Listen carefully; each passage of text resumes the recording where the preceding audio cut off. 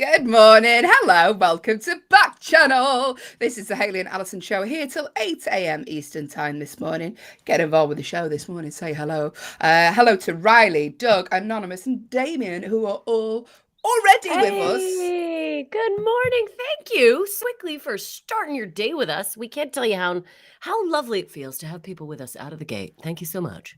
It's Tuesday morning. Doug has said, hello, Haley and Alison. Good morning, lovely Doug. Hope you're well. Tuesday morning, Tuesday, May the 24th, flying through the year. May the 24th be with you. It is, I know. Sorry, everyone. It was 20 days late. 20 days late, but it's always a prime joke, right? I like to whip it out. Didn't even plan that. We've coordinated really well today, by the way. I know, Doug, you can't see, but me and Alison are wearing blacks and whites, so very coordinated. Doug has said today's a very special day at 9 a.m. I'm going in a transport van. Yeah. What time is it right now, Doug? Will you be leaving us? That's fine. I'm excited for you to go on this transport van thing, but just so we know when you're gone, we don't worry. We do worry, Doug. We do worry. If, like Doug, you'd like to say hello, please do so. Listen, I can't stress this enough, because if you don't talk to us, the show quite literally is just two tired women talking to each other for 2 hours if you don't get involved. Two tired women talking for 2 hours. So say hello, like Doug. Doug has said it's just after 6 a.m. here, so he will not be leaving us. Oh, that's Thanks, good to Doug. know, Doug. I'm not saying we're desperate for the listeners, Doug, but we are desperate. May the 24th.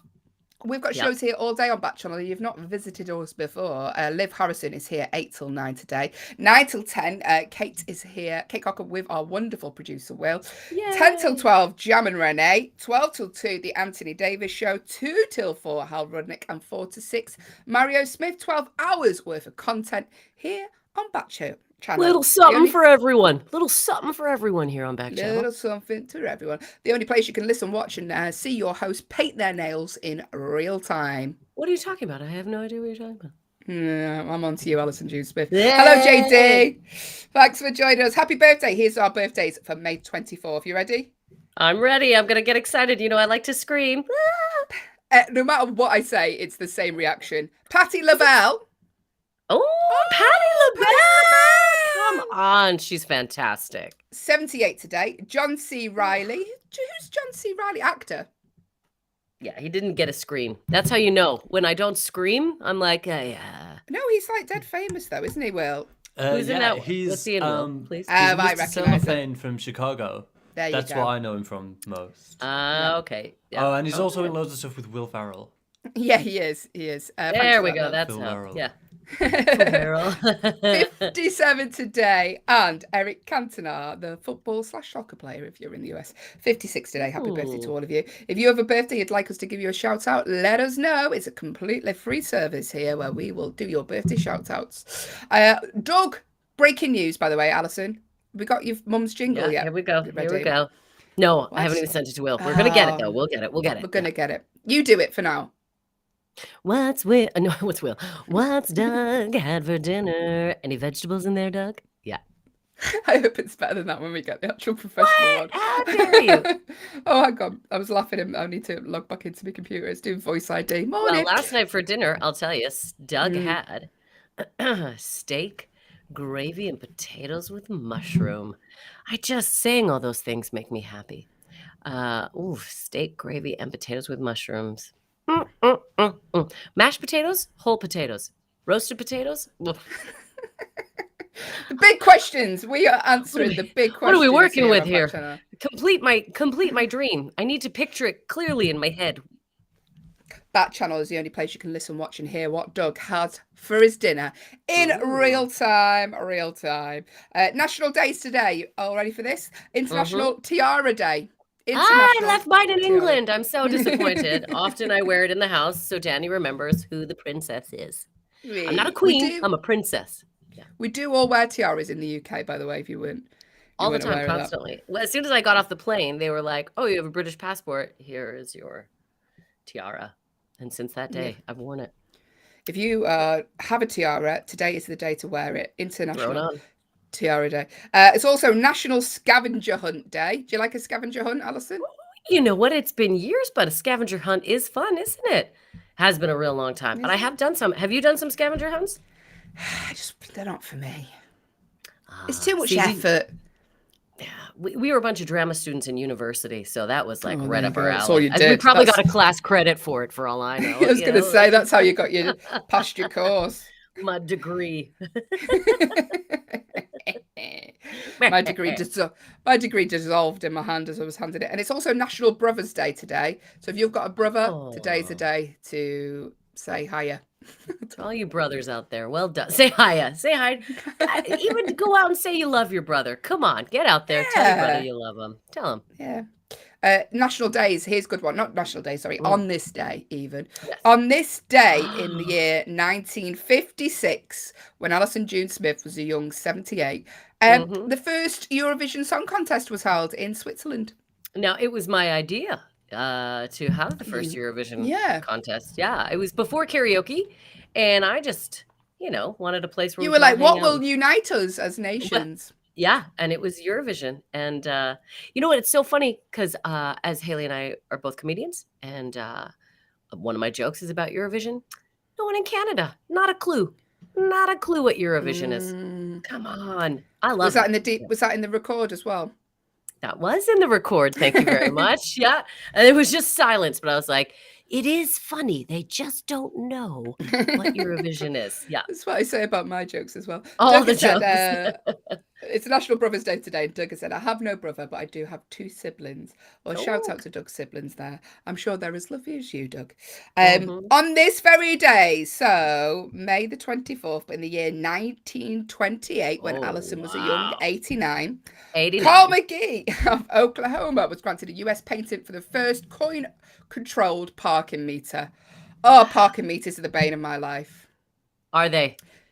Because now you have to have apps for everything, and every car park has a different app. Every city is a different municipal kind of. Yeah. What's the number? What area am I in? How do I enter this in? It is a stress. Why won't my card work? What is my card number? Like, it is hard. It is hard. I agree. I'm with you. What I wouldn't give for a good old coin payment plan. Remember the coin machines? You just throw them in. What I wouldn't give. Smash that like button. I'm old. Shove threepence in that machine. Doug has also told us this morning. He said, tomorrow night I'm going over to my aunt's house for dinner. That'll be exciting. Oh, well, we're not. Well, here's some news. We're not actually here tomorrow. We have a day off. We're not. Backchannel is just not the Haley and Alison show, so it will start with Liv Harrison. But we're not here tomorrow, unfortunately. We will miss you all. But stick around, watch the other shows tomorrow, starting with Liv. But today, as to sort of make up for that, we're giving away a $25 Amazon gift card. What? That's right. We want to keep you with us. Yeah. We do. Doug has said, why do you have to do this to me? I know, Doug. I'm sorry. One day. One day. Yeah. But listen, $25 Amazon gift card. Now, how do you win that? So we're going to be doing the news story segment later on in the show, roughly around what time will it be? 6:45 Eastern time. We're roughly around then. We do the news stories. Now, later on in the show, before True and False, roughly around 7:15-ish of the hour, we will ask you a question about one of those news stories we spoke about. So if you were listening, and it'll be obvious, trust me, we make it very obvious on the show. We'll make it very clear. We're not hiding the hint. Don't you worry. We're not hiding the hint. Don't worry. It's not. You don't have to really listen here. Later on, we'll ask you a question about those news stories. If you get the question right, if you're the first person to come through on our system with the right answer, you will automatically win that $25 Amazon gift card. I know. It's that easy. It's that easy. So what you have to do, you have to listen to the news stories, and then before True and False, later in the second hour of the show, answer a question about it. It's that simple. Also, every Friday we give away a $25 Amazon gift card to a subscriber specifically. Now, subscribing is free. All it does is alert you when we go online. Currently, Doug and Riley are our only subscribers on the feed. So as this was Friday, it would only be you two. 50-50 chance of winning. So click that subscribe button. It should be in the bottom corner, as Doug has told us before, of the screen. Automatically subscribe you to the show. There we go. National Day today. Oh, yeah? Yeah. No, I was going to say, don't worry. It won't alert you when we're always online. Riley, who is wow. Yeah, don't worry, Riley. Only when we do the show. Yeah, not just when Alison's purchasing stuff off Amazon Prime. Do you know what I ordered last night? What? Boxing gloves. Are you going to start boxing? So when I do my one-to-one sessions with my personal trainer, we do boxing. And he's like, well, you should really get your own gloves, hygiene. So I've ordered some boxing gloves. Really? Yeah. Boxing gloves and a hairbrush. A boxing gloves and a hairbrush. Yeah, it's really good for your shoulders and your arms and even your core. Boxing's really good for your core, they say. Yeah. Yeah. And so I can really feel it after I've done it. After I've done the session, I can really feel it in my arm. So that's exciting. So maybe tomorrow. Not tomorrow. Sorry, Doug. Maybe Thursday I'll do the show wearing my boxing gloves. Boxing gloves. I would really like that. What a treat! She wore under eye masks the other day. That was Oh fun. Yeah, I've still got some here. I bought them on bulk. I bought these on bulk because honestly, the bag's under my eyes. Do you know what my friend said the other day? Do you know who needs enemies when you have friends like these? We went. I was going to say, first of all, are they a friend by this opening? All right. So they were saying about how she was talking about how old she looks, and then I went, "Oh yeah, I feel old," and she's like, "Oh, we can go for Botox together if you want," and I was like, "Oh, okay." So I mean, yeah. So she suggested that. Hi, Will. I had a meeting with a different Backchannel host who will remain nameless yesterday morning, who I'll be on with today between 9 and 10 a.m. Eastern. Host of the podcast Everyday Positivity. And before she even said anything, hi Doug, it's me, Wilbur. Before she said that, she said, hi everybody, this is a meeting with 6 other people in it. She goes, hi everybody, how's everybody doing? Oh, Will, you look tired.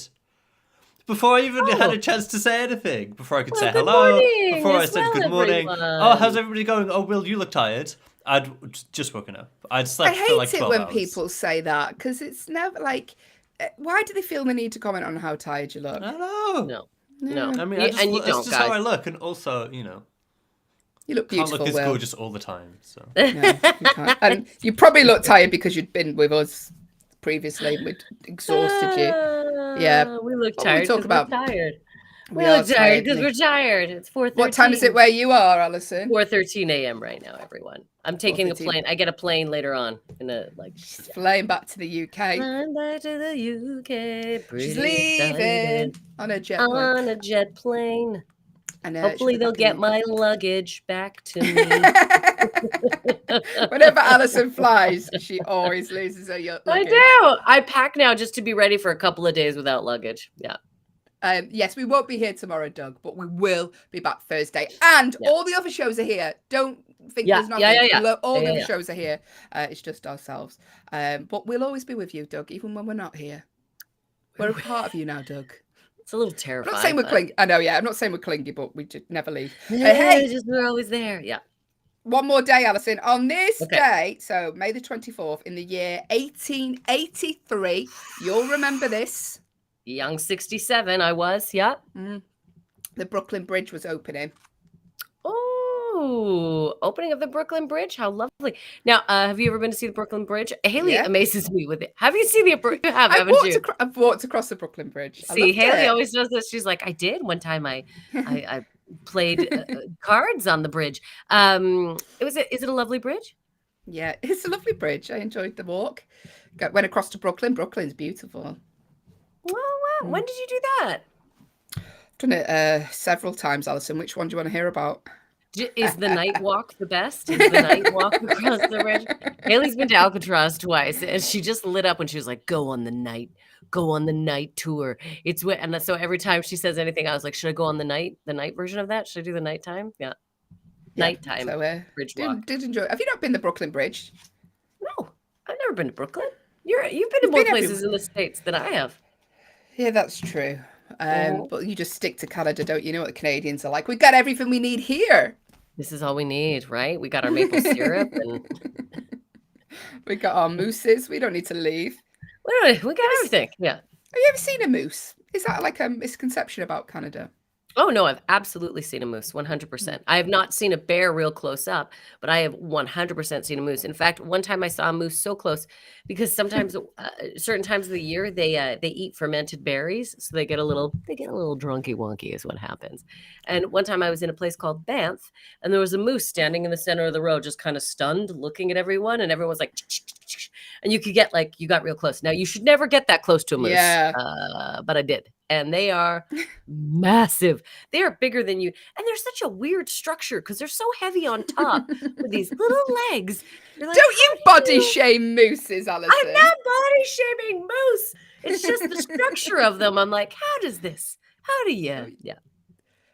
I really want to go to Banff. Out of all the places in Canada, I would love to go to Banff. Oh, it's beautiful. Yeah. I believe so. But there we go. Hey, listen, shall I tell you what's coming up in the next 1 hour and 45 minutes of the show, to be precise? Haley, give us a breakdown of the show. Well, when you get your words out, I will, Alison. Coming up, we're going to be solving your problems in our Agony Aunties section of the show. We're going to be doing the 1-star film review, where we take a film that's been panned, but what is it? We're going to be giving away a $25 Amazon gift card. I know. And also we end the show on True or False. It's all coming up right here. Stick around. You have reached the Haley and Allison show with producer Will. Yes, that is all coming up in the show this morning. If you are enjoying the show, why? No, but if you are, please. Don't insult our show, Haley. No, don't. Please leave us a review. We've had some lovely reviews. Stacey left us a nice review. Someone called Greg left us a lovely review. If you are enjoying the show, head to backchannel.tv, leave us a review, and we will be forever in your debt. Also, subscribe to Be In It to Win It for Friday and get involved. Say hello this morning. We love to hear from you, like lovely Doug has done. If you're watching on an Echo show, name your device, followed by the word say, followed by whatever you'd like to tell us this morning, or within reason, breakfast show, or go to backchannel.tv. Or if you're on YouTube, just type in the box below. We usually have a lot of YouTube listeners. What kind of computer are you using that makes that noise? One that has not been invented ever. But now, Alison, it's time for our Agony Aunties section.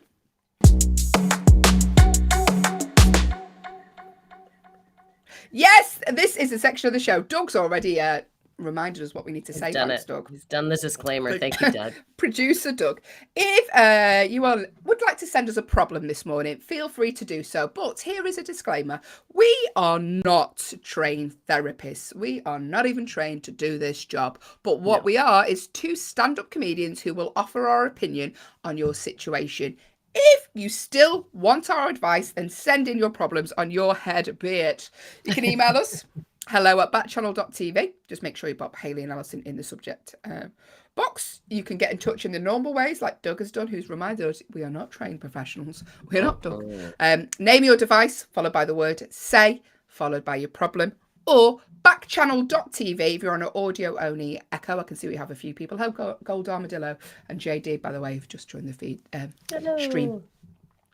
Doug has said we've already got a problem straight off the bat. Oh, Doug.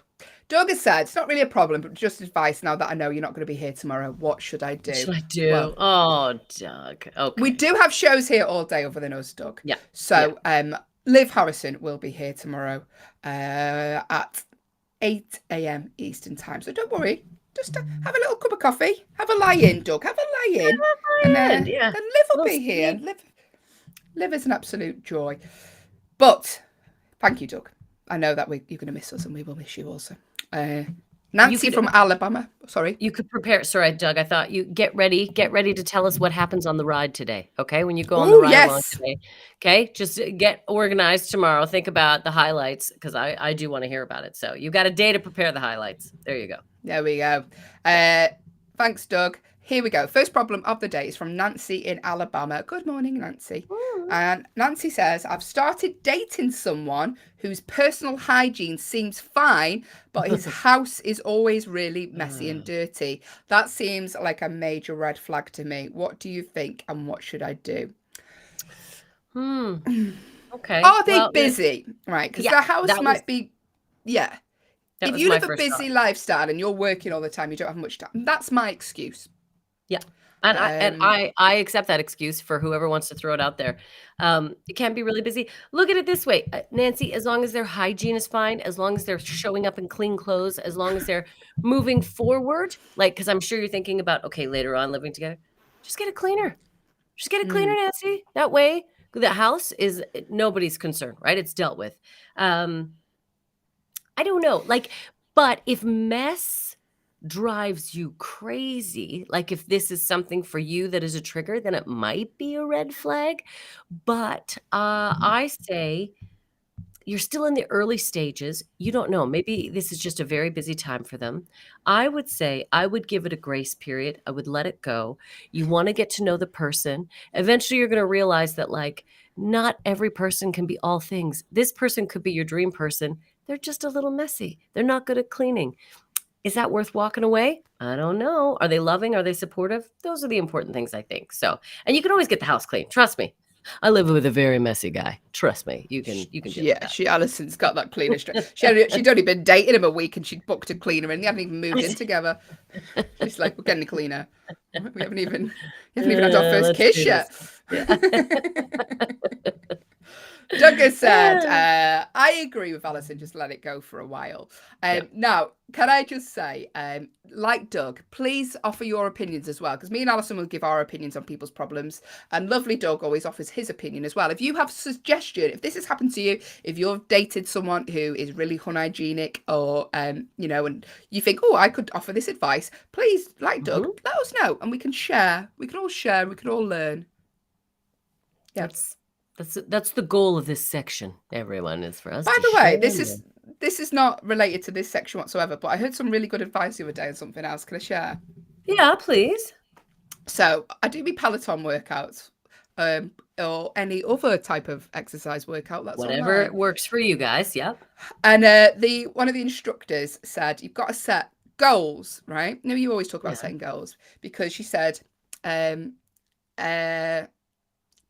a dream without a deadline is a fairy tale. And I was like, oh, because you just carry on and just letting it slide. So give yourself goals, she said. Yeah. So by the end of the year, Doug will have gone on so many rides with the sheriff. Yeah. So that's a dream fulfilled. But yeah, give yourself goals. But I thought it was really good. I was like, oh, that's good. I really like that. Is a fairy tale. A dream not fulfilled. A dream without a goal is a fairy tale. Yeah. Quite like that. That's really good. Yeah. So I was, anyway, there you go. Start setting yourself goals, like cleaning the house. Good luck with that, Nancy. Lauren from South Dakota. Good morning, Lauren. They've got in touch and they've said, there's a family reunion coming up, and I just know there will be family members there who will ask why I'm still single.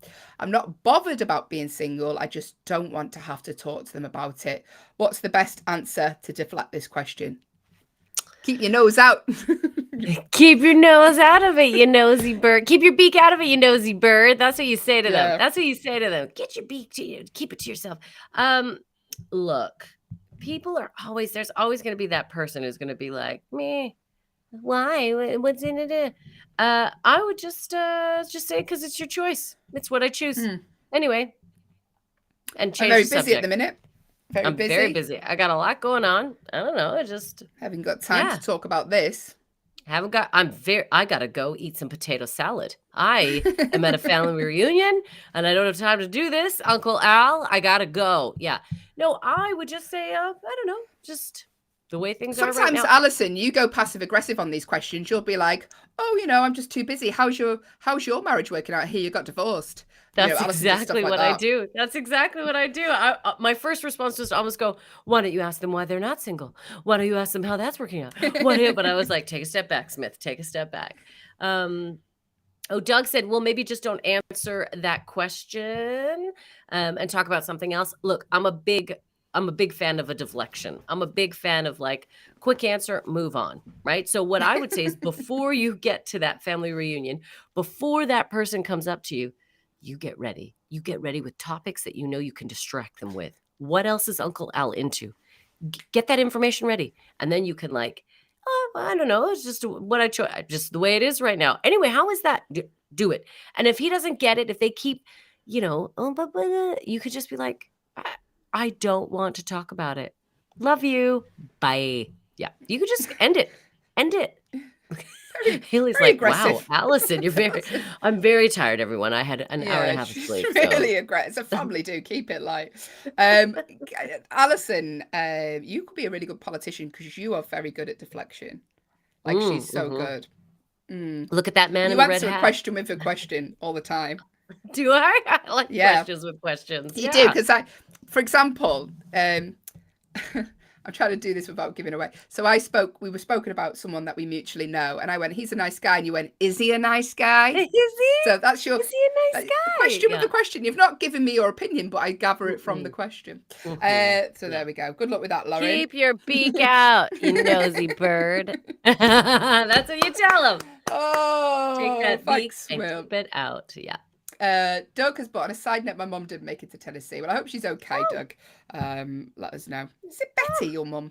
We know all about our listeners here. Not many radio stations know their listeners' mum's name. No, and are concerned when they don't make Doug. it to Tennessee. Yeah, we hope she is okay. Where is she then? Anyway, we won't get into it, Doug. That's your business, but I hope she's okay. Keep your nose out. What was it, Will? Play it again. Keep your beak out, you nosy bird. Oh, we need to make that into a jingle. Right, listen.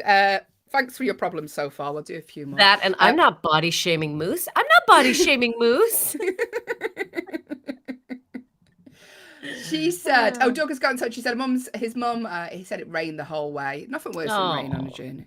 No. You're going to try living in the UK, Doug. Honestly, it's ridiculous. That's our summer. It's so rainy. My dad is from Manchester, grew up in Manchester, a Manchester boy, lives in Canada now. And the other day he was like, oh, looks like there's rain. We better not go anywhere. My mom's like, you're from Manchester. Like, does your dad have a UK accent, or does he sound Canadian now? I'm pretty sure you would still hear his British accent. I cannot hear it because I grew up with it. So to me, it just sounds like my dad, and he sounds Canadian. But my Canadian friends are like, oh yeah, you can hear it. So I'm sure it's like, to say a sentence. Can you get him to record something so I want to hear? Sure. I'll wake him up before I go, Dad, just talking to this. Dad. Say, Haley, this is what I sound like. I just being nosy. Morning. Thanks for sticking with us this Keep morning. your beak out of it, Haley. No. Keep your beak out. Keep your beak out, you nosy bird. Because my mum, I don't think my mum sounds Scouse. She's from the Wirral. But all of my friends are like, oh, your mum sounds so Scouse. And I'm like, do you think? Because she just sounds like my mum. They're always like, oh, yeah, she sounds really Scouse. Maybe I'll get my mum to do a little jingle as well. But my mum's very quiet. But she's like, this is a Haley and Alison. It's like no enthusiasm, very British. It'd be like the worst jingle to play. It'd be quite the difference. Juxtapositions. Yeah, your mum really have reached the Haley and Alison show with... And then your mom. My mum. I always said, like, she sounds like she's just climbed Everest, because she's always like, you have reached the Haley and Alison show. I'll get her to do one. Just be funny, won't it? Oh, I like An English jingle. Most enthusiastic thing. Doug has said, another word. Keep your nose out. Is that it? Oh, we're losing it this morning. It's only Tuesday. Thank you for everyone that's still listening on the feed. Patsy from Illinois, we'll do one more problem, has been in touch. Morning, Patsy. And they say, I think I'm finally due a pay rise at work. Yes, Patsy. What's the best way to ask so that even if my boss says no, I've not lost out? Okay. You could phrase it like this. When is it appropriate, or when should one start looking in regards to when there might be a pay raise, right? So you're not saying, when am I going to get it? Just what time frames, or is there a company standard? Are pay raises based on time, or is there, I would inquire that way. That way you're not like, when do I get it? Is there a company standard? Is there a, bonus? When might we expect a raise? What would it take for one to, get a raise? Or what does one need to show? Those are the sort of questions you could ask. That way you're why are you speaking like the Queen? What does one need to do to get one's raise? Because I'm exhausted. I think because it sounds nicer, because then because you're not saying, what do I have to do? You're like, what are the company standards? What is, in place? How do, I guess you could say, how do I, but how does one go about? I guess that does sound very. Yeah, what you could say is, I noticed I've been here like a year now, and I'm just wondering, the pay structure's in place. When does that sort of move along? Yeah. That's simple, Speaking of that, actually, Will, can you look into that for me and Alison? How does one make more money. Got some bad news for you guys. They've watched the show, and you actually have to pay them now. Yeah, I wouldn't blame them. Yeah. I wouldn't blame them with this level of content. Thanks, Will. Doug has said maybe ask, is a pay rise due? Yes, Doug. I think that's a good way. Yeah. There you go. That was our problem section. Good luck to everyone with their problems. Thank you, Doug, for your advice as well. But now it's time for our first game of the day. Should we play a game? Let's play a game. Do the jingle, Alison. 1-star movie review. 1-star movie review. Yes. Why did you say that really sinister? Anyway. I was going to say it sounded very sinister after I said it. Horrible. Game. Sounded like a threat. What's going on? Yeah. Play the game only if you want to. Listen, what's going to happen is it's my favourite part of the show, Alison's least favourite part of the show. Oh, take it easy on me. I'm so tired. I'm so tired today. What's going to happen is lovely Alison is going to read out 4 reviews that 4 different real-life, genuine human beings of the internet have left for a movie. Now, the thing these reviews all have in common, they've all left this movie a 1-star review. They've hated it, they've gone online and they've spilled their venom out onto the pages of IMDb instead of just telling the partner they didn't like it. We're going to read out 4 reviews. But all we want from you is for you to guess the name of the movie these people have left a 1-star review for. It really is that simple. Guess as many times as you want. And just because it is a 1-star review that we're reading, well, 4 1-star reviews, does not mean this is a bad movie. And in fact, I just looked at the rating. Really impressed. That's a high rating. 8.1 on IMDb. Yeah, so, 8.1. you know, so these people just don't care for it. Yeah.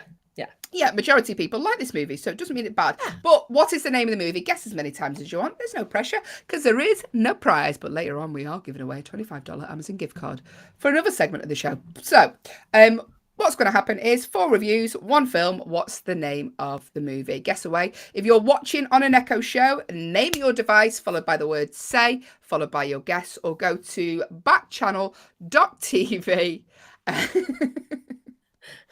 Type your suggestion in there. Now, the reason I'm laughing is because we can see people sending through suggestions for the next part of the game. Now, Alison is a trained drama teacher. And we ask you for your suggestions on how you'd like Alison to do the read. And this morning, we didn't think he was on watching, but Barry has got in touch.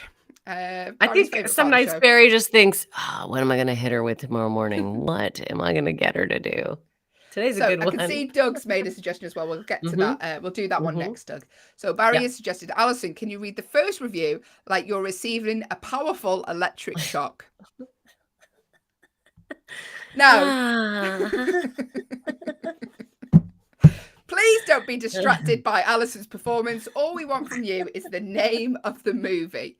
That's it. So please don't be distracted by Alison's performance. Just guess the name of the movie. We'll do Doug's suggestion next. If you have a suggestion of how you'd like Alison to read the review, the more ridiculous it is, the more amusing it is for us, as you can see. So here we go. Name of the movie, 1-star review. Alison's reading this out like she's receiving her electric shock. Oh, gosh, the floor's all wet and there seems to be some random hanging wires, but I'm sure I'm fine in this room. Everything's okay. Hey, while I have your attention, let me tell you about a movie I saw the other day. Not a big fan of it, you know. First off, this is another movie in which the action sequences last so long that you could go to the bathroom, get a soda, come back, and still find the same people fighting the same fights you saw in the beginning 15 minutes earlier. Oh, well, that went wrong. That went real wrong. In terms of the story, in regards to the movie, the good guys and the bad guys meeting is the plot point. Then they fight. Then one of them wins. I gotta get a new job. Thanks, That's all you're Alison. getting in the middle. That's all you're getting. One, Barry. One. Yeah. What's the name of the movie, though? So, clues here. Fight scenes, good guys, bad Yep. guys. There's not many clues in this one. If you think you know, I just want to take a guess because at this point it will be a guess. Guess away. Name of your device, followed by the word say, followed by a guess. If you're watching on an Echo show, I could see Alison's amazing acting skills there. Or go to backchannel.tv. Next review. Doug has suggested, this is very specific. Could you read this out like a band director getting ready for a concert? Yes, I can. Yes, Here we go. I can. So, I'm preparing for the concert in which we will be performing. As one prepares for conducting a band concert, I need to talk about a movie. What was that again? Sorry, what was one? As one prepares to direct a band concert, to orchestrate, to be the leader, one needs to relax. So one needs to talk about a movie they saw the other night before they begin orchestrating.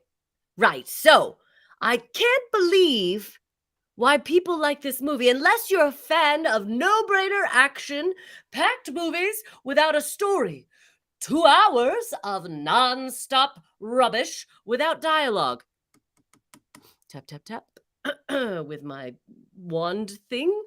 That is the technical term. I was a fan of the original, but this movie had no substance. Yes, beautiful woman, owned by a dictator who holds all of the water and controls the people. Let's escape, make a diversion, trap him, beat the living goodness out of him, and return to be happily accepted as the new rulers. Hurrah! Thank you, Alison. Did You're you enjoy welcome. that, Doug? I Two hope you did. That was more fun for me. reviews. I left moved my to arms a read. lot, Doug. There was a lot of orchestrating. How would you Conducting. like Alison to read the next 2 reviews? Oh, straight in. Can you read the next review? Before we suggest this, Alison, if you are listening, watching, you know the name of the movie, let us know. Let us know now. Or at any point during the reviews. It was very precise, Sam. Barry has suggested, could you read the next review like you're like you're a sock in a washing machine? Mm-hmm. Yeah. Okay. Here we go. It's almost like he's got a personal vendetta against Charlotte. It's like he knows I don't want to move around a lot, and yet he's going against that. It's like he likes one of us more than the other, Haley. It's like... To be fair, I don't put myself up for it in this section. 2 more reviews. Don't be distracted by Alison's performance as a sock now. We just want the name of the movie these people have left a 1-star review for. Here we go. Alison is going to be a sock in a washing machine. I'm a floppy sock. Oh, the machine's starting. The machine's starting. I'm a sock in a machine. The entire film consists of 2 scenes. First, they drive one away, and then they drive back. The end, lots of explosions and weird-looking vehicles taking apart a road war on a post-apocalyptic world. Absolutely boring. Okay, I'm in the spin now. And unrelated to the earlier movies. The lead is excellent. He is tormented, strong, and intriguing. I really would have hoped for more of a meaningful story to have gone with him. I'm a sock. Did you like that? I did like that one. Thanks. Steve joined us just during that. Thank you, Steve. Hello. Good If morning, you're just Steve. wondering what's happening, Steve, I was a Alison sock. was pretending to be a sock in a washing machine. I'm pretty sure that was clear, though, from the depiction in which... Yeah. As you do it. What time is it in Canada, Alison? 4:40 a.m. 4:40 a.m. right now. There you go. That was Barry's suggestion. 1 more review left to read. How would you like Alison to read the review? Barry says he has the same level of emotion for both of us, Alison. So... You lie, Barry. You lie. But what's the name of the movie? Big clues in that one. So, post-apocalyptic. Did I hear that? Mm-hmm. Yeah. I can't say I think it, you but read the last. I think you read the last review. I did. I'll go back one. Yeah. So, Road War, post-apocalyptic world.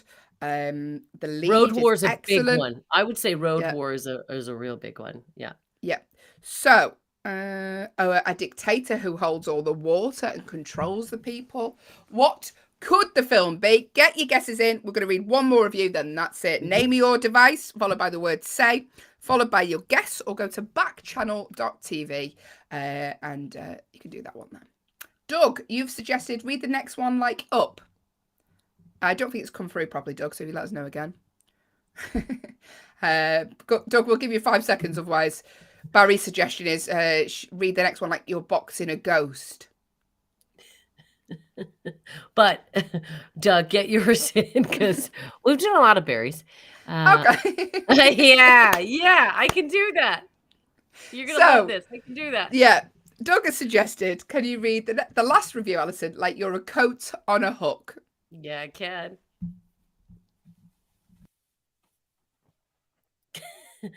Okay, for those of you who can't see, what I've done is I've actually got a hood on and I'm hanging. I'm hanging like a coat. What's that? I'm just a coat on a hook. The other day, my owner watched this movie. I've never been more disappointed with a movie. The acting on both lead parts was mediocre at best, with the male lead switching from being well-spoken to being capable of nothing but grunting. It has horrible motorcycle stunts and guys bouncing back and forth on poles. Of all things, come on.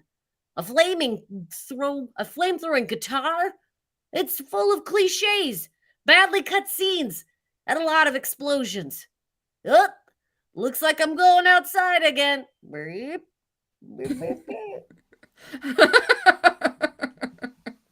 Oh, Alison, you do make me laugh. Thanks. Listen, thank you for your suggestions, Barry and Doug, for that. That was a one-star movie review. What is the name of the movie? Final clues. Come on. You've got to get it from this. It Road stars... Warrior. Road. Apocalyptic. Yeah, who does it star? Haley, sorry. Who does it star? I'm selling. Watch this movie. Again, Lots of Alison. action, explosions, a flame-throwing gun. Guitar, sorry, not a gun. It was a guitar. Flame-throwing guitar. Stars Tom Hardy, Charlize Theron, and Nicholas Hoult. Released in 2015. Alison, do you want to read out the synopsis? I would loved it. In a post-apocalyptic wasteland, a woman rebels against a tyrannical ruler in search for her homeland with the aid of a group of female prisoners, a psychotic worshiper, and a drifter named Max. What could the film be? Some would say he's mad. Not me, though. What's the name of the movie?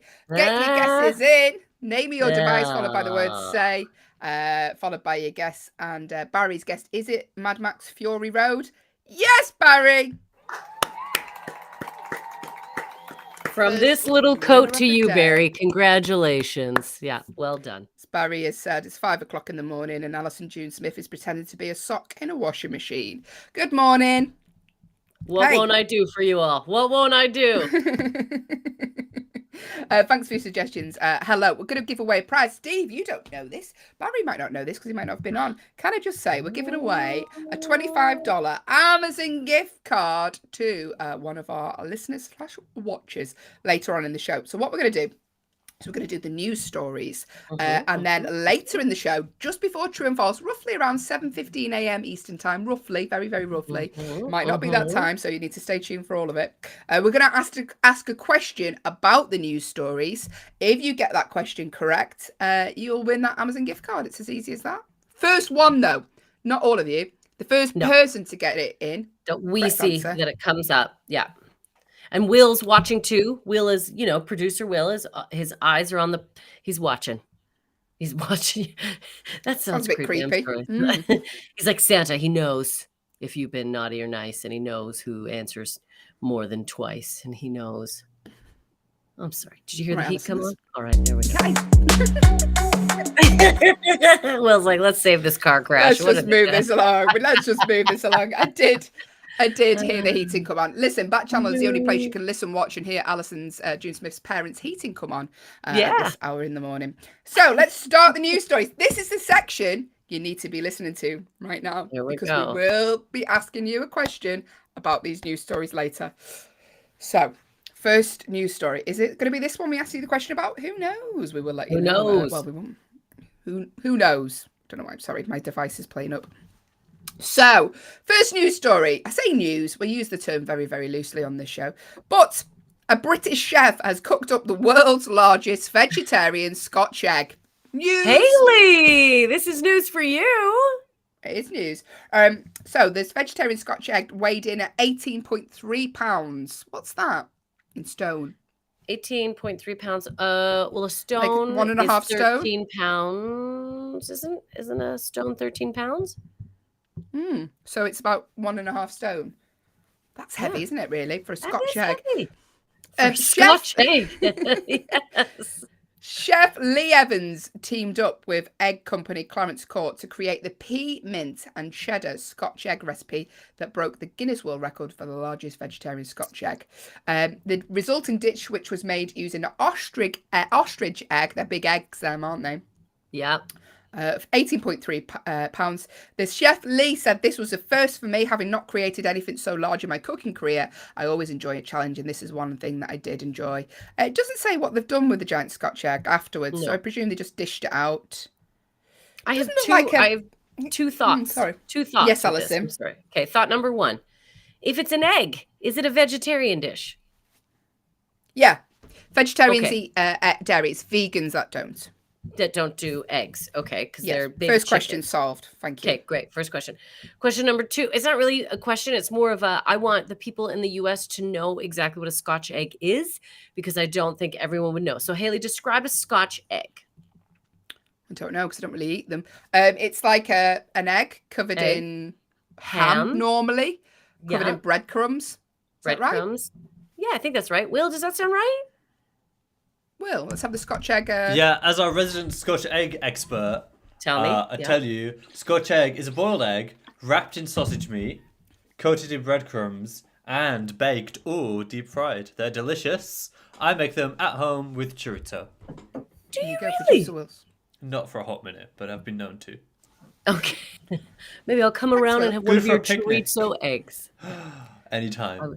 Will we be asking a question about the Scotch egg later? Who knows? Could be. Listen to these news stories, because we will be asking you a question about these news stories before True or False, and you can win a $25 Amazon gift card. Yes. So there you go. Maybe no one might listen, or someone might. More in April.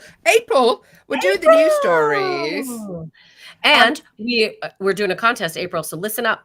We're about to, look, we just did a story about Scotch eggs you may have missed, but what we're doing is listen to the news stories, and then after the news stories, we're going to ask a question about the news stories. First person to answer correctly, $25 Amazon gift card.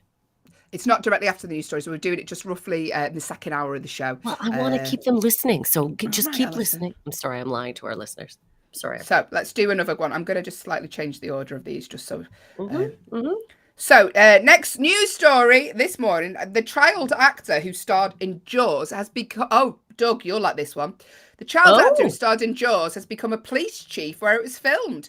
So Jonathan Searle played one of the pranksters who placed a fake shark in the waters of Amity Island. Minor role. But 47 years later, he's been renamed the police chief in the town of Oaks Bluff on Martha's Vineyard, which is an island in Massachusetts where most of Jaws was filmed. Mr. Searle appeared alongside with his brother in Jaws, which was set in a fictional town of Long Island. But yeah, now he's one of the police officers in the place where it was filmed. It's exciting, well, isn't that sweet? That's nice. He's got a lot of a connection to that place, so I'm glad he's governing. He's a police chief. Governing? He wouldn't be governing. Morning, Alison. Yeah. Well, there you go. Child actor who starred in Jaws becomes a police chief where it was filmed. Just remember that information for later. Jaws. Wow, that's the movie. Look at me throwing out all these random facts. Am I helping or am I causing problems? You don't know. I think you don't. She's causing problems. Hey, listen. Here's a news story for you. Listen up to this one. Haley. Yeah. Yeah, so a British man has spent 36 hours. Wait a minute. So this British man spent 36 hours. That's more than a day. 36 hours. Go on, Haley. Yeah. Yeah, 36 hours on a swing. I'm not trying to help you here, but we're going to ask a question about these news stories later on. 36 hours he spent on a swing. Wow. So, a British man, Richard Scott, 51, of Kinross, England, started swinging on the swing at 6:10 a.m. On Saturday at Loch Leven's Larder cricket pitch and finished Sunday evening. He was allowed a 5-minute break for each hour he spent on the swing. Is that it? Oh my God. His core must breaks. be so sore, swinging for 36 hours. That's a long swing. That's a long swing. 5-minute break for each hour he spent on the swing, and he saved up his breaks to take a 3 a.m. nap.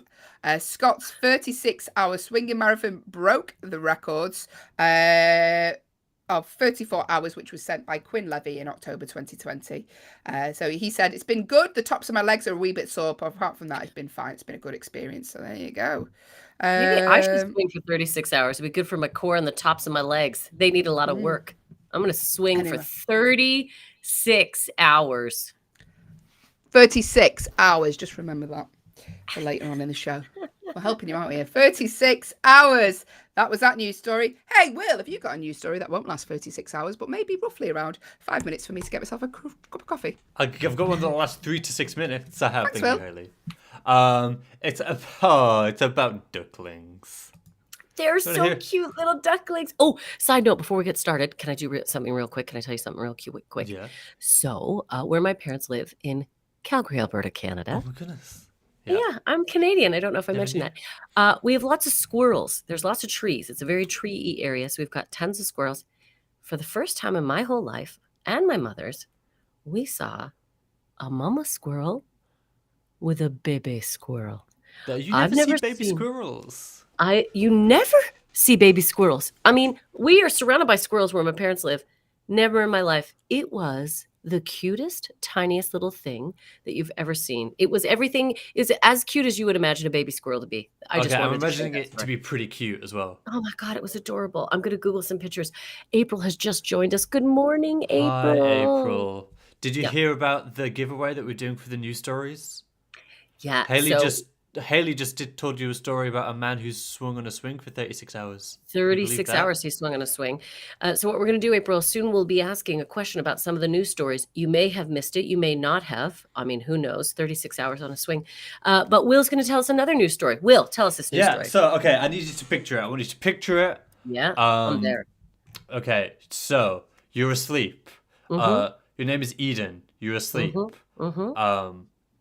And all of a sudden, you're woken up by the sound of distressed quacking. Oh my goodness. Where's that quacking coming from? Where's the quacking coming from? Why is it so distressed? What is that? Why are they distressed? Why are they worried? What's up? So you go outside and you start...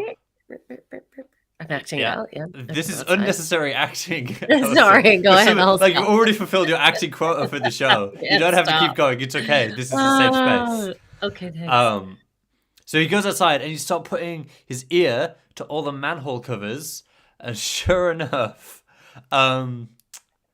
you hear a bunch of ducklings trapped in the manhole. So this guy, I'm gonna stop saying manhole in a minute.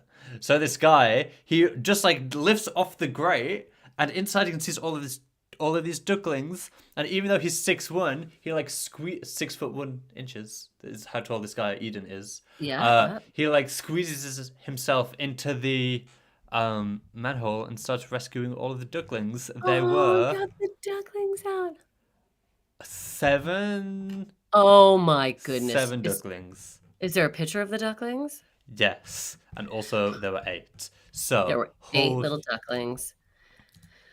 I will describe the ducklings for those of you. Here we go. So in his top picture, we can see Eden with his body, his up to his shoulders in this drain, and he's got one little duckling that he's clearly just reached down and pulled up, like he's holding it like up to his shoulder, and then on the pavement or in the road next to him, there's just one little duckling just waddling away, and then here they are with the mama duckling. Their mama, the mama duckling, the mama's there. Oh, they're falling. Oh my God, that's so cute. April said she heard that in the news. Yeah, April, it's true. Oh, man saves ducklings. Look at that. Very cute. There's hope for us yet in mankind, human nature. There's hope for us, everyone. That's true, but don't feed them bread. You're not allowed to do that anymore. Mm-mm. I think we've talked about. It Of course, we've expands in talked their about the tummy. diet Yeah. of ducks before, but you We've shouldn't talked feed them about bread. duck food, what they need to be fed. You can go get proper duck seeding. Yeah. Can I just tell you, did you hear the story about the man who spent 36 hours on a swing? How long? 36 hours. Oh We my were God, just on a telling swing? April. We were just telling April about that man with a 36-hour, but broke the Guinness World Book record of 34. He swung 36. 36 he did. That's the kind of information that could win you a gift card.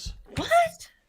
Thanks, Will. Hey, Alison, it's time for Doug's riddle of the day. Doug's riddle. I didn't know if I was doing it or if it was that one. Hey, this is the Haley and Alison show, the only place to listen, watch, and see your hosts dance along to a jingle.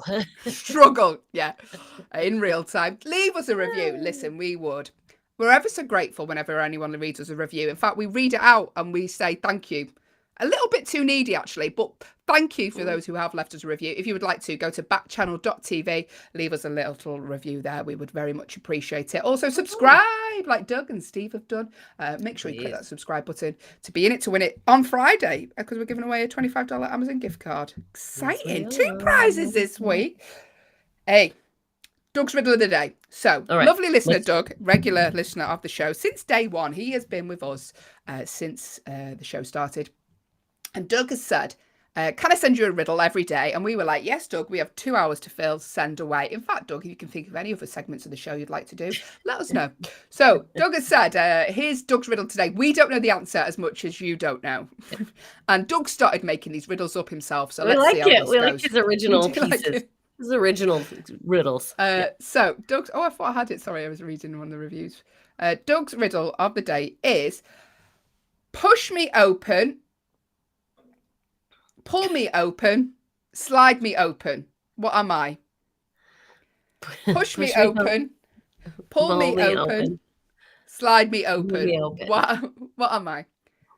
Let us know. By the way, look at my Christmas mug because I've got no clean cups in the house. Oh, Haley. Oh, Barry's guest Barry's door. in with door. Push me, pull me, slide me. Is door the answer? That sounds like a song. Push me, pull me, slide me. Sounds like your producer Will's Tinder bio. Push me, pull me, slide me. But is it a door, Doug? Is it a door? Let us know. Is it a door? Is Barry correct? We're excited. We are excited. We're excited. We're waiting. We're waiting for excitement. Is it a door? Is it a sliding door? No, it would be. It had to be a regular door. Doug, we do need the answer before we move on, so do let us know. Is Barry correct? While we're waiting for Doug to confirm whether Barry has got that right, yes. I think Steve's making a guess. I can see the little dots. Do you know when someone messages her on her iPhone, you can see the little dots? I can see Steve's typing. Don't worry, Steve, I can't actually see you. But is it a blue shirt? Is it a dog? No, I'm kidding. Imagine if he was. So, while we're waiting for Doug to confirm the answer, should we do Alison's History Corner? Yeah. Alison's History Corner. History Corner. This is the part of the show where I make a joke about Alison being old. What? A whole segment? Yes, a whole segment. It's not enough that I make her behave like a sock in a washing machine at this hour in the morning. No. I also make lots of jokes about her age. She's not actually old, as you can see if you're watching on an Echo show. But if you have a question about any period of history, Alison's lived through it. She used to date Henry VIII. She was there when the Big Bang happened. Some say she caused it. If you have a question about any period of history, then get your questions in now and Alison will answer them. By the way, just a disclaimer, if you are a pupil in the school, this is just a joke. Please don't tell your teachers that this is not real. Please don't say that Alison June Smith built the pyramids because you will fail your exams. So producer Will has asked, Alison, how did karaoke come to be invented? Well, karaoke. I mean, we've always enjoyed a sing-song, haven't we, everyone? We've all enjoyed a sing-along. We've always enjoyed it. And I used to host parties where people would come over and my friend Karaoke. yeah, hang on. And we would just sing. We would just sing because my Yeah. friend Day Scoot Inau, a professional drummer out of Kobe in It must be a Kansai, really Western. close friend for you to know He how was- to pronounce it. Yeah. Yeah, well, I used to just call him Dassy. Me and Dassy, Okay. we hung out a lot. Professional drummer, a real good musician. He used to love my sing along parties, and he was like, you know what? What we should do is open this up to the world. So it was actually his idea. Well, I say his idea. I threw the parties to begin with. To start releasing music without vocals and giving people sheets of paper so they could sing along one at a time. Thus began karaoke. Now that happened in 1971. I mean, my parties were going on for a long time, but Dassy didn't get his act together till 1971. So I'm crediting him. It was a good time. Again, he's from Western Japan, and it was great to know him. I mean, great sushi as well as excellent karaoke skills. And now the we go. world has karaoke. You're welcome, What was that? everyone. That was Alison's History Corner. Alison's History Corner. History Corner. Doug has said his riddle actually is. So, hello to Billy, by the way, who's just joined the stream. A regular listener of the show, Doug, sends us a riddle every single day. And Doug's riddle today is push me open, slide me open. What am I? Barry has guessed a door. Is he correct, Doug? Can you let us know? And Doug, can you let us know the answer as well? Because we're going to crack on. While we're waiting, shall I tell you what's coming up in the next hour of the show? Absolutely. I want to know. Good, because coming up in the next hour of the show, we're going to be playing Don't Forget the Lyrics next, a brand new game that people seem to like. We're going to be giving away a $25 gift card with a question about the news stories we asked earlier. We're going to be playing True or False. We're going to be chatting to Liv Harrison, and we're going to give you a fun fact. That is all coming up in the next hour. Right now, stick around. You have reached the Haley and Allison show with producer Will. Doug has said, Barry, you're close with a door, but can you let us know the answer, Doug? Because we do need to crack on with the next part of the show. The riddle, by the way, if anyone would like to guess. Is it a drawer? Is it a drawer? Push me open, slide me open. What am I? A drawer. Alison seems very confident. Let me say it one more time. A drawer. Producer Will's guessed a window. Is he right with that? Oh, let us know. Oh, sorry. I'm making that noise again. I know. My... Yes, Doug said the answer was looking for was window. So producer Will got it right. Well done. Well, good job. What do you think, everyone? Should we give Will the Amazon card? No, don't be silly. We will be giving away an Amazon gift card very, very, very, very, very, very shortly. Don't worry, you're going to get it before 36 hours goes by, everyone. Yeah, before 36. I'll just remember that. I'm not saying we make it obvious, but 36. Oh, producer Will, do you mind jumping on for 2 seconds? Because oh God, I've got speaking of Amazon gift cards, something's arrived. Oh, I'm another expecting a snack. delivery. So if my delivery comes whilst Haley's I'm on my own. I'm on my own. Then I'm just, hey guys, I'm the only one not getting the package. If I can do a sock. You can do your impression of a sock some more. I was a sock, and I was articles of clothing today. Sock and a jacket. Maybe we should start introducing themes. Here's Alison's theme today. Theme Animals. Is types of bread. Clothing. Bread. You are rye bread. You are a sliced loaf. Wait till you see the difference that I will give you when I am spelt. I'm a spelt bread. S-P-E-L-T. Yeah, I'm really, what's the word? Judgy and good better day, than all the other breads. You make people bloated. I don't. That's spelt. Wow. Okay. Should we start and don't forget the lyrics? Yeah. Let's start this. So don't forget the lyrics. Look, this is a big game. We really enjoy it. Here's what goes on. Haley, did the package arrive? Why is the music playing? There's not. There's no music playing. I can hear the Haley and Allison show jingle in my ears. Well, that's weird. It's not playing. How weird. Are you see Alison's mum? Yeah, good. That's very weird. It must be playing on my computer. Morning. Can I just tell you what knock at the door was? Yeah. What was it? before we play this game, I know you all really want to know. I ordered a food shop at 1 o'clock. And That's it's in come, an and he hour's said, time? yeah, and he went in the UK, by the way, and he went, you don't mind me being a bit early, an hour early. You know what? I'll tell you, because first off, congratulations for ordering a food shop. I'm a big Thanks, advocate Alison. of that. I'm a big advocate. Save yourself the time. You don't need to go to these people are like, I need to feel my fruit. Okay, great. I'm fine. I need to feel my fruit to know it's the right fruit for me. Well done. Secondly, yeah, an hour early. You don't mind if they should notify us at the very least. But anyway, first world Anyway. problems, everyone. I'm a go to the supermarket person. I need to feel my fruit, you You need guys. to feel your fruit. I know.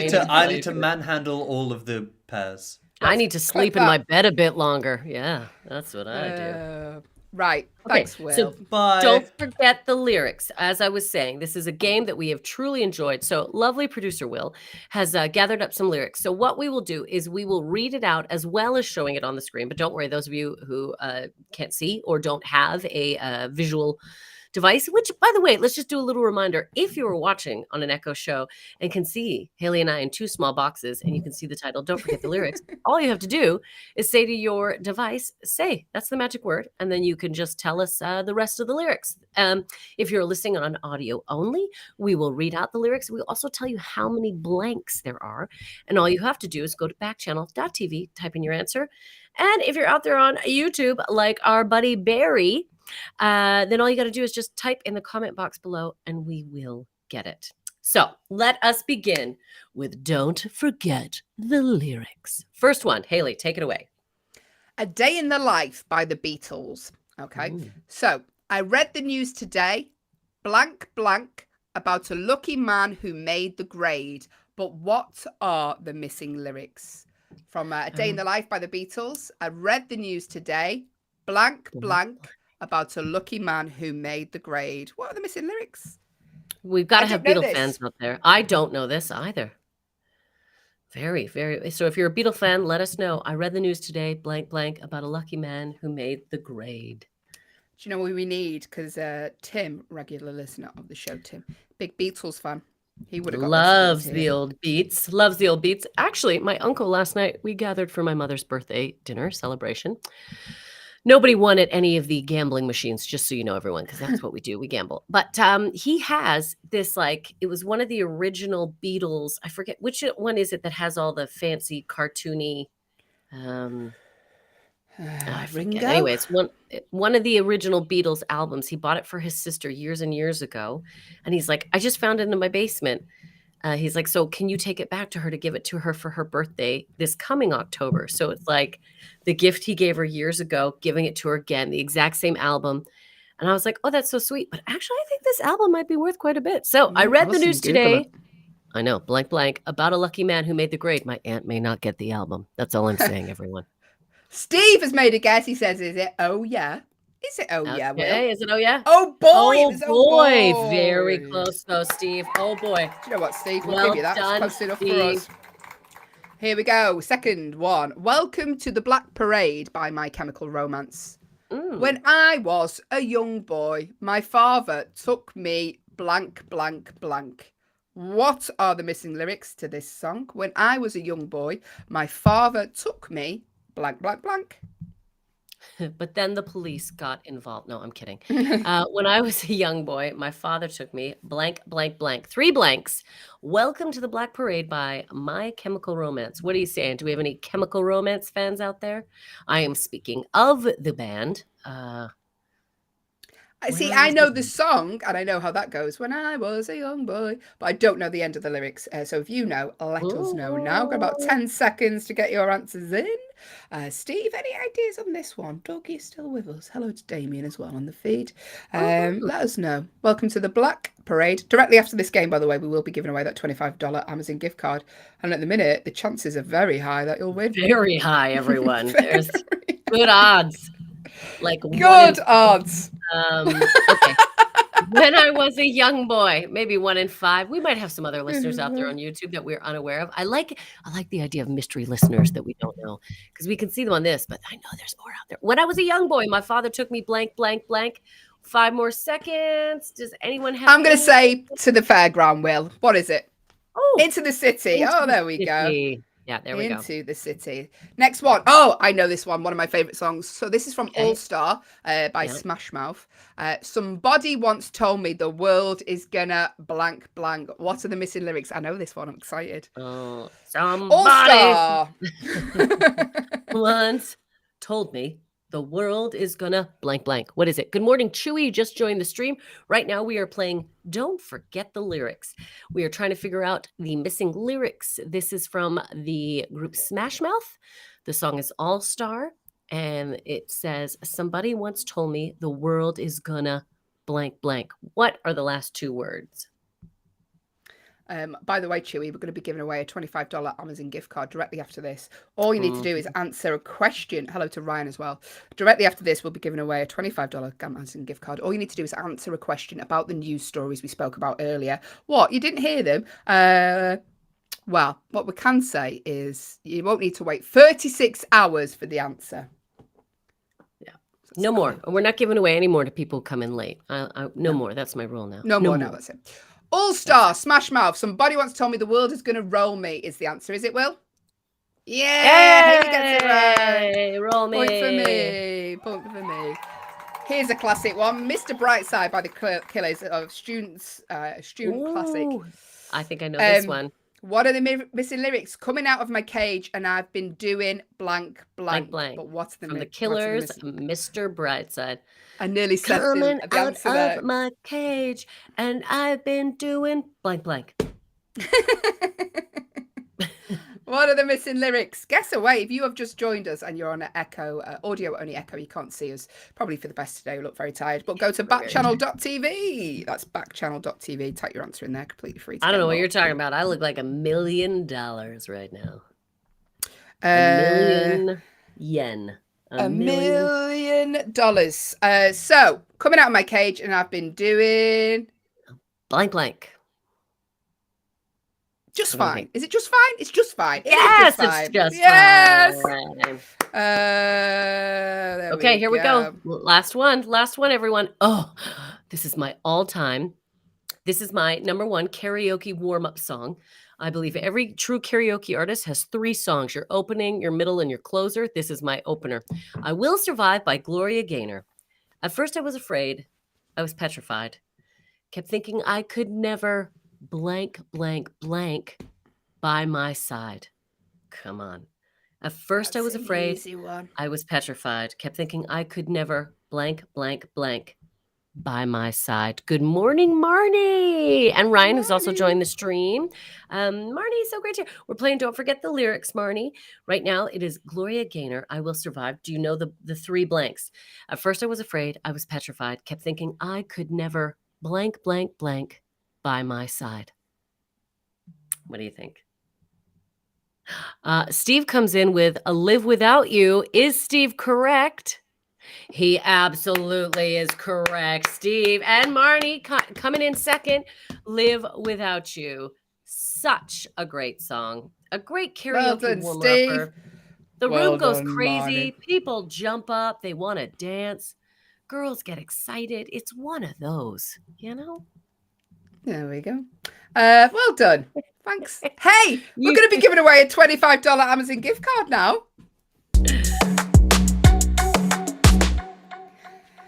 Earlier in the show, we did some news stories, as we always do on the Haley and Alison show, and we're going to test your knowledge on how you were listening. I mean, we have repeated it several times during the show. So several times. Several times. Say hi to Marnie. She's here now. Say good morning, Marnie. There we go. She wants a little hello from you. Say hi to your friend Marnie. Say hi to your friend Marnie.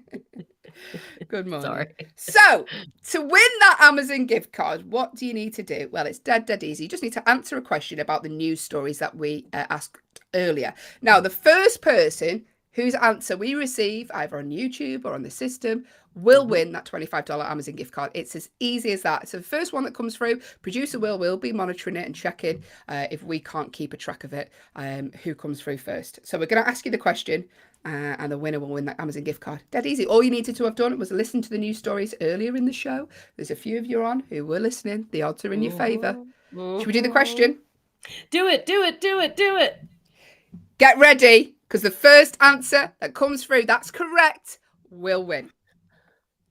How long did the man spend on the swing to break the Guinness World Book of Records? How long did the man spend on the swing to break the Guinness World Book Records? Get your answers in now. Got about Steve came in first. I see Steve. Steve, that was lightning. Barry come in about a couple of seconds later, but Steve was the first one. Steve, lightning fast that. Steve, you're our winner of an Amazon gift card. Doug just coming in now. Yeah, it was Shortly Steve. after. Followed by Barry, followed by Doug. So yeah, well done, Steve. You get that gift card. Steve's won twice on the show. He's Steve was. Marnie was like, Steve, that was crazy quick. My guess is Steve picked up on our cues. Oh, really subtle clues. We did really subtle clues, and then just hit boom the moment it was time. So yeah, but don't worry. Look, we have more giveaways. I touch type. Yes, Steve, it's very fast. We have more giveaways next week, not just for subscribers. Again, we're going to be giving away a $25 Amazon gift card to non-subscribers. However, then if you want to be a part of our second giveaway, which will always be on a Friday, all you have to do is subscribe, like Doug, like Steve, like Marnie. It's so easy. There should be a subscribe button somewhere on your screen. I believe it's bottom to the left, as Doug has informed us.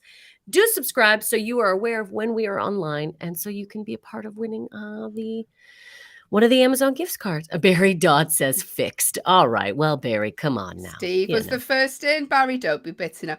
Steve, in order, you know how to claim the prize, Steve, because you claimed one before. Yep. If you go to backchannel.tv and claim your prize there, any problems, let us know, Steve. But congratulations. Congratulations, Steve. Yay. You can tell who the English person is. Marnie's like, congratulations. Doug's like, congratulations. The English person online is like, fix. Well done. Well done. And like Alison says, we will be giving away another 25 Amazon gift card on Friday to subscribers. By the way, just a reminder to our regulars like Marnie and Steve and Chewy, we're not here tomorrow. The rest of the shows are just the Hayley and Alison show that isn't here tomorrow. So just be aware of that. The shows will start tomorrow with Liv Harrison. So never mind us. You can have a little lie-in. Come and watch the shows with Liv. But there you go. Well done, Steve. Congratulations. And prepare us to tell us all about your whole day without us. What went on? What was going on? Hey, Teresa! Teresa's here. I forgot really I know you were late on that. I was like, Oh, morning, Teresa. Just in time for True or False. You know it. Teresa's like, yeah, I'm there. I'm ready for my Teresa, questions. you just missed our giveaway. Just so you know, too, though. Teresa, we just gave away a $25 Amazon gift card. You don't even have to be a subscriber, so that will suit you. Teresa, next week we'll be doing the same thing. And yeah, so just listen to the news stories earlier on, and then we'll do it. Yeah, great. All right, sorry about that. Yep, there we go. So, Marnie has asked. Sorry, Marnie has asked, how soon do you get the gift card? I believe it's pretty instant, isn't it? When you go. Yeah, I think so. I think Have you not had yours yet through Marnie? Because Marnie won on Friday. Is that what you're concerned about? Let us know, Marnie. Yeah, let us know, Marnie. Into that the gifting is new, so we're just learning about the processing. So, but we promise you will get your prize. But keep in touch with us, Marnie. Let us know. Yeah, let us know. Marnie said she hasn't got it yet. So producer Will, if you could look into that for Marnie, we would appreciate it. There we go. You sounded really Minnesotan then. Make a note. Make a note. Make a note of that. Look into that, I've been around my mom too much. Beautiful. Everything's beautiful. So, shall we play True or False? Yeah, people are coming in fast and furious for True or False. Yes, it is time for competitive True or False. Only competitive because I make it that way. I do genuinely hate to lose. So what's going to happen is myself and Alison are going to ask each other a true or false question. It's as easy as that. There's a 50-50 chance I'll get it right or wrong. As soon as we have answered, we will play 90 seconds worth of ambient music for you to get your answers in if you want to take part. There's no pressure because, Alison, there's no prize. There's absolutely nothing. You just win the ability to have a bit of fun this morning. It's Tuesday. Let's wake ourselves up. So get your answers in within 90 seconds. Alison will put you on the official score sheet. And it's a piece of paper. There's no pressure. Doug has said today Hayley Whaley goes first. Okay. Oh, Hayley Whaley going first. All right, let's get ready. Question number 1 of True or False. Meteorology is the study of meteorites. Meteorology is the study of meteorites. Is that true or is that or false? It's false. One moment, Alison. No problem. Haley has another Amazon delivery. She's a very busy woman with a lot of things on the go. The question again was meteorology is the study of meteorites. Haley has said false. Will, I'm assuming you know this answer because you're our space guy. That You is don't have to true. tell us, Also, but yeah. I do know the answer because I'm a spacey guy. I also know the answer because I wrote it the other day. That's false. Doug says false as well. Thank you, Doug. Marnie, just for peace of mind, I can see on my secret behind-the-scenes spreadsheet that you've filled out the form right, and that it's on the list of ones to be sent out. It'll be a code that gets emailed to you. I think they do them like once a week to everybody who wins across the network. So Yeah. it'll be on your way. If it's not here, I'll see it when it goes. He'll take care of it. Oh, Haley's boxing gloves are here. Teresa says false. I got your answer. Doug says false. Haley's boxing gloves. Pink and black. I love you. Do you know what it says on the side? Hit 'em hard. Hit him hard. How much are boxing gloves? They're not cheap. Costly? No, actually, they're not that bad. Anyway, yeah, false. Who said false? Haley Doug said it's weather. Doug Teresa said said false. Teresa says false.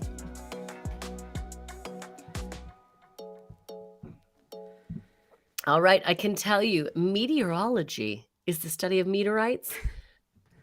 Teresa's scared with Haley's boxing gloves. That is false, everyone. That is false.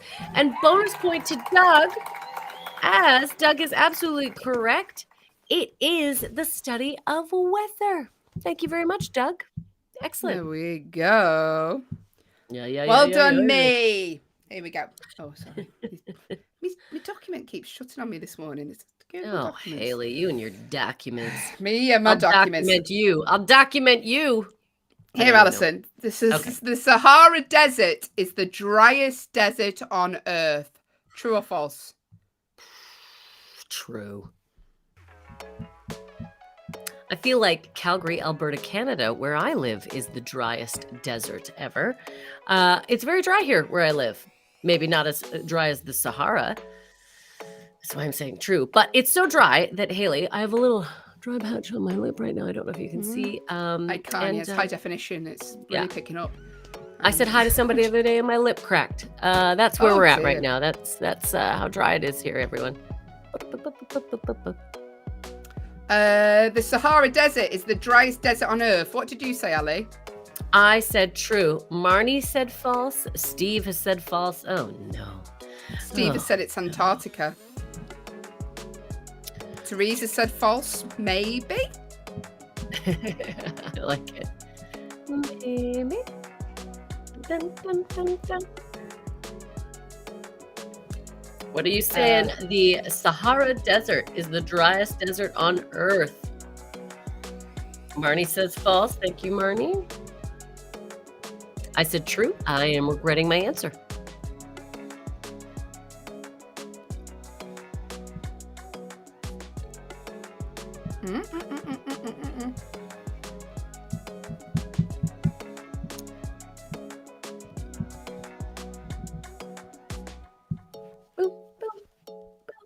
There we go. The Sahara Desert is the driest desert on Earth. Is false, and it is the Antarctic, I believe. Is that right?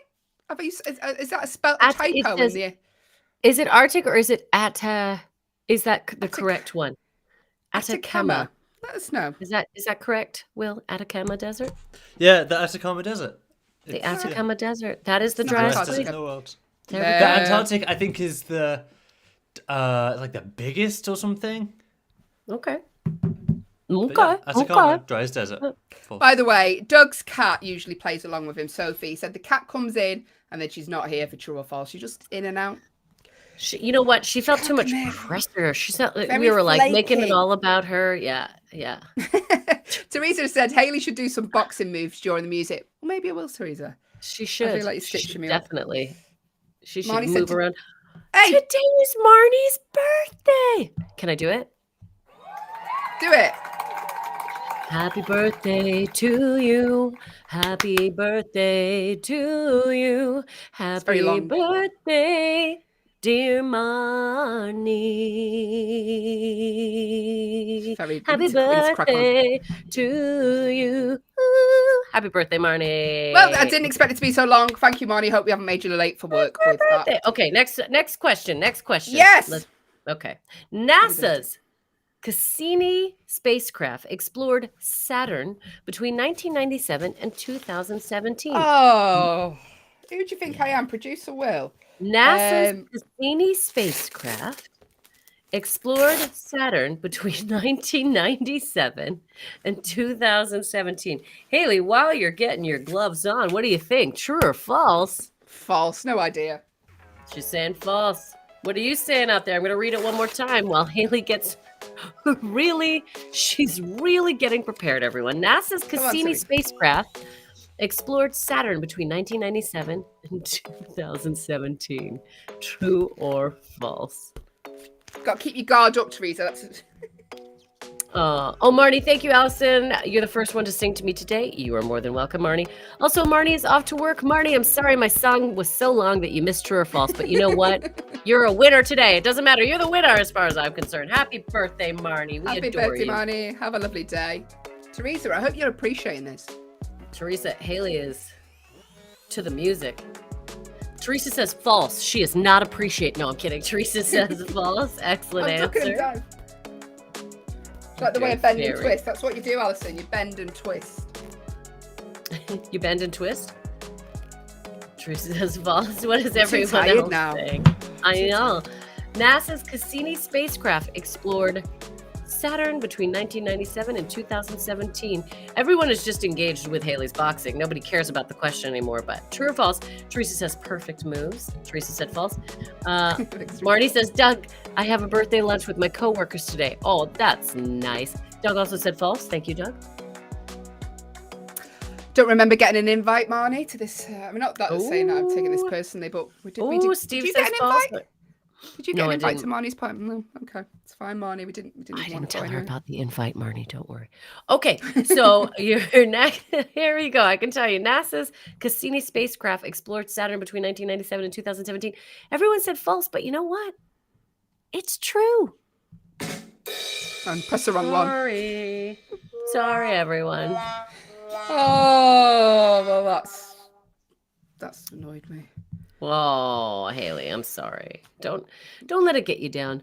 Don't let it get. Marnie said true. Marnie gets a point. Oh yeah, Marnie, sorry, Marnie, you said true. Sorry, Marnie. I am too worn out from all the boxing to remember, Marnie. Here we go. Okay. Oh, Alison will know this because she was around. King Louis XIV of France was also known as the Sun King. True or false? Oh, yeah. Well, if memory serves me correct, he wasn't the cloudy king, so I'm saying true. King Louis XIV of France was also known as the Sun King. True or false?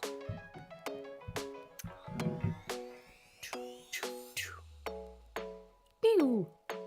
Pew. I'm adding in new effects to the song to make it like a remix. Pew. What are you doing? I'm adding in sound effects. Teresa says true. King Louis XIV of France was also known as the Sun King. Teresa says true. Thank you very much, Teresa. Marnie says true. Fantastic. Marnie, sorry, I thought you went off to work, but you're still with us. I apologize. Doug says, don't cry, Haley. Oh, from losing the other question. I know. Doug says King true. King Louis XIV of France was also known as the Sun King. True or false? So far as we got true. Why it's so far as well. What did you say? Sorry. If they can tell us why it's true, then let us know. If it is true, that is. Because it is. That's what I want to see, isn't it? Because it is. It's true. Because it is. Stacy has joined the stream. Good morning, Stacy. We are delighted to have you with us. Stacy, last night for dinner, everyone, if you're wondering, had Salisbury steak with mashed potatoes, corn, and apple crisps for dinner. Sounds amazing, Stacy. Oh, I love me some mashed potatoes and corn. You sound more and more like your mum the longer you spend with her. Oh, I like me some corn. Oh, I do like me some. I know. Here's a question. King Louis XIV of France was also known as the Sun King. Everyone said true. And yes, it's true. Well done, everyone. I'll get a point. Woo! Woo!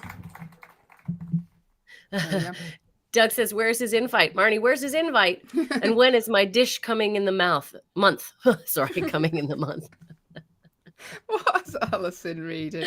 I'm sorry. I was thinking about food and eating. Oh, I'm so excited to go into the airport later today. Yeah, because I have a lounge pass and I am going to eat so much. Alison. I don't go for the booze. I go for the food, everyone. I'm not really even a drinker. I want to eat my calories. Marnie said, I can't do, don't worry, Marnie, we won't be in serious. But Marnie said, I can't do the invert with my co-workers. Don't worry, Marnie, we were just having a little joke. Hope you have a lovely birthday. Now I feel like I've stressed you out.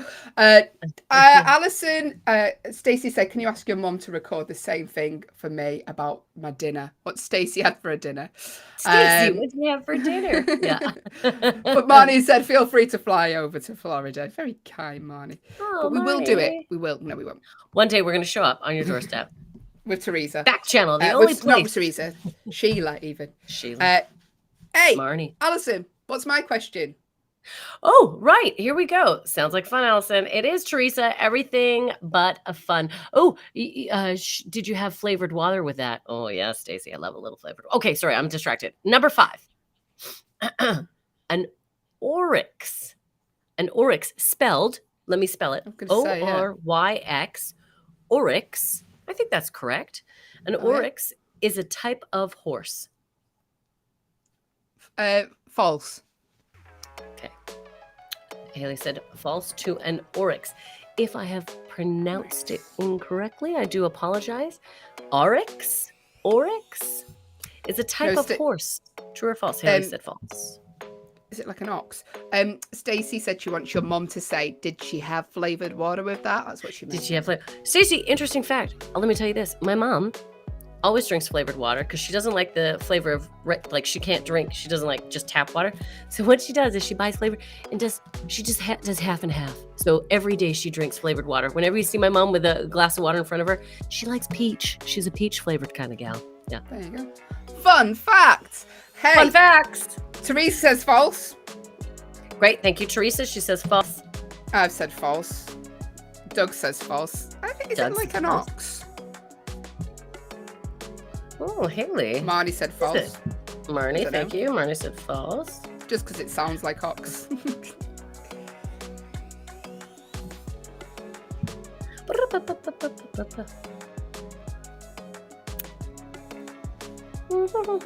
One more time. An oryx is a type of horse.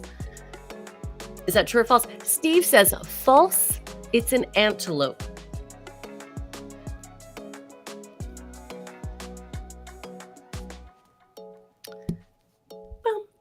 Okay, I can't tell you. An oryx is a type of horse.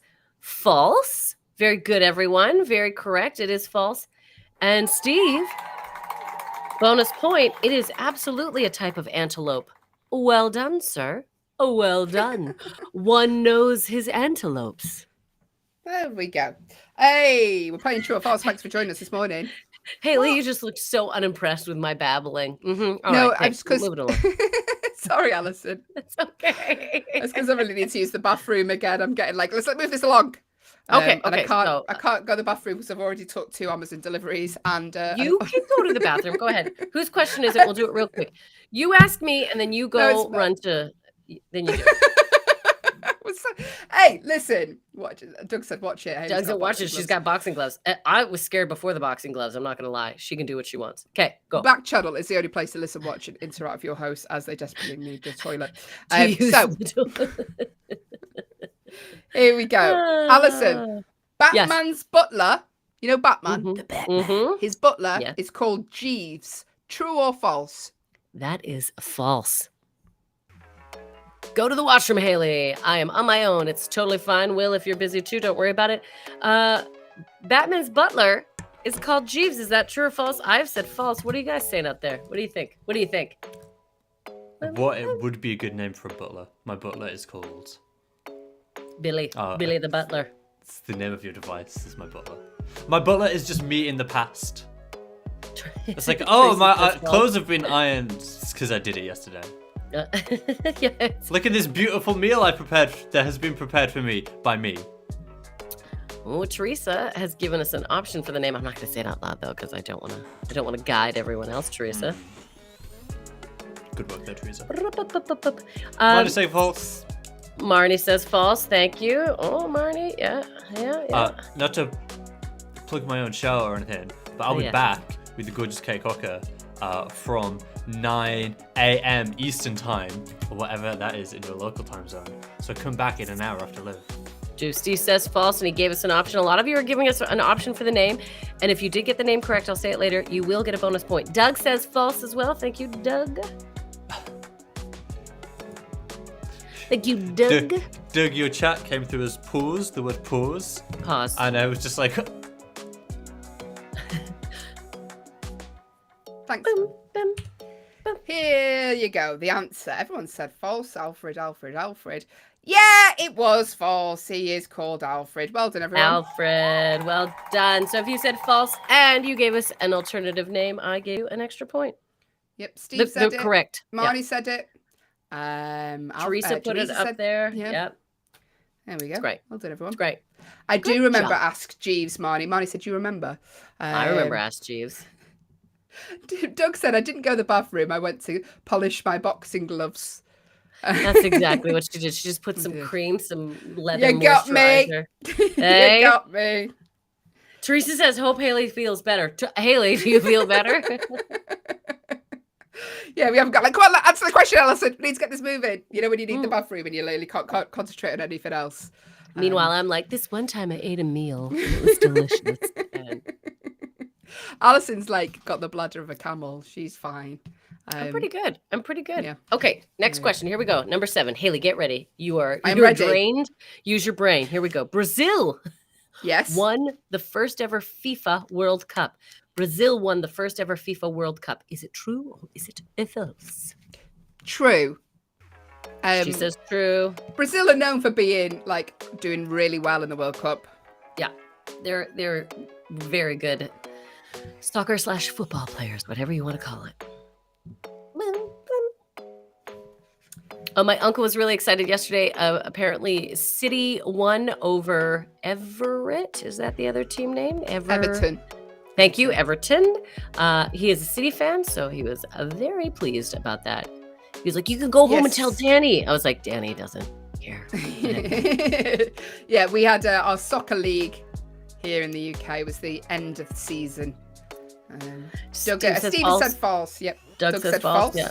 Steve, Doug. Teresa says false. Oh no, everyone said false and I said true. It's okay. It's okay. No, it's not okay, Ella. It's not okay. It's not okay. Hey, can I just say this? Doug says false in the United States. Okay. I don't know if other people keep track of everyone competing in true or false, but we do here because we love you and you get to interact. We keep track. I don't know. Does Liv keep track? Do other people keep track? I'll ask her when we chat with her later. We're going to be talking to Liv early on. Hello to the Gold Armadillos joined the stream. Listen, thank you to everyone who's joined this morning. Playing true or false. It's all fun. If you're enjoying the show, head to backchannel.tv. Leave us a little review. We'd very much like it. Marnie says false. Marnie says false, well. yeah. Okay.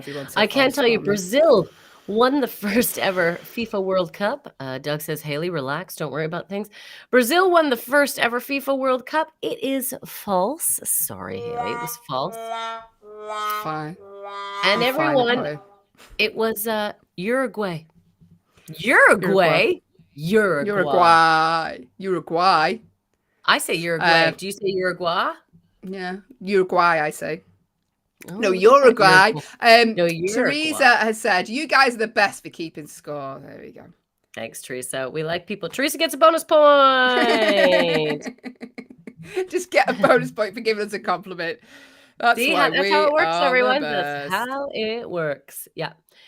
Doug, it's Uruguay. All right, Doug, you came in later, but I'll give you a point. Yes, Doug. Okay, there we go. All right, next question. Here we go. True or false? Thank you, everyone, for playing along. If you want to play along and you're watching on an Echo show, you can see 2 tired women. The name of your device, followed by the word say, followed by your guess. Or if you're listening on an audio-only Echo, go to backchannel.tv, type your answer in there. Or if you're on YouTube, just type in the box below, like lovely Teresa is doing. So, there are 4 Lord of the Rings films. True or false? Oh, God. I believe they're a trilogy, aren't they? False. There are 4 Lord of the Rings films. True or false? It seems like more than 4 because they are very lengthy. But I believe it is a trilogy. That is not how you say trilogy. No, it's not. A Do not listen to trilogy. Alison June Smith for any of your pronunciations. I haven't seen one of them. Ooh.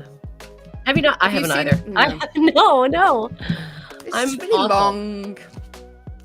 Teresa said false. False. Thank you, Teresa. I haven't watched them. I also haven't watched Harry Potter, Lord of the Rings, any of that jazz. I haven't. I'm sorry, everyone. Doug says false. He thinks there's 2. The question was, there are 4 Lord of the Ring films. True or false? Marnie said, does The Hobbit count? Oh, Will, does it? Does it, Will? Will, tell us. Producer Dill. Producer Dill, get out here and tell us, does The Hobbit count? Are we including The Hobbit in this particular? No, Marnie. No, it doesn't count. Great.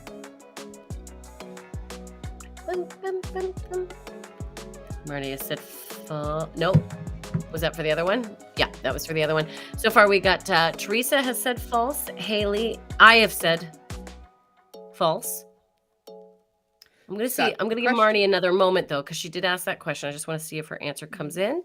Haley, no pressure, Marnie. We'll just wait. No we'll just wait in silence. Yeah. Backchannel's the only place, and listen, watch, and feel pressure from your host to answer. Marnie says false. So there are 4 Lord of the Rings films, not including The Hobbit. It is false. There are 3. If you included The Hobbit, there would be 4. So well done, Marnie. Thank you, Marnie, for checking that info. She's the birthday girl. She is the birthday girl. Okay, number 9. Here we go. Elton John's. Yes. Elton John's. Good mate of mine. Yeah. Good pal. Elton John's real name is Reg Dwight. True. Elton John's. Okay, True. she's in. Move on. Elton True. John's real name is Reg Dwight. I mean, I know this one. Haley I've seen Elton John in concert. Have you? Lots of shots of him playing piano. Just of hands. Just hands. There he is. And what I really wanted, because it's on the big screen, you can just see these hands on the piano, is for them to cut away and then come back and it's just horses' hooves playing the piano. I thought that'd be really funny.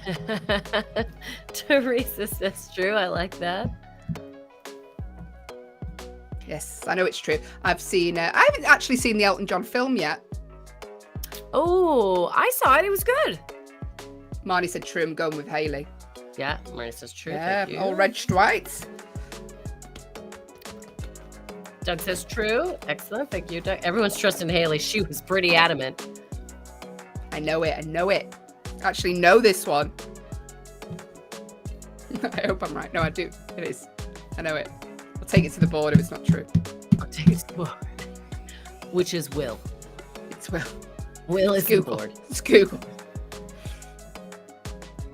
Oh my gosh, I got my parents a Hey Google, like a Google thing. Oh, it's the worst. Oh, they're asking all sorts of questions. I've got a bit in my new show about buying my mum a device, which I can't say the name because she'll go off.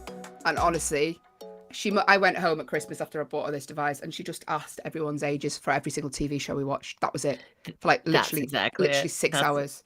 Yeah. How old? Oh God. Teresa says get my I'm very one. Confident. She is. I'm going to get my mum one that is associated with Amazon. I can't say the name because it'll freak out. I think she'll love that. I want them everywhere. So my mom can watch us. Your mum could watch us at 4 a.m. Yeah, she's pretty excited. Oh yeah, actually, yeah, she's in bed. She goes, can I come down and say good morning one time? I'm like, at 4 a.m. Well, maybe I won't.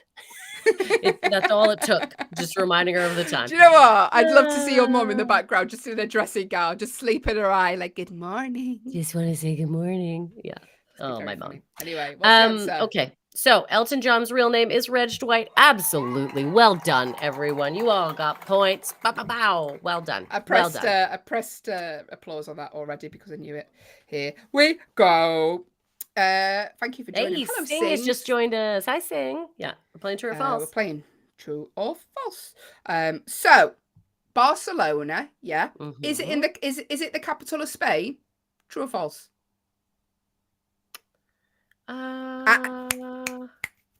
True or false? True. Marnie's off. She said, have a great day, ladies. See you on Thursday. Oh, Bye, Marnie. Marnie. Have a great birthday. I know everyone here, we all wish you a happy birthday. You are a delight. You deserve the best day ever, Marnie. Have a good one.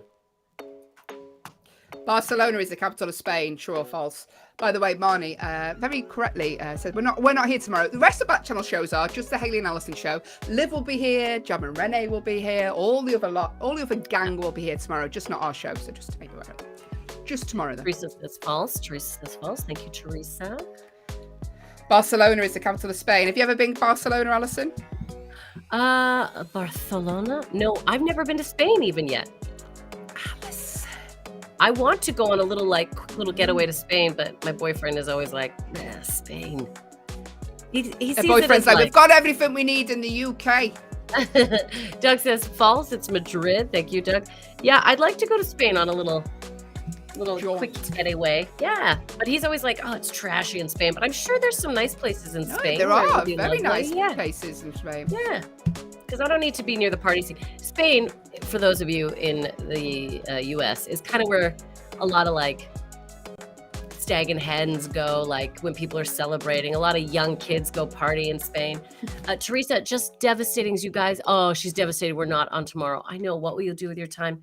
Teresa, we're very sorry. But like I said to Doug, think about some fun things that happen and fill us in. Let us know what goes on in your day tomorrow. Please. Yep. Okay. She slammed that pen down then, didn't she, Teresa?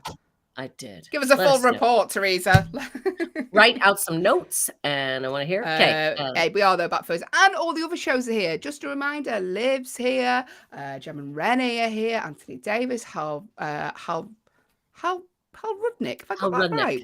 Yeah. Yeah, I thought, do you know when I'm saying something? I think that doesn't sound right. Yes, it is. Your pal, Hal. Mario Smith. Yep, there we go. Anyway, Barcelona is the capital of Spain. It is false. It is Madrid, as Doug said. Madrid. Yeah, Doug gets a bonus point. Thank you, Alison, Doug. Alison, no point for you there. No point. No, I got no points. I got 0 points. By the way, we're going to be talking to Liv Harrison in about 8 minutes' time. Handing over to her for her show. Like I say, Liv's here tomorrow. She is a joy. As are all the other hosts. Listen, all the other shows here. If you haven't checked them out, let us check them out. They're so much fun. All the other shows, all different. All different games, all different things to talk about. Something different in every single show. So do check them out. 12 hours worth of content here on Backchannel. So if you're ever feeling a little bit alone, just stick on Backchannel. It's the only place you can listen, watch, and interact with your hosts. See them itch their head in real time, like you just watched then. A good itch. I got a good itch. Real time. Also, if you're enjoying the show, go to backchannel.tv, leave us a little review. We would absolutely love that. We get lots of nice reviews. And whenever we do, it gives us a little bit of a boost for the rest of the day, doesn't it? So go to backchannel.tv, leave us a review. And make sure you subscribe as well, like our lovely Stacey. Especially because we're the early morning show, just so you know, everyone. Not everyone's around. So some of the later shows, I'm not going to lie, I'm not jealous. But I think they get a couple more reviews. So, you know, yeah. She's jealous. But yes, just make sure you say, Hayley and Alison are the most beautiful host. We're not telling you what to say. The most beautiful host we've ever seen. You can lie. So here we go. You can lie. Okay. I don't want you to say anything about the content, just that we're pretty. So, it's like women's rights have never happened. Here we go. Alison, it's my question. Okay, all right. Hayley, the 2022 Eurovision Song Contest was held in Italy. The 2002 Eurovision Song Contest. Oh, 2002. I thought you said 22. Yeah. No idea. 2000. Oh, no. False. 2022. 2022. I'm sorry. I said it wrong. In 2022, 2022. So this year. Yeah. So I'm just reading the question. 2022. Right. Yes, this year. Eurovision was held in Italy. True or false? True. I'm glad we cleared that up so delicately. Sorry, everyone. Hayley said true. I'm giving Hayley a bonus point because I'm tired and I'm edgy. So you get a bonus point today, Hayley. She's tired and eggy. What time is it there, Alison? 5:49 a.m. So just to bear in mind, there is a reason she's this agitated. We have made her dance. Earlier in the show, we made her act like she was a sock in a washing machine. So you can't blame her. You can't blame her. Teresa says false. Thank you very much. Doug, can we figure out a time that I can tell you about my transport ride along with the sheriff? Yes. If you condense it into a quick little thing, what we'll do, maybe we should do it instead of the riddle. I mean, maybe we could do the riddle too, but we'll find time. We'll find time on Thursday. Don't you worry. We will. I want to hear. We always have time for you, Doug. Literally, we've got 2 hours to fill. We can probably talk about it. Got to be something exciting. We'll do a segment especially for you, Doug, won't we, producer Will? Will's right along. Doug's right along. Sorry, Will's right along. Doug's right along. Hi, Alison. I got in there. We're not much longer left, Alison. 2022, this year, Yeah, there we go. Eurovision Song Contest was held in Italy. True or false? Haley has said true. Teresa has said false. By the way, Alison, can I tell you, Alison got me teeth whitening strips from Canada. My friend the other day, she's like, have you had your teeth whitened? I was like, no. You're welcome. Thanks, Alison. Your friends are going to be so jealous. Have you gone through all the strips yet? I've got about 2 left. I was saving them. Keep going. I'm so proud of you. Do the whole lot. Okay. 2022 Eurovision this year absolutely was in Italy, everyone. Yes, that is true. Sorry, Teresa, but hooray, Haley. Could sound a little bit more genuine when you say hooray, Haley. Alison. Are we comparing reactions? Doug says said false. false. No problem. Okay. Next question. Hey, here's a question for you. Oi. Hey, Please Sorry. Please Me was the name of the Beatles' debut album. True or false? Please Please Me was the name of the Beatles' debut album. She's doing a Renee Zellweger face. True. I'm Renee Zellweger. There we go. Alison's saying true. But is she right? Please Please Me was the name of the Beatles' debut album.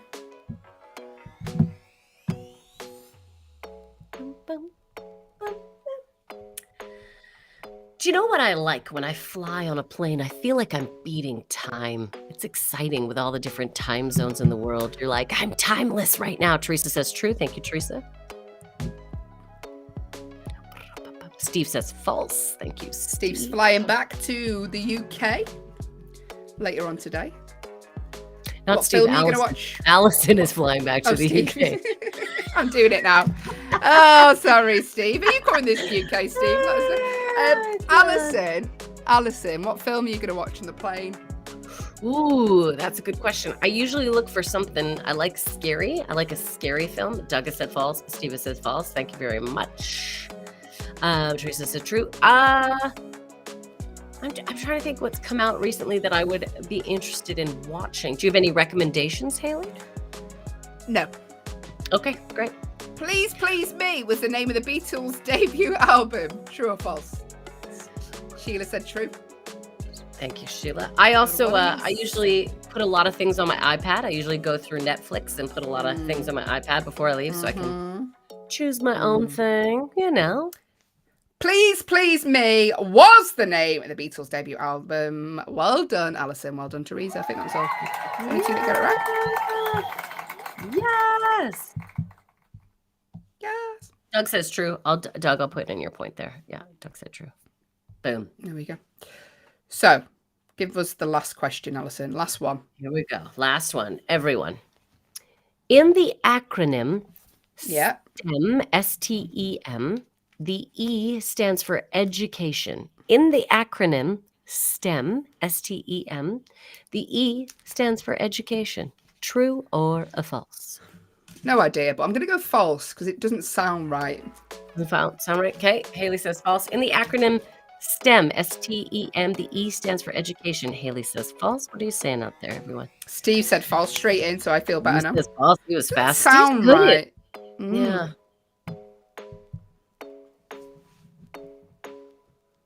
See, I only know it from stem cells, and that doesn't sound like it's anything educated related. Maybe I'm wrong. By the way, after this, we're going to be talking to Liv Harris and handing over to her. Thank you to everyone who's got involved today. Well done, Steve. He won an Amazon gift card. We'll be giving away another $25 Amazon gift card Friday to a subscriber. So make sure you click that subscribe button on the screen. Or if you're not already, Steve's a subscriber. Marnie, Stacey, Doug, currently. You've got to be a subscriber to be in it to win it on Friday. Teresa said false. Teresa says false. Excellent. Alison said yawn. Yawn. I couldn't even stifle that one. That one came right out. No, I looked that up at was the a time and real- my body's like, Yeah. get ready. I have 30 minutes to intensely pack and then I'm going back to sleep. by the way, coming up for the rest of the day, we're going to be talking to Liv, handing over to her. She's next. She's here 8 till 9 today, 9 till 10. Producer Will is back with Kate Cocker. 10 till 12, Jam and Renee are here. 12 till 2, Anthony Davis. 2 till 4, Hal Rudnick. And 4 till 6, Mario Smith. 12 hours, guys, of content. So much content. Good morning, April, for just joining the stream. We are playing our last question of true and false. Come on, Alison, tell us. Yeah. In the acronym STEM, STEM, the E stands for education. False. Well done, Haley, Teresa, and Steve. The E actually stands for engineering. Everyone, engineering is what it stands for. There you go. Who won? Well, it was pretty tight. But today. Who won? Oh, you're so pushy, aren't you? Today we've got a tie. We've got a lovely tie between Doug and Teresa. Well done, Teresa. Well done, Doug. You tied. Excellent. Congratulations, guys. Excellent job. Steve, you too. Doesn't matter. You got a $25 gift card coming up. And thank you, everyone else, for taking part and guessing. It just makes it a bit more fun. The more people that guess. Who won out of me and you? Haley won. I was just prepared to disappear then off the screen. I know, you were getting ready to be angry. Listen, just a quick reminder before we have a little chat to Liv. April just come through. Sorry, April, we just got your answer. Thank you for taking part. April. We're not here tomorrow, but all the other shows are. So make sure you check out all the other shows tomorrow. Yeah. So tomorrow, Liv will be your first starting show. Yeah. Yes, but there we go. We're going to have a little chat. Thank you to everyone who's took part today. We're going to have a little chat to Liv now. Hi, Liv. Hello. Hi. Oh, let me get in the frame. You're very close there, Liv. I know. I'm a little close. Can you fix it? I was filming some stuff in my studio yesterday, and sometimes I get a little too close. Do you look ready for my close-up? Blair Witchy then? I know. Nath, can you pull it back a little? Sorry, he's still not doing it. He's not trained, you guys. He's not trained. So sorry about that. Pull it back. No. How are y'all? Good morning. We're good, yeah. Alison's flying back to the UK today, Liv. Yes. Yep. Getting on an airplane. How long is that flight? How long is that? So I got a transfer. So in total, it'll be about 14 hours. Yeah. Which is, could be worse. 14 hours. I love that you look so stunned by that. I mean, 14 hours. 14 hours. It's going to be like great. A spa day. It's like just pretend that that's what's happening. That's exactly what I think of. You do that flight. Y'all are adorable. So wait, why are you off tomorrow? Or is it like a secret? Is it not like a thing? No. Well, yeah, I will not be back in time, and some other stuff is happening. So you get to be the first show of the day tomorrow, Liv. Yay! I don't know. I feel like you guys should send me your fun fact of the day, and then I can at least carry on the spirit of what you do. That way we're working as a team, so for sure. Well, today is on my show is Hot Take Tuesday. That's it. Hot Take Tuesday. Oh, did you see Kourtney Kardashian's wedding dress? So wait, is this right? She's had so many dresses. I can't keep touch. So is this? No, this is Kourtney. This is the first time Kourtney's gotten married. Kim has been married. But she's worn multiple dresses. She's worn so many dresses. Yeah, like multiple dresses. Like it's kind of like.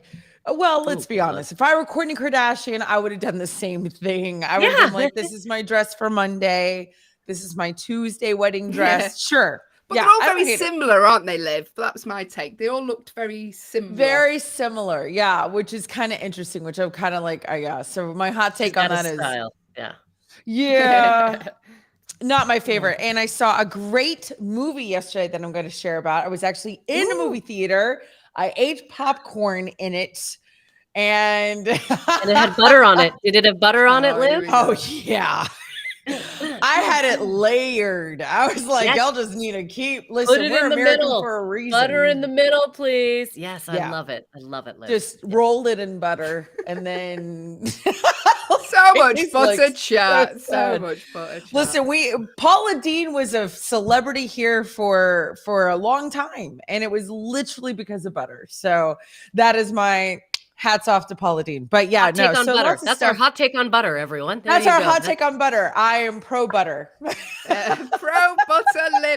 Thank you, Liv. Have a wonderful show. We'll see you. Mwah. Be safe. Travel safe.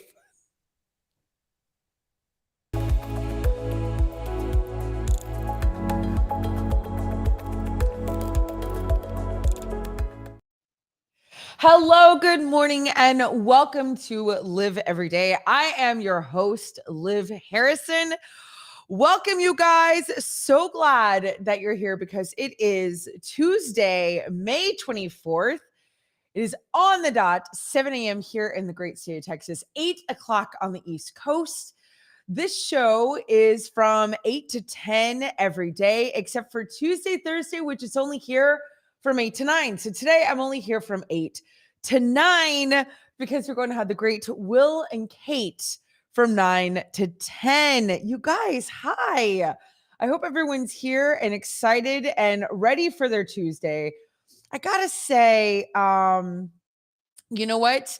I'm gonna have I got my in-studio producer, and by that I mean my husband. He's gonna come in and Zoom. I look very short, apparently. Do I look so short? I am short. I'm only 5'4", so a lot of head space is going on. Do you know what headspace means? How's that? Is that better? Let's see. I was filming in the studio yesterday, which I just don't do anymore. I just haven't really filmed in here in a long time, and I did, you guys. That's what I did. How's that? Tell me how I look, Anna. Give me a thumbs up, thumbs down. Tell me what you want to do. This is hard. Listen, I don't know if you guys know this, but Anna is in Ohio and I am in Texas. So she is the producer, and Nathan. Oh, okay. She still doesn't like it. So there's a lot of space around my head. Is there really even now? I feel like we're doing good. Oh, perfect. Yeah, I was going to say, I think we got it actually, Anna. Okay, good. So good morning, everybody. Welcome. Thanks for being a part of the tech team. You guys are all part of the team. You did great. Everybody's a producer. Everybody's everything. Y'all are amazing. I want to say hi to Indiana Steve, Cody, Miles, Needed Moose, Araya, Steve, Marnie, Gold Armadillo, Fancy Aardvark, Riley, Damien, and Doug. Hi, good morning. Good morning, Cody. Good morning, Doug. You're here for the show. Yeah, I'm so glad that you're here, friend. This is fantastic. And good morning, everybody else. Hi, Miles. Hi, Texas. Where in Texas are you? Let me know. And hi to all my subscribers. Cody, Miles, Needed Moose, Araya, Steve, Fancy Aardvark, Riley, and Doug. Thank you for subscribing. Good morning, Rebecca. So, only Texas in Young County. I don't even know where that is. I'm in Houston. That's in Harris County. I'm going to go ahead and pour the coffee. You guys pour it. Look, I'm wearing I don't know what I think about this situation. I have a brand new shirt I'm wearing, and I can't decide if I like it. We're going to have to see. It's what is this? Sleeveless. Miles, all you. This is great. I'm so glad you're here. And Jonas here. So here's the thing. If you're a subscriber, good morning, Nathan, and thanks for your help. It is crocheted. It is, but it's very high-end, fancy. I got it from Alice and Olivia. Is it Alice plus Olivia? Alice and Olivia? I don't know how to say that store. Oh, good. Oh, Nathan likes it. Okay. Well, Nathan likes it, so that's good. So today's Hot Take Tuesday. I love Hot Take Tuesday. I love this on the show. I love everything about it because we can be honest and say things about things that we want to, and it's a safe space. I don't know if today's the day that I'm going to be talking about Kourtney Kardashian and her multiple dresses, but if it's not, well, then we will soon. Oh, yes, today's the day. Anna says yes. Hi, Stacy. Good morning. So here's how this all works. You guys, Backchannel is the only place where you can listen, watch, and interact, chat with host for hours, 12 hours every day, 12 hours every day. The whole channel gets started with Haley and Allison at 6 a.m. All of this is Eastern time, 6 to 8. You have the beautiful and wonderful and hysterical Haley and Allison. From 8 to 10, Monday, Wednesday, Friday, you've got Live Every Day with Liv Harrison, me. On Tuesday, Thursdays, I'm only here 1 hour from 8 to 9. And then you have Kate and Will from 9 to 10.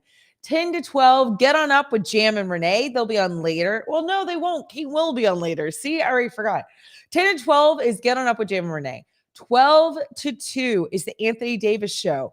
2 to 4, Your Pal Hal. 4 to 6, Mario Smith with The Drive. So what I would love for you to do is go on to Backchannel, BACK, Backchannel. It's one word, .tv, and join the chat. Talk to me. I want to talk to you. I want to hear what is going on. Miles is already jumping in the conversation, which I love. And if you've got a device that you can just listen to, if you have a T-Rexa, the app, if you have an Echo Dot, Backchannel.tv is the place for you, because that's where you can go and chat and write and do all the things. Oh, Miles, you're new and you've never been here before. It's your first time to Backchannel. Well, first of all, welcome. And you're doing incredible. You're already like hopping right in, and you subscribe. Miles, you are baller. Like, you are amazing. Miles, are you getting ready for school or are you getting ready for work? I get both all the time. I get kids getting ready for school. I get adults getting ready for work. So you let me know what's going on in your day and let me know what's in your mug. You were actually on an Alexa device. Yeah. So those of you that are on an Echo Show or Fire TV, Fire Stick, those kinds of things, you can speak directly to your device. This is what's so really cool about it. You say Echo, and then your magic word is say good morning, everybody, and it will type it for you.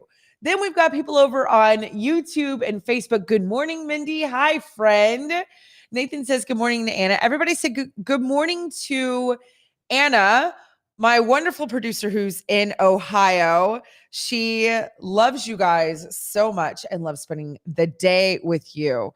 Yeah, well, morning, I guess. I guess it's just morning. All right, let's see.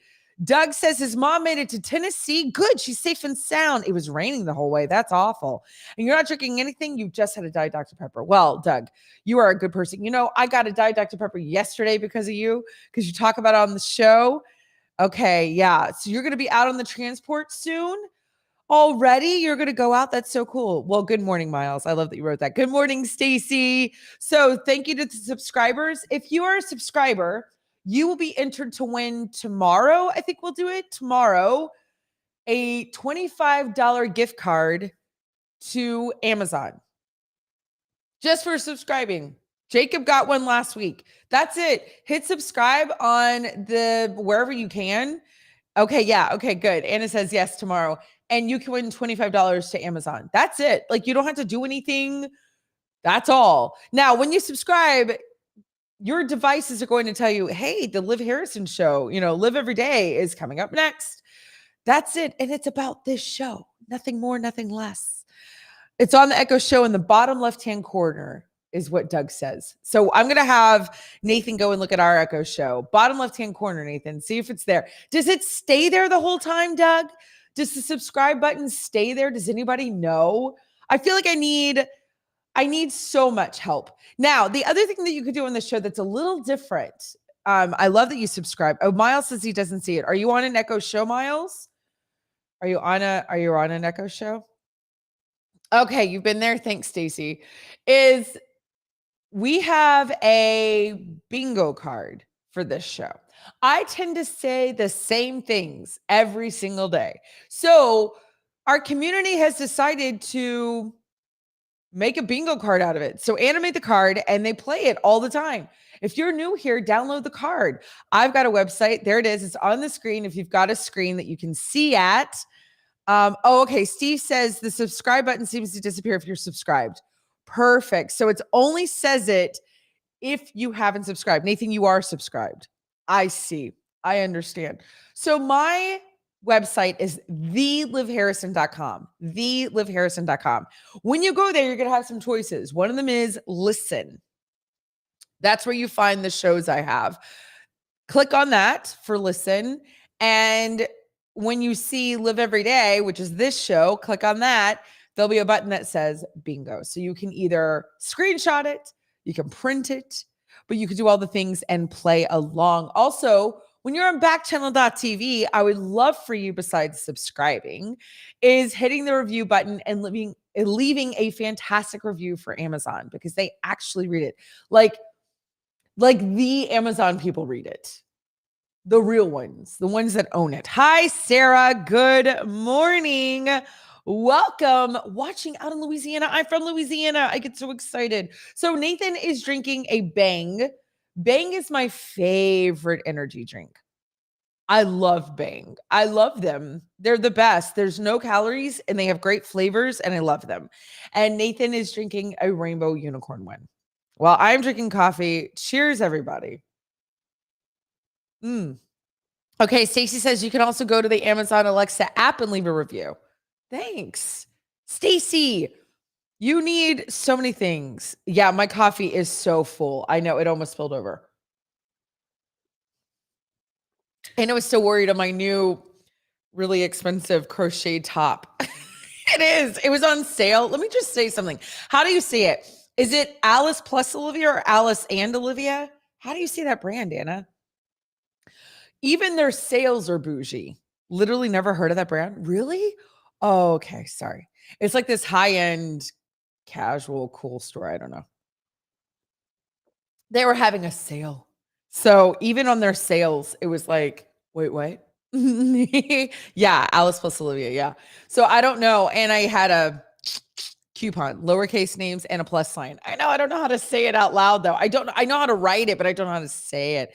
Boosters, Doug says, try to get a booster. Stacy's going to get her mom. Okay, mom was on the train. Oh, wow. Your mom's going on a train ride through the mountains in Tennessee. That is something I wanted to ask everybody. What are you doing this summer as far as vacay? Do you have anything that's going on? I have my first vacation happening this weekend. I'm going away with girlfriends for the weekend to a lake. I have never done that. I've never done that. I'm so excited. This is a group of women that I actually was their speaker. I was brought in by them to lead them on a retreat. I was their speaker for 2-3 days, and then we became friends. They have a very active group chat that I can't keep up with. But then they planned this lake getaway, and I was like, can I still come? And they were like, sure. So I'm going. I'm so excited. I've never done it before.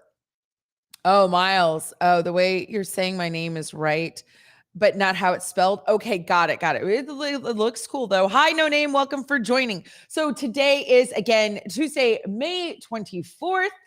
You guys, we are just going through May like you wouldn't believe.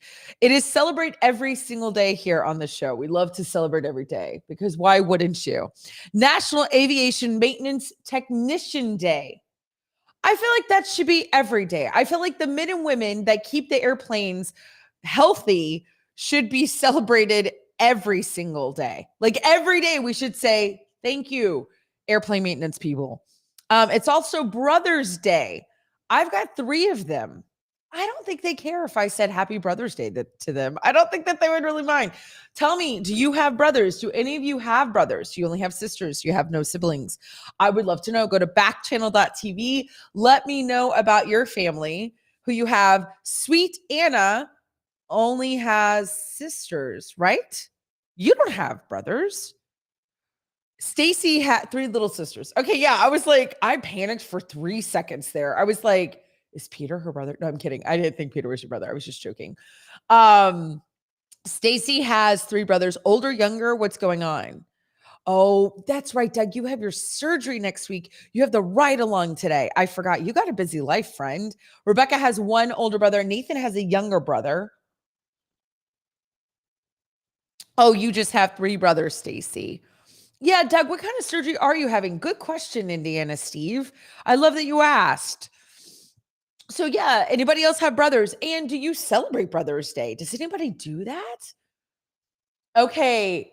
Mindy is going, that's right, you are. You're going to Greece, Santorini. I'm going to sleep by the sea. That's the whole plan. Sleep, then move to the beach and sleep, then move to the balcony and sleep and repeat. Are you that tired? Mindy, I think you believe everything that I think you deserve everything that you want. You have 3, Miles? You have 3 brothers? Wow. Doug, what do you have? 9? Mindy has no brothers. Miles says I have 3 brothers and a sister. Miles, are you going to school or work? I'm trying to figure out your age.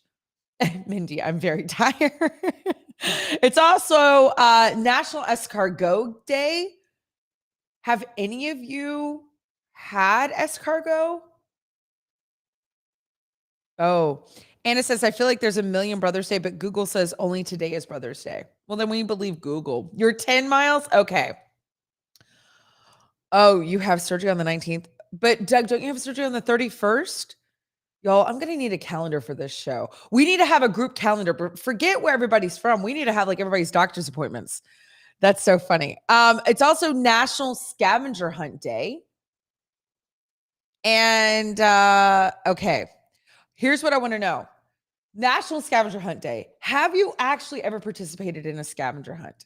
I did. Okay, Miles, you're the oldest. I had a friend who had an epic birthday party where the whole thing was a scavenger hunt around our town. It was, to this day, one of the coolest things I've ever done. I'm serious. How old was she turning? Maybe 13? But it was like a legit scavenger hunt. We had to take photos with the throwaway cameras. Like, nobody does that anymore, the throwaway cameras. You know what I'm talking about? And we had a list, and it was planned with the community. So like if we went into a store or if we went into like Blockbuster, that shows you how old this is. And we said like, hey, we have to take a picture with the movie, you know, Top Gun. They had it right there and was ready. It was so rad. It was so much fun. Like, I still remember where a historical marker is in my town, and I only know it because of the scavenger hunt. But we had to talk to people. We had to do certain things. We had to do like whatever, and they would give us clues. It was the most fun. I should do that for my birthday. I should have an adult scavenger hunt, and everybody has to dress up like the Gilded Age because my house is so ridiculous. Mindy says, I love scavenger hunts. Have you ever planned one? That's fun. Have I? I don't know. I don't know if I have. Anna says she did an amazing race thing for her sister's birthday. It was her 13th birthday. We had to have parents volunteer to drive. Yeah, we did too. We had parents volunteer to drive. And they did a scavenger hunt around her friend's town with camp staff.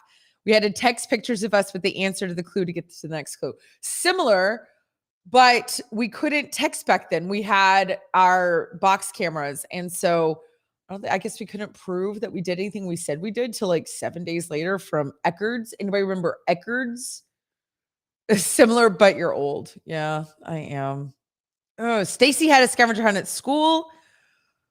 Okay, Doug, you don't have any siblings. Got it. You have 9 teeth extracted on Tuesday. 9 teeth.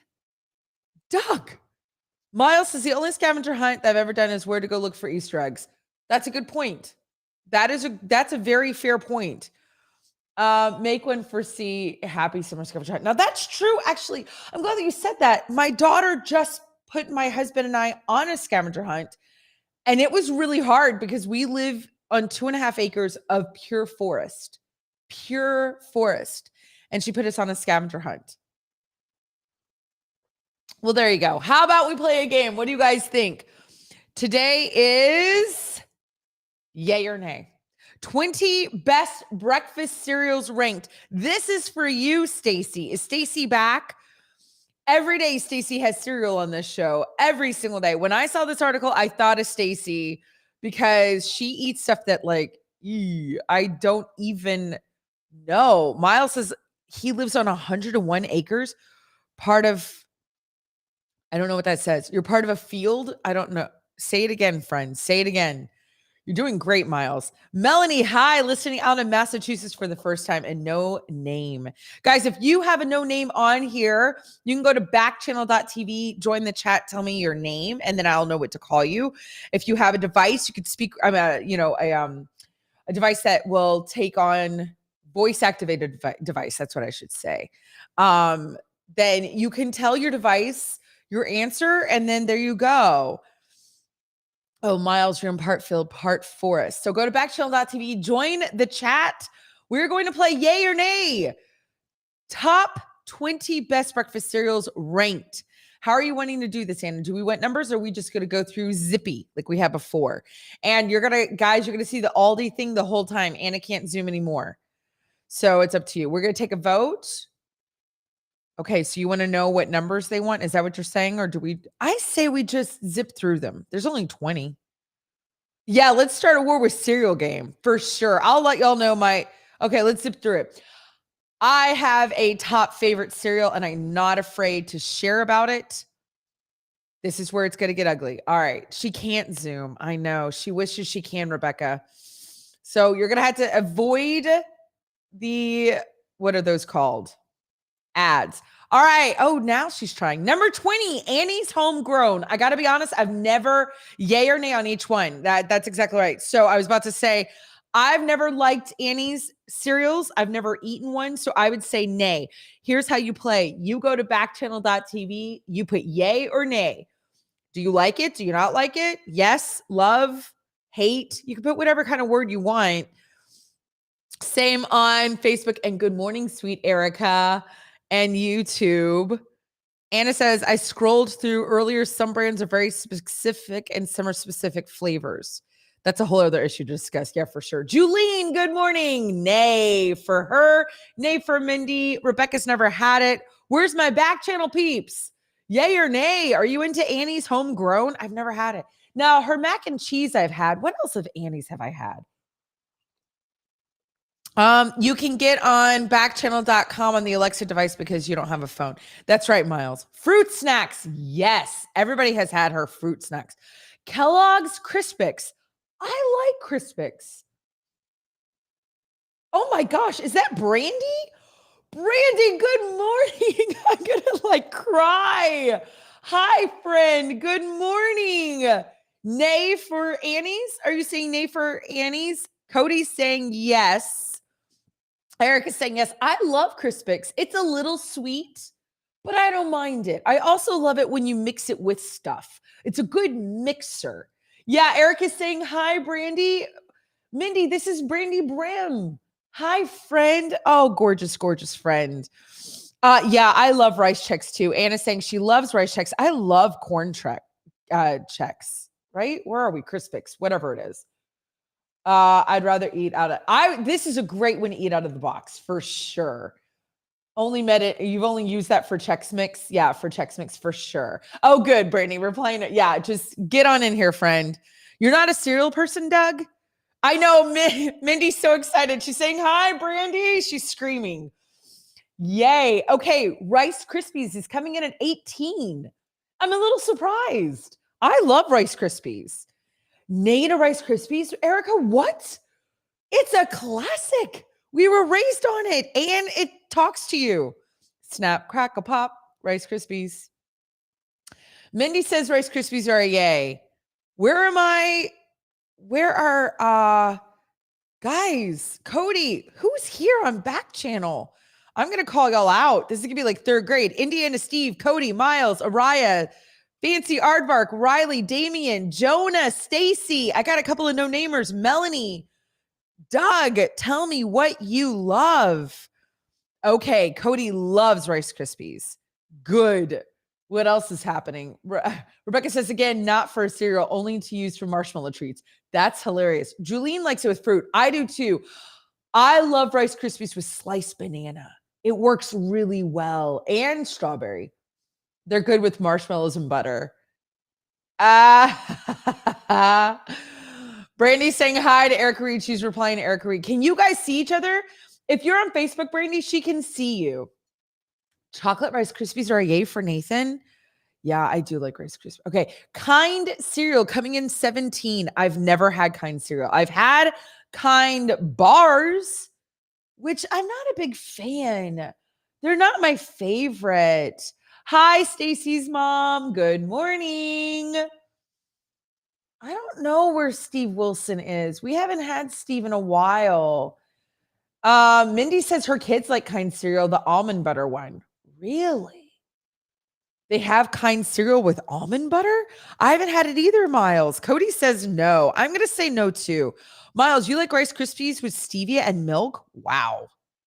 Okay, Steve says not bad, but not that often. Yeah, Anna says she doesn't really like Kind bars or the brand. I agree. Okay, Special K. I kind of love Special K. Now they're showing Special K red berries. I've never had that one, but I enjoy Special K. I really love cornflakes. I love cornflakes. It's not my favorite. It's in my top 3. It's in my top 3. Stacey says I would eat Rice Krispies for breakfast. Yum, yum, yum. Brandy loves the Kind breakfast bars. Never has had the cereal. Julene's never had the cereal. Never had Kind, but kind of interested. I'm not doing cereal like you're not doing the sugary Kind. The almond vanilla one was good. Cheerios is coming in at 15. What? Cheerios is phenomenal. Wait, Mindy, what are you saying blah to? Are you saying blah to Cheerios? Everybody's getting so into this. I can't even keep up with the comments. This is so fantastic. Brandy said she has to sweeten the milk. I don't sweeten my milk. Doug does love Rice Krispie treats. Anna, what do you say? Anna is all into this, you guys.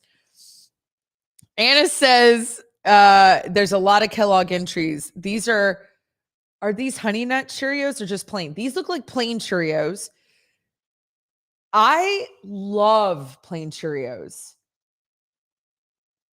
Okay. Oh, I see. Brandy's saying, okay. Julene saying, I love Cheerios. Blat for red berries. Yeah, I agree. I don't think that would taste good, but I do like Special K. But I would never buy Special K. Like I would get it at the Hampton Inn. Cheerios take me back to toddler's years. It's nostalgic. I love the way they taste. I don't know who voted for this. I don't know who put these in order. Stacy says she loves plain Cheerios. Miles loves things sugary, not a Cheerios fan. Honey Nut Cheerios are the bomb, says Mindy. I got to be honest, I've never had them. Rebecca says Cheerios are a necessity in our house. Great grab and go snack for babies. But as an adult, I don't mind them. You know what I mean? Like, I think they're a good alternative to like even popcorn and stuff. Use like this. All right, honeycomb, number 14. I have never had honeycomb cereal in my life. Nathan says Cheerios, yay. Honey Nut, double yay. Mindy says, yes, Rebecca, our children are made of Cheerios. That's true. Kids, American kids are Goldfish and Cheerios. Erica says honeycomb. I don't think I've ever had it. I've never had it. Anna says that Ted is obsessed with Cheerios. That's so funny. And that's what her toddler is made of. Cheerios and Goldfish. Cody, yes to honeycomb? It sounds gross to me. Nathan, you think honeycomb is amazing? Ugh. Oh, Chris likes this one. Anna's husband likes this one. You've never had it? Okay. Hi, Andrew. Good morning. I love cereal. My husband, Nathan, would eat cereal every single night. Anna says she's not a cereal person, but she likes what she likes. OC says that. Captain Crunch is 13. I've never had it. Again, it doesn't look appealing to me. You know what I did love when I was little? Cookie Crisp. Oh, yeah. And Anna saying the Captain Crunch with berries. Blah. Erica says yogurt puffs were big with your littles. Yeah, that's true. True. My kids were fruit snacks, Goldfish, Cheerios, and those yogurt puffs. Also, those other puffs, the puffs that like Gerber came out with in the tube that kind of looks like Pringles. What are those called? Really? You like the Captain Crunch with berries? Oh, it started pouring rain at your house. Miles, where are you? What town are you close to, Miles? Because that means if you're getting rain, I'm getting rain. I'm in Texas. I've never had Captain Crunch. Golden Grams is number 12? Julene likes Captain Crunch. Well, there you go. Yeah, what are those puffs called, Anna? What are those Gerber puffs called? I have never had Golden Grams. They're just called puffs. Oh, Erica loves Golden Grams. Guys, does it taste like a graham cracker? What is the point?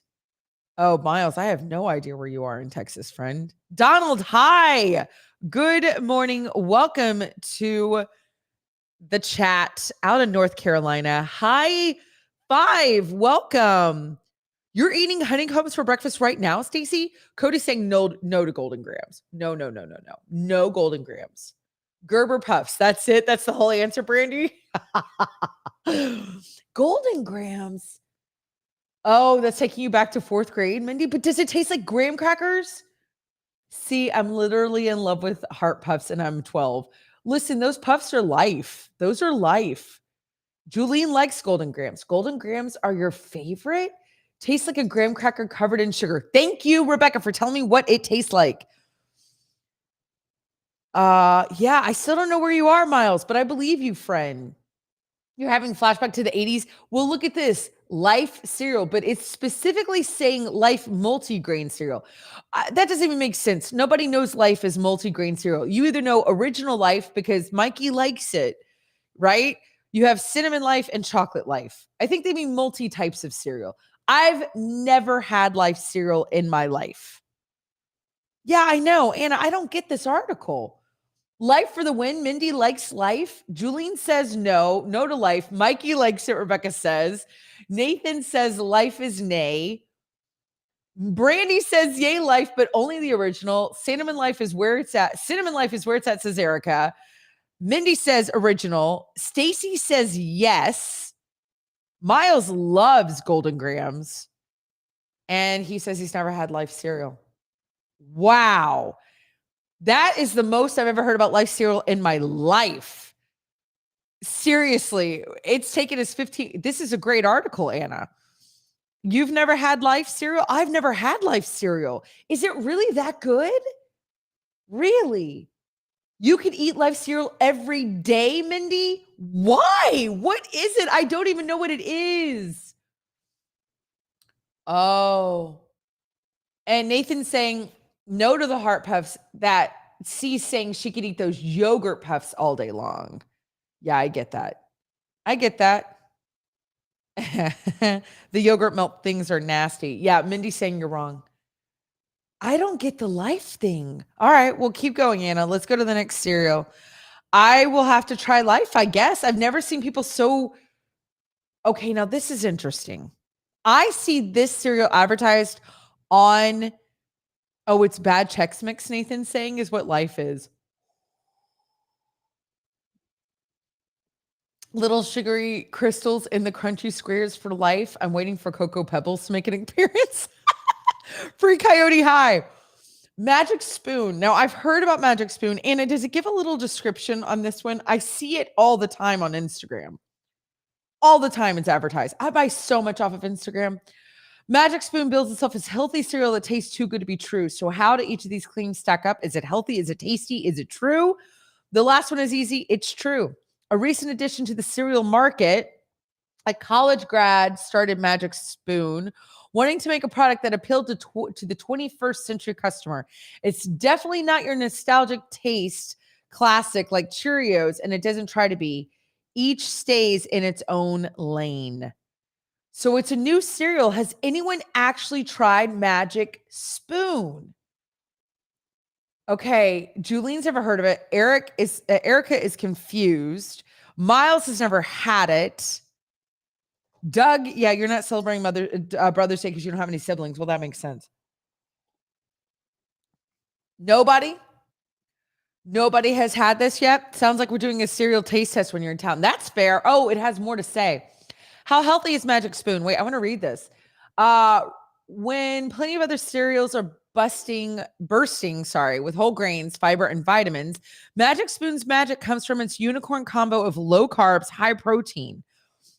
By all means, enjoy every last bite of your high carb, high sugar, low protein favorites without a smidgen of guilt. But if you want your cereal to provide both nutrient and flavor punch, try this cereal.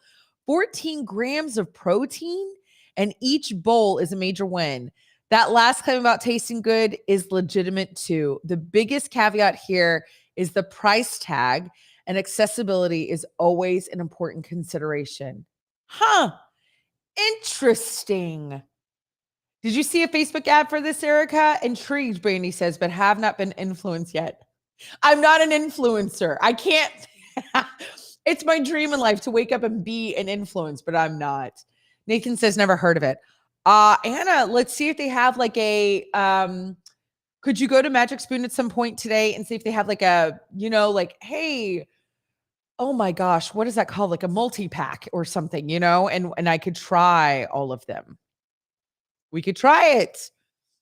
Miles has never had it.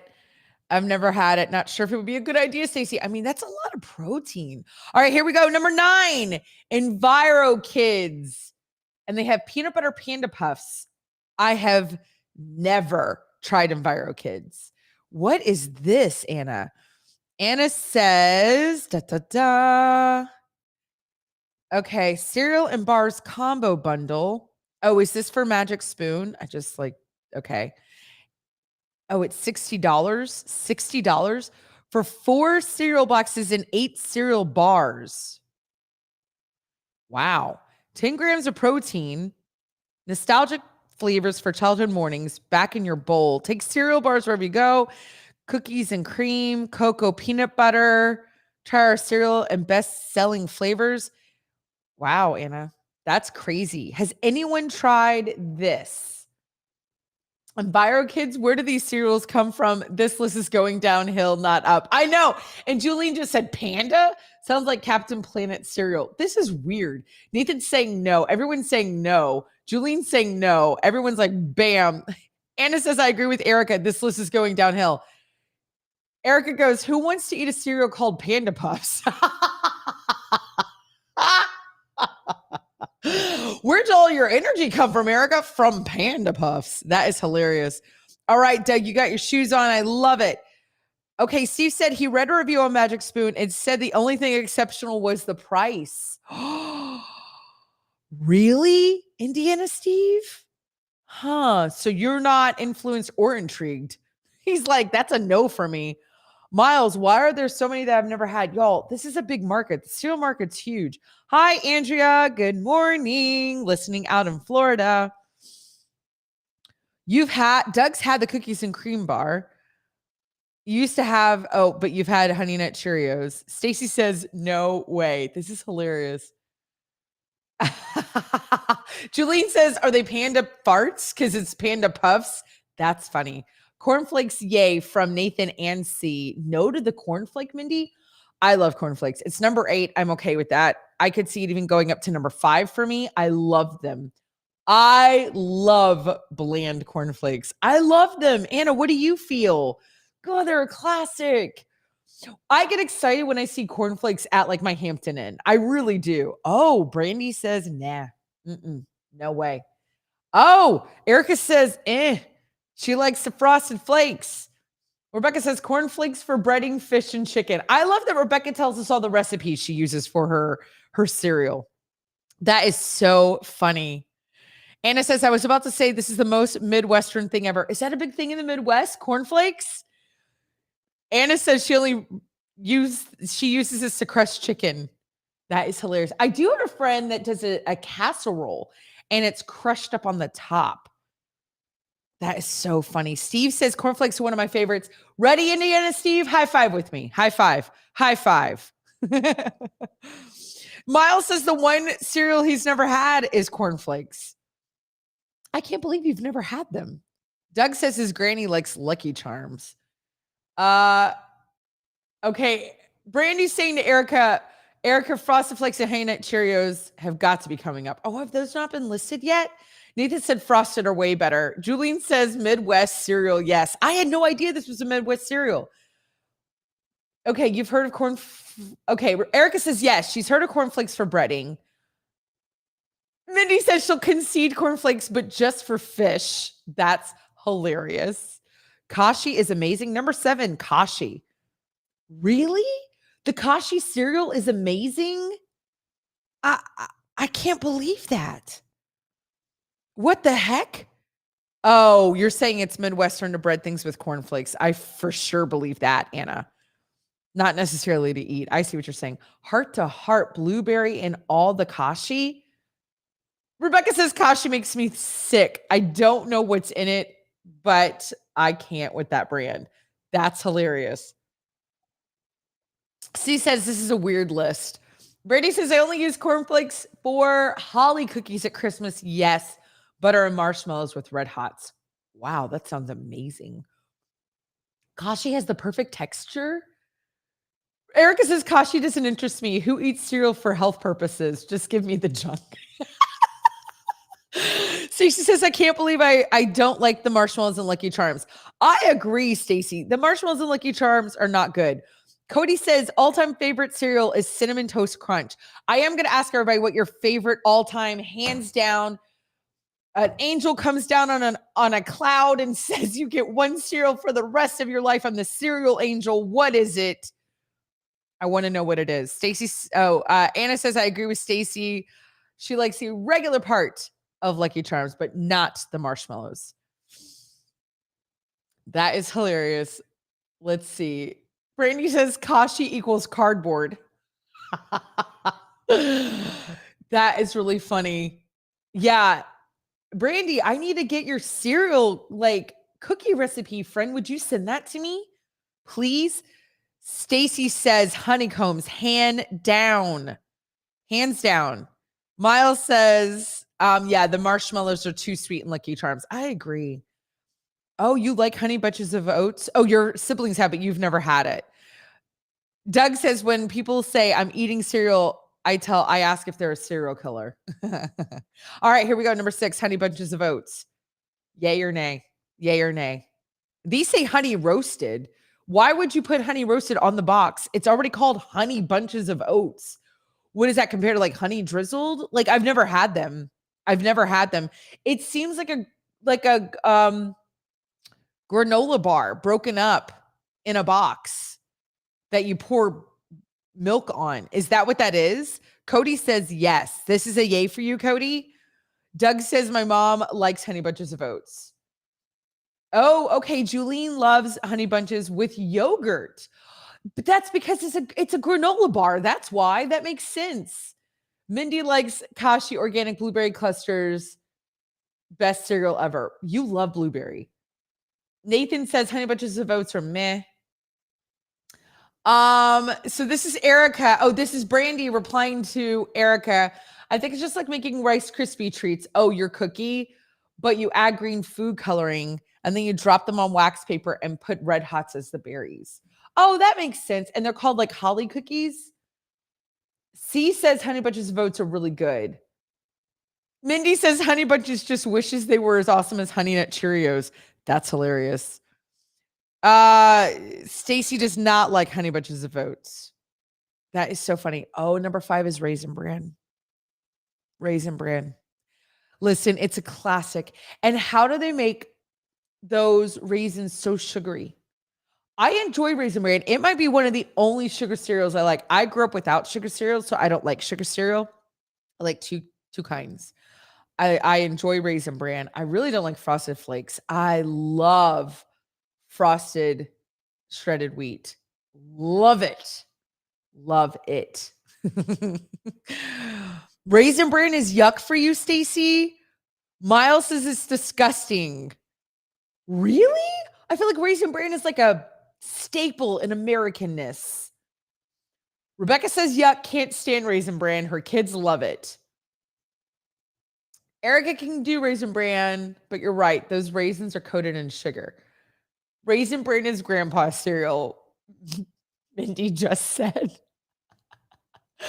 Erica says my son likes the one with cranberries. I didn't even know they had cranberries. Bye, Julene. Have a wonderful day, friend. Okay, Brandy says Kellogg Raisin Bran is better than Post. Oh, I didn't realize that there were multiple kinds because they sugar the raisins. I have to be in the right mood. Oh, I didn't even think about that there were different types. Huh. Nathan says I like crunch over regular, but the raisins are good. I had no idea. Cody says no. If Raisin Bran looked in the mirror, I don't know what you're saying. I don't know what puffins are. Number 4 is puffin cereal. Has anyone on the planet heard of puffin cereal or eaten them? Come on. Your sister was obsessed with the crunch style of what? Of Raisin Bran crunch style when she was in pre-K? Cody's saying no. These are a nay. Raisin Bran you have to eat fast. they get really mushy. That's what you're saying, Nathan. Okay, apparently there's a crunch. Raisin Bran Crunch. I had no idea. Stacy's saying no to puffins. No one's heard of puffins. This isn't real. This has been a cereal for 10 minutes. No one has heard of it. No way. It doesn't even make sense. I don't even understand. Okay, number 3. Rebecca, what the what? Oh, wait, it's not Wednesday. That's hilarious. Who made this list? I have no idea. Who did make this list? Okay, this is crazy. Nathan says yes to this one. I've seen it in stores for years. You've seen the puffins in the stores for years. Doug says no. Stacy says no. Miles say no. I don't know what's up with these articles. You've heard of puffins? Meh. They're trying to trick children into eating low sugar cereal with cute birds. But has anyone eaten them? They're pretending to be Toucan Sam. That's true. That's fair. All right, number 3. Guys, we got the last 3. Number 3, Cinnamon Toast Crunch. I've never had it. Miles loves it. You have it every morning? Interesting. Okay, Brandy's excited. Your kids love it. Do you love it? Oh, Fruit Loops. I was never allowed Fruit Loops. I was never allowed Fruit Loops. Now, I have had them dry before. Rain today. Hi, good morning. First time on the show. Glad you're watching. Also, Orange Horse. Hi, Orange Horse. Welcome. Erica says, big no to Cinnamon Toast Crunch. Hubby and kids love it. It makes the bowl slimy and greasy. Interesting. No, but I don't feel like a lot of people have a lot to say about Cinnamon Toast Crunch. Number 2 is Chex. I flipping love Chex. I love rice Chex. I love corn Chex. I love Chex Mix. I love the Chex Mix snack. I love making I don't love making Chex Mix. I love when people make Chex Mix. Cody, you're saying no to Chex? Now, I've never had the honey one.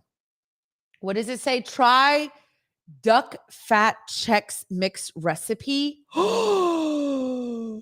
And chicharron Chex Mix recipe? Stop it. No. That can't be true. Whoa, that goes up a notch. Anna, we're making that for sure. Where do normal people even get duck fat? Nathan says Chex Mix is too dry. Chex is the only Chex Mix. Cinnamon Toast Crunch is too sweet. This is the greatest list ever. I am so excited right now. I am getting a little emotional. Your husband has been using duck fat for cooking lately? We can get duck fat at HEB? What? Wow, Erica. Miles says his dad makes Chex Mix every Christmas. Oh, like the puppy chow? You like the sweet and salty Chex Mix, Doug? You like the puppy chow kind? I like the savory kind. Do you like Frosted Mini Wheats? Who likes Frosted Mini Wheats? Okay, Frosted Mini Wheats is my second. Frosted Mini Wheats for me is number 2. It is, Nathan says, I wrote this as a ghostwriter. I flipping love Frosted Mini Wheats. I love it dry. I love it with milk. You love it? Okay, Brandy, do you love it? Okay, Mindy says, yes, Frosted Mini Wheats deserves a place of honor, but not number 1. It's number 2 for me. I want everybody's number 1. I want to know right now, number 1. Or you can tell me your top 3. Number 1 cereal of all time. What is it for you? Erica says Frosted Mini Wheats are okay, not her fave. Yeah, everybody loves savory Chex Mix. Come on. Anna says Chex is her all-time fave. Rice Chex or corn Chex, or you don't care? What Steve says cornflakes. Indiana Steve says cornflakes is his number 1. Rebecca says number 1 for her is Golden Grams. Erica says Cocoa Pebbles is number 1. Cocoa Pebbles wasn't even on this list. Neither was Fruit Loops. But Puffins was on. This was a weird list. Miles says Cocoa Puffs and Cinnamon Toast Crunch. Also Golden Grams. Anna says Rice Chex Mix, Honey Nut Cheerios. Interesting. Nathan says Fruit Loops or Frosted Flakes. Wow, you guys are really sugary people. You like your sugar cereal. James out in Arizona. Hi, good morning. Doug says Honey Nut Cheerios for me. Are you guys ready to hear my favorite, my top cereal of all time? Do you want to guess what my top cereal of all time? I know I've mentioned it before in passing. Those are your top 3, Miles? Oh yeah, Kate, that's true. Anybody want to guess what mine is? My second favorite of all time is Frosted Mini Wheats, for sure. Greatest. I even like mini wheat, like oh God, I love shredded wheat. Oh, I love shredded wheat. I love shredded wheat. I don't like the big biscuit one. I like the little tiny ones. Oh God, I love them. I really do. With milk. Oh, I like them plain. I forgot they existed. Mindy, throw this list away. We're making a new one. We should make our own. Anna, that's what we should start doing. We should start doing food votes on our website, Anna. We should start doing food votes. Yes, let's do that. I'm serious. Erica says some more cereal is pretty good. Have to be in the mood though because it's super sweet. Nathan knows my favorite. Mindy is guessing Grape Nuts as my number 1. Yes, I think so, Anna. I think we need to do that. Miles says there's nothing in the world that doesn't have sugar in it now. Erica says I used to love Quaker Oat cereal as a kid. I've never had it. Stacy says number 2 is Cheerios. What was your number 1? I missed it, Stacy. Oh, number 1 is Honeycomb. Stacy says Honeycomb, number 1, Cheerios, then Captain Crunch.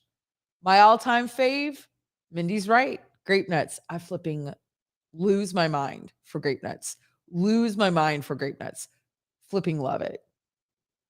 I love it. It's my all-time favorite. I love mini shredded wheat. I don't like the big biscuit thing. That thing kind of freaks me out. But I love shredded wheat. I love Frosted Mini Wheats. I love Cheerios. I love cornflakes. Frosted Mini Wheats is as close. Yeah. Nathan says Mindy's telepathic. Yay. Way to go, Mindy. How did you know that? Do you remember me saying it? I actually, during the pandemic, there was a grape nut shortage. Grape nut shortage at the beginning of the pandemic. I paid $40 at one point to ship them in from Canada. I do love to soak them. I love to soak them. Mindy said she's talked about them before. I get a little about them. You know what I mean? I do. I like them on ice cream. I like them plain. I like to soak them where they're underneath milk and you can't see them. I like them kind of right here. Sometimes you pay attention. That's hilarious. I do. I love them. Does anybody else like it? Probably not. And then number 5. Oh, okay. You also love cinnamon toast, Stacy. And then number 5 is Cookie Crisp. Yeah, Cookie Crisp was my one thing. My grandmother, who's still alive, she'll be 98 next month. And she had Cookie Crisp cereal at her house. She had a bunch of cereal. There was a cabinet I could get to. And because I wasn't allowed sugar cereal at my house, this was the greatest thing ever. I do soak them, Erica. I do. But I sometimes like them crunchy. There's a sweetness. There's a happy medium. There's a sweet spot on Grape Nuts. Just under the milk. Yes, right there. You just have them under the milk, Mindy. Right there. That's the ticket. Anyway, I used to love Cookie Crisp. Can't do it now. But I remember when I was a kid, Anna says Grape Nuts is going on the second. We should have a two bingo cards and people have to see which one I do each day. Stop. Ooh, Grape Nuts with sugar and raisins. What is wrong with y'all? Nope. This is my hot take. Oh, bye, Nathan. I didn't even know that was happening. This is my hot take. I think cereal, honestly, should be eaten at dinner. I am not pro cereal for breakfast. I've had it, but I think it just slows you down. I think it's kind of groggy in the morning. But I think at night, there's something really comforting about cereal at night. That is kind of, happy voting, Nathan. Cookie Crisp is not as good as you remember. Bought some a couple and it was not the same. Oh, yeah. You bought some a couple of years ago, Erica. Yeah, I don't think I would like it at all anymore.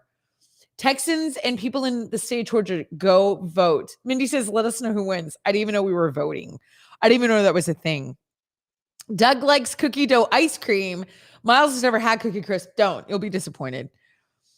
Stacy says you should eat it in the morning. I know. Stacy, you eat it every single morning. No. You put actual grapes in your chili? I don't know, Mindy. I have no idea. I don't know what kind of voting Nathan's doing. Have I dipped grapes in chili? You mean like chili powder? Jeez Louise. You guys, what's great is we spent the entire time today talking about cereal. Anna, we should just know that when we do this, that is what the show is going to be. We're going to have great conversation. It's going to be interactive, and we're going to take up the entire time. That's so funny. We have a whole show planned, and we only got through cereal. That's my fault. I told her to do all 20, which I'm glad. I like it when we have days like this. It's nice. Sometimes we just need a day to talk about stuff. You know what I mean? I don't know. Erica says she really does cereal. Not a big breakfast person in general. I love breakfast foods, but I don't eat breakfast. You know what I mean? Yeah, we didn't talk about Courtney. We'll need to talk about her a different day. Oh, hello, Kate. Good morning. Oh, no, I can't hear you. That's because I haven't done that. Can you hear me now? You haven't done that. Hi, friend. Good morning. Morning. How are you? For you, it's good afternoon. Good afternoon to you.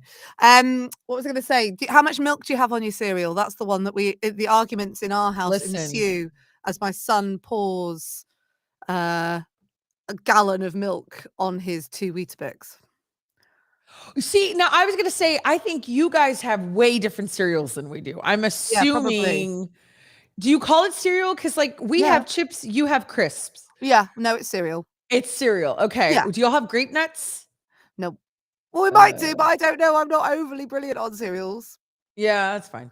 We were doing the top 20 cereals here. Do you like sugar in your cereal, or do you like? Yeah, I tend to have. You're a sugar person. I have like a granola, almond milk, no sugar syrup type of things going on, which is quite nice. You add sugar to it? Like I know people who take a packet like they do to their tea and their coffee. When I was a kid, I used to have cornflakes, and I'd put an extra spoonful of cereal on so I'd get sugar on, so I'd get the lump of sugar at the bottom. That was the treat. Like you get to the bottom of the milk and like scooping up actual sugar. But don't tell my mum. I won't. She's not listening. We stopped talking last week. We're in a fight. I'm kidding.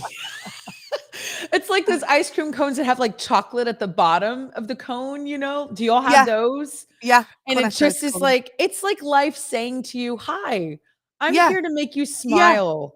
And you're like, thank you, life. Thank you. Yeah. Friend, what is coming up on your show? What positive things? Because you're not here next Thursday. So in 2 days, Thursday.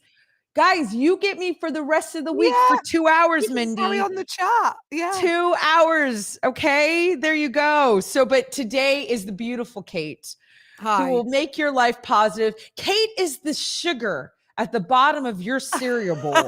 She is the chocolate at the bottom of your ice cream cone. So we are going to be talking about Lucky Charms, but not the cereal. We're going to be talking about actual Lucky Charms. So do you have one? Do you have a Lucky Charm? Do I have one? Well, do you? Don't spoil it. Well, I won't spoil it entirely, but it tends to be, if I'm nervous about a pitch or a presentation, I've got necklaces that friends have given me that I wear. So if I put it in that sense, have you got anything like that? Rather than I don't have a rabbit foot on a keyring, Kate. I did when I was little. Did you? That's not okay now. We like rabbits and not just for their feet. Yes. I know. You know what? My girlfriends, that I was really close to at the time when I was having my children. My kids are almost 8 years apart, and I didn't know I could have another child. And so when I got pregnant with my second one, and so I have a 19-year-old and I have a 12-year-old now, and I was pregnant. They all picked out a bead from different places, even friends that didn't live here, and they like put in good thoughts or prayers or whatever they wanted to with the bead. They put it together. A girlfriend strung it together, and my OBGYN let me wear it during labor and during delivery. Is it so? All my girlfriends right there on my wrist. So that gave me goosebumps. And that was nice. Do you still have it? Wear it? Do you use it? Is it around? Oh, right, okay. Yeah. And that was the end of my story. But now it's time for your show. It is.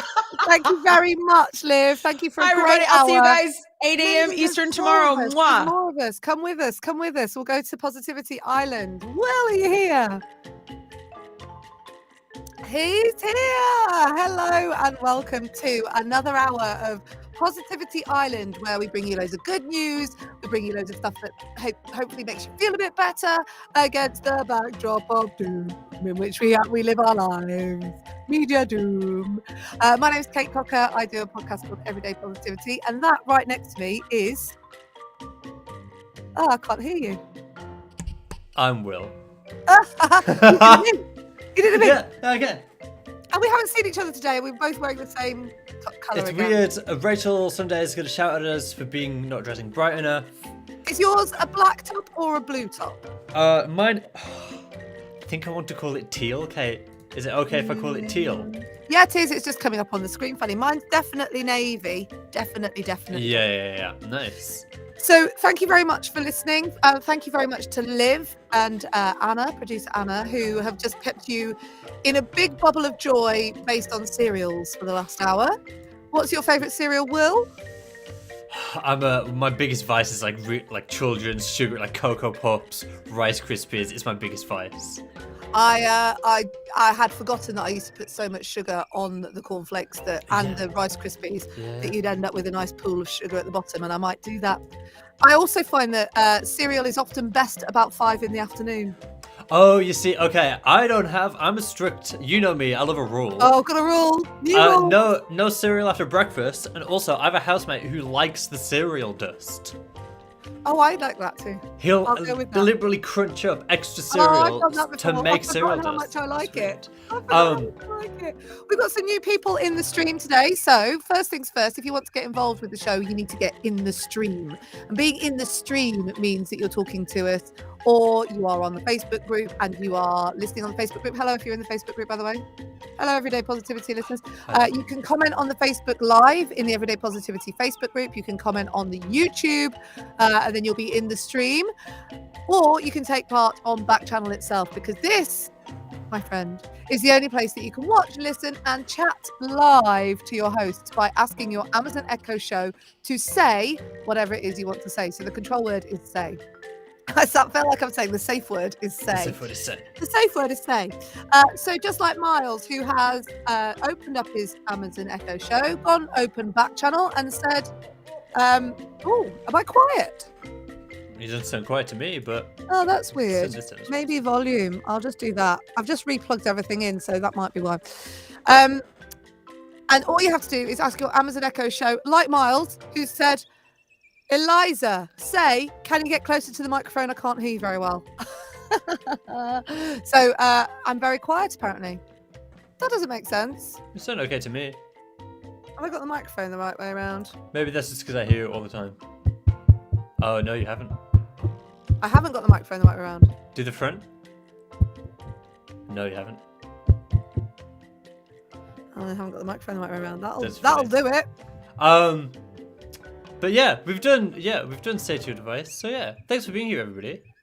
Thank you very much.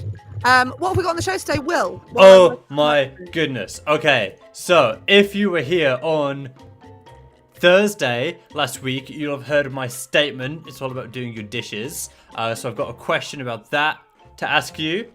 And then, of course, we've got some good news. We've got some news. It is good. It's fun. It's not the news that you're used to. We're going to talk about a couple on a cruise ship. We're going to talk about ducks. And we're going to talk about Duck Duck Goose. different stories, I promise. Obviously, we're talking about Dolly Parton, who is the patron saint of everyday positivity. And we've got some trivia coming up as well that you can take part in. It's all multiple choice. And we've got an activity that will help you practice your everyday positivity. And I know what you're thinking. Well, How are we going to get that all into an there's hour? no way that you can possibly fit all of that into an hour. And yes, I can, and I will. Because it's our party. Oh, that's worse. Okay, that's worse. Oh, is it worse? That is worse. Okay, then I had it the right way around in the first place. Okay. Stacey says she can hear me. Better. Yeah, I thought so too. So please take part on the chat. Stacey's already updated us. She's pulled a muscle in her stomach on Sunday and stomach hurt really badly. So annoying. Kate, we can hear you. Miles says it's raining at my house. I'm in Texas. Nice to have you in the stream. What we're doing first? Oh, I know what we're doing first. Right. I'm doing a talk on Thursday, which is why I'm not going to be here. Or Will and I are not going to be here. And Liv will be in for another hour. Oh. And I'm doing this talk and I'm very nervous and I did my packing. First of all, did the Will rule of I'm staying down in London for 2 nights, 2 pairs of underpants. Good, smart. And as I packed the underpants, I packed my lucky underpants. If I can just interrupt. It's 6 minutes into the show and we've already talked about underpants, Yes. which I think might be a new record. I think underpants are silly underpants. Tell me about your lucky underpants. So my lucky underpants are my PMA underpants. So I have my PMA ladies who are part of a gang called the Positive Mental Attitude Ladies, which is actually where Everyday Positivity was born because I felt the vibes of what it was to have some positive vibes in my life. And I thought I want to share that with the world. Mm-hmm. Anyway, PMA ladies, last Christmas, I bought them all a pair of underpants with sparkly PMA written on the back. Cute. And so I've packed them because it will bring me lots of confidence and I'll feel like they're with me as I'm on stage being very nervous. Smart. That's a good idea. I like that. So, and do you know what? I think yesterday was National Lucky Day or something like that. Anyway, so I wanted to know what your lucky charm was. Lucky Penny Day it was yesterday. Oh, Lucky Penny Day. That's a good question. What is your lucky charm? Let us know in the stream. All you have to do is ask your Amazon Echo to say, it's a necklace from my friends, or whatever it is for you. It's a tricky one. You don't know what your lucky charm is, do you? No, I don't. I keep a lucky cat on my desk. Well, then that's your lucky charm. But he doesn't come with me, or she doesn't come with me. And then I have a tiny wooden owl. Okay. And he sits atop my door frame, and he keeps all the bad vibes out of my room. So this is a bit more superstitious than I thought. Are you superstitious about anything? That might be a better question. I wouldn't say that I'm superstitious. I am a little stitious. But that's about it. Oh. I don't really have a lucky charm. I'm glad I brought it up. There's nothing. Even Miles is saying I don't have a lucky charm on the stream. Oh, do you have something that but like you said about your, obviously you said about your underpants. I have clothes, like I have my favorite outfits that I feel confident in. Oh, there we go. So go with that one. I have confident when we know you're feeling a bit blue. What top are you wearing? Probably like a bright one. Like, do you know that blue Hugo Boss one I wear quite a lot? Yeah. I have a really bright orange one that I wear sometimes. That's the day you need a bit of a boost, is it? It can be. It can be. To be honest, sometimes it's just whichever one is the cleanest. Okay. And you do a sniff test? Oh, yeah, 100%. All the time. Since COVID? Not sure. Can't tell. I don't think that many people are very superstitious. Miles, I'm not very superstitious at all. No. Stacey, I'm not a superstitious woman. Superstitious woman sounds like a song. Ooh, she's a superstitious woman. So what was Stevie Wonder singing about? Oh, that was it. It already is a song. Very superstitious. I just love my little necklaces. Like the girls have bought me necklaces in the past. It's like Liv just said then that she had some beads. Beads. So Kristen's with me. My lucky charm would have to be my Princess Leia in Bespin Cloud City fancy dress action figure. Love Good it. one. Nice. Love it. To be fair, I just bought a crystal that I've put down here in the studio. Okay. My daughter cleansed it for me when it arrived in the house. I bought it because it just looked really nice. And look, little ball in the, it's like the moon. It's like a teeny tiny moon. I've got a teeny tiny moon. I hadn't sort of thought that before. I thought of this, but yeah, it's interesting, isn't it, that you kind of have these things in your life that you have next to you to make you feel a bit better. Yeah, and let's celebrate that a little bit today. Come on, let's celebrate the trinkets. Celebrate the trinkets. Because I don't think I would consider them lucky charms, but now you mention they it, make you feel good. I have that boomerang that Kat got me from Australia when she came to visit for the first time. Yeah. I have my little elephant so I can talk about the elephant in the room. That Emma got me from the Christmas market. Yeah. I have my postcard from Sapir of her dog from when I was feeling blue last year. So I have all of these things. I have my crocheted goose. My crocheted goose. Goodness. That Kat's mum did for me. And I wouldn't consider any of them lucky charms, but they're all around me and they all have like stories attached to them and they're all just little trinkets that I like. And good. So whenever I sing, I wear necklaces around my neck to help me control where the notes go in the house, says Stacey. I've got all the cats going. Oh, the cats. Oh no. I've just caught sight of the cat. She's got a sticker on her foot. That's not gonna go that running around trying to get it off. I don't think it's gonna. We'll have to see how that plays out. Chaos. Who knows what's going to happen next in the Cocker household with Pepper with the sticker on her foot. Talking of stickers, if you would like to win your own stickers, then you have to remember what Will said in his statement on Thursday. Will, what's the question? The question is, on Thursday, when did I say you should be doing your dishes? Ah. And if the first person to get it right, win some stickers. Yep, and we'll be watching the stream now. I'm watching it. We could do the little countdown timer.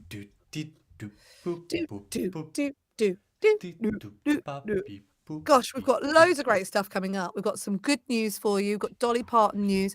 I've got a positivity activity that's going to, I think, blow your mind. We were talking about it yesterday and it was a bit whoa. Yeah, it's a new one on me. So we're doing it. I don't think anyone's playing. I don't think anyone's playing either. I think your question might be too hard. Can you make it a bit easier?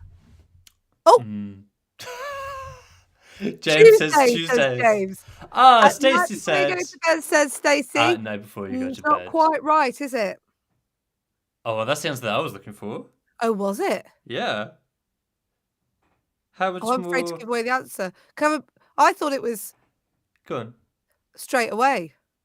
Oh no! Don't do them straight away. Oh, okay. So Stacey's got it. Stacey's got quite a few packs of stickers now. Yeah. Better send them. Stacey.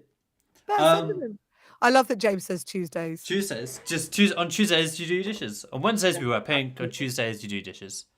Yeah, I love that. All right, this Positivity Island is just this lovely extension of a podcast that I do every single day called Everyday Positivity. It's always about 2 or 3 minutes long.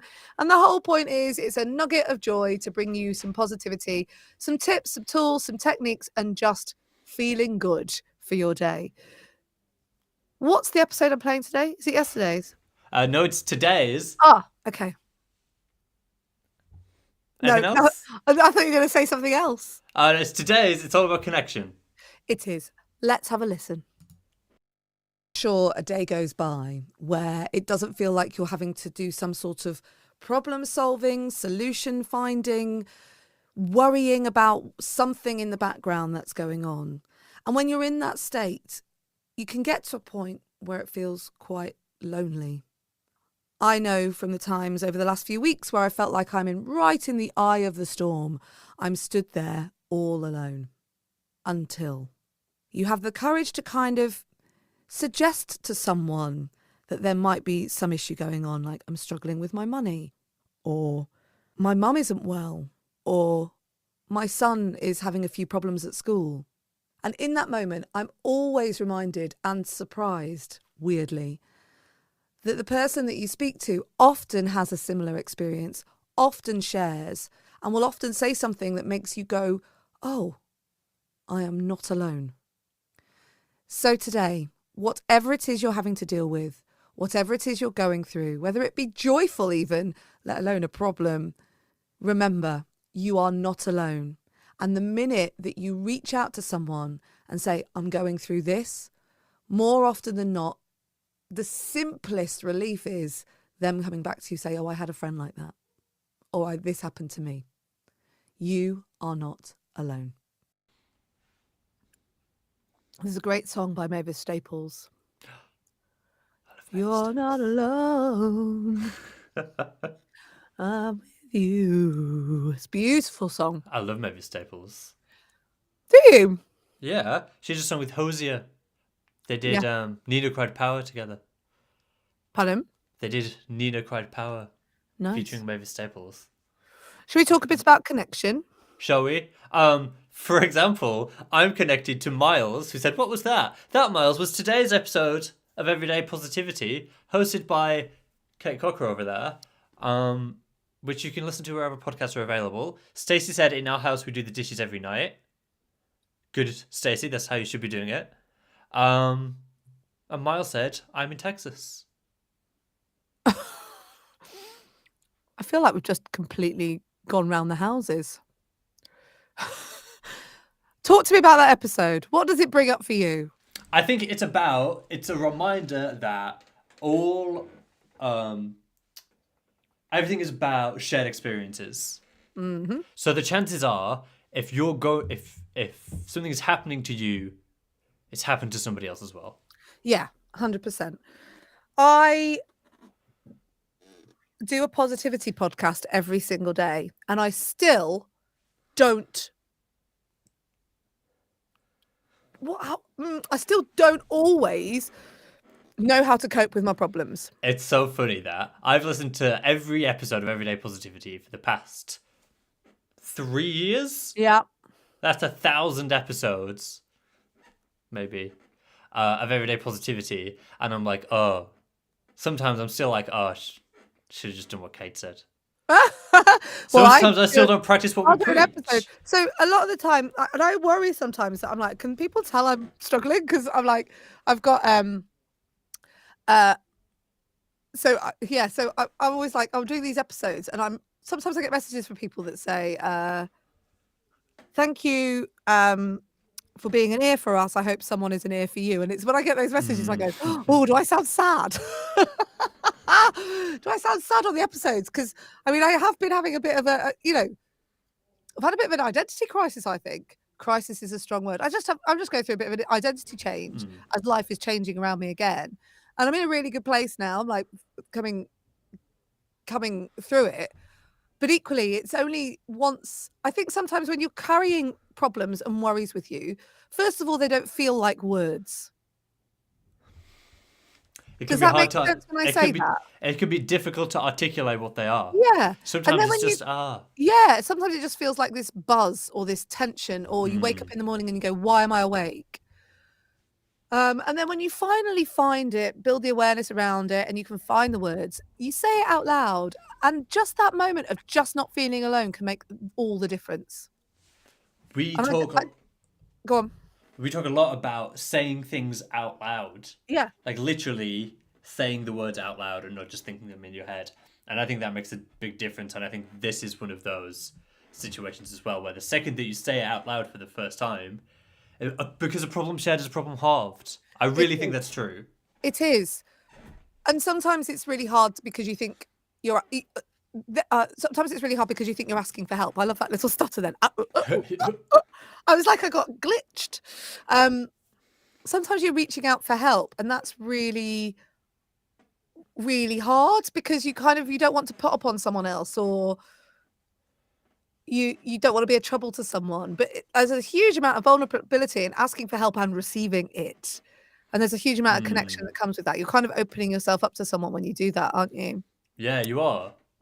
Because it's vulnerable. It's a moment of vulnerability. It is. And vulnerability is the most uncomfortable emotion, isn't it? Or the sensation. So we've got some stuff coming up in the stream. Yes. So Kristin says, I'm fighting slipping into another depression post-COVID 2.0. I completely understand that. Because, Kristin, tell me if I'm wrong, there's this sort of state we've been in And you know what? It was a fearful state.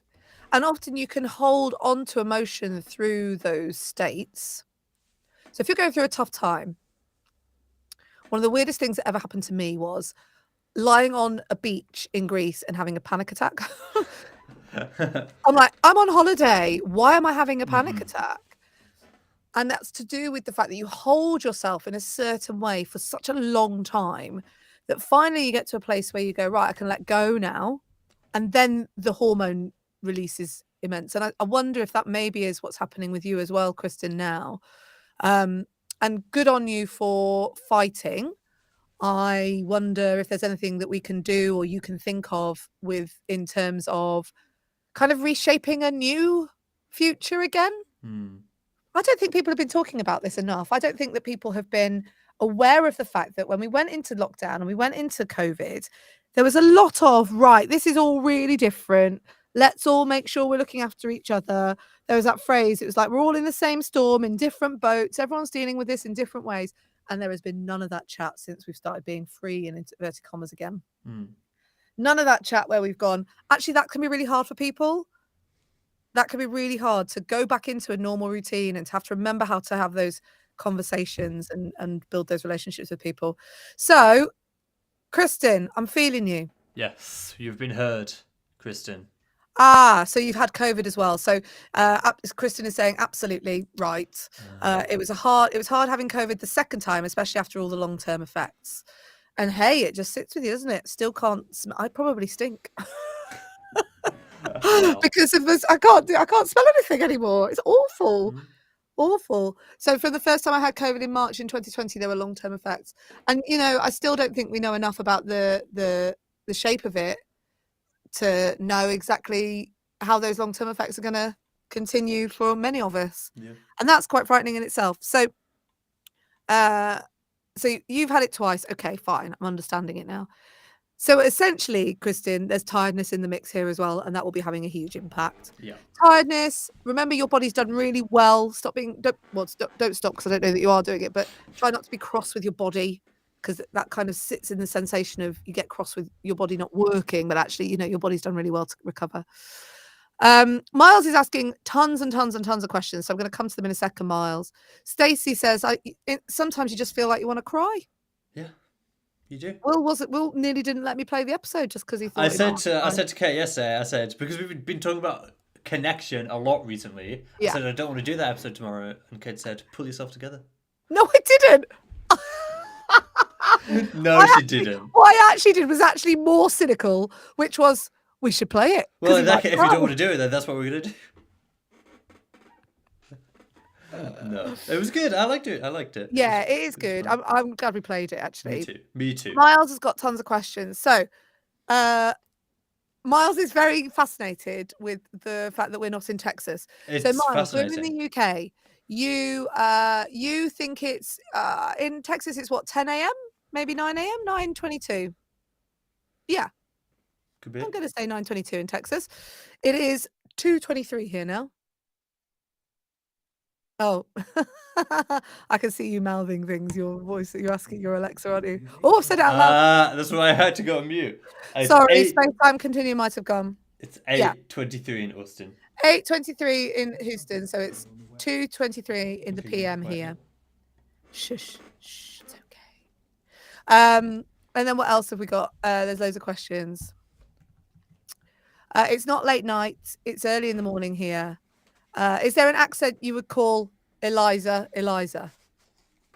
Nah, we can't say her name because it sets off the space-time continuum, brings it into a dangerous sphere.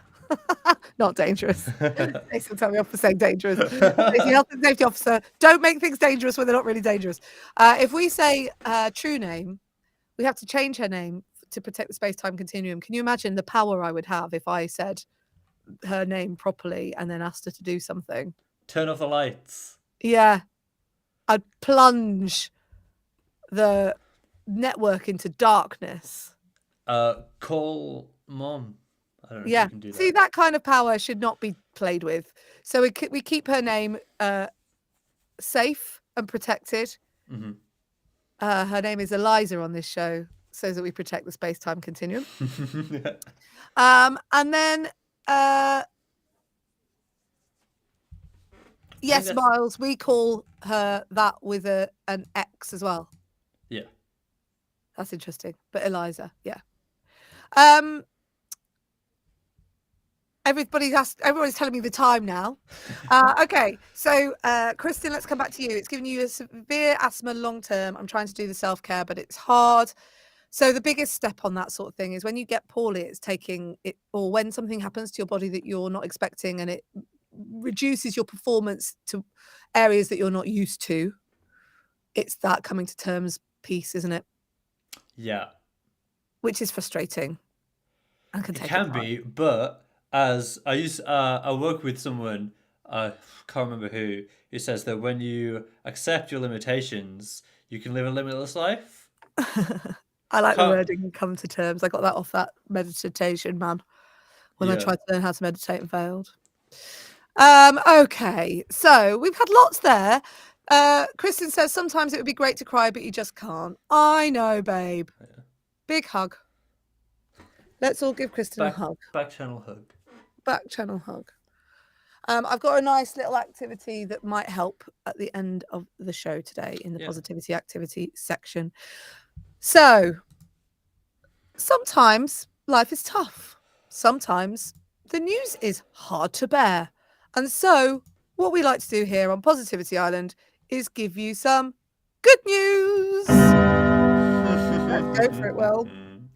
An Australian couple have decided to permanently live on cruise ships. What the what? So, Angeline and Richard Burke decided that they'd rather live on cruise ships than on land. So, that's what they're doing. That's what they wanted to do, so that's what they're doing.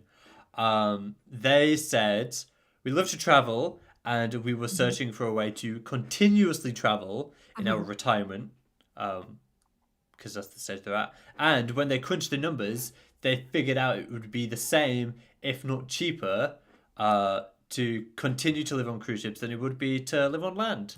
So that's what they're going to do. They sold the house, living on a cruise ship or cruise ships. That's amazing. Yeah. Where would you live would you live somewhere like that? I also wonder if you'd stay on the same cruise ship or if you'd cruise. I think you would have to hop around. Cruise ship hopping.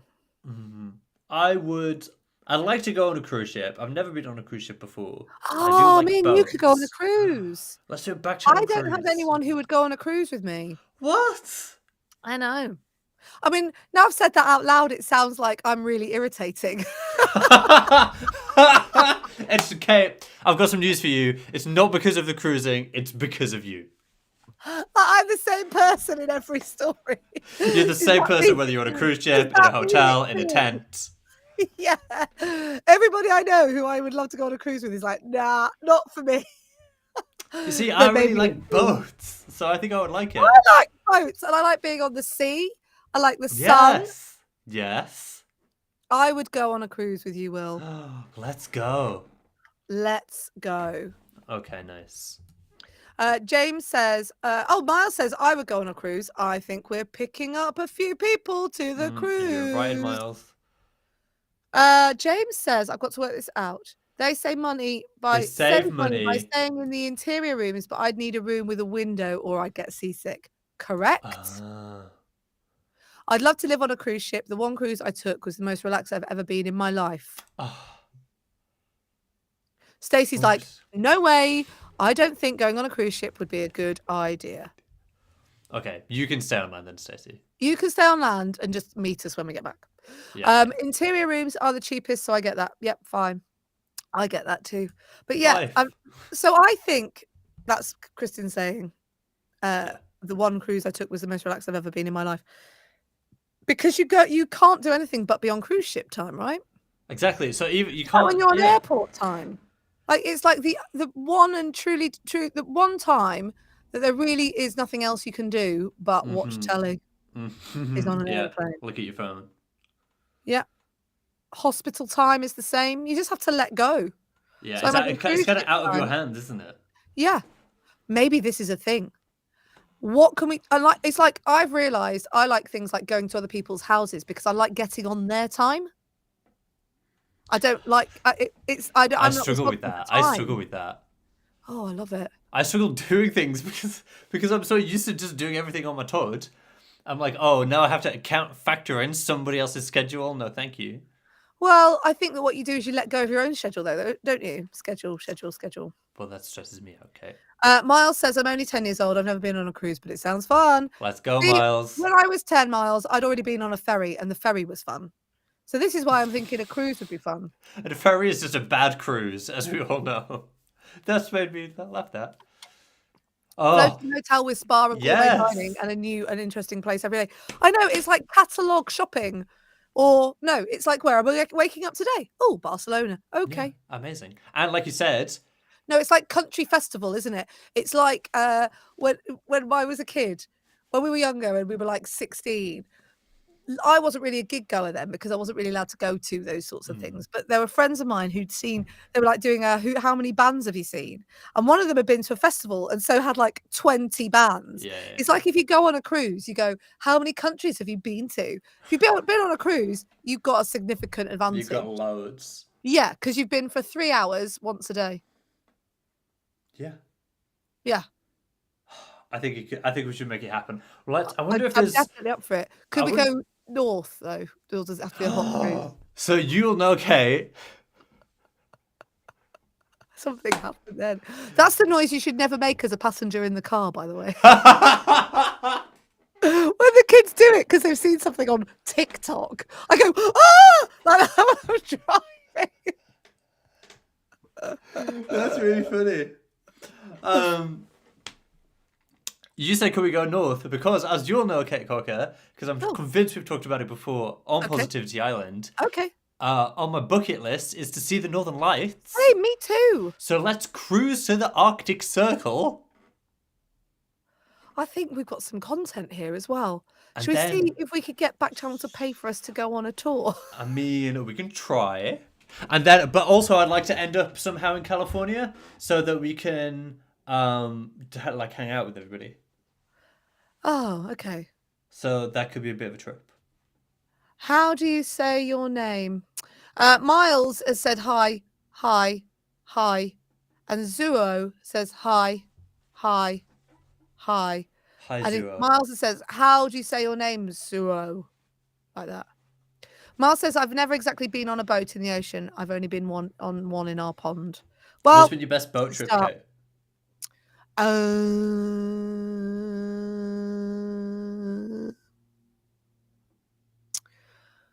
I quite like the boat trip that you can do when you're in somewhere like Turkey or Greece and you get the little thing with the canapé and they take you around some. I like those. They're nice. That's good. I like my ferry trip. I liked that. Oh, I went on a boat trip around the islands towards Vancouver Island. That was good. Oh, the one where you saw the whales? The one where I saw the whales, that was Boston. That was just a day out. Yeah, nice. On the Hayley and Allison show, oh, this is news. Go on. Hayley and Allison play my favourite music to help me feel better. It's our here's what's coming up on the show jingle. Oh, brilliant. And It's that's just like a little Stacey's bed. favourite music. That's his favourite music. Fantastic. Okay. Morning. We got a lot out of that one. I like We did. that. I'm going to have a piece of chicken. All right, I'll tell you about the news story. Yeah. Okay, a British man, not me, a different one, saved a family of ducks after being woken up by their distressed mother. The good part of this is that he saved a family of ducks. Yeah. It should have reworded that headline. So the last bit was the good bit. He was called Eden. He was asleep in his bed one day and he was woken up by the duck mother, mother duck, quacking near his house, and he realised that her babies had gone missing. So, after putting his ear to several like grates along the street, do you know what I want? Like the covers where the thing is. Yeah. He opened one up and he could see that 7 ducklings had fallen into this grate. So he said he acted on instinct, really. I'm 6'1" tall, 6 foot 1 inches tall, and I was just fully submerged when I went down. He said he must have looked a sight, but he managed to rescue all 7. He must have felt like a superhero. You would, wouldn't you? What a way to start your day. Yeah, and like having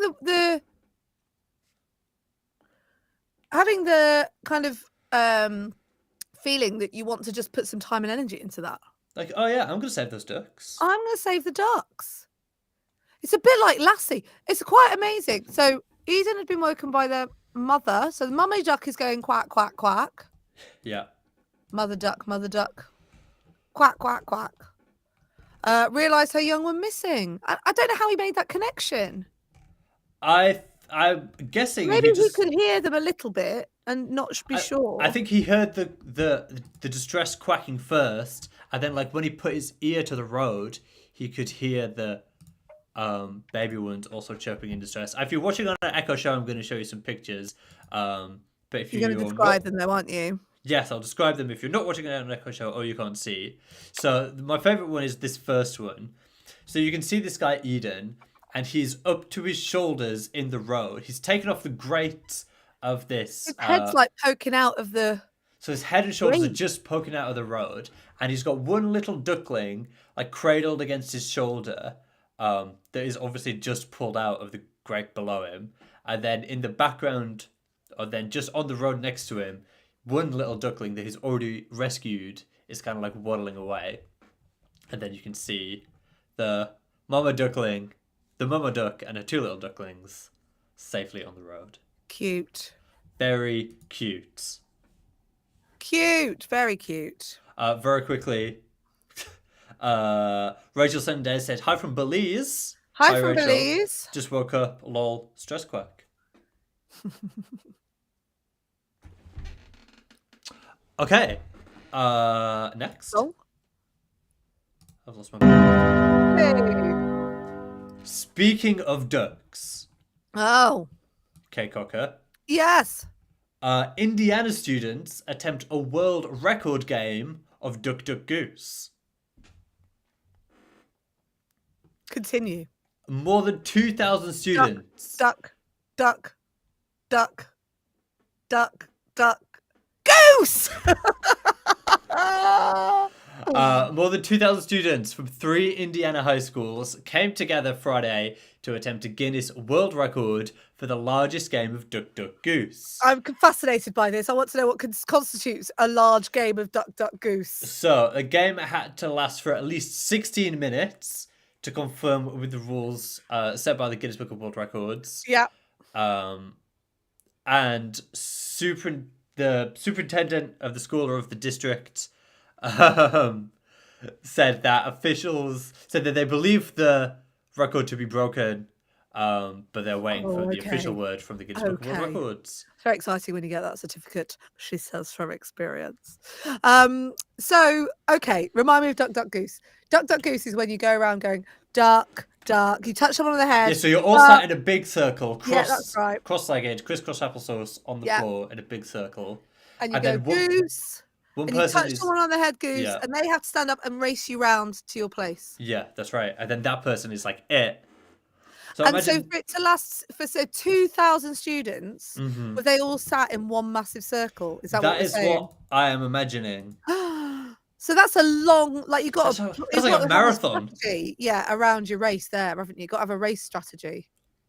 Like if you go out too fast, that's quite a good one because, like at a short one, you're probably going to always lose if you're goose, right? But on a slightly longer one, you've got a bit of an opportunity to play the strategy right.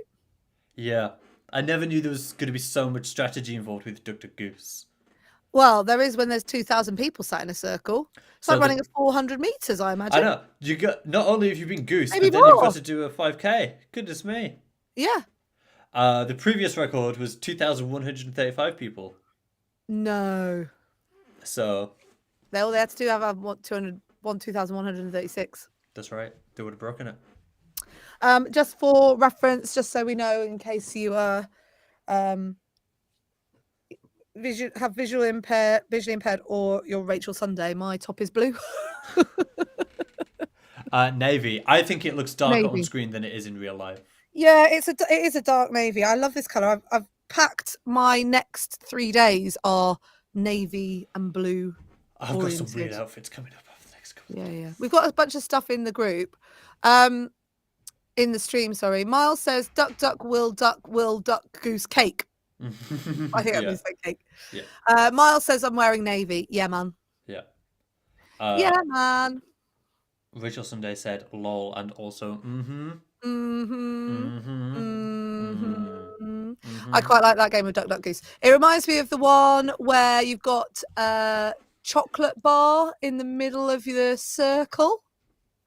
And you roll the dice, and as soon as someone rolls a 6, if you roll a 6, you have to get up, go into the middle of the circle, pick up a knife and fork, put on some oven gloves, pick up a knife and fork, and start eating the chocolate as quickly as you can until someone else throws a 6. So they keep going round. And when it happens, someone goes, everyone goes, 6!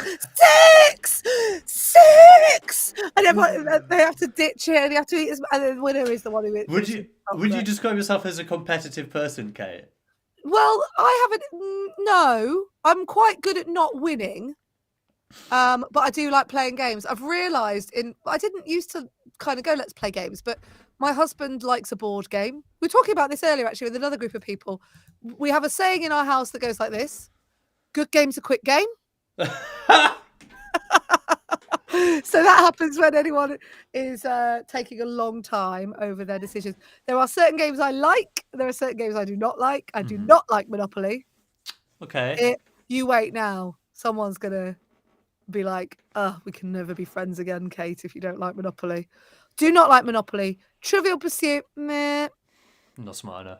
But I do like a bit of Catan, and Catan is a bit of a long game. So yeah, good game's a quick game. That's how we put it in our house. So I'm not competitive, but I like the way that games provide you with a social structure that people can express their personalities around it. That's a really dull thing. Okay, why did you make it boring? Oh, I just wanted to play Cluedo. I hate Cluedo. No, okay, we can't be friends anymore. Miles says we're never going to be friends again because he likes Monopoly. Oh dear. Miles, our relationship was fun. It was short and I loved every second of it, but I do understand. I'm going to host on a cruise on my private Positivity Island Backchannel chartered cruise. I'm going to hold a board games Monopoly Cluedo night. Or Clue, as they call it. And I will not be coming. Well, you weren't invited anyway, Kate. Fine. You obviously know me. Come on then, let's do Dolly news because we're running out of time. Dolly Parton will be back for a Christmas special. Dolly will return later this year to headline Dolly Parton's Mountain Magic Christmas. Her latest flick for the same network is going to be a modern-day musical about the making of a TV network special. It's going to be a bit of singing, a bit of acting, probably Dolly some famous Parton. cameos. Should she do a Christmas special? Is that a movie this year? I think this is a little bit less. It's a bit more like fiction-y, kind of acting like a program. Miles has asked if it's Christmas here. Well, no, it really isn't. It's the middle of summer, but because it's the UK, it means it's grey and rainy today, isn't it? Yeah, it's grey and rainy. It's 15 Celsius though. I know. Which is what is it in Fahrenheit? That don't know. I'd have to ask Eliza, and I don't want to. I'm not talking to her right now. Okay. Why don't I ask while you set up the pop quiz? Quick. Okay. You said at the beginning how we're going to get this all into the show. We've had a good old chit chat. We need to race through. I know. We're going to be talking to... Because you know what, Will? Good game's a quick game. A good game's a quick game. And we're going to be talking to the awesome Jam and Renee coming up. But before we do all of that, it's time for our trivia. I've got a bunch of questions for you. They're all multiple choice. And I'd really love it if you could play along and help Kate out with the questions. All you have to do is say the name of your device. We call it Eliza, followed by A, B, C, or D to any of the questions. Kate. 29 degrees Fahrenheit. It's 29 degrees Fahrenheit in the UK at the minute. Yeah. Or at least it might be 39. I didn't quite hear it because I was listening to you at the same time. Oh, thanks. I know, right? Okay, let's do the pop quiz. Here we go. Question number 1. How long ago? Nope. How long did dinosaurs live on the Earth? If you think it's 90 to 99 million years, Eliza, say A. If you think it's 150 to 200 million years, Eliza, say B. If you think it's 210 to 250 million years, Eliza, say C. If you think it's 260 to 300 million years, Eliza, say D. How long did dinosaurs live on the How Earth? long did dinosaurs live on the Earth? There's also a musical accompaniment to every question. I'm going to say B. What do we reckon? How long? You're saying... Well, Miles is saying C, 210 to 250 million years. Okay. I'm saying 150 to 200 million years. Million years. That's a long time, isn't it? I don't think we've even made it to a million years as a human race, have we? No. A, says JD, 90 to 99 million years. Hi, JD. Thank you for playing. Thank you, JD. Also, JD is a subscriber. If you're watching it on an Echo show, there's a subscribe button in the bottom corner. And if you click it, you'll get a notification every time our show starts. Fantastic. Why would Which you won't not be want that? Thursday. Which won't be Thursday. It was 250. It was 150. 150 years. I was right. Were you? I can never remember because I'm not paying enough I attention. was B. That was B. Yes. 150, 200 million years ago. Did you know, Kate, that dinosaurs went extinct about 65 million years ago? Oh, I can't even begin. So we have done a million years as a human race. Yes. We've done 65 million. Because a million years is a millennium. Right? No, Let's move on. I can't. Oh, yeah, tis. Yeah. Tis. So, Correct. yeah. Oh! Which TV show features the actors Danny DeVito, Charlie Day, and I'm going to say this wrong. Help me. Rob McElhenney. Rob McElhenney. McElhenney. Danny DeVito, Charlie Day, and Rob McElhenney. If you think it's Mythic Quest, Eliza, say A. If you think it's Always Sunny in Philadelphia, Eliza, say B.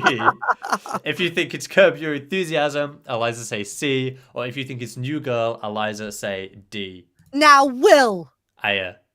did you see the footage of Wrexham Football Club, soccer club, Yeah, owned by Ryan Reynolds and Rob McElhenney? I did see it. They were in the FA Trophy.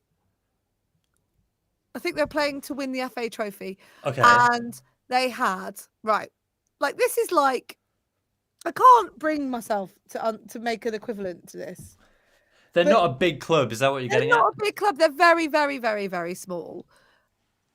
And so you look up from your little, you've got your little seat that probably is a bit broken because Yeah. it's not been sorted out. It's just old club stuff. Mhm. And you look up to the box at Low the top, budget. and there's Ryan Reynolds, and you go Rob McElhenney. Oh, right, okay, yeah, they bought this, didn't they? That is a bit weird. Yeah. But then Will Ferrell's there and David Beckham In Wrexham, which is like this teeny tiny Wrexham. town. in Shropshire. Is it? Or is it Wales? I think it's Wales. Okay. JD is saying C. Curb Your Enthusiasm. It's B. Always Sunny in Philadelphia. Go. Your, your husband introduced me to It's Always Sunny, and I love it. Did Hilarious. he? He's Yeah. a bit like that. My husband introduces, forces stuff on us, and then we love it. Okay, of course. Now, let me explain that I mean sitcoms. Television shows. Television shows. And then he goes on and on. And it's like, I told you. I told you. Told you love it. American Office. That's what he did with that one as well. And we watch them over and over again. That's such It's a dad funny. thing. It's such Okay. I told you you'd like it. All of you said you didn't want to watch it, and now you love it. That's what so you get for all classic. that. Classic dad. Which of the following was considered one of the 7 ancient wonders of the world? Is it A, the Colosseum? Is it B, the Great... If you think it's the Colosseum, Eliza, say A. If you think it's the Great Wall of China, Eliza, say B. Eliza, say B. If you think it's Colossus of Rhodes, Eliza, say C. If you think it's the Great Barrier Reef, Eliza say D. I'm going B. Do you think it's B, the Great Wall of China? Yeah, it's been B every time. Interesting. I'm sensing a theme. James says B. Yes, James. Which of the following was considered Triumph. one of the 7 ancient wonders? Jim's saying B. Thank you for playing, James. Miles says B. Rachel Sunday says, Gav, you're here. Oh, you're feeling lonely on Facebook, Rachel. I know. Emma, listener Emma, is coming to town soon, and I don't know when she's landing because I've messaged her and she's not messaged me back. Is she here in, like, within the next couple of days? First week of June, I think. Oh, okay, so not quite. Miles is saying B. Steve's saying C. Which of the following was considered the 7 ancient wonders of the world? I'll tell you, it was Colossus of Rhodes. Oh, wow. I think the Great Wall of China is like a modern one still, is my understanding. Oh, I see. Was the key word there. Yeah. The Colossus of Rhodes was a statue of the Greek sun god Helios, erected, funnily enough, in the city of Rhodes. And is it still there? Parts of it. It's not stood as it is in that image. But parts That's of it very have been Game of preserved. Thrones. Lots of Game of Thrones cities have big statues like that. I mean, you kind of would, wouldn't you? I've got one in front of my house. Have you? Is it you straddling It is, yeah. Only wearing a toga as well. and enough underpants? Let's move on. What is the longest running Broadway show? What's the longest running Broadway show? If you think it's Les Mis, I don't know. Eliza say A. If you think it's The Lion King, Eliza say B. If you think it's The Phantom of the Opera, Eliza say C. Or if you think it's Jesus Christ Superstar, Eliza say D. Right. I've never seen Les Miserables. Me neither. Let's watch it on our cruise. Yeah.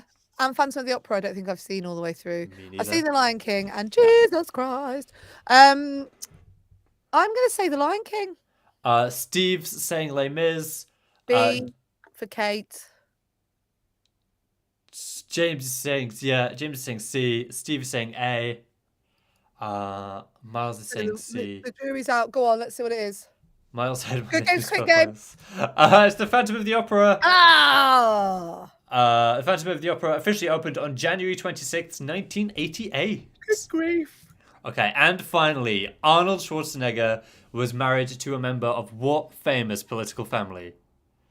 If you think it's the Kennedys, Eliza say A. If you think it's the Bushes, Eliza say B. If you think it's the Rockefellers, Eliza say C. If you think it's the Clintons, Eliza say D. say D. Are you in a musical now, Kate? Yeah. Arnold Schwarzenegger was married to Arnold Schwarzenegger was married to a member of what famous political family? Miles says, I'm a kid, I don't know. That's going to be the standard answer to anything I don't know. I'm a kid, I don't know. I'm a kid, what do I know? Steve says the Kennedys, James says the Kennedys, JD says the Rockefellers. No, that's a lie. JD said the Kennedys. Everyone said the Kennedys. It was the Kennedys. Ah, they look happy there, don't they? They do. Okay, should we get into positivity activity before Jam and Renee join us? Yes. There is a theory amongst money-making individuals that we put profit first. So when you're pricing up your stuff in a business, you put the profit bit first, like how much do I want out of this? And then we cost it up, not the other way around. My business coach said to me the other day, time is the same. Your time is the same. You book in the stuff that you need for you first, and then everything else falls around it. Remember me saying about my identity crisis? I was like, oh, yeah. Now, I've been around this a few times with you before. I've gone, you need to put time in for yourself, make sure you're booking in rest time, make sure you're booking it in. But the very idea that you would look at your week and go, what do I want to do? And I'm going to put that in first, and then everything else can fit around it. Yeah. The other thing that's happened is, the other thing that's happened is that this week I've had a couple of moments where I've been doing stuff that's for me, and the client got in touch with me, and I've gone, if I was in a meeting, I wouldn't reply to them. So why am I replying to them now? And I've left it till the time I'm available. Good. This is your concept of the meeting. The meeting. So it's just an extension of the meeting, which is book them that in. you need to book your time first. How bizarre is it that you don't think of things in a certain way up? Do you know what I mean? So that's your positivity activity for this week, because Will and I will be back next Tuesday. We are not here on Thursday. What you do have on Thursday is the wonderful Liv with her producer Anna as well. Liv Harrison, Liv every day. She's doing her normal 2-hour slot, which she does Monday, Wednesday, Friday, 2 hours, doesn't she? We come and eat into her show. Steal an hour from her twice a week. We do. So we are going to do. She's going to do her full 2 hours and not get to the end of it and go, oh yeah. Oh yeah. It's only an hour. Gotta give it to these guys. Yeah, you've got to hand over to them. So that's what we're going to do. Should we have a chat with James? Talking of handing over. Hi, James. Hi. I think we need more time with you all. Like, I think you can still time from me. You guys could have 4 hours.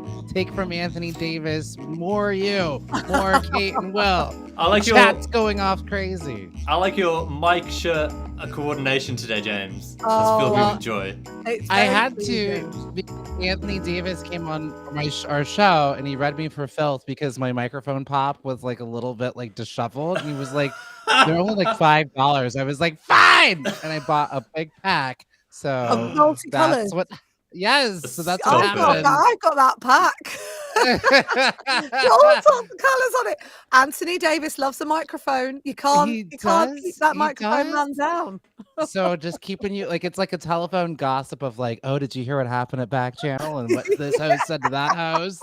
It just takes all day for the gossip to get from Haley and Alison in the morning all the way through to Mario.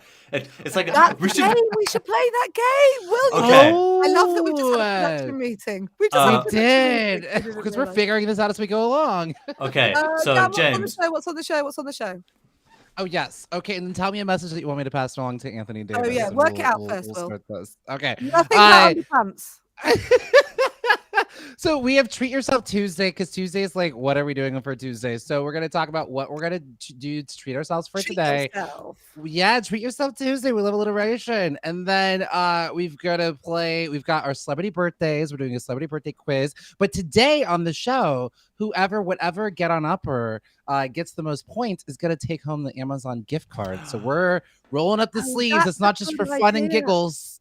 It's not just for fun and giggles. Someone's winning today. How much is the Amazon gift card today? $25. We do every Tuesday and Friday. You could rack this up, get on uppers. And I tell you what, you get yourself a nice pack of microphone muffs for that. I was just gonna say, think of all the pop shields you could get with a $25 Amazon gift card.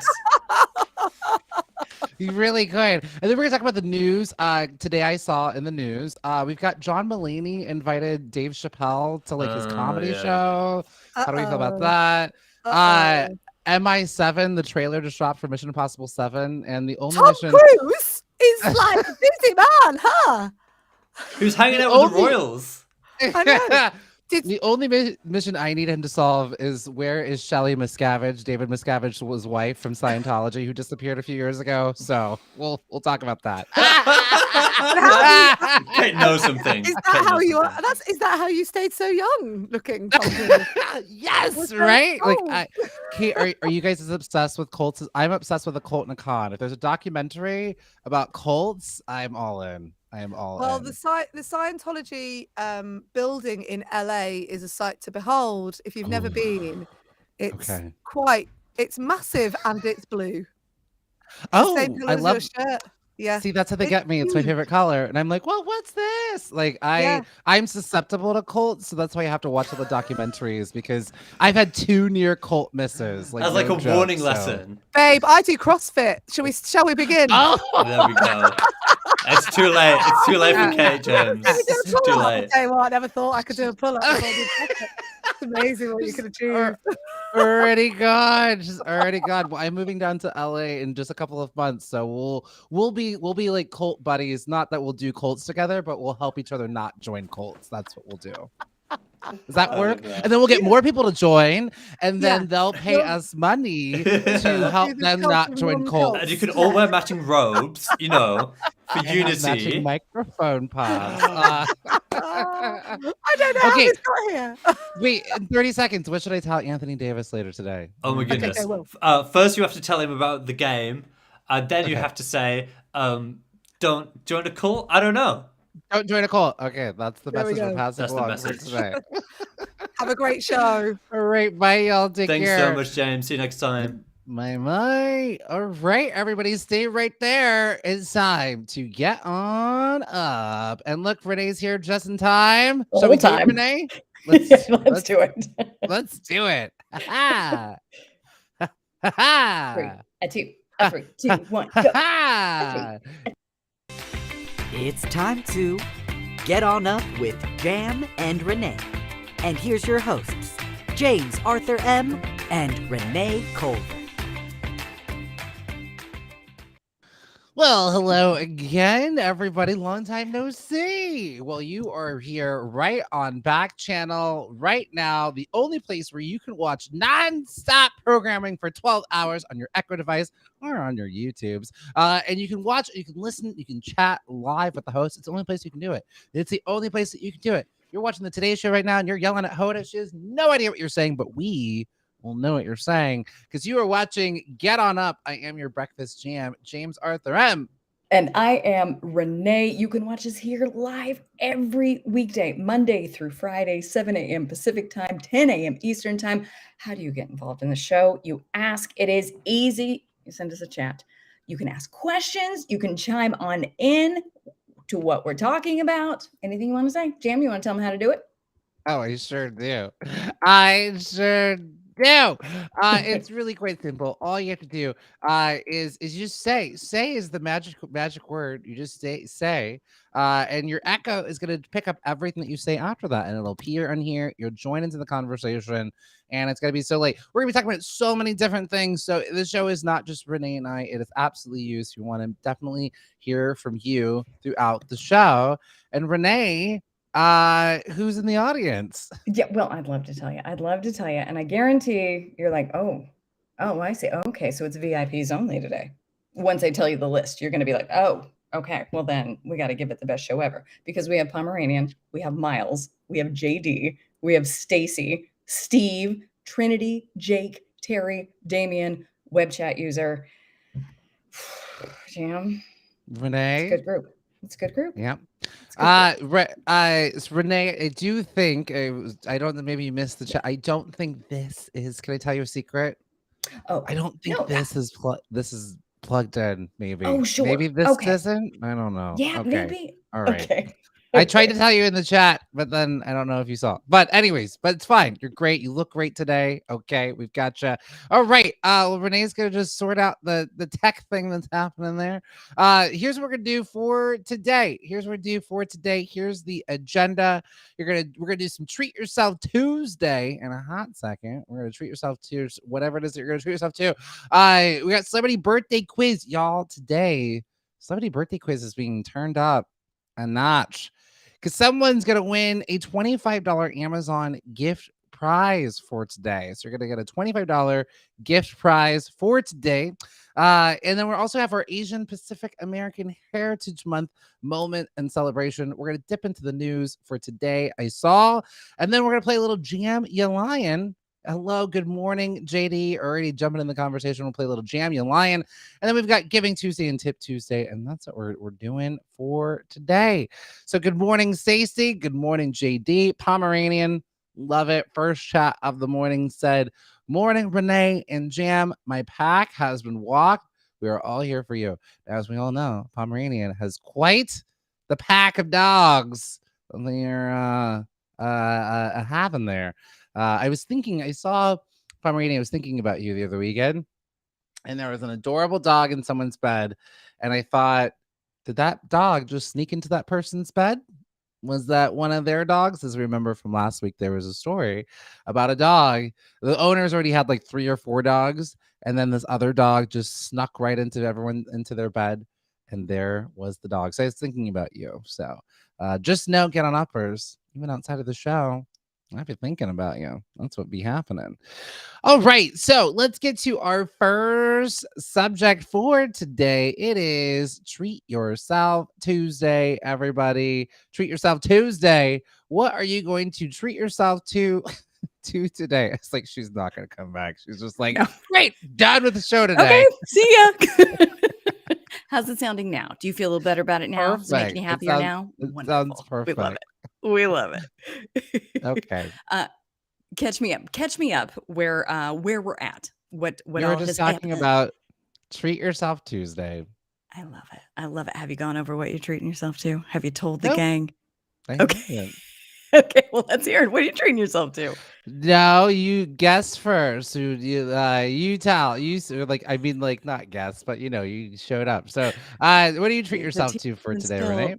Jam is the host. Renee is the guest. You heard it first. That is the inner monologue. We got it.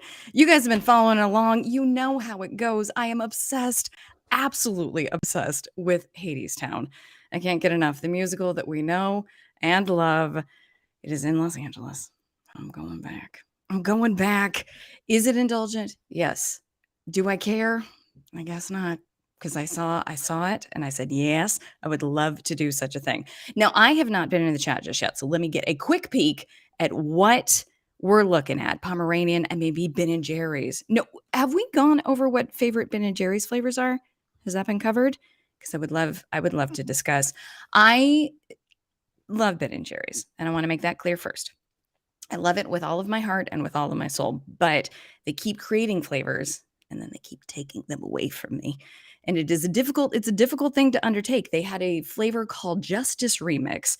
And I am wondering, was that insensitive? I cannot tell, but it came out in 2020 and it was like everybody, saying, hey, no, none of this is okay. We don't like this, which I love Ben & Jerry's. And if you follow their Instagram, they are on the right side of things. So the flavor is called Justice Remix. It was a cinnamon chocolate flavor with various accoutrements in it. The best thing that's ever happened to me. Now it's gone.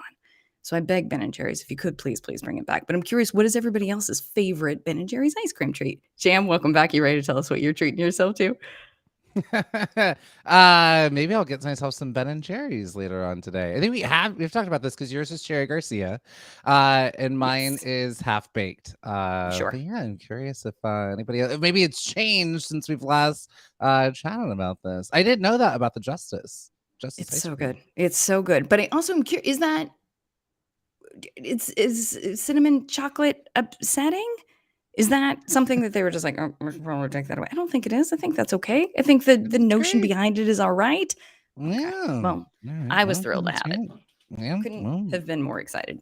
Tell me more, Jam. What else are you treating yourself to?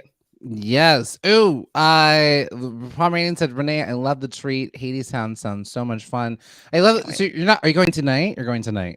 Yeah. Oh, great. Okay. I wasn't sure I if know. this was tonight, but sometimes you treat yourself as like, there's this thing I'm doing in 3 months and I'm excited. Which is It fair. was one of Yes. those But things. no, tonight the treat has been set for tonight. I know. So I can't wait. I just bought can't my wait. tickets for Harry Potter and the Cursed Child for June 23rd. So that's going to be quite a little magical thing. Tonight, I'm going to treat myself to, I just bought a new video game this past weekend, and I'm going to play myself some Kirby. Never thought I would get into a Kirby game. Kirby essentially is this big round pink thing.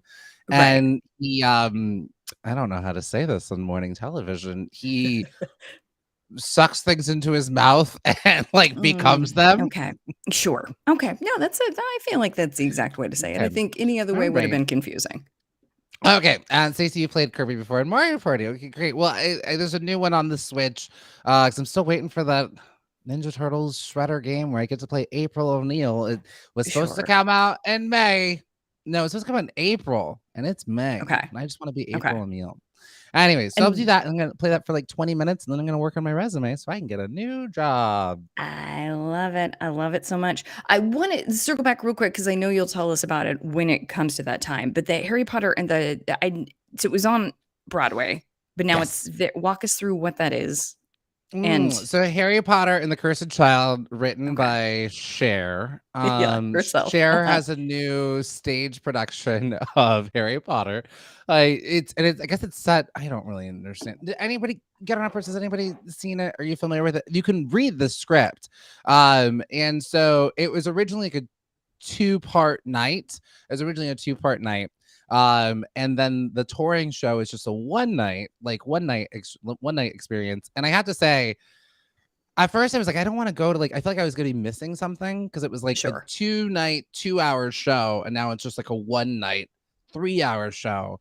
And I feel like me for the entire time I would be like, well, I'm missing something. But apparently my friend went and he's like, I don't think I missed anything. And so now there's the show. It's set 10 years after the events of the last Harry Potter. Got it. Okay. And I think that like we gently touched on this of whether or not you should go or not before you bought the tickets. And then I hypothesized that I think it's probably not in listen. Cher would never do this. So this is not on Cher. No. But maybe somebody in marketing, and I don't want to use the word money grab, but it is what I'm thinking of, just like, listen, we can maybe get a little bit more. They could buy more in merch. They could buy more in drinks. They could buy more in things if we make them come twice. Right. Yeah. So I think they're giving you a deal. If I know Cher, and I think I do, she's being like, you know what? Jam's gonna see right through this. We gotta break it down to one night so that he isn't like, you guys, you get it done. But now I'm wondering if we're living in the multiverse where Cher didn't write this and she who shall not be renamed wrote it. Maybe it's malicious and evil. She's and like getting duped. And maybe it is a money grab in that sense. She's just like, I don't know. Okay. Yeah, I didn't think any of this through. Okay. Am I supporting her? I wonder, is she getting any of this money from the ticket sales? She is. Yeah. Okay. I mean, if it's made it to Broadway, then yeah, somebody's got the rights to it. But she's, where she's done broke in her heart.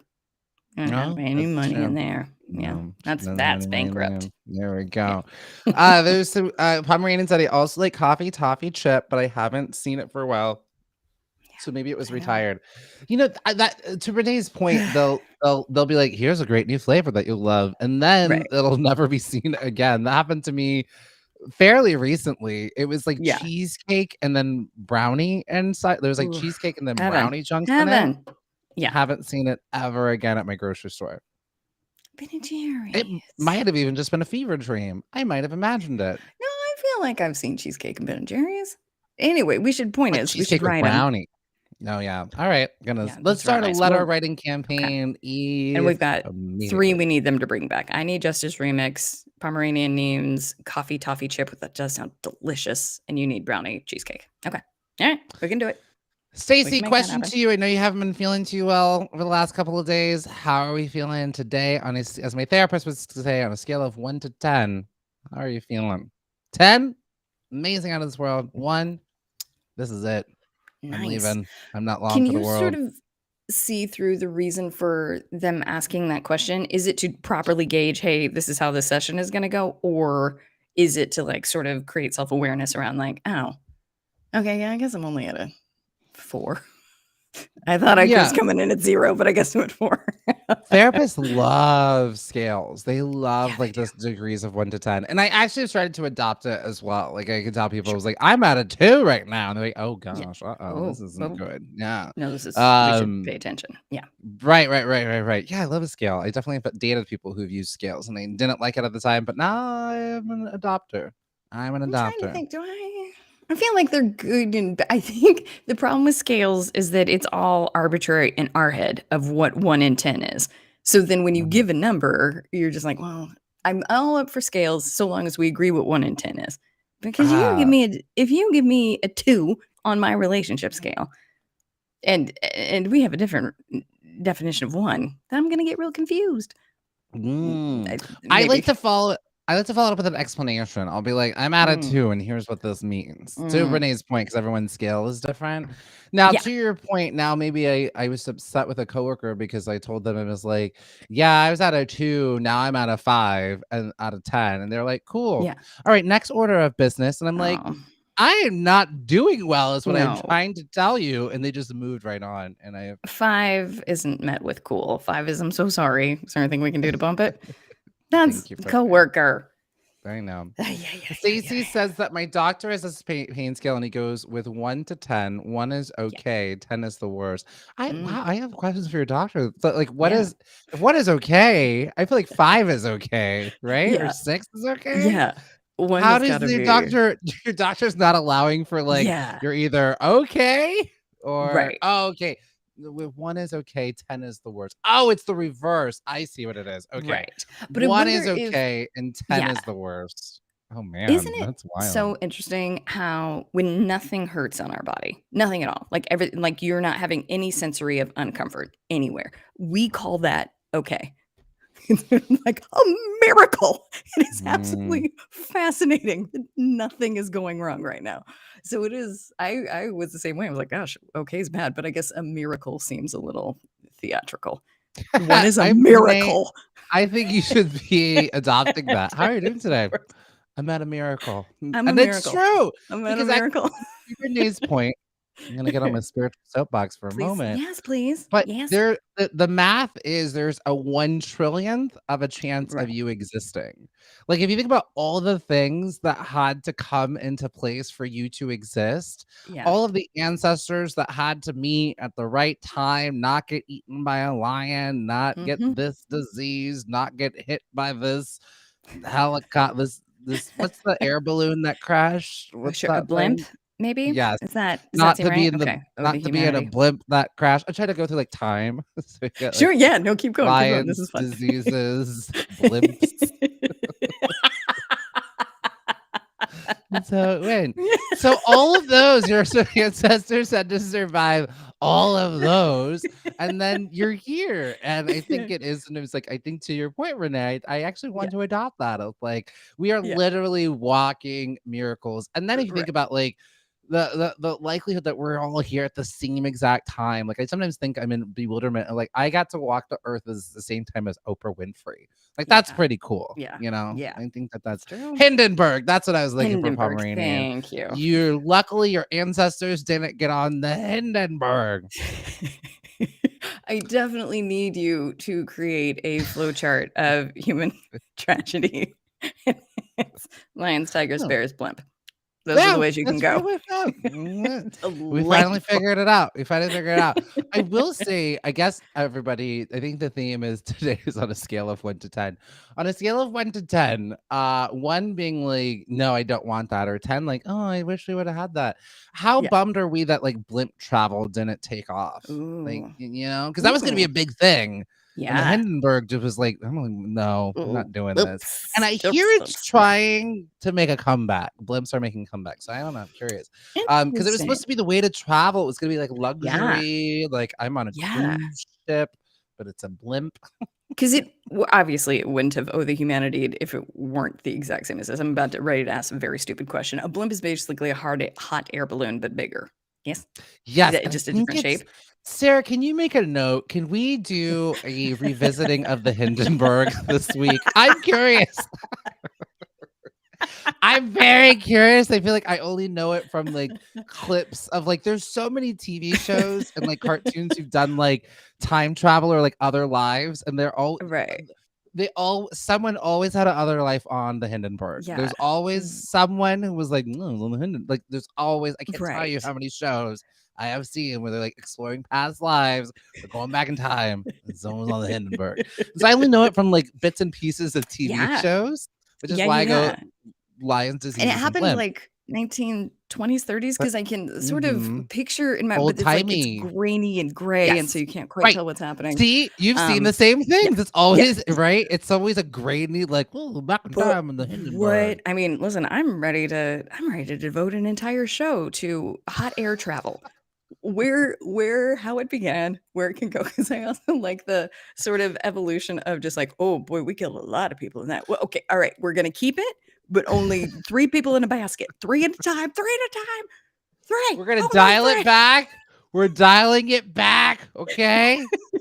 And if one person want to travel the world, that's fine. You're fine. You're not selling tickets. You are not taking my technology down with you. And we're now changing the holder to a basket. It's just a basket. It's just a basket. It's just a basket. Bring a sweater. It's gonna Thank get you. chilly. That's all we ask. Have you been in a hot air balloon? No, goddess, neither. no. I couldn't. Okay. And I can do lots of things. I can jump out of a I can do lots of things. I can jump That's out of a impressive. perfectly good airplane. Yes. That's impressive. It is impressive. I can do a lot of, I can jump out of a perfectly good airplane, parachute. If I was forced to, I would bungee cord jump. Like if I had to, Sure. I would do it. But like the hot air balloon thing, that just is not. Please don't propose to me, Renee, Okay. on a hot air All right, balloon. I won't do it. Please. I won't do it. Next I am one. make a real quick call. We can just hold on real quick. I'm just gonna, if we could Beep, bop, please boop, bop, beep, bop, boop, bop, beep. cancel the hot air balloon right this Proposal. weekend. You can keep the flash mob. I'm here for that. But just Okay. next, Yes. Don't you dare put me in a balloon. I'll go into the basket and then walk right out and then flash mob. Okay. All right. So you'll do it for the photo op. Marry. Got it. Yeah. Okay. That's good. All right. As I feel like merch is inevitable. It's on its way. And I don't know among those last minute of what we want to catch from you but I like a on a shirt, keep the flash mob. I think that's good. I'll do it for the photo op. I think that's good. I'll get in the basket. I think that's good. I think there's a lot And just a picture of the Hindenburg. Out of me. And just a picture of the Hindenburg. Because we like that. We love history. We sure do. Love it. We sure do. And then Pomeranian said, "Oh no, I'm not into all those extreme things. No bungee jumping or parachuting out of airplanes. Parachuting. It's not necessarily a parachute. Like it's is it? It's not parachuting. Parachuting is it? Well, I think because what catches you when you went skydiving? When you went skydiving, what caught you? Was there ultimately a parachute? But I feel like I didn't just jump out of the plane like with the parachute. Like, start coasting. Yeah. Renee, what extreme? I'm curious now. Getting up, we're derailing the entire show. We're gonna get to the we've got business to take care of. I'm so sorry. We will get to celebrity birthday quiz. Someone will be winning a $25 Amazon gift card, and here we are, tap dancing for you for no reason. But you've opened up this can of worms. What extreme sports have you all done? Get on uppers. I'm curious. Renee, we know that you ski. In that, a boy better not say that they can try to beat you because you are a absolute wonder of science with your memory. I don't know how you do it. It is extraordinary. I barely remember that story, and it happened to me. You and your family also swam between 2 islands. That's true. That's true. Yes. So I am an endurance person. I can go for a long amount of time, but I am not a thrill seeker because I was terrified of roller coasters until boys came along. Yeah. It's still there. I still hate the sensation of falling. So if it involves falling, I can't do it. If it's heights or endurance, I gotcha. But if it's falling, you think. Okay. So you can get in the blimp as long as the blimp stays in the air. Yeah, I just need that blimp to stay up. Yes. I'd buy the insurance. Exactly. And then as it went down, I would scream, but I bought the insurance. Renee, there's a follow-up question about your island swimming. Pomeranian said, that's so cool, Renee. Which islands did your family swim between? Question. I think the U.S. Virgin Islands, I think, is like the cluster of them. And then there's one called St. Thomas and one called St. John. And we swam from St. Thomas to St. John. And it was it's one of the few things that are, but again, my family doesn't get along too well, so but we still force ourselves together on a regular basis. So what we have learned, instead of just like, oh, maybe we just don't hang out, what we do instead is we just get ourselves into an endurance sport, the likes of which you can't talk. And then we do it all day long, which is very bizarre. We could just do a short dinner. But instead we're going to do an all-day activity that you just can't talk. Pomeranian's with you with the falling, right? No falling. That ride, Tower of Terror, is what all my nightmares are made of. Well, it's now the Guardians of the Galaxy ride, so I don't know if that will help. Raymond, hello. Raymond said, "Hello, guys. What did I miss? You missed nothing. You missed nothing. We're holding the show for you, Raymond. We will not do anything without you. No FOMO." With the Guardians of the Galaxy, when we were watching on Sunday, I had my because of the ride. Isn't that funny? Because they were in the thing that it's based off of, and I was like, "Are they going to drop? Are they going to?" Yeah. But I was worried for him. Yeah. Yeah, all right. Well, okay. Well, this has been Renee. That's like 7 miles of swimming. I know, Pomeranian. I don't understand. It's insane. Like Renee just she said it and just like moved on. And I was like, no. You and your family swam between two islands. It was a weird thing. Yeah. It was revealed during a It was two an truths all and a day lie. very weird thing. Yeah. I think that's the only one I ever got wrong because I was like, there's no way. But I learned. There's absolutely no way. Don't doubt the culverts. I know. And I know. All right. Well, thank you all for this lively morning chat, but it is now time for the games to begin for Happy Birthday Celebrity Prizes. Happy Birthday Celebrity Prizes. Happy Birthday Prizes.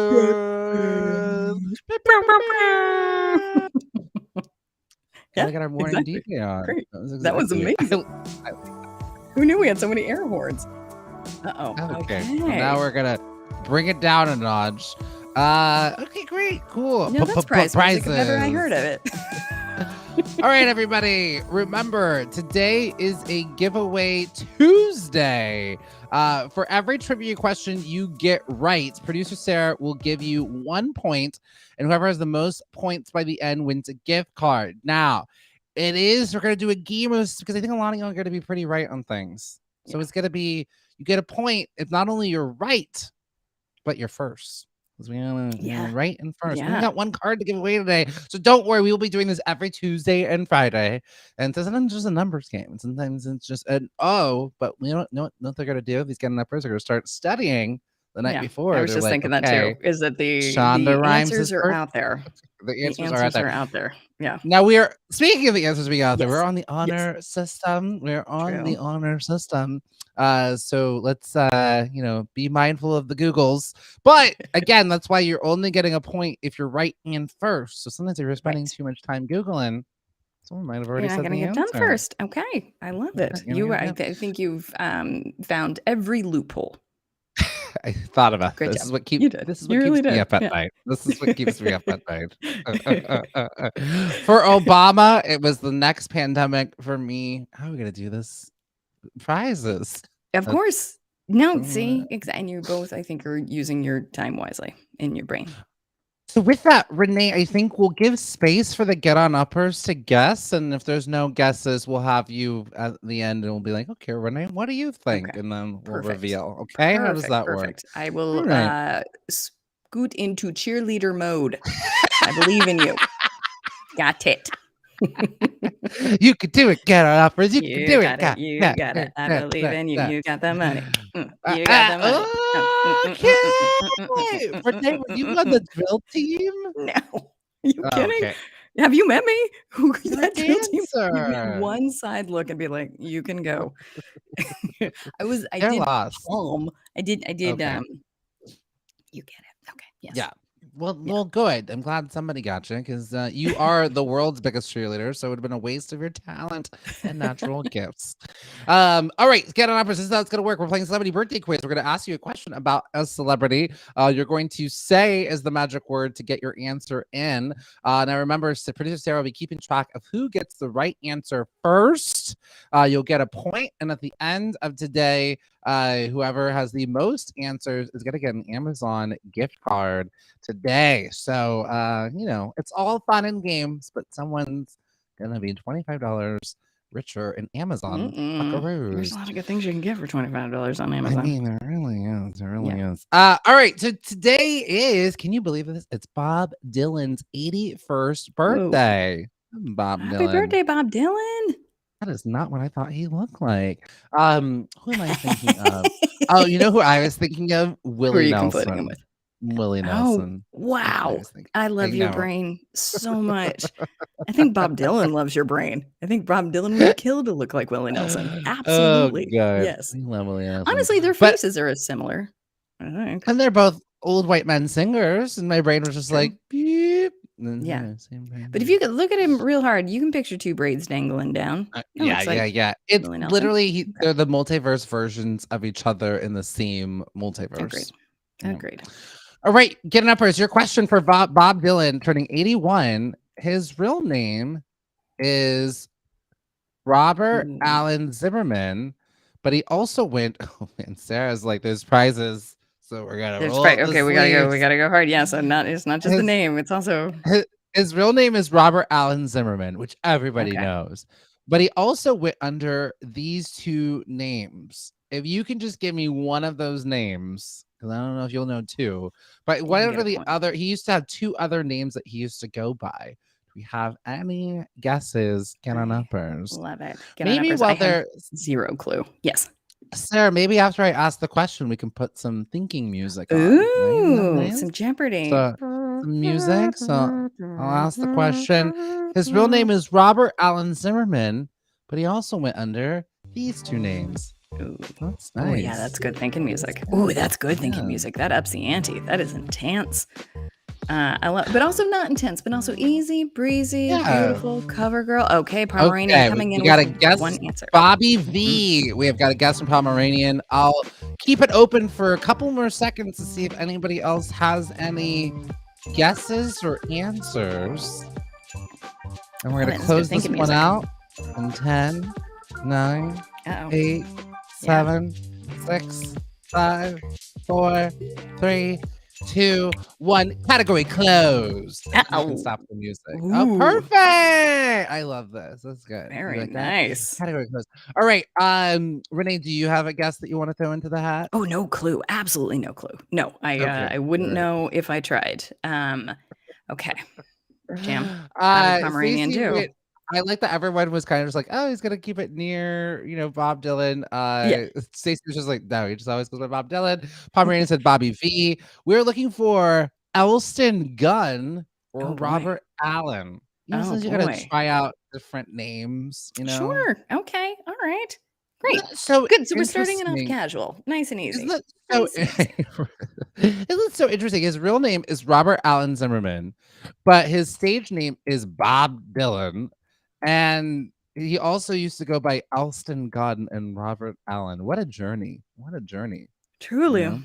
I would get confused. People would call my name and I'd be like, I don't know. Oh, right. Me. Yes. I wouldn't be able to handle it. Yes, Jan. Right? Yes. Well, look who's turning 78. It's Miss Patti LaBelle. The one and only. Patti LaBelle. Your question for 78-year-old Patti LaBelle. She is the godmother to this 90s diva. Well-known 90s diva. She is hit that music, Sarah. There we go. We'll get that thinking music back. She is the godmother. Yeah, to this 90s diva, Patti LaBelle, turning 78. Pomeranian locking in Whitney Houston. Love this. This is fun. I'm having a good time. Nice. Yeah.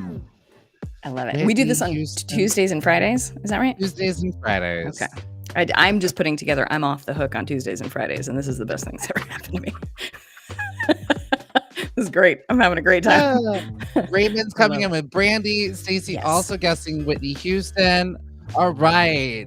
10, 9, 8, 7, 6, 5, 4, 3, 2, 1. Category closed. Oh, nice. Okay. Great. Do you want to throw in a guess? I mean, Renee? Pomeranian and Raymond are often very, gosh, because they're both right. I guess I'll go with Whitney Houston. I don't know. Okay. It's so interesting. You all are so close. These two had a fabricated rivalry. They were like, well, we don't have a rivalry, but the media makes it up. We were looking for.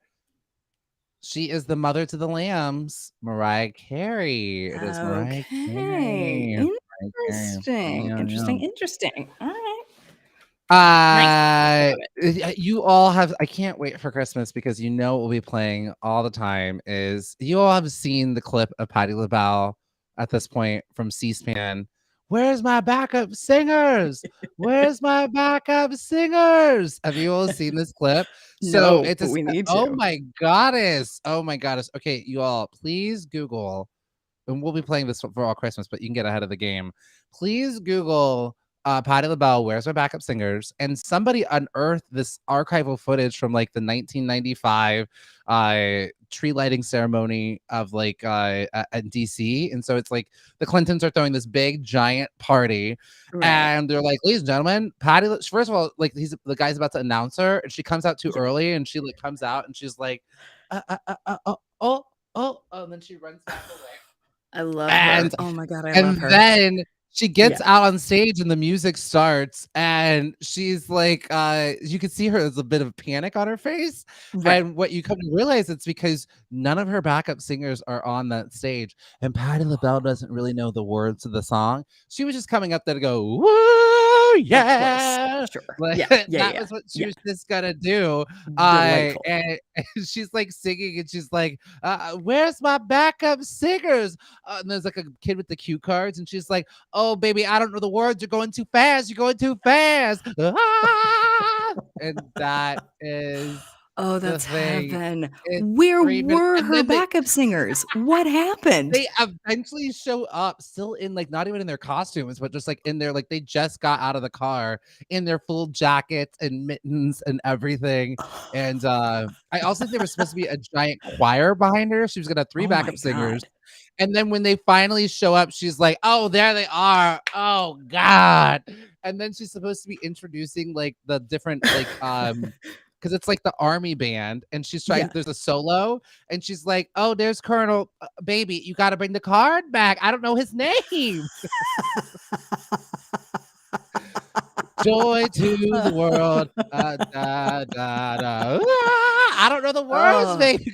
Oh, bring that card back, I don't know the words. Oh God. One point she goes, oh God. I am so now I can tell you this here and now that your reenactment of it is actually better than the actual thing, because that was so entertaining. That was so delightful. How fast do you think that car cue guy got fired? Like how? Everybody lost their jobs that day. Backup 100%. singers fired, choir singer, like whoever's the stage manager, and let this woman go out on stage. Immediately fired. Yeah, just Everyone nobody's got ever fired. they never to be seen again in the industry. No. But also, this is also to a point. I know she's Yeah. Patti LaBelle. You gotta know a little bit of the words to Joy to the World. Like it was a very like she wasn't singing some off-brand Christmas song. It was very much like a song like everybody knows. And just in the car, review the lyrics. But she was like, no, they'll do all the big stuff. I'll just hit the different It'll be words. fine. And to her very, very, very strong defense, I show up every morning being like, oh, what's Sarah putting here? So it happens to the best of us. Me and Patti LaPona, like you could end up on the show being like, where's my the doc isn't there. Where's my backup? Where's the thing? Where's the cue card? I will do magic tricks within word. 30 seconds. Yeah. That did, because I got it. Is this story relevant? Not really. We're in the middle of birthdays. But I was on tour with a show, and it was a tracked show, and for some reason, like the track just wasn't playing. And then it was a joke among the cast that it took Renee 30 seconds to go to magic tricks. It's not playing, and I was like, you guys want to see a magic trick? Because that's what you used to be a magician's assistant. So you're like, sure, I know some magic. But 30 seconds, I probably could have given it a beat or two more. It took Renee 30 seconds to jump into magic tricks. No way, Ridiculous. Renee. Absurd. I love Embarrassing. it. Yeah, I'll do it on the show at some point. God, look at me shoehorning in magic trick Mondays. time. Magic Mondays. Okay, Yes, we've great. already got I only know All one. right. That's all we need. You can do it again and again. Pomeranian said that Miss Patti LaBelle was on Andy Cohen, and she said she doesn't remember that moment. She blocked it out. And then it's just a time capsule, because then she's still on stage, she sings, and then she's like, oh God, that was terrible. And she won't leave the stage. And then they're like, ladies and gentlemen, President of the United States, Bill Clinton, and First Lady Hillary Clinton. And they walk on, dun, dun, dun, dun, dun, dun. And like she's like standing in front of them, and they're trying to like walk around her. She won't leave. Absolutely. I will now be watching this every night before bed, I think. This is incredible. Do you know it's my family, it's our yearly Christmas tradition is we put it on. Like some Delightful. people watch like a Christmas Carol. We watch Patti LaBelle's Where's My Baby, Backup I can't Singers? see the cards. Hilarious. I love it. I love it. I love it. I love it. Baby, I you're love going it. I too love fast. it. I don't know the words. Yeah. She just. And if I could just offer this real quick, if the exact same scenario were to happen to Alec Baldwin, do you think he would be so kind? Certainly not. So Patti LuPone still No, gracious very in true. Very the true. midst of crisis. Very true. Well, happy birthday to Patti. Happy birthday, Patti. That was a happy birthday, Patti LuPone. Your worst day ever. The worst day that's ever happened. Patty. She doesn't remember. Patty doesn't remember. All right. Okay. We have 3 more. So far, no one's on the board, but just we'll take it might only take one. It might only take one. Okay. That's it. John That's all we C. need. Riley's 57th birthday. John C. Riley's 57th birthday. Okay. Yes. All right. John C. Riley's 57th birthday. His wife used to be this famous actor's assistant. Your hint is that this actor was in Fast Times at Ridgemont High. So John C. Riley's wife used to be this famous actor's assistant. And your hint is the actor that we're looking for. The name of the actor was in Fast Times at Ridgemont High. So I guess if you know that movie, you might be able to just guess like who any actor from that movie. Yeah, I mean that's how I'd approach it. I do love that we're asking questions about John C. Riley has a really great career and all these fun facts. Yeah. We're asking about his wife. Sure, exactly. The time that she was an assistant. These are listen. There's room for growth. We got this. We got this. We got this. Remember that time when she was an assistant? All right, we've got some answers coming in. Pomeranian saying Sean Penn. Love it. Stacey, Raymond, any guesses? It's up for all the money. All the money. $25 Amazon gift card. On the line. Yeah. All right, we're going to close this in 10, 9, 8, 7, 6, 5, 4, 3, 2, 1. Category close. Category close. Pew, pew, pew. Oh, category close. Sure. Okay. All right. Okay. All right. Great. Okay, We'll good. just keep it going. All right. Well, the music is still playing.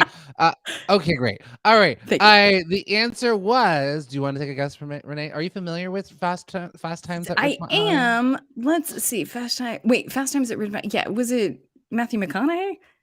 Is he even in that movie? I've honestly actually never even seen it, so totally fine. Okay. It is Sean Penn, Pomeranian on the board with a point. With a point. Now I'm going to ask an impromptu question. Yes. Right here on the board. So is this for points? Board. This is for points. Okay. Impromptu question for points. What John C. Riley has been in the Marvel Cinematic Universe? What movie was John C. Riley in? Okay. John C. Riley has been in a MCU movie. What movie was he in? He's part of the Marvel Cinematic Universe. Great. What movie was he in? Impromptu question. Pomeranian did say not too old, not Matthew, Nicolas Cage. Right. Yeah. That's great. That's great. I love it. Now, yeah, there's some logic that was going on here. Very, very smart. Good process of elimination in deciding such a thing. Okay, what Marvel movie was Sean Penn in? Is the question? Nope, John C. Riley. John C. Riley. Gotcha. Oh, right. I remember seeing him. Which one was he in? Do I remember seeing him? Oh, no. That's my Achilles heel jam. I know nothing about Marvel. Pomeranian, we're 2 peas in a pod. Yes. What? Renee, you're going through the Marvel. I'm getting there. I'm learning. You're like, me too. I know nothing. I'm like, what? We're 11 movies in. We're 11 movies in, but I have retained nothing. I have. That's not true. I'm starting to learn. I do think I've seen him, though. I think you have. Yeah, I think this movie has come up. All right, we're going to close this category for this bonus question. Last guesses. 10, 9, 8, 7, 6, 5, 4, 3, 2, 1. Category close. The answer was. Renee, do you want to take a guess? Was it one of the Captain America ones? Was he a... Okay. Renee's locking in Captain America. Renee's like, I thought I was off the hook. It's a Tuesday. Guardians of the Galaxy. Oh, as of Sunday. as of Sunday. Wait. Oh, right. Right. Okay, I remember him Okay, now. all right, Listen, I got it. Glenn Close stole the focus. I know, Glenn Close absolutely. Yes, stole I the know. show. I Okay, know. yeah, I that's know. very funny, Jam. Glenn Close is also very funny because she's like, I think she appreciates that she did it, but she's like, I'll never do that ever again. She just was That's like, fair. oh, it was silly, but That was too much work. Yeah. she was like that. But I just love that, I just love that we live in a world like Glenn Close, Robert Redford are part of the Marvel Cinematic Yeah. Universe. Like Angelina So Jolie, it's cool. wild. It's Yeah. so I think wild. Meryl Streep is our white whale, right? How do we? Oh, they're gonna get her. Good Yeah, call. and They're gonna get Oprah. her. They'll get her. Let's And do Oprah. Meryl Streep I and mean, Oprah are our white whale for Marvel. even Yeah. Kate Blanchett, she was Hela in Ragnarok. I mean, Yeah. it is just quite impressive. It's I mean, true. Anthony Hopkins is Odin. Like, it's wild. It's Really. yeah, the best of the best are in Marvel. All right, we've got two more questions. Two more questions for you. Alfred Molina listening. turning Yes. 69. Alfred Molina turning 69. Let's see. So he was chosen to play Doc Ock in Spider-Man 2. Oh, after director Sam Raimi and his wife watched this movie. So after Alfred Molina was in this award nominated film, he was chosen to play Doc Ock in Spider-Man 2 after director Sam Raimi and his wife watched this movie. Hopefully we got some diehard Alfred Molina. Let's get some thinking music on the board, Sarah. We need this to think. Again, he was chosen to play Doc Ock in Spider-Man 2 after director Sam Raimi and his wife watched this movie. You know, Renee. Yes. I have interviewed director Sam Raimi. Yes. The, I do know Doctor this. Strange Multiverse of Madness. We were warned he's very awkward to interview. So sometimes the directors are very awkward to interview. So they'll put them up there with a producer or Kevin Feige. And instead they jam pack that stage with a producer and the production designer and trying to do an interview with three very different people who have three different roles. Yeah. A different percent. Now that's tricky. That's a tricky needle to thread, but I guarantee you did it seamlessly. I mean, you could do the director and the production designer, the producer and the director, but the three of them, it's very tough. That's I think then you start to go into this or that category. Bananas or apples? To everything's point, you got to ask the question that'll apply to all of them. Yeah. Alfred Molina. I don't know Alfred Molina's filmography. Yeah. Okay. This movie, you have heard of it. It's been on my HBO Max watch list for 2 years. I need to watch it. All right, we're gonna close this category in 10, 9, 8, 7, 6, 5, 4, 3, 2, 1. Category closed. Pretty good. All right. The answer is also starring Salma Hayek, Frida, the movie based on okay. Frida. All right. Frida That's Kahlo. interesting. Yeah, but that's good. Yeah, that movie, Pomeranian, me Frida, neither. These questions are hard. Frida got him Spider-Man 2, which is great. Yeah, Frida. Salma Hayek was nominated for an Oscar for that movie. She didn't win, but she was nominated.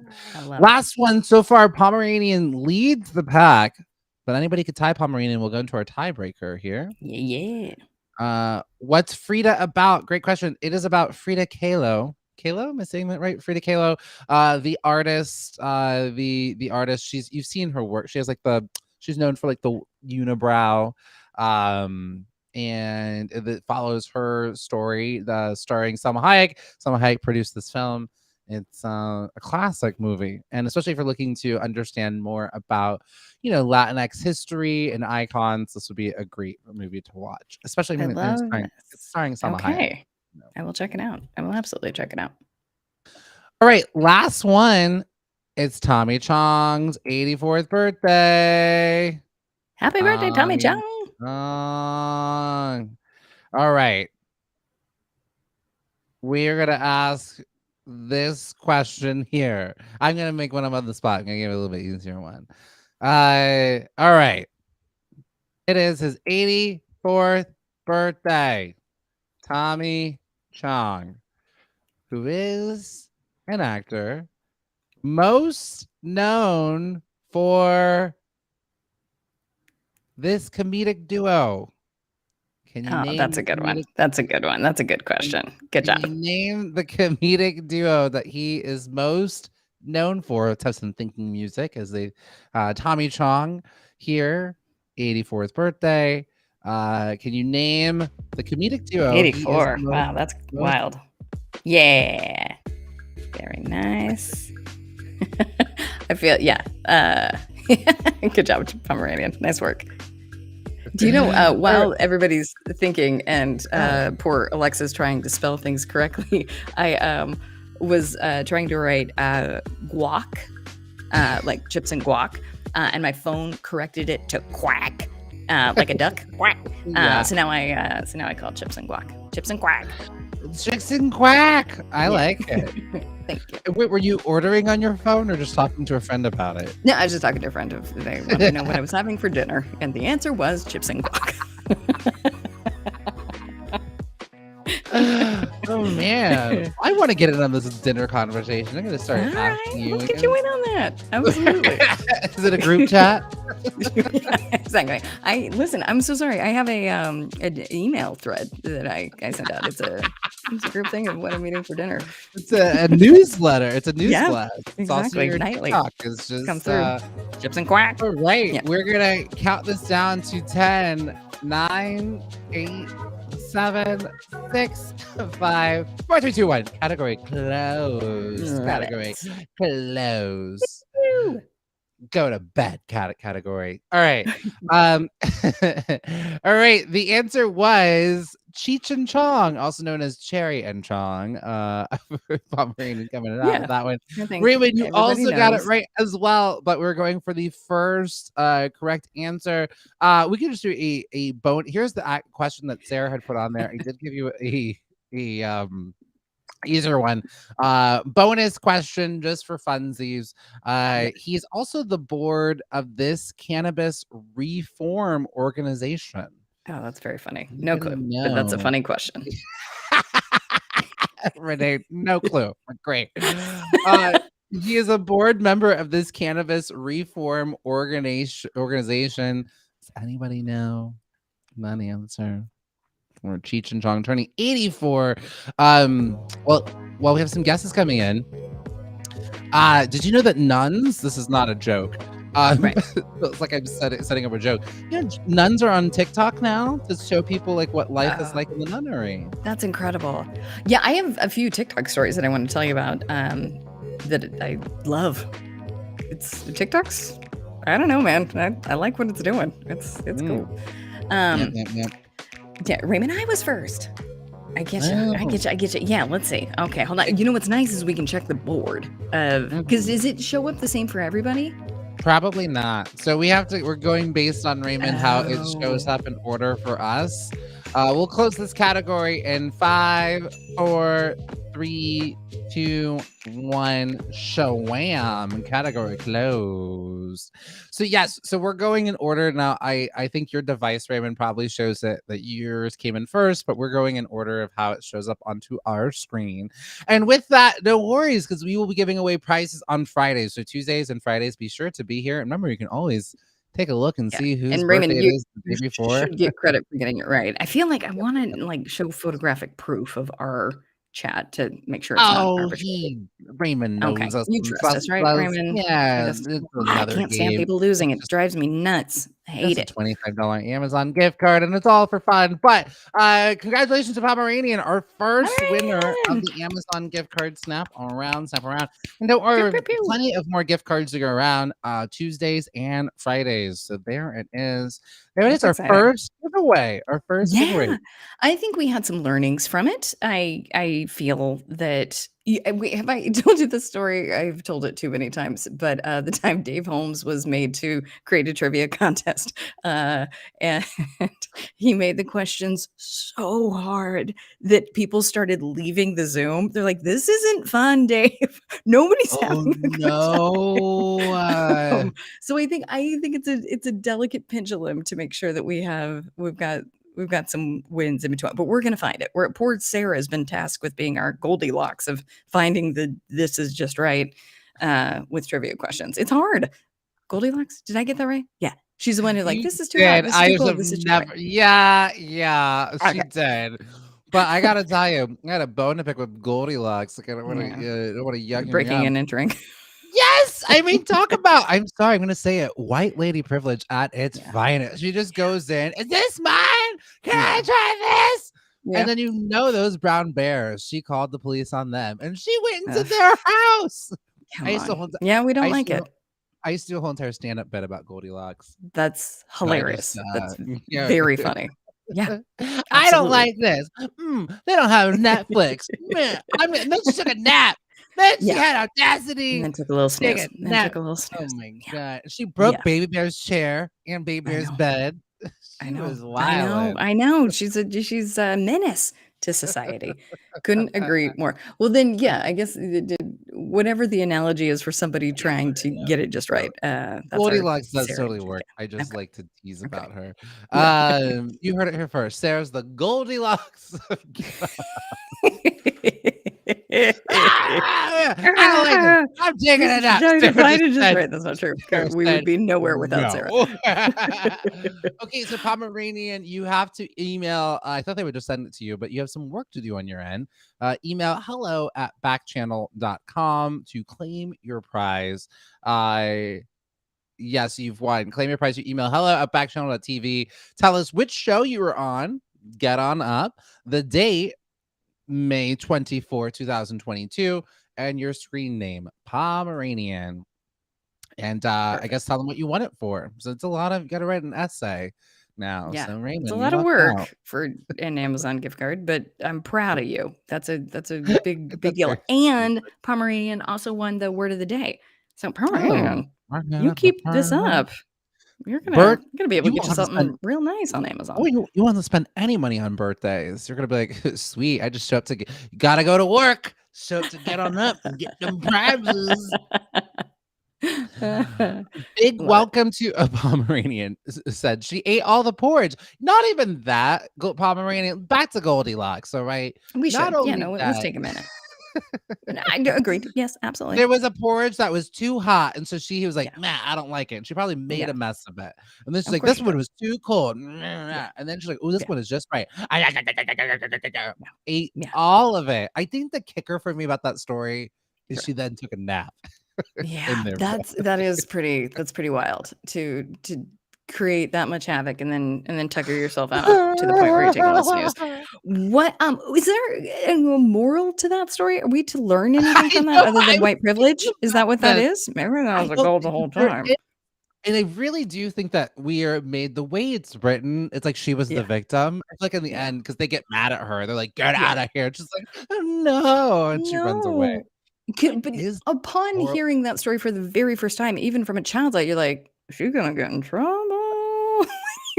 She's not. She's gonna get in so much trouble. Yeah, I'm just like, how is any of this okay? Yeah. Oh my gosh. Oh, look at this Pomeranian giving and receiving. Pomeranian said, "Finally, Amazon has approved their review for our show." Is there too many F-bombs in the original one?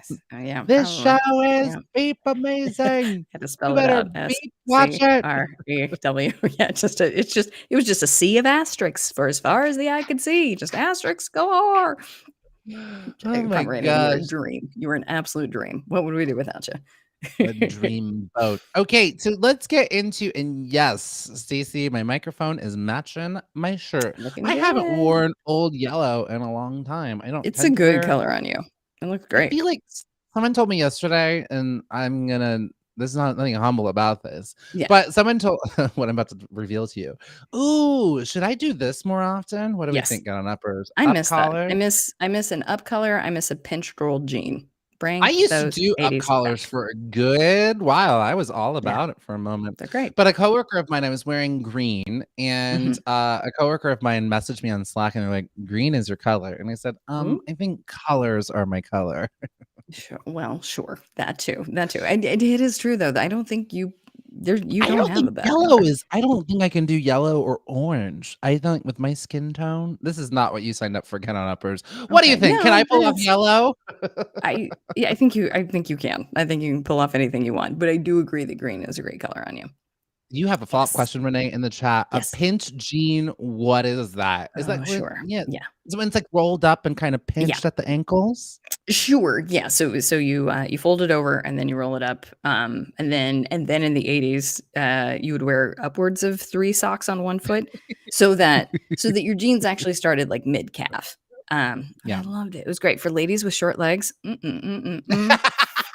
Fantastic. My very favorite thing in the world, because jeans never fit. But if pinch rolled is in, you just roll them up a few times. Great. And now here we go. Oh, I see. Okay, so here on the East Coast, Pomeranians, like we call them pegged rolled. Makes sense. But that's probably what I meant too. I bet my dyslexia is just like, nah, it's no. I just called them rolled up. That's what I just did. Yeah. I'm ready to bring him back. Though I went, it was my worst nightmare, but I went shopping with a friend. I hated every second of it. I do think I was thinking that along the way. I was like, if there is an afterlife and one of them is bad, I think this is it for me. Shopping. That would, oh my God. Ugh. Anyway, so waiting while she comes out of the dressing room. And the the little helper was a jumper, and the helper was teaching her how to pinch roll her jeans. So I guess pinch rolling is back for the summer. Oh, this happened recently. And as Renee was in hellscape. I didn't. Did you know that you were hate shopping? Yeah. Did you know that that's what the friend outing was going to be? Or did they like, no. you went out for like brunch and then they're like, want to come with me to get some jeans? We went out for ice cream, and then it wasn't really an ask. It was, well, I guess it was a, do you want to, I just have to, no, it was an ask. I just have to return a few things. Oh no, the old return shopping. No, and then it was treated as like well, and you can look around. Ma'am, are we friends at all? Do you know me at all? At all? No, that's not me. It's not. No, I've been wearing scrubs all year long. You know that I am not gonna want to look at shops in Silver Lake of all places. Oh. So anyway, I bought $350 worth of clothes, and I will never wear any of it. Oh my God! Wait, Renee, is the last part true? Did that happen? Yeah. You bought clothes, Renee. I love you. I knew it would end sooner. It would end sooner if I just bought something. So then, I could have just got like a necklace, but instead I bought $350 worth of jumpers that I will not be wearing. And then now it's in my car that I'll return it, but it's at a fancy place, and so I'm embarrassed to go back because you could tell the clerk, the teller, the whatever was just like, "I'll be back." You will, yeah. So now I'm just waiting for somebody else to work that shift so I can return it. Oh my god! And that's why we shouldn't take me shopping. So I'm excited for you to come to LA, but maybe we give me an activity to do when you go shopping. Just hand me a Game Boy or something. No, okay. I wouldn't bring anybody with me. I barely like shop. Geared on uppers, where do we stand with shopping? I think we've opened this up. On a scale of 1 to 10? 10, we love it. It's our favorite thing to do. 1, this is my hellscape. Where do we stand with shopping? I am like at probably like a 5, 4. You know, I don't really love it, so I would never drag someone with me to go do something that I don't really love myself. Don't bring me shopping with you. I'm not that kind of gay. I will actually if I am there, I'm gonna ask you to try on the most ridiculous, ugliest things I've ever seen. I'm like, this will be funny. Like my friend Anneke, she quickly was like, "Oh no, I don't bring James shopping." So I'm like, "What about this?" She's like, "This is a burlap sack," and I'm like, "But it'll be funny." Raymond 10. Raymond's a big shopper. Okay, I love it. Okay, Raymond. All right. Okay. Pomeranian, I don't like shopping, but I love shopping for everyone else. I don't even like that. No, I don't like it. I'll quit. I like to. That's why I love online shopping. Beep bop boop. I'm done. I'm out. I'm also too very kind of like I'm not committal. Yeah. So it takes me forever to shop. So I usually, if I'm gonna, I'm like, oh, I have to go shopping. So I'll do Right. round one where I just look at anything. Yeah, Can I smart. help you? No, I'm No. looking. I gotta see what it is. I do reconnaissance first, and then I'll Right. come back, and then it's like boop, bop, boop, bop, boop, and I'm gone. Like, Yeah. it's not like I'll get in and get out. That's Yeah. No, this is a good system. I genuinely, this is a great system. One with which I should, because I wait until the bitter end because I'm dreading it, and Yes. then I lump them all together. I have to do the looking and the choosing and the buying in one fell swoop, and it is the worst. I also No. always feel like the amount of consideration I do to try to get somebody the right thing is so, I don't know, taxing and sad, and Yeah. I don't like it because I choose wrong every time. But I really stood in that aisle for a while.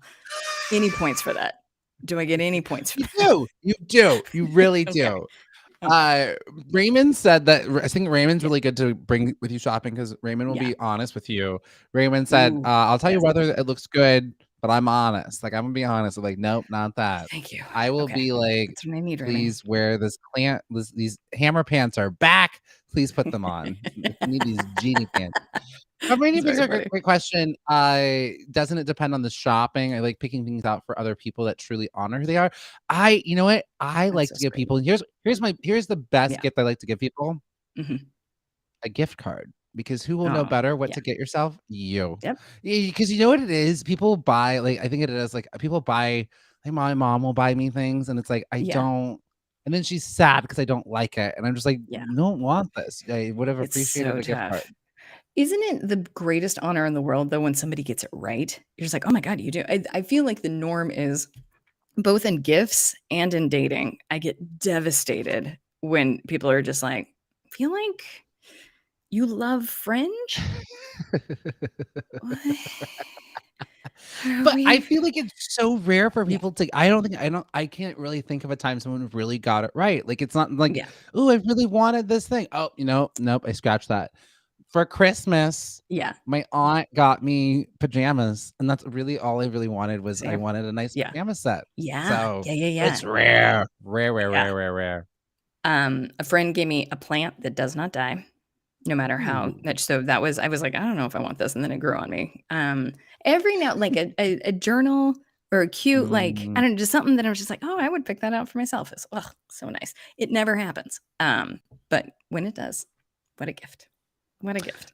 And Raymond, you are right. When I'm a ninja shopper. I'm gonna get in and get out because I've done my Yep. recon, so I know when Yeah. I'm. It's so Now smart. the one caveat is kind of like Mhm. I will get tripped up. I'll get tripped up at Macy's. We all Sure. know if I am Of Macy's. course. Of Like, course. there's a sale. I'll get a little Yeah. tripped up.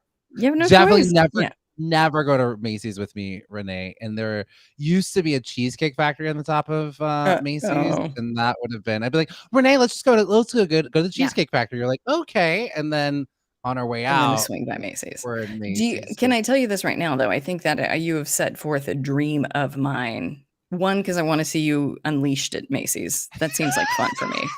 You I really would love do. that. That would be a fun event for me. And then with the promise of cheesecake afterwards. This is my heaven. That would be great.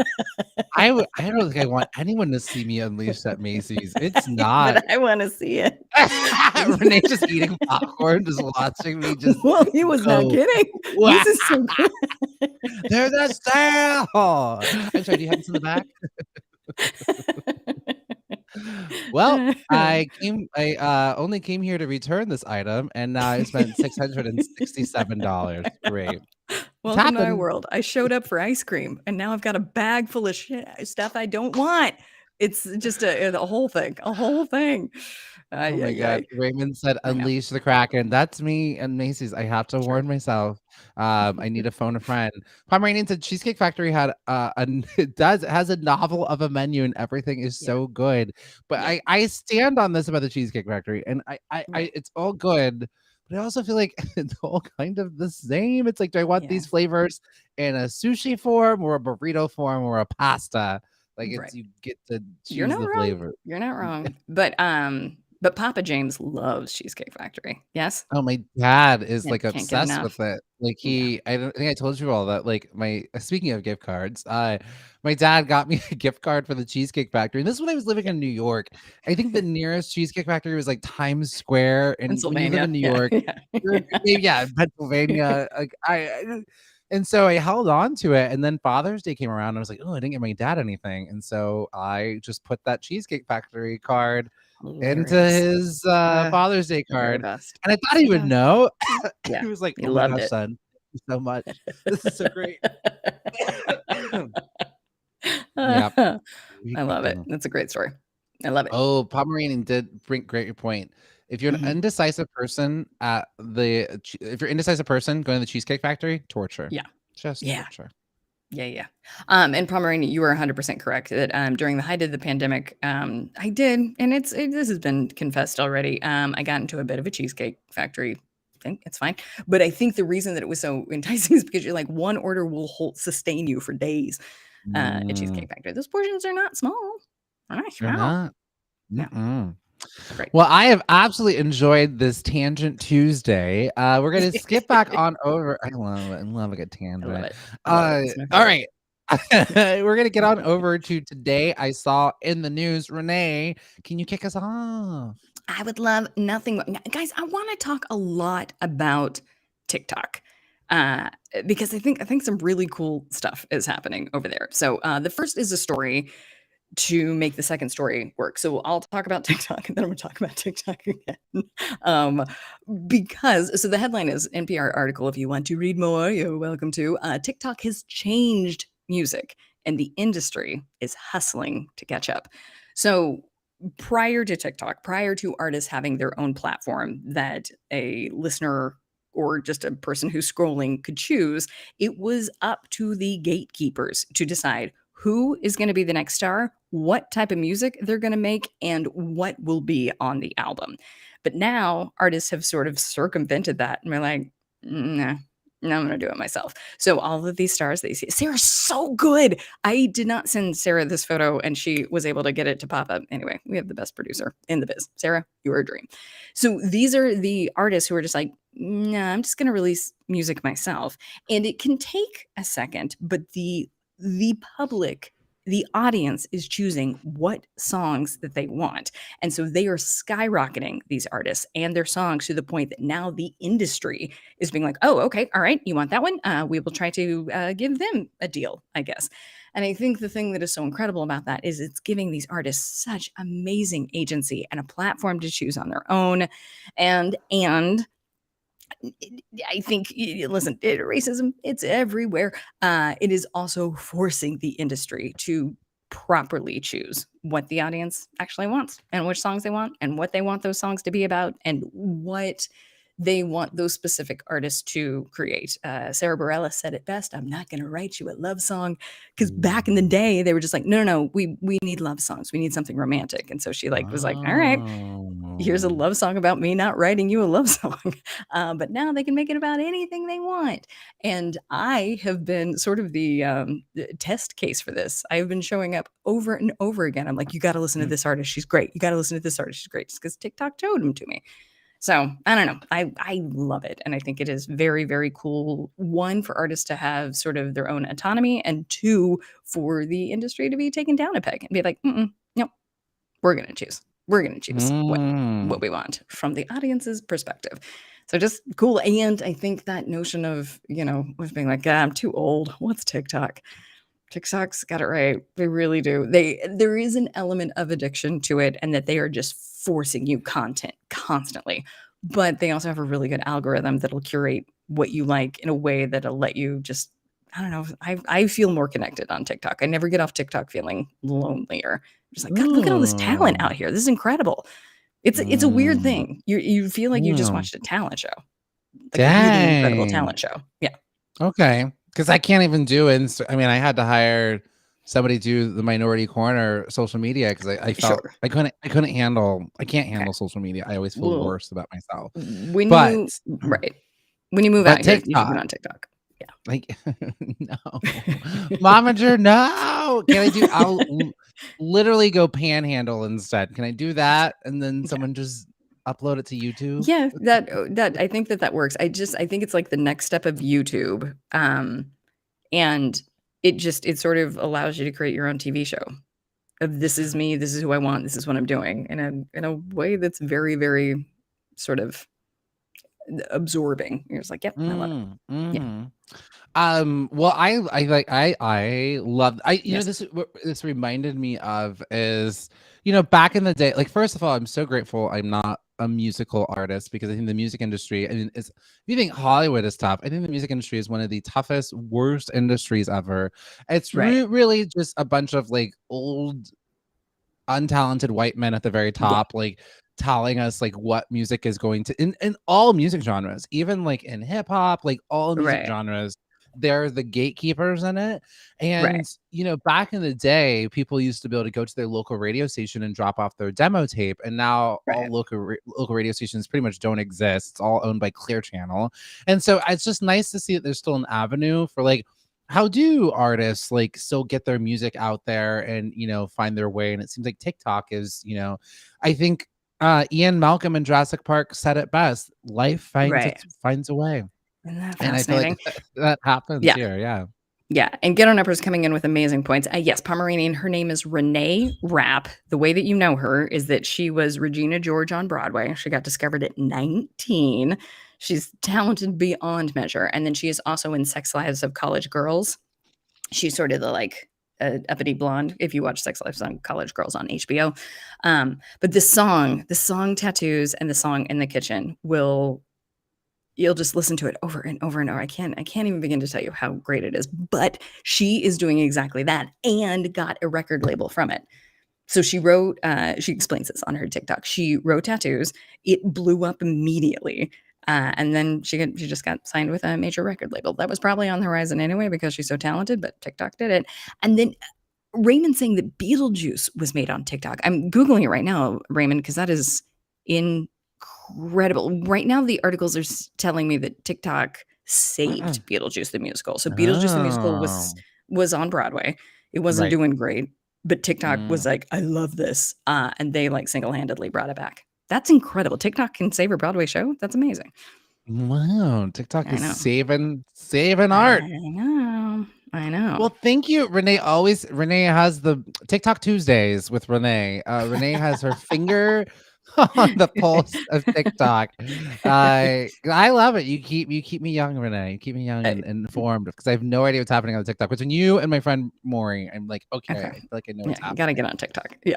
I can't. I just feel like I've said this before, and I know exactly what you're gonna say right afterwards, and you're right. But I'm gonna say, well, I don't want the Chinese government spying on me. And then Renee's going to say, everything's already spying on you. And she's right. She is right. I appreciate that. Can I have one less spy in my life? Yes. But you absolutely can't. You absolutely can. And Pomeranian coming in with maybe the best joke of the day. Can TikTok save an ice cream flavor? TikTok, can you please bring back our ice cream flavors? It's very funny. Maybe I'll get on TikTok to find it. Maybe I'll ask the questions, and Ben and Jerry will have to answer me on TikTok. All right. Well, speaking of TikTok and pendulum swinging, let's go in a not great direction. So today we were just raving about John Mulaney and Chip and Dale Rescue Rangers. Yeah, right? But then John Mulaney recently did a stand-up show and decided to give some opening time to Dave Chappelle. Now, Dave Chappelle, not known for, mainly for whatever reason, Dave Chappelle just keeps leaning into transphobic jokes. It's just that's just his thing this day. And what sucks is that the audience didn't sign up for this. This isn't what they wanted to go to. And in terms of like, they didn't know that it was going to be a Dave Chappelle show. And I know for a fact there was a trans person who was like, yeah, like I thought I was going to go see John Mulaney, and it was very awkward having to like be surrounded by thousands of people laughing at, they said, 12,000 people laugh at a transphobic joke while you're a trans person in the audience who didn't know the transphobic comedian would make a surprise appearance at the John Mulaney show. Yeah. Wasn't fun. Blah, blah, blah, blah, blah. Yeah. So, I just kind of I disappointing. That this is it's just very disappointing. And then this other tweet, was saying, John Mulaney thing happened in Ohio the day after the Ohio government debated HB 454, which would forcibly detransition all trans youth, with discussion of detransitioning adults as well. Yeah. So I just don't know if now is the time. I think I just was so shocked.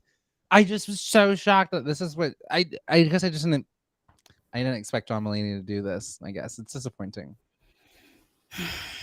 Yeah.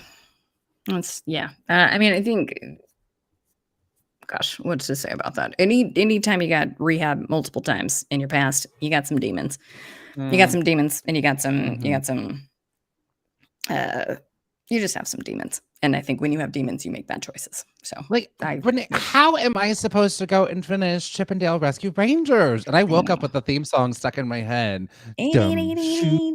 Dumb shoes, slipping through the tracks of Chippendale. Yeah.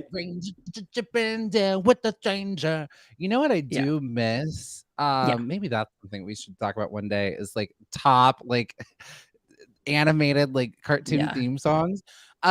What I love is that it was people back in the 90s, there was someone singing their heart out, and whoever knows whoever these people, the person who's singing, who's the woman who sings the cover of Step by Step, Day by Day by Day. Oh yeah. Singing That's what we should her heart follow. out.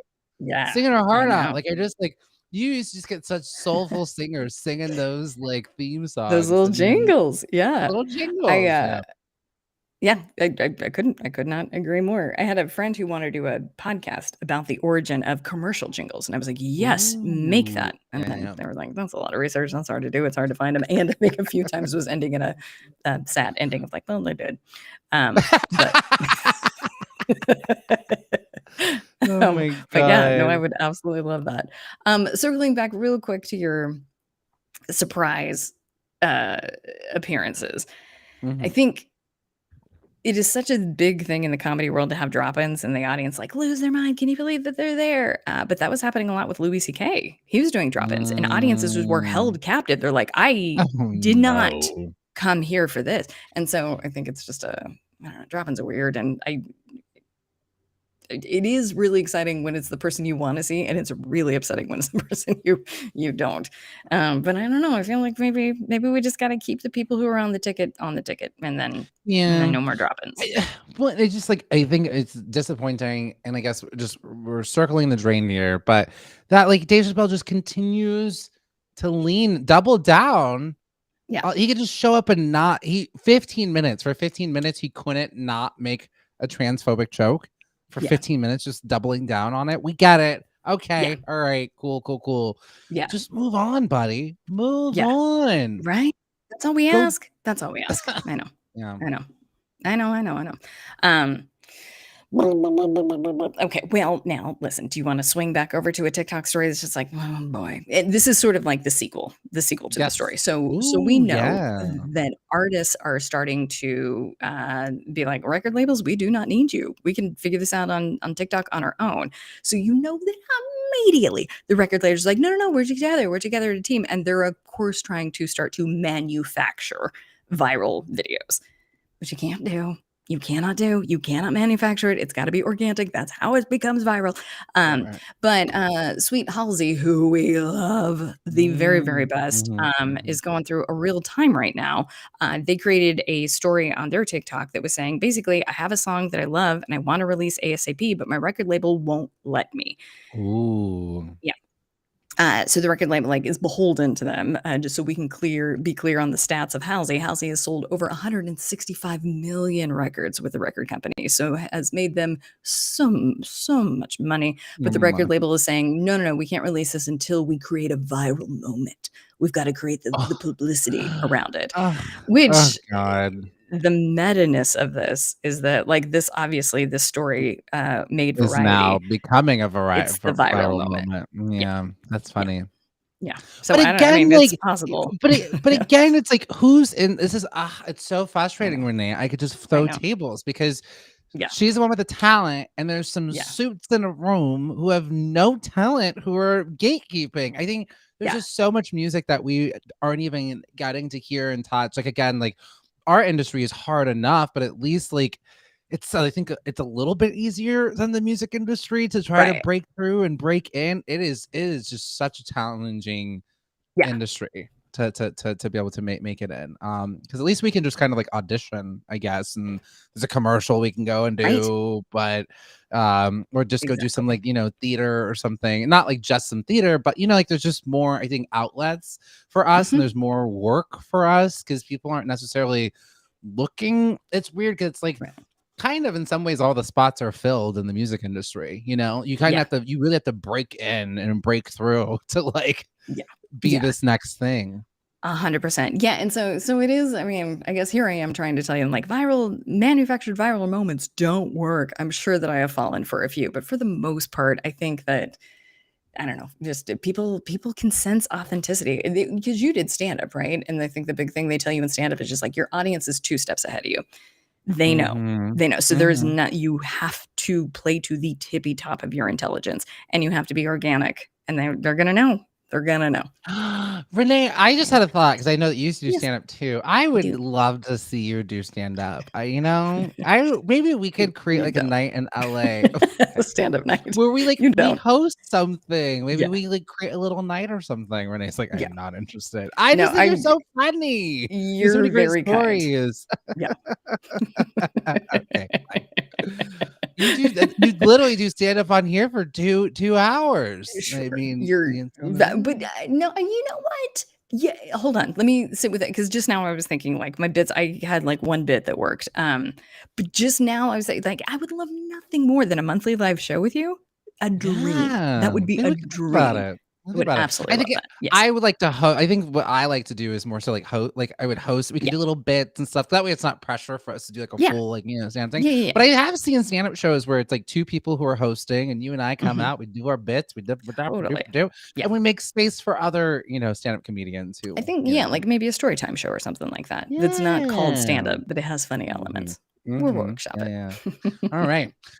Look at this. The reviews are already in. You guys would be funny with a bunch of drag queens. Yes, Raymond. I think we could really have like a really like, you know, just like creating a space for people who don't normally get spaces, you know? I Yeah. think that's what we could absolutely 100%. create. Yeah. Yeah. Yeah. But Yeah. keep it fun, light, fussy. Story, Yeah. like, Yeah. Yeah. yeah, like And you're gonna be variety living in show. WeHo. So you're gonna Mhm. get scooped up so fast. Be So tapped fast. in. I have one. I don't know if this is a story, but it's just something I would like to share with you all. Please. Okay, so I have a subscription to Yeah. New York Magazine's Vulture. Vulture does like a lot of like pop culture stuff. Yeah. And sometimes I'm reminded of why they're called Vulture because the way they address pop culture is sometimes just so snarky, and I just sometimes I can't handle it. I'm like, y'all are Yeah. being just too mean. I can't. Right. But so Right. the new Mission Impossible 7 trailer was just released yesterday. And so Mission Impossible 7 and 8 have been in production for so long. It started during the pandemic. And if you all remember, there was like a viral audio of like Tom Cruise yelling at the crew because the crew wasn't wearing a mask. And this is like Right. this is like during the pandemic. Right. And Before they we were had gonna any shut- vaccines and yeah. before we had any vaccines, and they were going to get shut down. But the headlines of the trailer just came out. Like the headline reads Mission Impossible 7 trailer. Tom Cruise yelled at his crew for this. Oh, gosh. Oh, It gets crazier. brutal. Oh no, it gets Brutal. hold on, Renee. They get so snarky. He said they write your mission. They write your mission. Should you choose to accept it, reveal the whereabouts of Shelley Miscavige. Which, if you all follow Scientology, Okay, that's fair. or Yeah. it's just fair. Tom Cruise is a Scientologist, and Right. it's so true. Tom Cruise is a Scientologist. David Miscavige, after L. Ron Hubbard became the leader of, there was a big fight of who was gonna, lead Scientology. David Right. Miscavige and Shelley Miscavige won. the fight.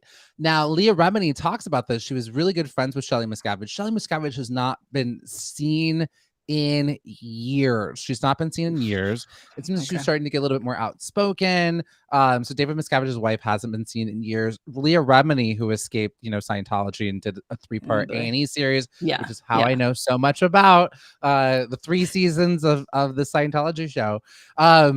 So anyways, just reading that as a line, and it's actually really true. Tom Cruise, where's Shelley Miscavige? Like, where this woman has not been seen in like 7-10 years. I think Leah Remini did get a health check on her, so we do know she's kind of alive, but a ghost of herself. The police did go and they're like, okay, we saw her, and she was like, I'm fine, and then closed the door. Okay. Yeah. Okay. And Pomeranian's right. See, Pomeranian knows Leah Remini is determined to find her. It's her friend.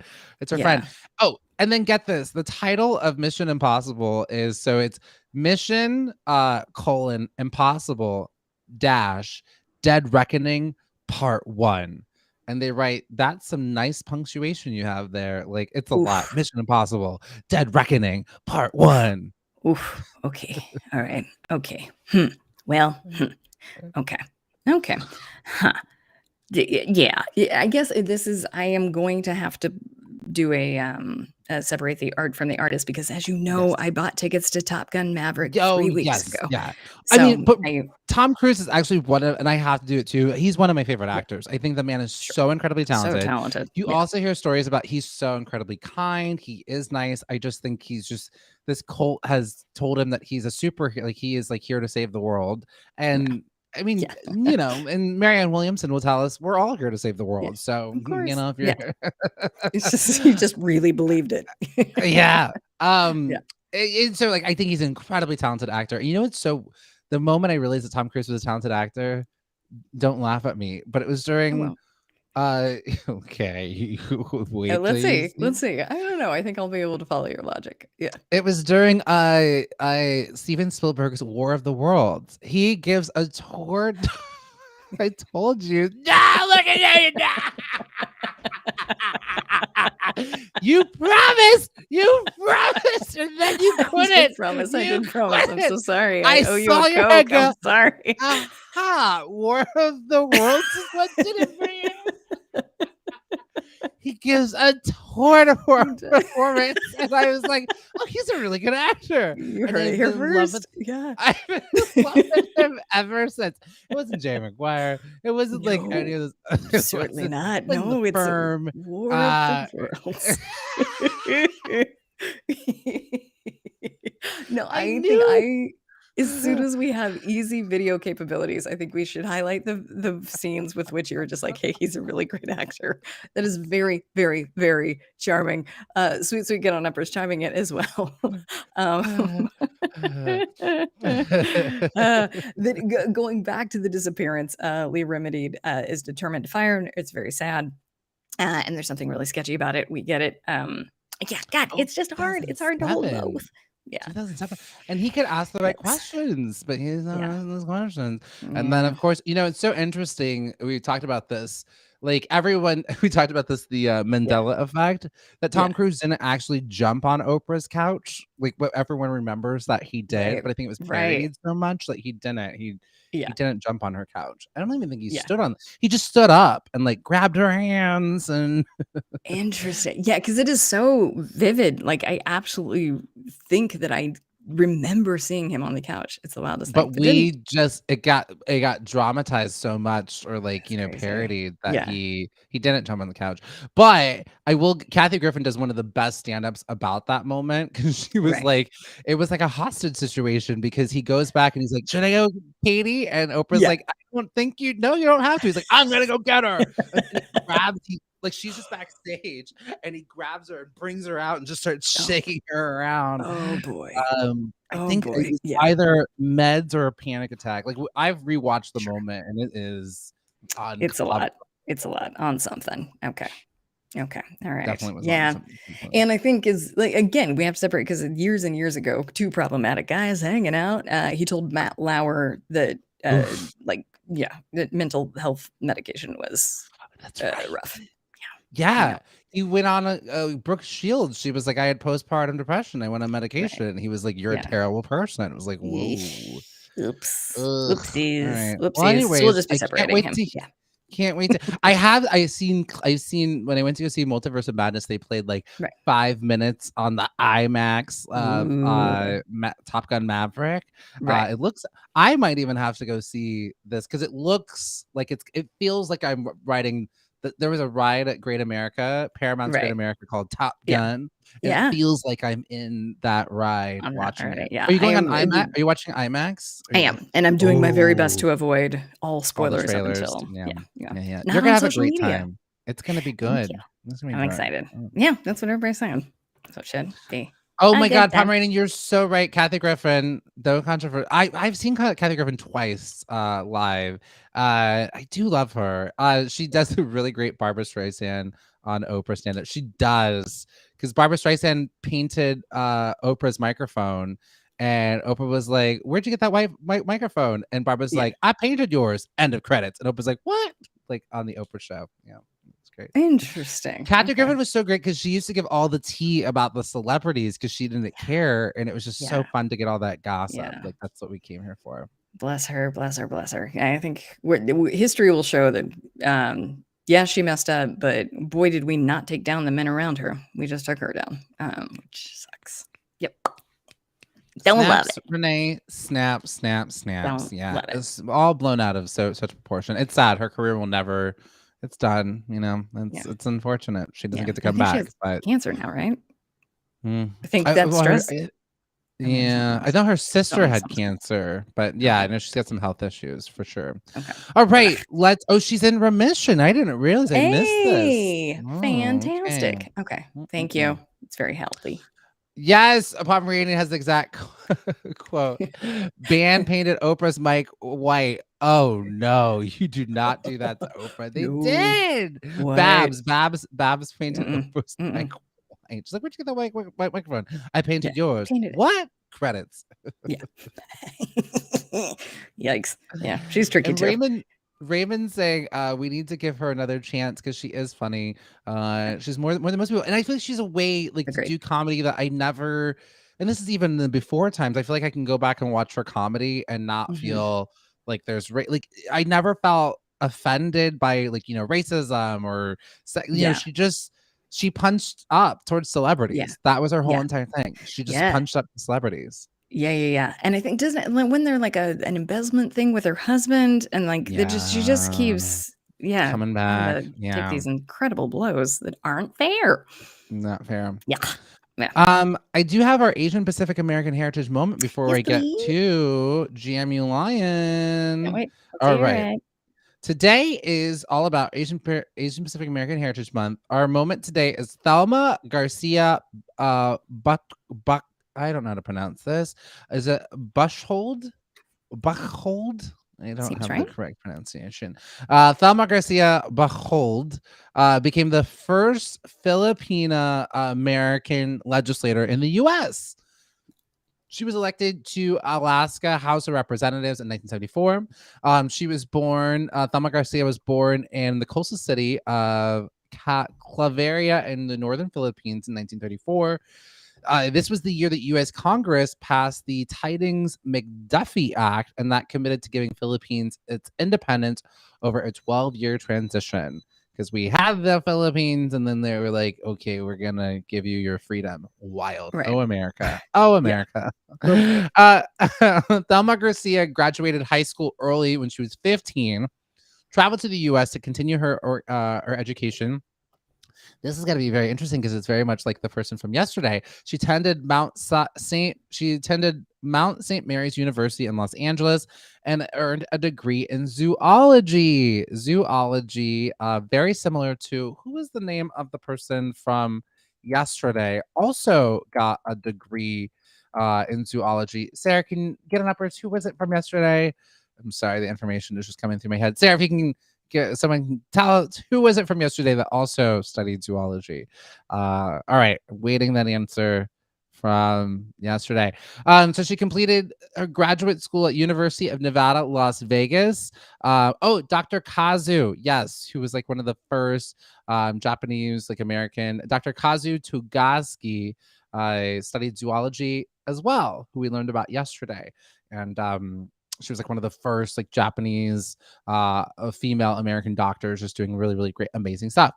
So, but Thelma Garcia, she completed graduate school at the University of Nevada, Las Vegas, where she met her future husband, John Buchholz. I don't know if I'm saying that. Buchholz? This is not sound great. Following graduate school, she was had a career as an elementary school teacher. They had 4 kids, and they were up in Anchorage. So when she was up in Anchorage, she actively worked to assess the needs of the community. She was like, okay, what's going on here in the community? She was really helping towards children and women. She co-founded the Boys and Girls Club of Alaska. She was an active member of the March of Dimes. She was a member of the League of Women Voters. She was part of the ad hoc committee of Young Democrats. So she was involved. So obviously the next step was like, okay, well, I'm gonna run for things. So during the 1972 presidential elections, she was the coordinator for George McGovern for that presidential campaign. George McGovern, who would go on to lose to Richard Nixon, but she was doing her hardest to make sure that didn't happen. But after the 1974 election, she I guess she had also ran in 1972, and then 1974 she was reelected for 3 more terms in the House of Representatives, and she served all the way till 1982.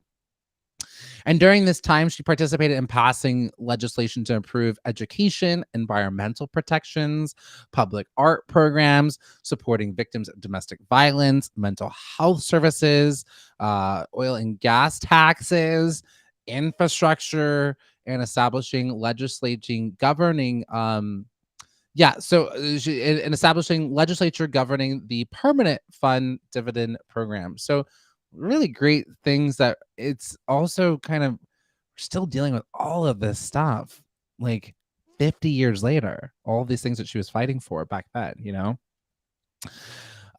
She is known for her active membership and leadership in these civil rights and community organizations. She had other notable roles as a leader. She was in the women's legislature in 1980, the National Order of Women's Legislator in 1980, and she was the first Asian American woman to hold the position, and she was the first woman president of the Filipino community of Anchorage, and served for 2 terms in 1994, and served as Alaska's Office of Equal Opportunity.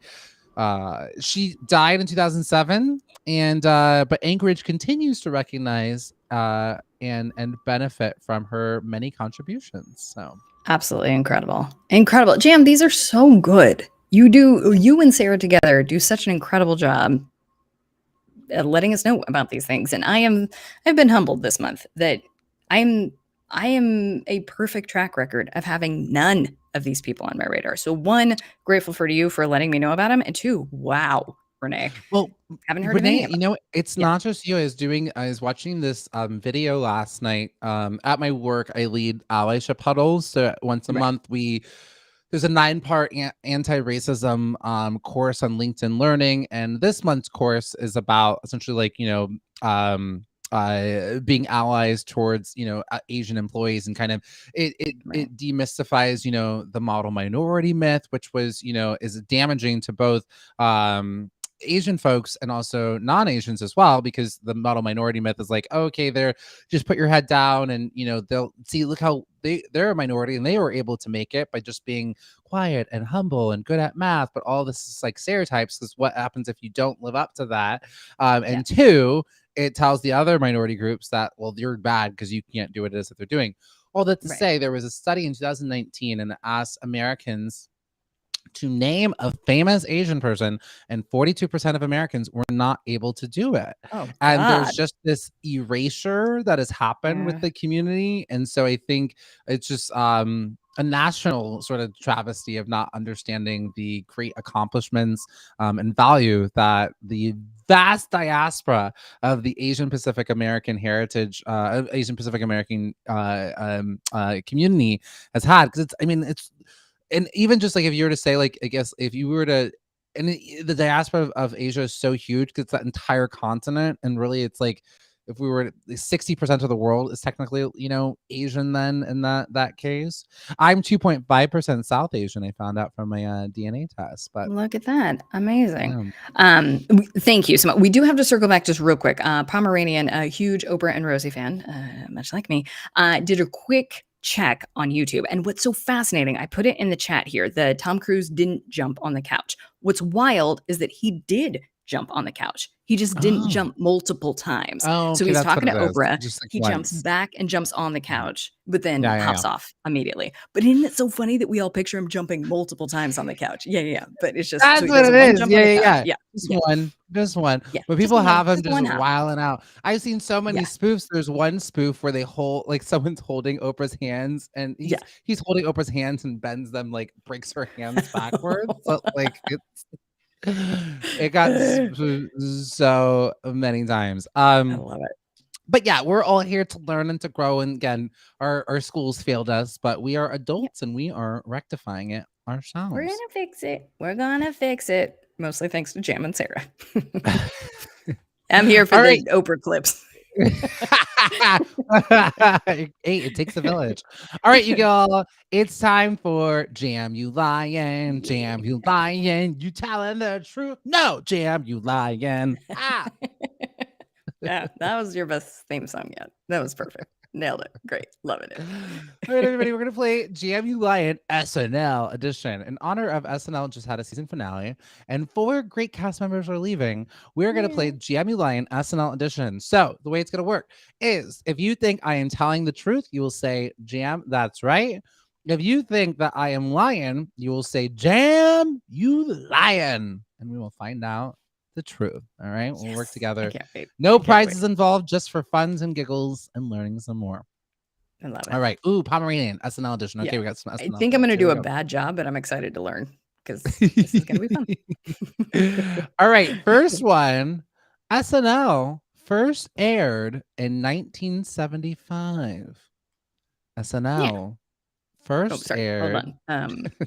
Let's see. Okay. Pomeranian, Raymond, Stacy, Andra, Eric, Damien. What do we think? I feel like that's in my lexicon. And then because they're also anniversaries, I think coincided with that. But yeah, I'm pretty sure it was 75. Everybody feel good about that? Jam? That's a fact. Okay, Jam, that's a fact. Pomeranian says it seems like it should be earlier, but we're going to lock it in. Jam, that's right. And that is correct. 1975. Ding, ding, ding, ding, ding. You're right. You're right. Okay, Pomeranian. No, I am not. I always love it when it comes in late. It's like, damn, you lying. You're lying. Could be earlier. I agree, Pomeranian, that it did just for some reason. Yeah. That's just locked in my head, and I don't know why. Pomeranian. Wow. Okay. Yeah. All right. I love the intensity of this game because it goes hot and cold. So you're lying. Oh, really? That's true. Okay. All right. Cool. All right. Next one. Now it's over. And we just the dial is spinning both ways. I love it. All right. Steve Martin was an original cast member. It started in 1975. He was an original cast member. That's I love this. I think he's known for like wearing that robe of multiple times he's come back on. So he's definitely early on the cast. But was he original cast member? Okay, yeah. Pomeranian, I agree. I was also going to say truth. When you first said it, I was like, yeah, absolutely he was. So yes, truth. Jam, that's a fact. 2 facts. According to producer Sarah, it says, Jam, you lying. Now, okay. That would make sense if he's like 76 or 78 or something. Apparently, he's hosted over 15 times, and then he's been a guest, like over 5 times. Just like, man, I'm doing a thing. Like that's. Oh, sure. Okay. Seems right. But he was a cast member, right? Yeah, I think he was. He had to have been like him and Lauren Michaels. Lauren Michaels wrote the Three Amigos script. Right. When did Steve Martin join SNL? 76. So he was the second year.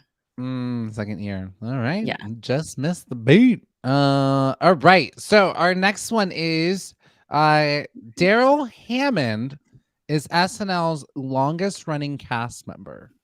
Daryl Hammond has broken the record. Maybe. He has been on SNL the longest. I feel like Keenan has broken. Keenan has been on there since it started in 75. And hasn't aged a day. He took a break to do all that on Nickelodeon and came on back. Yeah, right. Now we have to go back. I think. Sarah, wait, can you help me out with this? Was Steve Martin never a cast member on SNL? He just was a guest so many times that we think he was? I think that's what it is. Wow. I think that is apparently. Sarah just said he was never a cast member, but he's just been on so many times. That's crazy. But I think like 15 times you're just like, oh yeah. No, he's part of the cast. I'm gonna go. Okay, well hold on. I've got friends who can help me out. Pomeranian saying Jammy Lion, Raymond saying Jammy Lion. We all think it's Keenan. Keenan's been on since 75. I just felt this is so wild. It's so great to see the numbers. So you're right. I am absolutely lying. It is Keenan. Y'all know exactly. 18 seasons and counting. He's gonna make it to 20 at least. I bet he'll do 2 Maybe more. That's his game. Round it up. At this point, he's gotta make it to 20. Right. Because he also wants to make sure like it'll be so hard to top that. It'll be so incredibly hard to top. Yeah. He'll have that crown for 2 decades. It's insane. Yeah. 2 decades. He's gotten to work with so many. I mean, just pretty much like all my formative. Like, I mean, when I started getting into SNL was probably like once he got there is when I started kind of paying attention to that. So I was doing like In Living Color, Mad TV before that. Yeah. Okay, the first episode was hosted by Chevy Chase. The first episode was hosted by Chevy Chase on October 11th, 1975. Musical guests, Billy Preston and Janice Ian. But was Chevy Chase the host? Right. Just now it's going to be like, you got too many details for it not to be true. I know. I realized I was getting too many. I was like, no, I love it. But it was at the host. Okay. I also think that Chevy Chase was a cast member. God, isn't that funny? I think everybody from the 70s was part of SNL. Pomeranian saying Jammy Lion. Pomeranian, I agree for some reason, but now I've been burned by Steve Martin. I don't want to take a stab. I thought Chevy Chase was a cast member, not a host. So not sure who those was, but not Chevy. Okay, so Jammy Lion. All right, y'all are on fire, right? George Carlin was the first. That's a good first guest. Host. That's cool. Let's see. Pete Davidson is the youngest cast member ever. Pete Davidson, youngest cast member to ever join SNL. I think again, I cannot be trusted because there is no way that I remembered what happened in Guardians of the Galaxy. Poor C. Riley. I was just like, I couldn't tell you what he was in. Renee, you watched it 24 hours ago. So I can't be trusted on this. But I think in his like goodbye thing, he said Lauren of his like, thank you to Lauren for bringing me on. He was like, as the youngest cast member, I think. Maybe not now, but I think at the time he was the youngest cast member. How do we feel? Okay. Raymond, you can watch all the SNLs on Peacock. Yes, Raymond, that is true. And you can also on Hulu right now. Pomeranian, I agree. Okay, so we're going to go with Jam. That's a fact. He is the youngest cast member. Do y'all remember a young man named Anthony Michael Hall? Well, he was just 17. He started in 1985. So he is actually technically the youngest, and Pete Davidson right there. There. 17. Is that legal? Did he have work? I was going to say, did he have a work permit? What happened there? Did he have to go to... You have a teacher on set? Right? Exactly. Yeah, exactly. It's very funny. Let's see this one.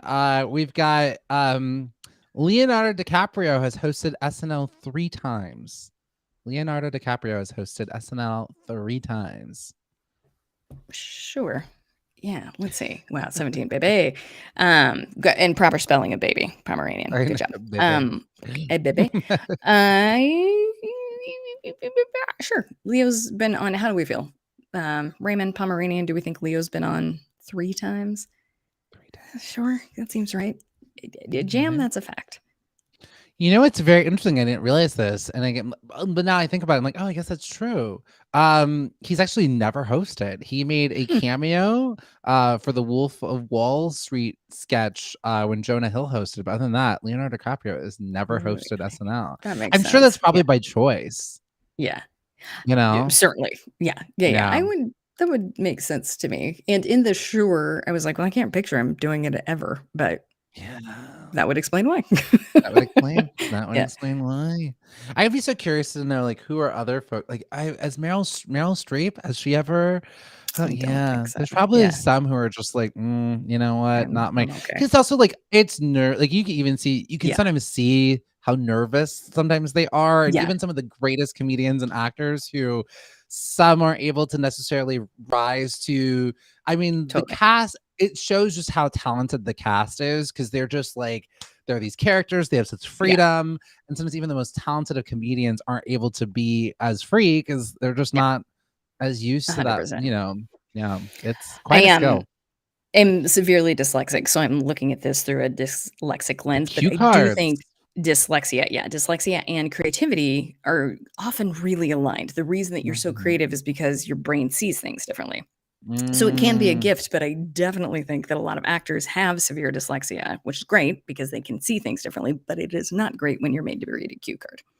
Do you feel, Renee, because I feel like you probably have seen, because I feel like in the olden days of SNL, not the olden days, but I feel like I feel like they rely so much on cue cards now. I feel like they didn't used to as much. Am I wrong on that? Like, were they always heavy on cue cards? I feel like, I don't know. I feel like there was times like Amy Poehler just like she like knew her stuff. Like she didn't have to like. They're always using. They're so and they're doing great. Like it's not an easy thing at all to do. Look at baby James down here. Hello. Hi. Hello. Hey, how's it going? That was a really great moment. All of a sudden, baby James, I don't. That's very cute. Do you feel like they're using it the same amount as they always have? I would bet that they are. Initially, before you were giving the example of Amy Poehler, I was just like, I think comedy has gotten faster.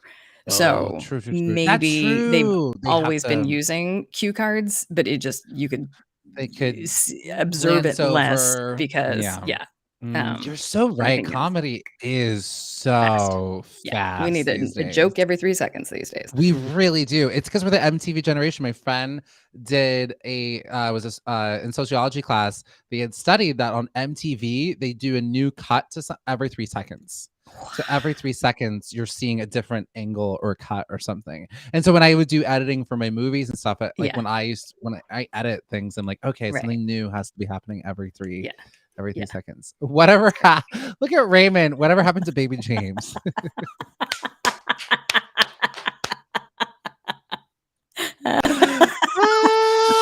That was the movie. Renee and I were doing a 2-hour movie. Whatever happened to baby James?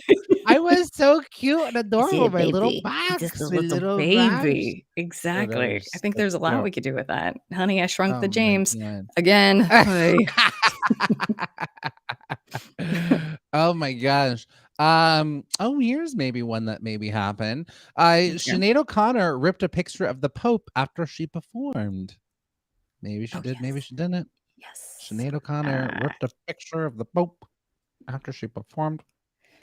Yeah, I remember it being a big deal. So I think Pomeranian, Raymond, you good with me saying yes, absolutely. And it was scandalous. Which is so funny now to be like, that's exactly. Somebody could roll out a paper shredder now and just over and over again. And we'd be like, it's art. We love it. We love it. Oh my God. And with that, we should bring on, speaking of friends, let's bring on our good friend, Anthony Davis. Yay! Hello. Did I make it into the friends group? You did. Do I feel worthy of that role? I mean, I would love it, but I don't know if I've qualified yet. Have I? Oh no, You're you've earned it. friends of Backchannel. I think we're okay, fine. work Fine. colleagues now. Okay, how was therapy today? Pretty difficult, actually. It's a little tough. It's a little rough. Okay. Love you. Yeah. Very sweet. Yeah, you obviously have a little kind of window of my world. Yeah, it was pretty hard. I was dragged through the coals a little bit. I had a bit of a cry today. Yeah. The worst. How you feeling now? Worse, actually. No. Oh, I'm fine. no. No, it's fine. I feel fine. There's a lot happening, Like, I wish I could, give you the whole story, but there's a lot happening, I have children. I don't know if you're aware of that. I have children. Wow. Children. Yeah. So that's always a big theme, isn't it? And if you come from a broken home and then you go on to have children, you have to kind of do a lot of work. Excuse me, I'm not crying, I'm choking.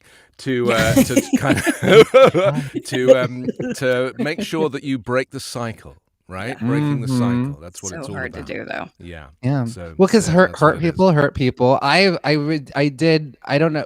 Oprah has a book called "What Happened to You." She wrote with this psychologist, and it's essentially like reading that book or doing the audiobook of it. It was like, oh, wow, we're just all walking bags of trauma. We're just these walking bags of meat trauma. And we ask the wrong questions. So like, if there's a kid who's acting out in class, we're like, oh, what's wrong with them? It's like, no, what happened to them? Sometimes they've had this trauma and we're like saying, sit down and play checkers. And it's like, they have had this huge trauma that's happened to them and they can't focus and they just put them full of medication and then they never deal with their issues. Oh, man. I mean, everyone has a story, right? That's the thing. And as I've got older, I've become increasingly kind of empathetic for people's stories, So if you see people behaving in a crazy way, whereas the old me might have been critical of that person, now I'm like, what happened to them? What's their story? And so it's very helpful. I mean, I encourage everybody to kind of delve into the world of psychotherapy. It's such a wonderful place. We go to the gym every day, or once every 6 years. But we tend to kind of we forget that our brain needs as much work as our body, Yep. Right. Yeah, I never date someone who's never been in therapy. So with that, my acting instructor said, get into therapy now. Most people wait before it's too late. So well, that's good for that. That bodes well for you and me, doesn't it? It sure does. We're right here now. There we go. Guys. Well, Anthony, we're gonna leave you to your show. Y'all have a great, wonderful show. Renee, I will see you tomorrow. Renee, who made my day and everyone's day. Big thanks to Damien, Stacy, Raymond. No name. Get that name for Anthony. Stick around and have a great show, y'all. Got a great Bye. show coming. All right, bye guys. See you tomorrow. Take care, guys. Well done. Congratulations. Another successful Tuesday underway. Welcome to Backchannel. I'm Anthony Davis. Lots to talk about today on the big show. Hopefully you'll spend your morning with us. If you haven't already, as you know, there's lots of ways you can get in touch and be part of the show. And it's Tuesday, so we've got lots to get through together. This is the only place on your Echo device where you can watch and listen to live shows and chat with hosts in real time. I'm Anthony Davis. I'm here Monday through Friday, 9 o'clock Pacific, 12 o'clock Eastern. You can get involved in the show by sending a chat. You can ask questions, chime in on what we're talking about, or anything else you would like to send our way. If you can see me right now, and then you're watching on an Echo show or a Fire TV, the magic word is say. Wake her up, say the word say, and then your message. That's kind of how you send it to me, and you don't even have to type anything. The whole thing happens with your voice. And if you're listening on an Echo speaker right now and you can't see me and you'd like to send a message, go to backchannel.tv and click on Join the Chat. That's backchannel.tv and click Join the Chat. Wonderful. Got lots of good stuff to look at today. Let's take a look at some of those subjects. Walmart has reportedly been forced into a U-turn over a Juneteenth-themed ice cream. Something to discuss. Trump spokesperson calls the prospect of Mike Pence running in 2024 desperate and irrelevant. I mean, how he turns on people, it's like, seriously? I kind of feel like we'll talk about Mike Pence in just a little while because he made an interesting statement yesterday and I'm kind of interested to talk about that. But and also the last public payphone in New York City has been removed. So that's it. If you want to make a phone call, forget it. It's not possible anymore. Game over. I don't know what you're going to do. I don't know where you're going to go or how you're going to manage that, but forget it. Not from the streets of New York City. And finally, on this day, the first telegraph message was sent by Samuel Morse from Washington, D.C. to Baltimore, and it said, ...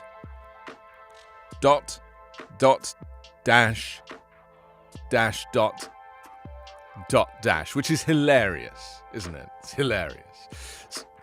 So we'll take a look at the origins of Morse and work out exactly how the telegraph really works, you know. Talking of telegraph, we're going to look at some of the newspapers as well, the front pages of the newspapers, and see what's happening and see who's kind of breaking the headlines today. And don't forget, with your messages, that you want to chime in at any point, then it would be my pleasure to kind of read it out. We've got Stella on the stream already. She says, hello, Anthony. Good morning, Stella. Great to see you. Raymond's in New Jersey. Damien, Stacy, No Name. A couple of no names. You can change those names very easily just by asking your device to change your name. Okay, let's go into the newspapers now. We're going to go to Florida first and to the Sentinel. There's no immediate impact, says the headline. Senator Boyd, homeowners won't see rate cuts for 18 months or maybe never. This is Florida's 7 million homeowners can forget about any immediate relief from rising property insurance rates coming out of this week's special session. Bradenton Republican Senator Jim Boyd, sponsor of 2 bills aimed at stabilizing the ailing insurance market and curbing abuses in the roofing repair industry, said during the bill's one and only committee hearing on Monday that rate reductions would take up to 18 months or they might not happen at all. Right now, in terms of rate relief, there's no immediate impact. Interesting. Okay, we'll see. I don't quite know how that, it differs in Florida to the rest of the country, but I'll look into that. DeSantis' new program helps hometown heroes buy their first home. It says to help people buy homes in the communities they serve, a new program will assist vital workers among 50 professions with down payment and closing costs, Florida Governor Ron DeSantis said on Monday. They're announcing all this stuff because, of course, the midterms are coming up, so they want to kind of look like they're doing something. The initiative is called Florida Hometown Heroes Housing Program, begins June 1st as the state faces rising costs in housing. The state's initiative will cost taxpayers $100 million. There's 1,000 lenders involved in the program to start providing assistance to essential workers, such as police officers, firefighters, doctors, nurses, and teachers, amongst other professions. Now, do you think I'm allowed to eat this slice of toast? I've had it sitting here for ages, and it's going to get cold. How do I go about eating this and continue talking on Backchannel? It's like a quandary. What do I do? Look how delicious it looks. Let me tell you something about toast for a second. I'm a big peanut butter fan. There's no butter in peanut butter. Are you aware of that? I mean, if you buy proper peanut butter, it's just crushed peanuts, maybe a little salt added, but there's no butter in it. So you have to add butter first. Butter, followed by peanut butter, just makes it delicious. I also have some orange juice here, as you can see. It looks like I've been served in a nice hotel. This is one of those cup glasses from IKEA, where you get a pack of 4 for $7. I know it looks really fancy, but it really isn't. I think it's just the fact that you wouldn't normally put orange juice in a wine glass. I can't do peanut butter and jelly. I don't understand that concept. I know it's a huge thing in America. I can't get my head around it. Peanut butter and butter, however, I can do.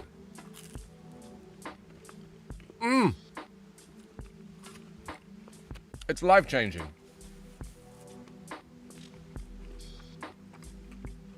It's life-changing. Stacey says I don't do peanut butter with butter. Stella says we have the same glasses. Stacey says just take it in small bites each time. Well, that's what I'm doing. I'm doing it in small bites. I was very busy this morning. It's delicious.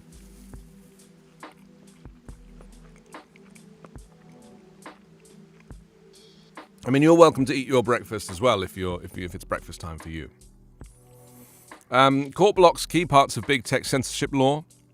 Meddling with platforms run afoul of First Amendment. Yes, there's a federal appeals court ruled on Monday. It's unconstitutional for Florida to prohibit social media companies from permanently banning political candidates, dealing a blow to Ron DeSantis' push to combat what he declares to be online censorship. That's great news. DeSantis is an authoritarian, you know? Telling people what they can and can't do, claiming it's freedom. No. I don't buy it.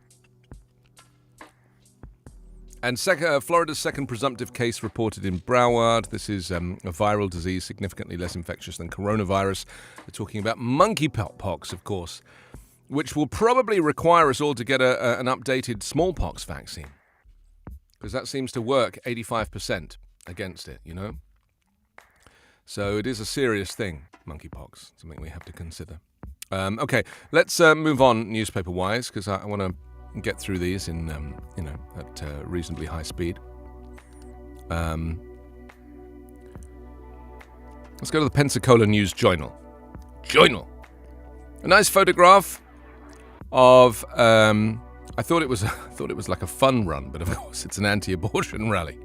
Everyone's so brightly coloured in their outfits. People attending an abortion rights rally in a march, sponsored by the League of Women Voters held in downtown West Palm Beach. The story says when Alejandro Mandado stopped at a clinic in Jacksonville last week, she got a glimpse of the floodgates that could open in Florida if the U.S. Supreme Court overturns the 49-year-old landmark decision that legalized abortion. A desperate couple from Alabama had driven hundreds of miles to the clinic where abortions are performed, struggled to raise 3 children. They feared another child would plunge the family into inescapable poverty.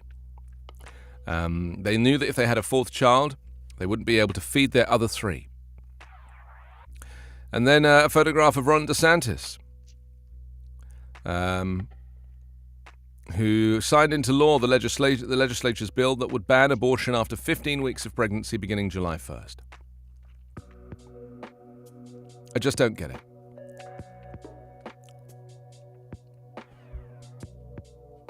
It's a sign from a woman who is one of the protesters. Don't like abortion? Just ignore them like you ignore kids in foster care. Right? Someone's got a sign saying Ruth sent us, which is great. That's Ruth Bader Ginsburg, of course, who was one of the vehement campaigners for Roe. And if you're not pro-life, you are anti-women, anti-trans, anti-poor, anti-black, and people of color. Bans off our bodies against abortion. Don't get one. Protect our choice. It is wonderful to see Americans protesting like this. You know, there isn't often for a lot of people time to protest. You know, people work so hard, the hours that people put in jobs. And I often think that part of the reason why America's work ethic is so hefty is to prevent people from protesting, you know? Just make the workers work so that they can't have any time to think or to protest or anything like that, you know? Just keep them working. Changes are coming, said Sam Cooke. A change is going to come. You know, this landmark ruling, this draft that was leaked from the Supreme Court, is mobilizing an entire movement of women's rights protesters. Men and women, boys and girls, everybody's taking part. And, you know, that leak was so significant, wasn't it? And, you know, so important. I mean, people knew it was coming, but, you know, it's very interesting. It's very interesting.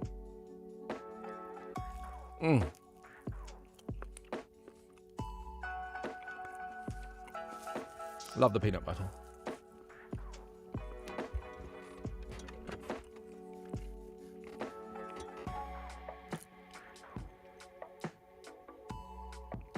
Feel free to have a snack. I've got a whole buffet here. I have some vol au vents over here. Do they use the word vol au vent in America? I don't think I've ever heard it here. I think vol au vent is probably a French word. Probably isn't used in America. Maybe you can let me know. Vol au vent, American or European? A vol au vent is a little pastry, was a puff pastry, and then on the top of it, it has like some mushroom. You can have whatever you want on it. You can have salmon on it, but it's like a canapé. So you have a little. What I like is a mushroom vol au vent. Carly, you like a mushroom vol au vent? No. Have you ever had a mushroom vol au vent?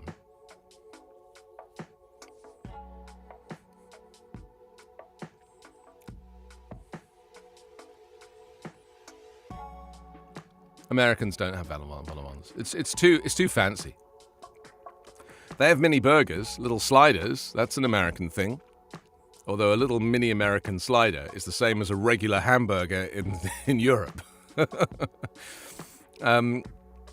More than 14,000 workers in Escambia County last week got a notice from the supervisor of elections that their registration lacked the required personal identification information to receive a mail-in ballot. Escambia County Supervisor of Elections David Stafford told the News Journal his office sent out the notice because of the new elections law passed by the Florida legislature that requires the information on the registration of anyone requesting a mail-in ballot. You see, this is election rigging. This is what they're doing, making it harder to vote. So 14,000 voters are prevented from voting, and they're going to have to reapply for their ballot. This is what's happening. What I'm hoping, though, is that it hurts the Republicans as much as it hurts the Democrats. You know, because this is a Republican policy to make it harder to vote. And there's a good chance that Republicans will also struggle to fill in those forms and get them sent on time. Stacey says, I like sliders. They're funny. This is the first time I've had a snack on the show. Suddenly everybody's interested. Maybe I need to eat every day. And then we can have a whole conversation about snacks and vol au vents. Maybe that's the secret to this whole game. You know, maybe that's the secret. If you'd like to send me a message, and you can see me right now and you're watching on an Echo show or Fire TV, the magic word is say. Wake her up, say the word say, then your message. If you're listening on an Echo speaker and you can't see me, go to backchannel.tv and click on join the chat. That's backchannel.tv. I'm Anthony Davis. If you'd like to help out, then there's a couple of ways you can do that. You can hit that subscribe button right there. And if you're watching and you see it, click it, because subscribing will let you know when we're going live. And we have some special plans coming up for VIPs who are subscribed, and it's no charge to subscribe. Another way you can really help out, no matter where you're watching or listening, is by leaving a review. Go to backchannel.tv and click leave a review. Your positive reviews help keep the show going. That's backchannel.tv. And click on leave a review. Could Florida have become a haven for abortions is the headline. So much coverage of abortions on the Pensacola News Journal.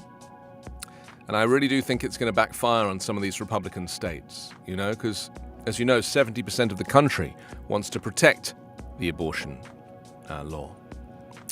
So there we go. That's Pensacola. Let's move on to the St. Lucie News Tribune now.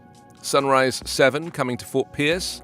This is Save the Chimps, one of the largest chimp sanctuaries in the world. It's about to come 7 apes stronger. The non-profit, which has operated for about 25 years and currently houses 221 chimps, is expecting the newcomers sometime this summer or early fall. They'll be the first additions to the sanctuary's ape family in about 5 years. We're really excited that we're going to be able to provide them with a life of freedom of choice. Well, will the apes be allowed to have an abortion is the question. You know, will you take that right away from them? So that's interesting. Oh, it doesn't say where these chimps are coming from. You know? Save the Chimps tried to mirror as much as we can a life that they would have had in the wild if that had not been taken away from them. Yeah, I'm very interested to know where. Oh, rescued from the pet trade and other industries. Okay, that's good. Pet trade. I mean, who has chimpanzees? It's crazy. COVID risk increases medium in areas of Florida as cases rise.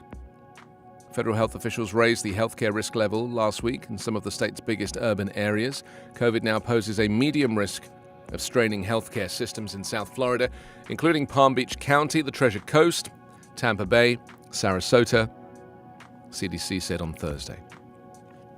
So there we go. That's the St. Lucie News Tribune this morning. If you live somewhere and there's a newspaper that you would like, then just let me know and I'll give it a little review on your behalf. Everybody likes sliders, don't they? I've been thinking, I don't eat meat anymore, but I used to eat so much meat that I've probably got at least a dozen cows inside me, whole cows. And the hamburger, the cheeseburger, the Whopper, the Big Mac, the luxury burger, all of it, I was such a fan. You know, like my whole life was basically going to burger joints and hanging out with people, you know?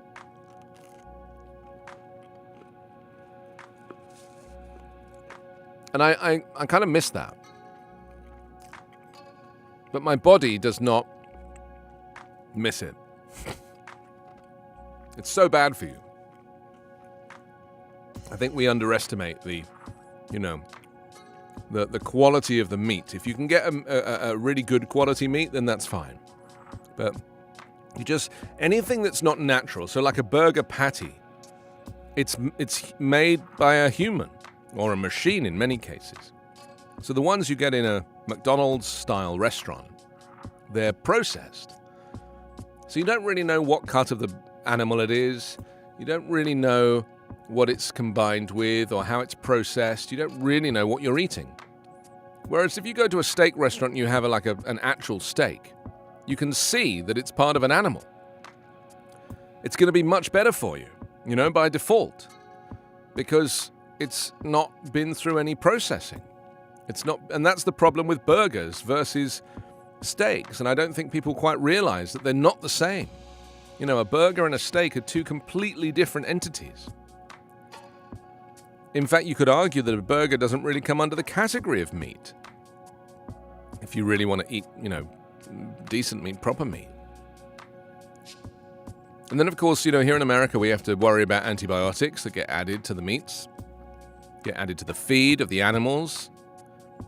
So you end up trying to find meat that says it's antibiotic free.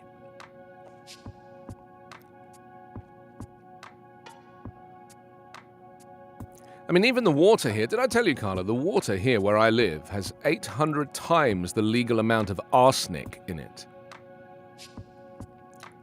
I looked it up. I looked up the water in my zip code. 800 times the legal limit for arsenic. Are they doing anything about it? No. They just say, don't drink the water.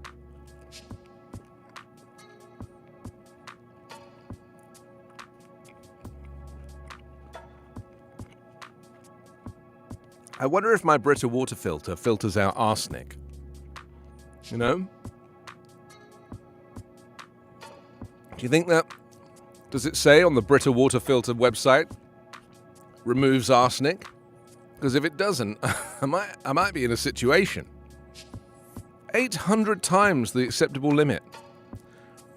I mean, arsenic is something that we used to joke about because it would be written into thrillers and storybooks about the fact that people would be poisoned with arsenic,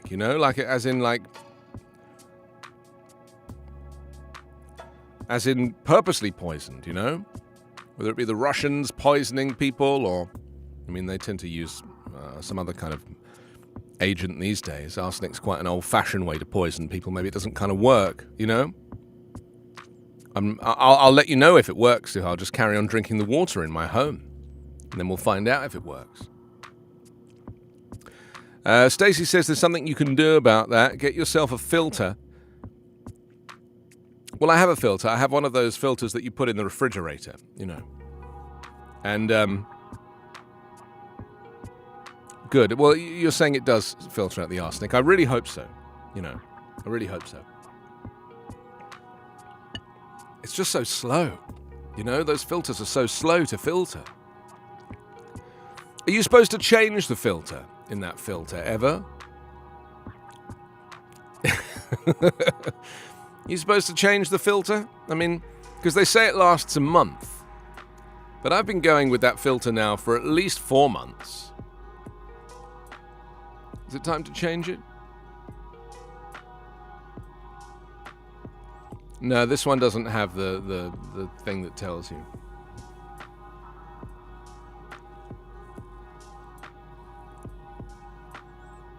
Interesting. Oh, Stacey says it works on all poisons, including arsenic.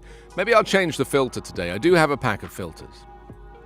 I buy the generic ones from Amazon. You know, I don't buy the Brita ones because they're like 3 times the price.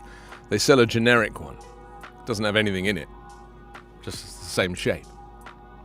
The Clarion Ledger, homage to black cowboys. In Tunica, a Memphis man's rodeo pays tribute to those before them. This is interesting. It's a rodeo with just black cowboys. It's pretty cool. SBC sexual abuse report details inaction for 2 decades. This is the Southern Baptist Convention.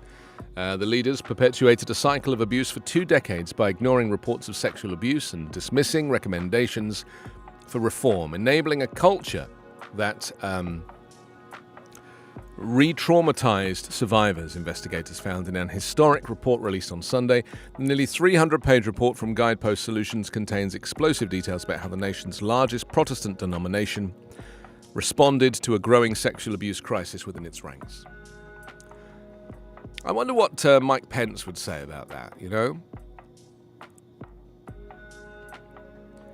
These people, they like to, celebrate faith until something like this comes along, and then they just choose to ignore it, you know?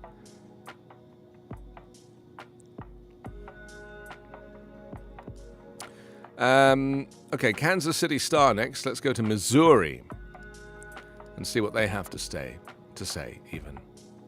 They lead this morning with Biden. U.S. would intervene with military to defend Taiwan. Yes, Joe Biden said on Monday that the U.S. would intervene militarily if China was to invade Taiwan, saying the burden to protect Taiwan is even stronger after Russia's invasion of Ukraine. It was one of the most forceful presidential statements in support of self-governing in decades. Biden, at a news conference in Tokyo, said yes when asked if he was willing to get involved militarily to defend Taiwan if China invaded. That's the commitment we made, he said. The U.S. traditionally has avoided making such explicit security guarantees to Taiwan, with which it no longer has a mutual defense treaty, instead maintaining a policy of strategic ambiguity about how far it would be willing to go if China invaded. I really hope that this was not another slip-up by Joe Biden, because the whole point of presidential diplomacy is what you don't say, not what you do say. This is why politicians give these kind of non-answers, 5 killed in shootings last week in metro area. 5 people were killed in the past week across the Kansas City region, including 1 in Independence. So far this year, the metro has suffered 101 homicides, including 64 in Kansas City, 17 in... 64 in Kansas City and 17 in Kansas City, Kansas, according to data tracked by the Star, which includes fatal police shootings. By the time last year, this time last year, Kansas City had suffered 58 killings. In Kansas City, Kansas suffered 10. Okay, they're 2 different places. I understand now. And then data shows racial disparity in federal gun cases in Missouri. And a chap, Darrell Hargreaves, grew up around gun violence. His best friend was killed when he was 20, went on to serve several stints in prison. But when the 48-year-old was released after an 11-year sentence for a robbery, he was determined to turn things around. He began a remodeling business in 2009, revitalizing homes on the city's east side. The business was doing well, and after nearly a decade, he seemed to be on the right track. But in March 2018, he was arrested while working on a house near Indiana Avenue. As a convicted felon, he was not allowed to have a firearm, but he carried a gun in areas he felt unsafe for my protection, he said. He became one of over 3,600 people convicted for federal firearm possession in Missouri. I mean, living in an area where you have to carry a weapon to feel safe, I mean, that's something we need to be talking about first, isn't it? To live somewhere where you feel so unsafe. And the problem is that if you are poor, you cannot afford to live in an area that is not unsafe. You cannot afford to relocate. How do you do this kind of social mobility? How is it even possible?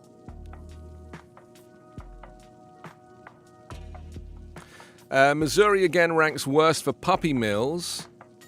What? The Humane Society of the United States Horrible 100 report says 100 dog breeding operations known as puppy mills that are committed in violations based on state and federal inspection reports. 26 of the 100 worst puppy mills included were in Missouri, followed by Iowa. Kansas had 7. I didn't know about this. There's puppy mills. Places where they breed puppies in an inhumane way to make money. They say what to look for when buying a dog. Meet the breeder. Meet the mother dog. See where the mother dog lives. That's how you do it. Just so you know. I wouldn't even know where to start to find a dog, you know? I've never had a pet. Isn't that crazy? I've never had a pet. I mean, I briefly had a cat, but it wasn't my cat. It was given to me by my brother, and it wasn't his cat. It belonged to his friend. So his friend gave him the cat when he moved to America. Then my brother got given the cat and gave it to me when he moved to America. And then I had the cat, and then I gave it to a friend when I moved to America. And I'm still in touch with the cat on WhatsApp. We have a thread for my cat, and so I still get to see her. She's getting old now, though. You know, she's. We don't know how old she is because nobody knows how old she was when she was born. That's such a good joke. Carla, do you know how old you were when you were born? Nobody knows how old my cat was when she was born, so we're going to have to take a guess. But she's pretty old now, and you know she sleeps a lot. And that's what they do when they get towards the end of their life. They sleep a lot. So I'll be very sad. I'm actually going to go and visit her. When I go to London next week, I'm going to go and visit my cat and see if she remembers me.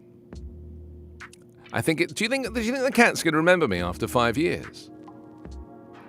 I doubt it.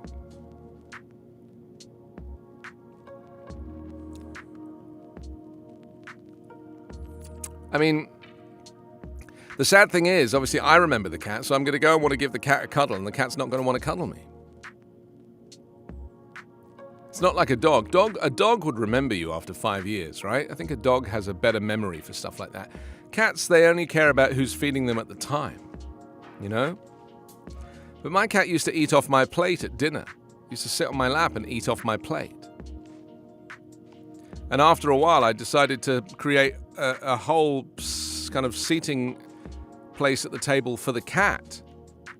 To prevent the cat from eating my food, I would have to make a second plate of food and put it at the end of the table with a seat, with like a booster seat on it, so the cat could sit at the table and have dinner with us.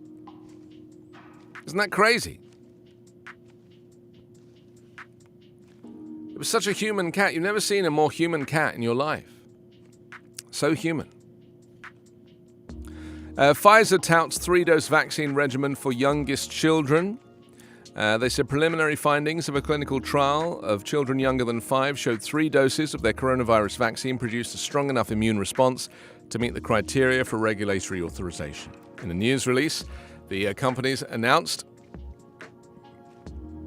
results from a subset trial of 1,600 children aged 6 months through 4 years, saying the 3-dose regimen had been 80% effective in preventing symptomatic infection.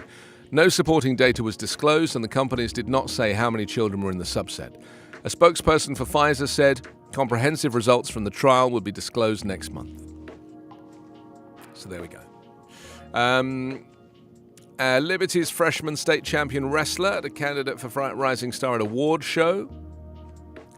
Do love wrestling. I think it's a wonderful sport. Doesn't make any sense to me. To me, it just looks like they're in love with each other. You ever think that? You ever watch wrestling and think, I wish those two would just go on a dinner date, you know? They want to get that up close and personal. They should really do it in the right order. A little candlelight, some wine maybe, you know, some soft music. But don't start by wearing a wife beater and just jumping on each other. It's inappropriate. A debate reveals Biden's difficulties on China trade. It says Biden's decision on Monday to try to align with Asian partners to form an economic bloc against China comes at a moment of frustration over his administration's economic approach to Beijing, with some White House advisors pushing the president to move away from the Trump-era policies he criticized and others arguing that Biden risks being seen as weak on China if he relents. I mean, people don't understand that everything we have in America is from China. Everything.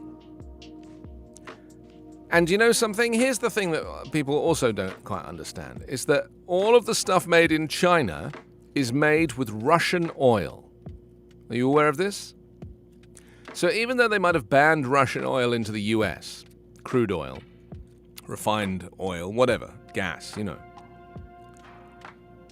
we're still using Russian oil all the time. I mean, if you wear a pair of Nike shoes, for example, where do you think they're made? They're not made in America, they're made in China. And what is a shoe? A shoe is invariably made of rubber and plastics and, might have a leather upper, but not always. The shoe is made of plastic. And what is plastic? Plastic is oil. Plastic is oil. And where do you think the oil comes from in China to make that shoe? It comes from Russia. It's Russian oil. You're basically wearing clumps of Russian oil on your feet. So this is the problem we have now. Literally everything I see in here. I mean, this microphone was made in America. I actually have another version of this microphone that was made in China. And it's not as good, but that's not the point. Everything I'm looking at here is made in China. The computer, the iPads, the little webcam, the lamps, the lights, everything made in China. And everything is mainly plastic. Everything I'm looking at is basically plastic. And plastic is oil. Plastic is oil that has been frozen.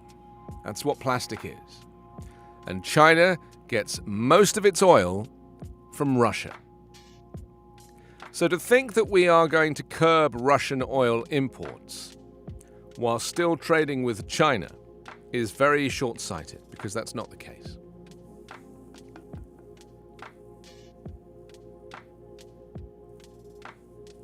Some officials have grown frustrated that US trade relations with China are still defined by policies set by Donald Trump, including tariffs imposed on more than $360 billion worth of products and trade commitments made during a deal the US and China signed in early 2020.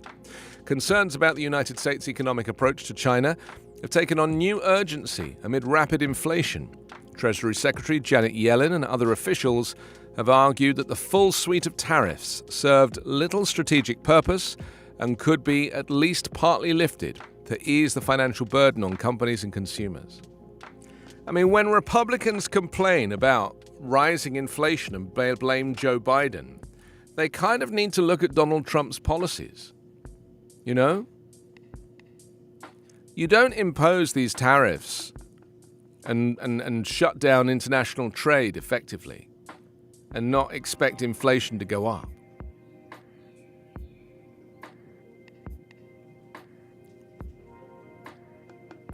Trade representative labor groups argue that removing the tariffs, which were put in place to punish China over its economic practices, would constitute unilateral disarmament, given that Beijing has yet to address many of the policies that prompted the measures in the first place.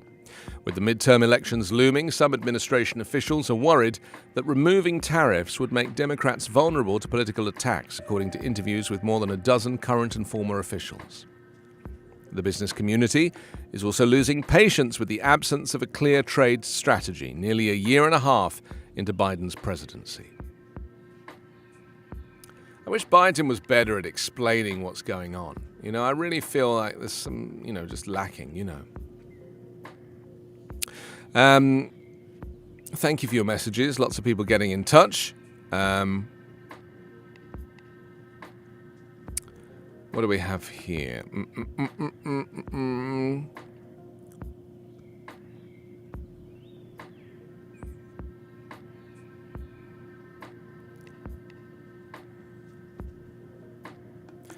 Stacey says Russia stinks and Putin sucks. Stella says... Stacey says guns should be banned altogether because there's too many shootings and way too many deaths from guns. Stella and Stacey are kind of talking together now, which is great. Stacey says cats want to cuddle with you. Yes, the cat always wanted to cuddle. Stella says, I have a cat and she snuggles with me all the time and feeds me. That's nice. Stella says, I have 2 dogs, 2 fish, a cat and a bunny. Stella says, my dog is the biggest pet. She tackles all the pets when I'm petting other pets. JD's popped in and says, good morning. Good morning, JD. Welcome. Nice to see you. Thank you for sticking around. We're just looking through the morning papers at the moment. And a reminder to you that this is Backchannel. I'm Anthony Davis. We're here every weekday, Monday through Friday, 9 till 11. That's 12 till 2 Eastern. If you can see me right now and you're watching on an Echo Show or Fire TV and you'd like to send a message, just wake up your device, say the word say, and then your message. And if you're listening on an Echo speaker and you can't see me, just go to backchannel.tv and click on Join the Chat. That's backchannel.tv and click on Join the Chat. Easy. Okay, let's take a look at what else we have here. Just looking through the newspapers at the moment. Oh, that was the Las Vegas Sun. Is that where we got to? Yeah, okay. Let's go to the News Tribune now. For New Jersey. New Jersey won't hold 2022 bear count. What? New Jersey's black bear population appears to be increasing based on the number of reported serious encounters with humans. But as the state has no official bear management plan for the last 2 years, the Division of Fish and Wildlife doesn't know for sure. Without the plan, the division did not make an estimate of the bear population in the state's northwest area last year and won't do so this year. The last count was done in 2020, coincided with the last statewide bear hunt. At that time, there was 3,158 bears in northwestern New Jersey, specifically in the areas previously designated as bear hunting zones north of Route 80 and west of Route 287. Who's hunting bears? Why would you hunt a bear? That's where the bear lives. The bear lives there. You don't live there. Records show that reported serious encounters with bears since the count have gone up nearly 9-fold. That says the DEP does not have a statewide population estimate. Those sightings of black bears have been reported in all 21 counties, said the Department of Environmental Protection, which oversees the Division of Fish and Wildlife.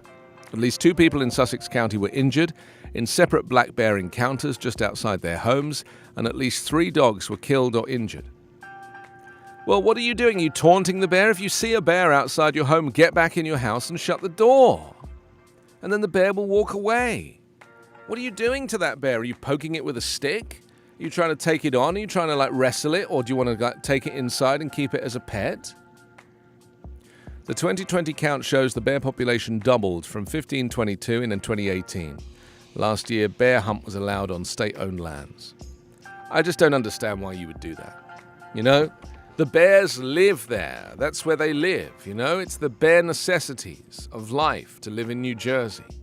Just allow the bears to live their lives. They're natives. I don't know.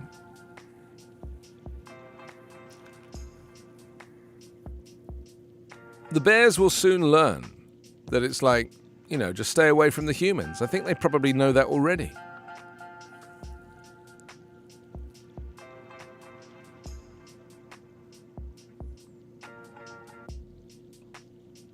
And then there's the story about that shooting the other day. A 29-year-old borough man has been arrested and charged with a daytime shooting near Lincoln Avenue last week that left 1 man dead, another wounded. Yakim Korngay turned himself into police on Sunday and was charged with murder, attempted murder, aggravated assault, possession of a weapon for an unlawful purpose, unlawful possession of a weapon. He's being held at Middlesex County Adult Correction Centre in North Brunswick, where he awaits a detention hearing. So it was May 18 where the shooting took place. So that's the Home News Tribune this morning. We're going to go to Mexico next for the Alamogordo Daily News. This is New Mexico, I guess, isn't it? Starliner spacecraft at White Sands. White Sands Missile Range. New Mexico. NASA and Boeing's Orbital Flight Test 2 successfully launched on May 19. And now, White Sands Missile Range is preparing for the landing of the CST-100 Starliner spacecraft. I mean, this is the stuff of science fiction. This really is. The spacecraft was launched from Space Launch Complex 41 in Cape Canaveral, Florida, and the anticipated landing is on May 25 at White Sands Missile Range. Starliner's mission under NASA's Commercial Crew Program will be an uncrewed test flight to the International Space Station, although it's a transportation system for astronauts. It's the next step in NASA and Boeing's process as they prepare for a future crewed flight test followed by a regular long-duration missile missions to the station. This is the stuff of science fiction. It's got to a point now where, it used to be the case that it was just NASA that was building rockets, and of course then it got put out to the private sector. So you have SpaceX, and you have Jeff Bezos's company, and various independent companies, private companies that are providing passage to and from the International Space Station. It's very clever. They obviously just give them the dimensions of the connection.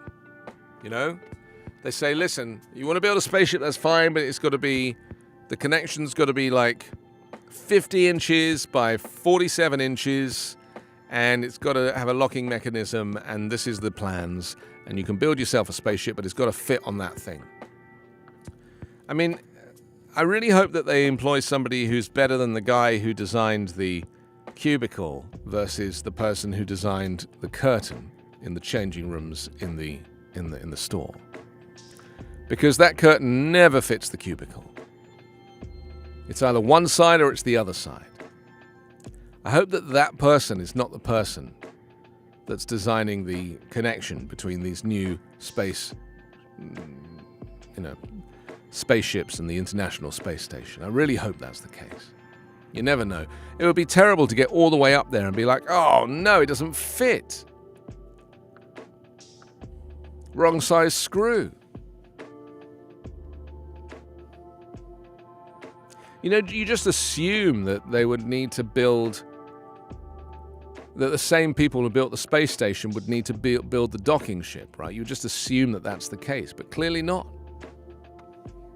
This happened once with, I think it was with Airbus.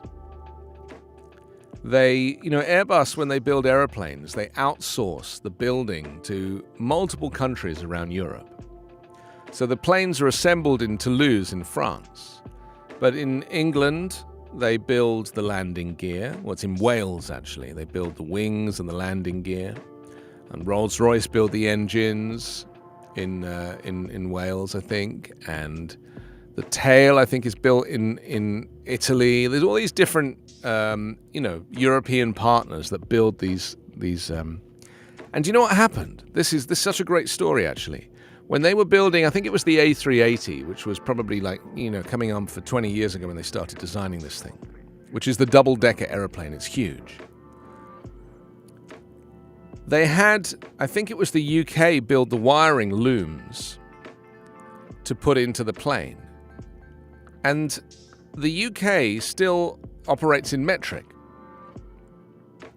And, that's right, Toulouse operates in metric. And the UK, or wherever it was that they had them build the looms for the electrical wiring, were working in inches. This is a very famous story. And so when all the wiring arrived in Toulouse to fit into the planes, they realized that they'd built the wiring in inches and not in centimeters. It's a true story. And it set the whole thing back. It's a very interesting story. We should probably look it up to get the facts right, because I'm sure I've got it slightly wrong.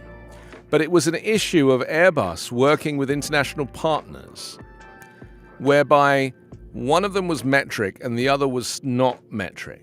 And therefore, the wiring looms were way too short to fit the aircraft. And they had to start over. I don't know how you even go about looking that up, but I'm sure you'll make a good job of it. But it was just one of those really stupid things where you just think, how could that possibly happen? How can one person be working in inches and another person be working in centimeters? Because, in the UK, there's a real contradiction. We've gone metric for length. but not for all length, because all the road signs are in miles. And your speedometer in your car is in miles. And yet, they measure in centimeters and millimeters. So they've gone metric for some things and not others. I read once the reason that they kept the street signs in miles is because it was going to be too expensive to upgrade them all to kilometers. Isn't that brilliant?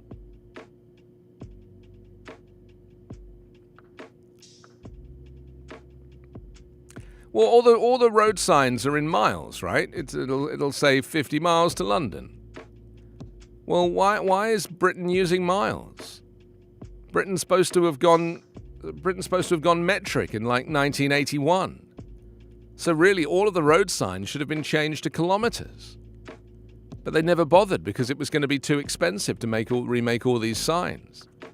So this is what I love about England. It's like it's half in and half out.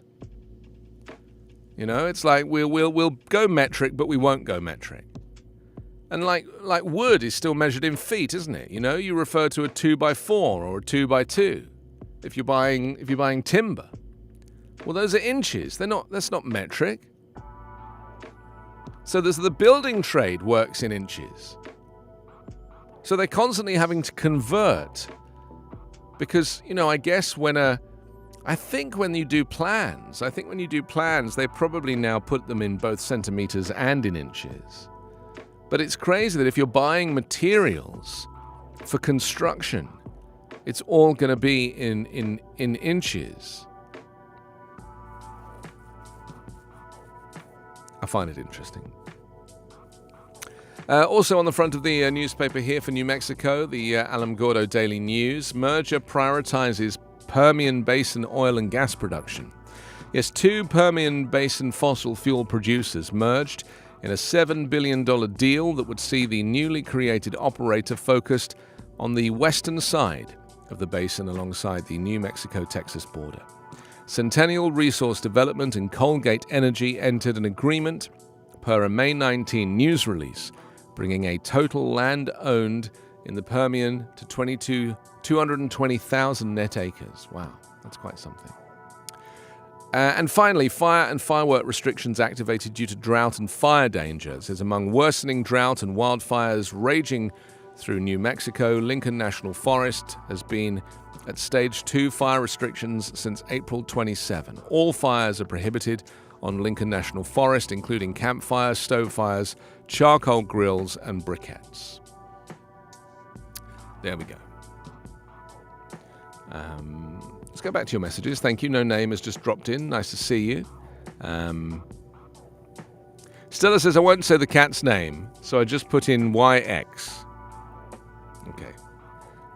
She says, my cat's name is Nayex. Okay.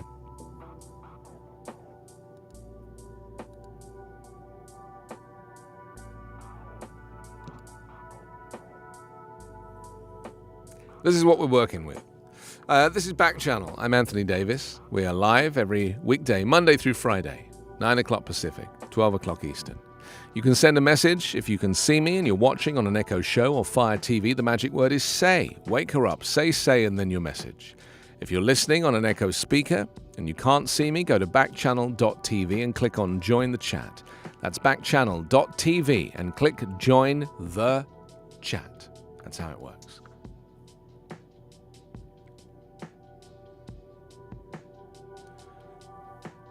Maybe Stella's name is Max or Fax. Oh, Terry's just joined us from Michigan. Hi, Terry. Welcome to Backchannel. I'm Anthony. Hit that subscribe button down there if you'd like to, and you can become a VIP. It's no charge. It's just, for fun, really. No one can really work out what Stella's cat's name is. She can't do it, apparently. Let's stay in New Mexico, and this time we're going to go to the Daily Times. They lead with Tribe standoff with FBI changed gaming industry. This is the first thing Carmen Jones noted was the FBI sniper on the roof of Fort McDowell Casino, following her as she walked around the building with a 10-month-old son in her arms. Nearby, FBI agents in flak jackets, some toting assault rifles, stood guard. sweltering in the 90-degree heat. Jones, a tribal member of the Fort McDowell Yavapai Nation, which was owned and operated the casino, had rushed to the casino from her home after getting a call from Yavapai tribal elder Eladoka.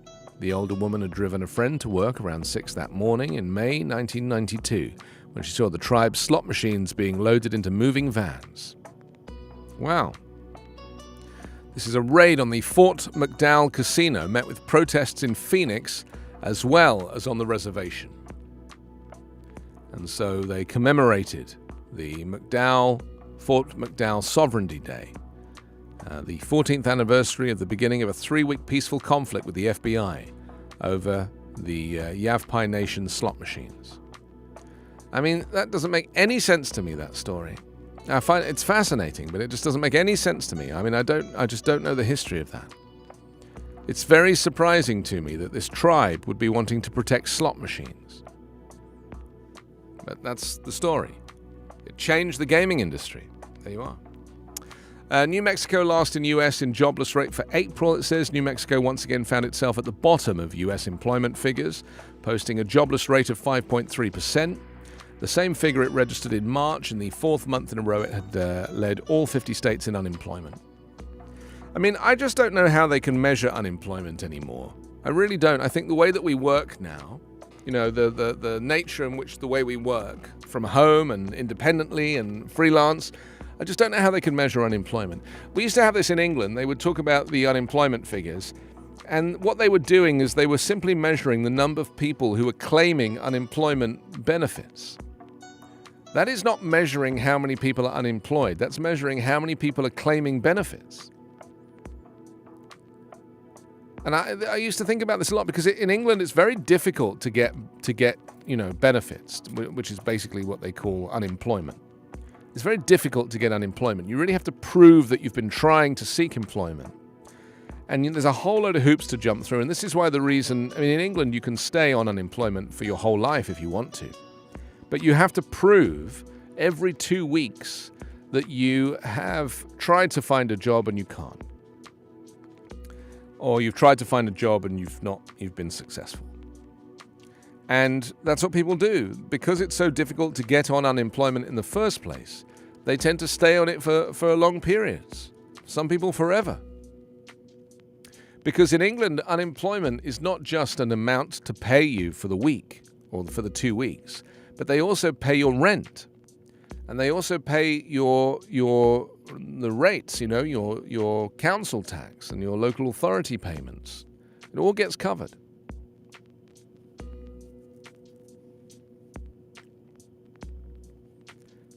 It's not particularly generous, but it is a system that works, and I'm very proud of it. We don't really have that here in America, You can get unemployment for a fixed number of weeks and then it stops. In England, it doesn't stop as long as you can prove that you can't find a job. And there really are a shortage of jobs in England, I really feel like here in America, it's actually quite easy to get a job. There's so many employers. It's such a bigger economy. It's quite easy to get a job. Whether it's a good job or not, well, that's another story, isn't it? Stella says there's one more letter in front of the... Stella's still trying to spell out her cat's name on Backchannel, and it's quite difficult. Ninx? Is it called Ninx? Is that what it is? Ninx? As in minx or sphinx? Is it Ninx? Yes, thank you, Stella. We got there. That's a great name for a cat. Ninx. What does it mean? Stacey says, I know that you have Netflix. You should check out Sing On. It's a really good show. Sing On? Okay. I watched a lovely thing on the Disney Channel, Disney Plus, the other day about a kid who wants to be a Broadway star. It's like a musical. It was so good. Love a musical, me. Love a musical. Okay, so that's the Daily Times for us this morning. A reminder that Backchannel has a growing list of shows, including Haley and Alison's Good Morning. Start your morning from 3 a.m. Pacific. That's 6 o'clock Eastern with 2 hours of silly fun and games. Haley and Alison and producer Will have trivia as well as the answers to your burning questions and the news you might have missed. They're followed by Live Every Day with Liv Harrison from 5 o'clock Pacific, 8 o'clock Eastern. Join Liv Harrison every Monday, Wednesday and Friday morning to celebrate the little things in life in an extraordinary way. Candid conversations, lots of laughs, and plenty of coffee will fuel you and encourage you to live every day. And on air just before me is Get On Up with Jam and Renee. Wake up on the West Coast with community and conscious living. Jam and Renee have it all covered from what people think as to who's wearing what. You'll leave entertained and enlightened every day and learn how to pay it all forward. So all that to look forward to here on the Back Channel.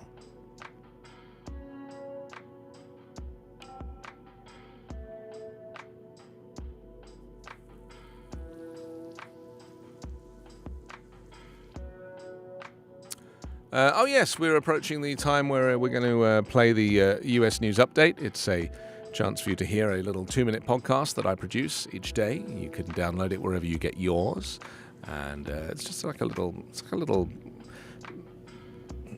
tour of the United States, in 2 minutes. Here it is. I'll be back.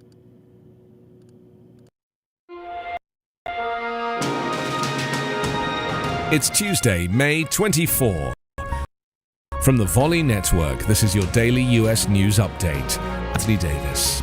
The White House is considering waiving US gasoline environmental rules aimed at reducing summertime smog, hoping the waiver will combat rising pump prices, according to 3 sources involved in the discussions.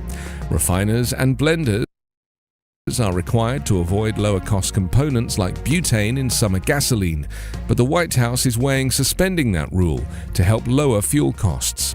The components help elevate gasoline's read vapor pressure, or RVP, which contributes to smog at higher levels, particularly in the hot summer months. President Joe Biden's administration has already lifted the requirement for summer sales of E15, a lower-price, high-ethanol gasoline. The waiver under consideration would apply to all grades of gas, the sources said. No final decision has been made. The White House did not immediately respond to requests for comment. Outside groups, though, particularly governors, have been lobbying the White House to issue the waiver. Biden has made fighting inflation and high pump prices the top priority ahead of congressional elections in November. Republicans seeking to take control of Congress have bludgeoned Democrats with the issue, and the White House has adopted an everything-is-on-the-table approach to curb the price spike. The price of a gallon of regular gasoline has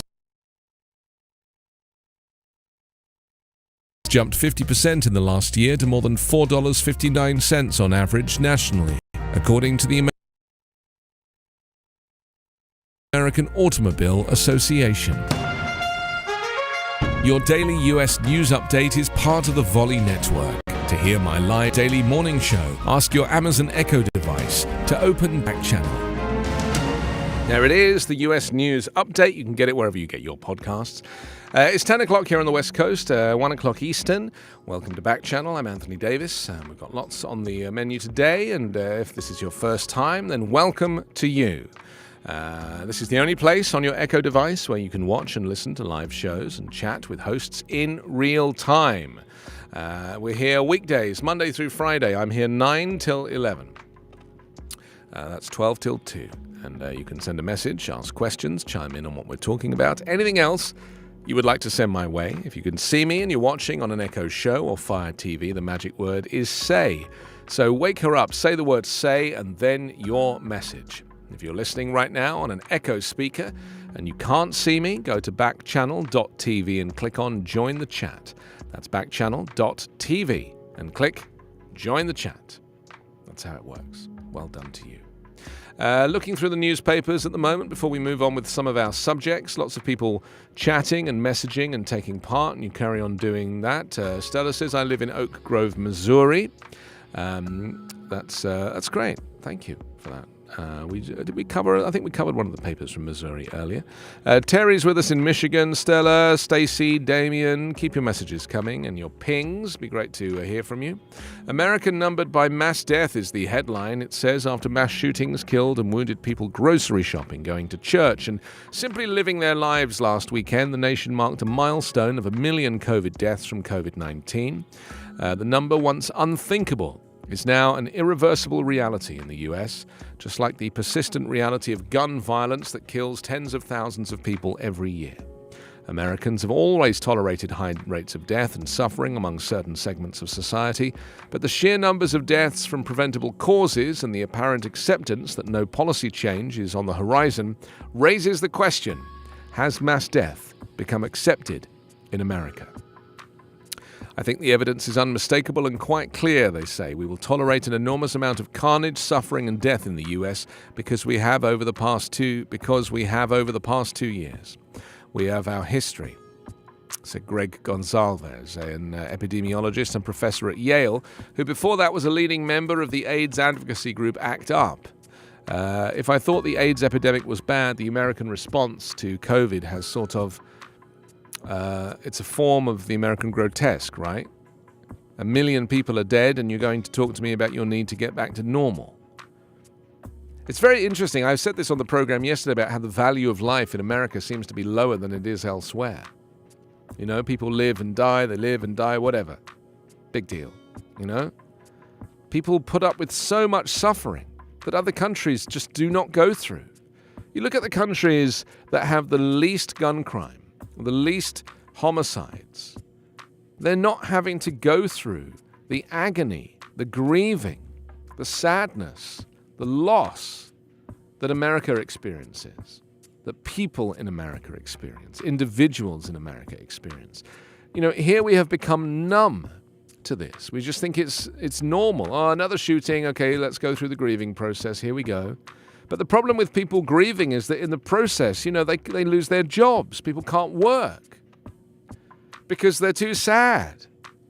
And if you lose your job, then you lose your health care. And so then you get sick because you're sad and you don't get looked after. And so you sell your home or any of your possessions to pay for health care, and then you're broke. And then before you know it, you're homeless. That's America. That's kind of how it works. Gun crime contributes to homelessness. People can't understand it. You know, they don't make these connections. It's all connected. We are a social ecosystem. You know?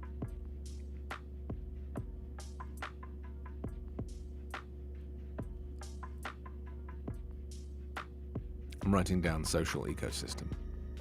I have these ideas sometimes, and I like to kind of develop them more. So I'll just make a little note of them, you know.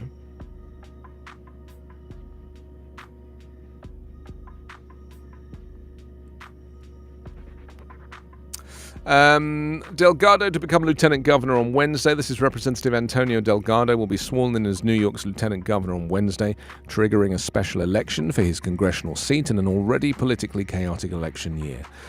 He's a Democratic candidate from Rhinebeck. He was tapped to be governor. Kathy Hochul's second-in-command earlier this month, following the abrupt resignation of her former lieutenant governor, Brian Benjamin, who was arrested on bribery charges. Lovely.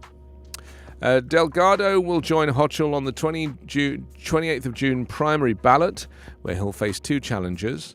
And in taking the new role, Delgado will vacate his current seat in New York's 19th Congressional District, which now stretches from the Hudson Valley to the Finger Lakes.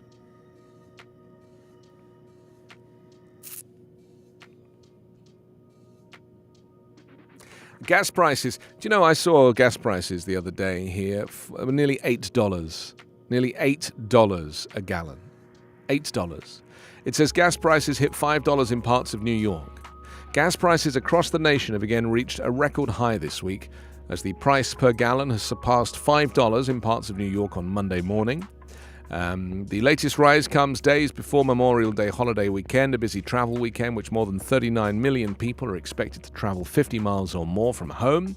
In New York and across the country, gas prices have skyrocketed this spring. It's crazy. I'm just looking. I took a photograph of these gas prices. And I thought to myself, did I take a photo? Maybe I didn't take a photo of it. I thought I had. I didn't take a photo of it. And I was like, this is nuts. Like, genuinely. I just could not believe my eyes when I saw the price of this gas. And the thing that makes me the saddest about it is its profit. You know? It's profit. It's not that's the price of gas. This is the inflated price of gas to make a profit. That was the Press and Sun Bulletin. The New York Times is next. Photograph of a giant M777 howitzer. It's an American-made gun, ground-to-air missile.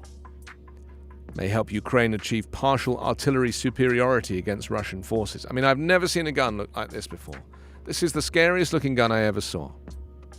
Have you ever seen a gun look scarier than that? That looks like something out of a science fiction film. It's horrific.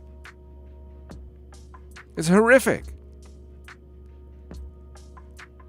It's the biggest ground to. It's like it's on like a, you know, it's on wheels. It's gigantic.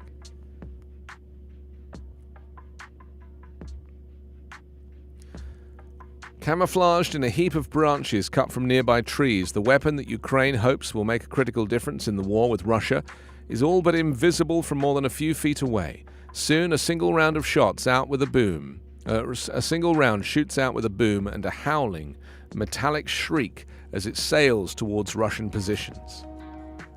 It's the American-made M777 howitzer. It shoots farther, moves faster, and is hidden more easily. And it's what the Ukrainian military has been waiting for. 3 months into the war, the first M777, the most lethal weapons the West has provided so far, are now deployed in combat in Ukraine's east. Their arrival has buoyed Ukraine's hopes of achieving artillery superiority, at least in some frontline areas, a key step towards military victories in a war now fought mostly on flat, open steppe at long ranges. Think about this for a second. I mean, why are we still doing this type of warfare? Why are we still doing this? You know, where you have to wheel huge guns onto the ground to kind of shoot each other, like cowboys and Indians. Like, why in this day and age are we still waging these kind of wars and joining in with them? It just makes no sense to me at all. The American howitzers are clunky machines of steel and titanium, swathed in hydraulic hoses and perched on 4 braces that fold up and down. They've already fired hundreds of rounds since arriving around the 8th of May, destroying armored vehicles and killing Russian soldiers. This weapon brings us closer to victory, said Colonel Roman Kacher, commander of the 55th Artillery Brigade, whose unit was the first unit to deploy the weapon. Mixing confidence with an implicit plea for more weapons, he added, with every modern weapon, every precise weapon, we get closer to victory. I mean, why didn't you will these things out at the very beginning? You know, why wait until... How many Russian soldiers are dead now? 7,000? Why wait?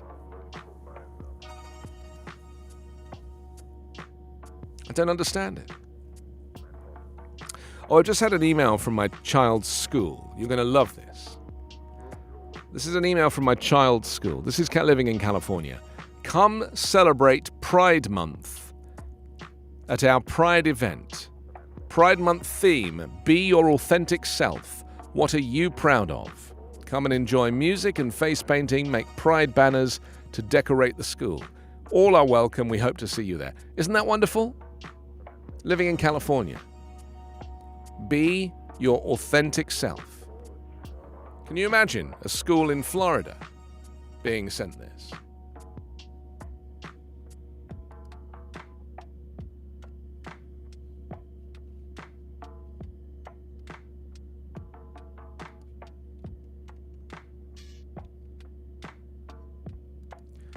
I mean, it's just incredible, really, isn't it? That, you know, some schools can be so anti-LGBTQ+. Don't speak of this. I mean, my daughter's school is an elementary school, you know? She's in kindergarten. They're not saying, "Oh, we're not going to teach this." In fact, they're probably upping the ante. I mean, I'm sure they've always done this, but go for it. It's wonderful.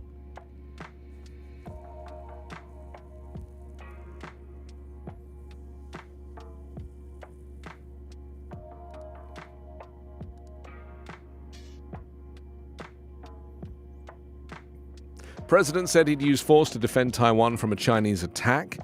President Biden signaled on Monday that he would use military force to defend Taiwan if it were ever attacked by China, dispensing with the strategic ambiguity traditionally favored by American presidents and risking Beijing's anger at a time of rising tensions in the region. At a news conference during a visit to Japan, Mr. Biden suggested that he would be willing to go further on behalf of Taiwan than he has in helping Ukraine, where he has provided tens of billions of dollars in weapons as well as intelligence assistance to help defeat Russian invaders, but has refused to send American troops. You didn't want to get involved in the Ukraine conflict militarily for obvious reasons, a reporter said to Mr. Biden. Are you willing to get involved militarily to defend Taiwan if it came to that? Yes, Mr. Biden answered flatly. You are, the reporter followed up. That's the commitment we made, he said.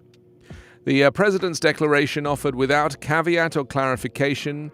It set the stage for fresh tensions between the US and China, which insists that Taiwan was part of its territory and cannot exist as a sovereign nation.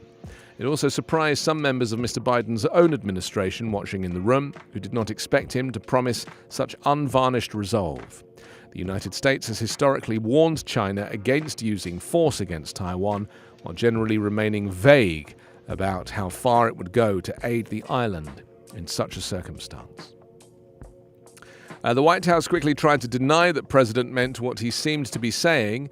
As the president said, our policy has not changed, the White House said in a statement hurriedly sent to reporters. He reiterated our one China policy and our commitment to peace and stability across the Taiwan Strait. He also reiterated our commitment under the Taiwan Relations Act to provide Taiwan with the military means to defend itself. I mean, this is the problem, isn't it? Of being the president. You can say stuff out loud. I mean, I think Biden is under pressure to be tough on China, and this is the effect, isn't it? This is the effect of the right being critical of Biden. This is the effect of him being critical of Republicans being critical. I'm going to make a note of this because this is something else to explore, isn't it? Yeah.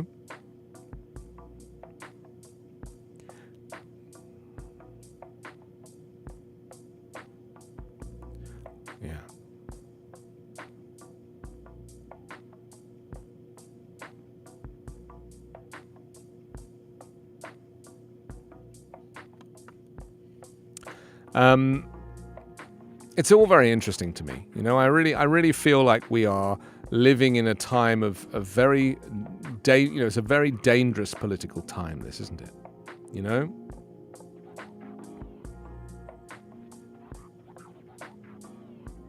It's 10:15. This is Backchannel. I'm Anthony Davis. 10:15 here on the West Coast. If you'd like to send me a message and you can see me and you're watching on an Echo Show or Fire TV, the magic word is say. So all you have to do is wake up your device, say the word say, and then your message. And if you are listening on an Echo speaker and you can't see me, then all you have to do, it's very, very simple, is go to backchannel.tv and click join the chat. That's backchannel.tv and click join the chat.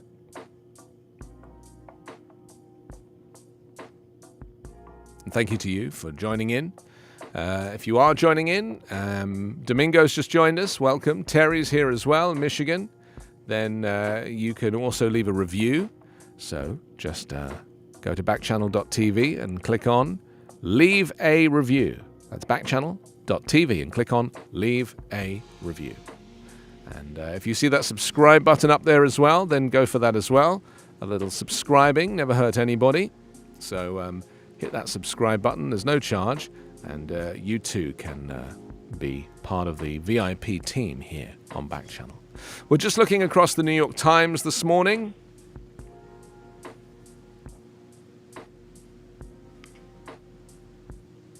Russia official calls out War in a fiery exit, it says.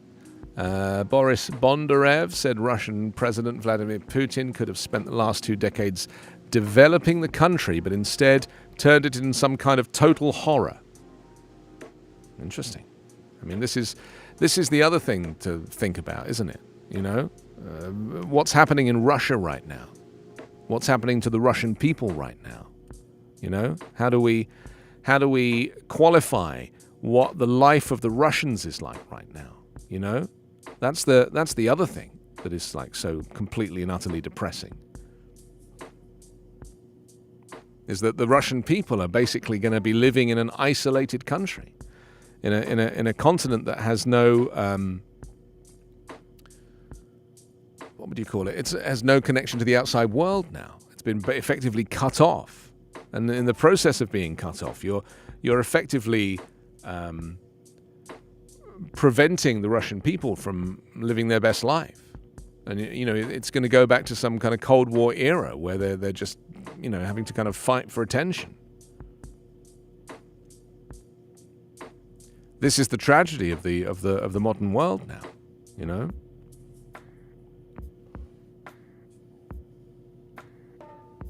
It says a mid-level diplomat at Russia's United Nations mission in Geneva became the most prominent Russian official to resign and publicly criticize the war in Ukraine. He said, for 20 years of my diplomatic career, I have seen different turns of our foreign policy, but never have I been so ashamed of my country as of February 24 this year. I wonder if the Russian people are actually getting to hear that. You know, I wonder if the Russian people are actually getting to, you know, are getting to witness, because, you know, Russia is isolated from an electronic perspective. You know, you can't go online and see what the rest of the world is doing. And so I wonder if the resignation of this diplomat at the UN has made its way, you know, that information has kind of made its way to the Russian people themselves. I doubt very much that it has. And that's my worry, really, is that, you know, the Russian people are still like living in isolation over this.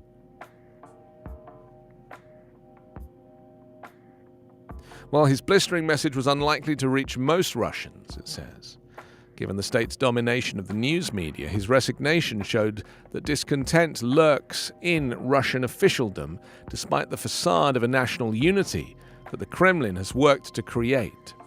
Those who conceived this war want only one thing: to remain in power forever, live in pompous, tasteless palaces, sail on yachts comparable in tonnage and cost to the entire Russian Navy, enjoying unlimited power and complete impunity, Mr. Bondarev said in his email. To achieve that, they are willing to sacrifice as many lives as it takes.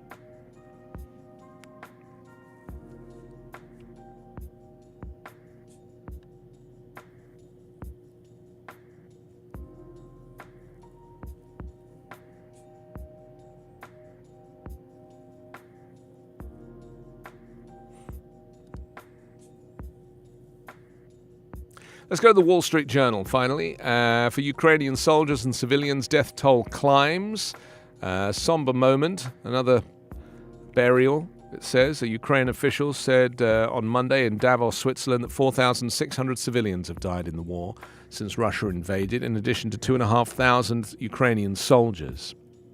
And there's a funeral for a serviceman in Kharkiv. Think about that for a second. That's like coming on for 7,000 people, you know, who have died as a result of this war. 7,000 humans.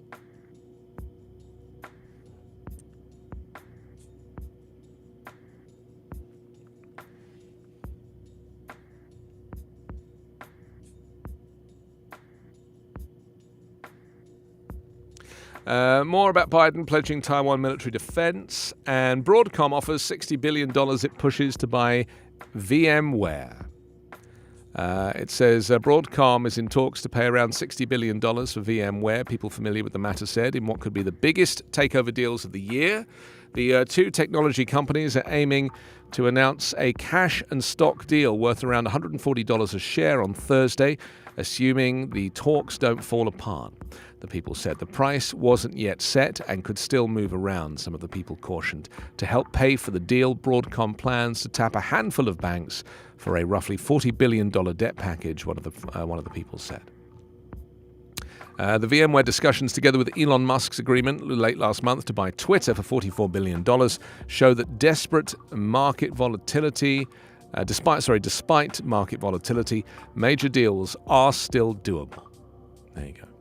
And also, fracking executives' bonuses play down production. Shale drillers have been hamstrung by pipeline constraints, rising prices for oil field supplies, and shortages of roughnecks and rigs.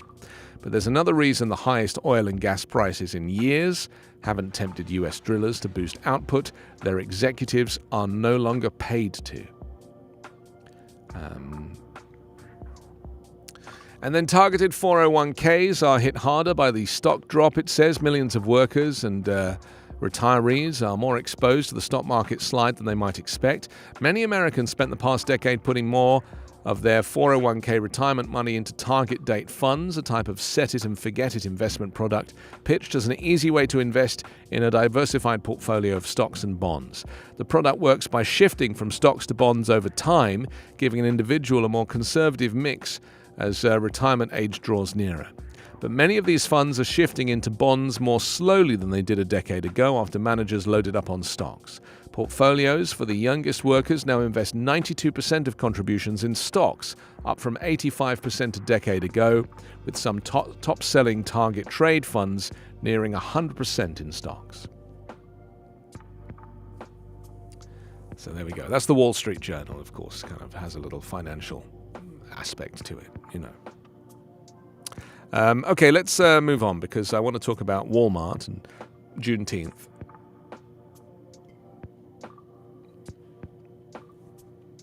There's a story also here about Facebook. You may have heard of that. It says, you thought you had to wait forever to speak with a customer service representative. Facebook and Instagram have served nearly 3 billion users a day with a help desk number closer to 0. So pity John Bacon, a 72-year-old retiree of Cleveland, Ohio. Facebook disabled his account after he was hacked last year, and he expected to speak with someone about getting it up and running. Mr. Bacon hunted for a customer helpline or an email address and learned what many others before him have discovered. There are none. There's no customer service. No customer service. Because you see, the way they look at it, I guess, is that they're not offering a product. You know, there is no product. It's a bit like Uber, you know, which people argue is a transportation company, and the company itself argues is a tech company. They say we don't own anything, we don't do anything, we just pair drivers with riders. So they think of themselves as a tech company. You know, that's the reality.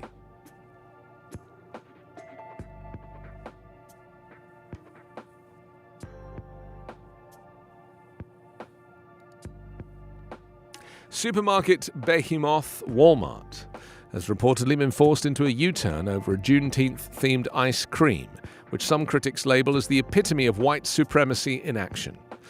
Twitter users complained about Walmart using Juneteenth, which falls on the 19th of June, to make money without other action to support black employees and communities. I mean, this is just so tragic, isn't it? Think about this for a second.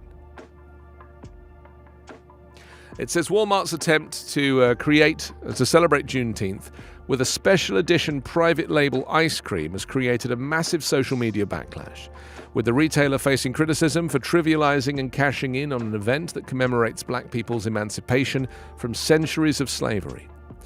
Bridge, a group formed earlier this year by marketing and diversity, equity and inclusion executives from Unilever, amongst others, issued an open letter to Walmart executives on the 23rd of May, calling on the retailer to remove the product from its shelves. At issue is its great value celebration,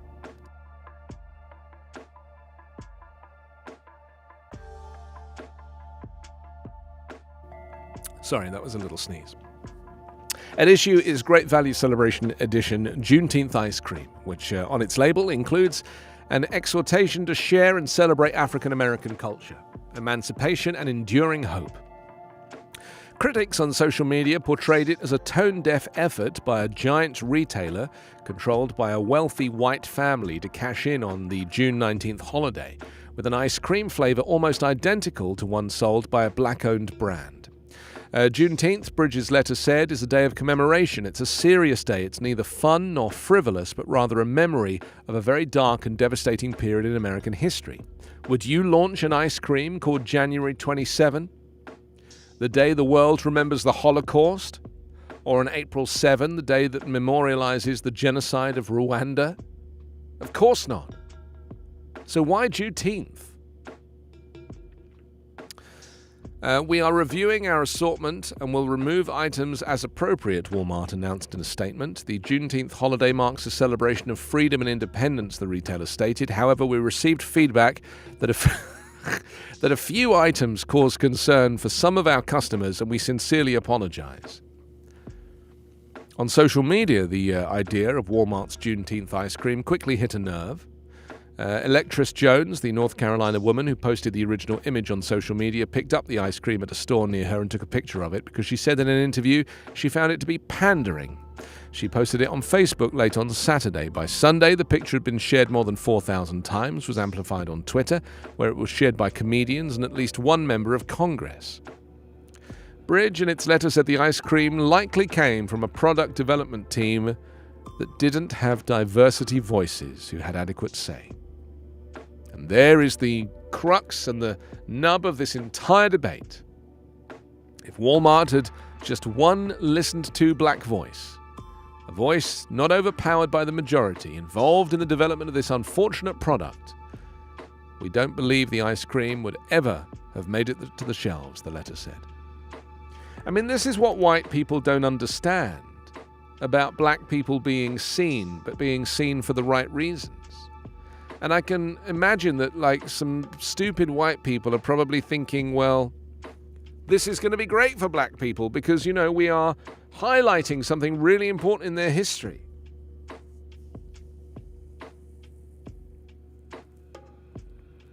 We have a clip of this, so we'll play the clip and you'll be able to see kind of what this has kind of got going for it.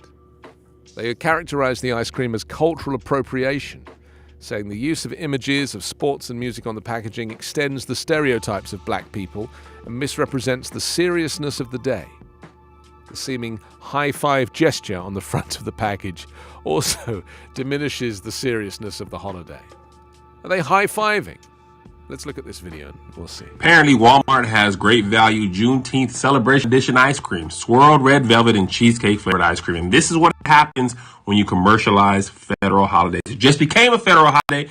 Now you can celebrate with this ice cream. But wait, there's more. There's all type of Juneteenth party supplies. Juneteenth wine. You got the little mask and glasses. Juneteenth banners for your fireplace. Of course, they're celebrating Juneteenth shirts, yellow and black and yellow and black and yellow. More shirts, reduced price, only $12. They got Juneteenth water bottle, big dot happiness Juneteenth Freedom Day party. Apparently, also got a congrats officer banner in between the Juneteenth stuff. Walmart, y'all got to know the police and the blacks and celebration Juneteenth slavery is not the best. And I'm so upset about this. What I need Walmart to do is send me. So it's not just the ice cream. They're literally selling stuff to throw a party. I mean, the blindness, it's overwhelming, isn't it? Think about that. I don't know. I just feel like it's just a general lack of awareness and intelligence. That's the problem we have here. That's why it takes so long to get anything done.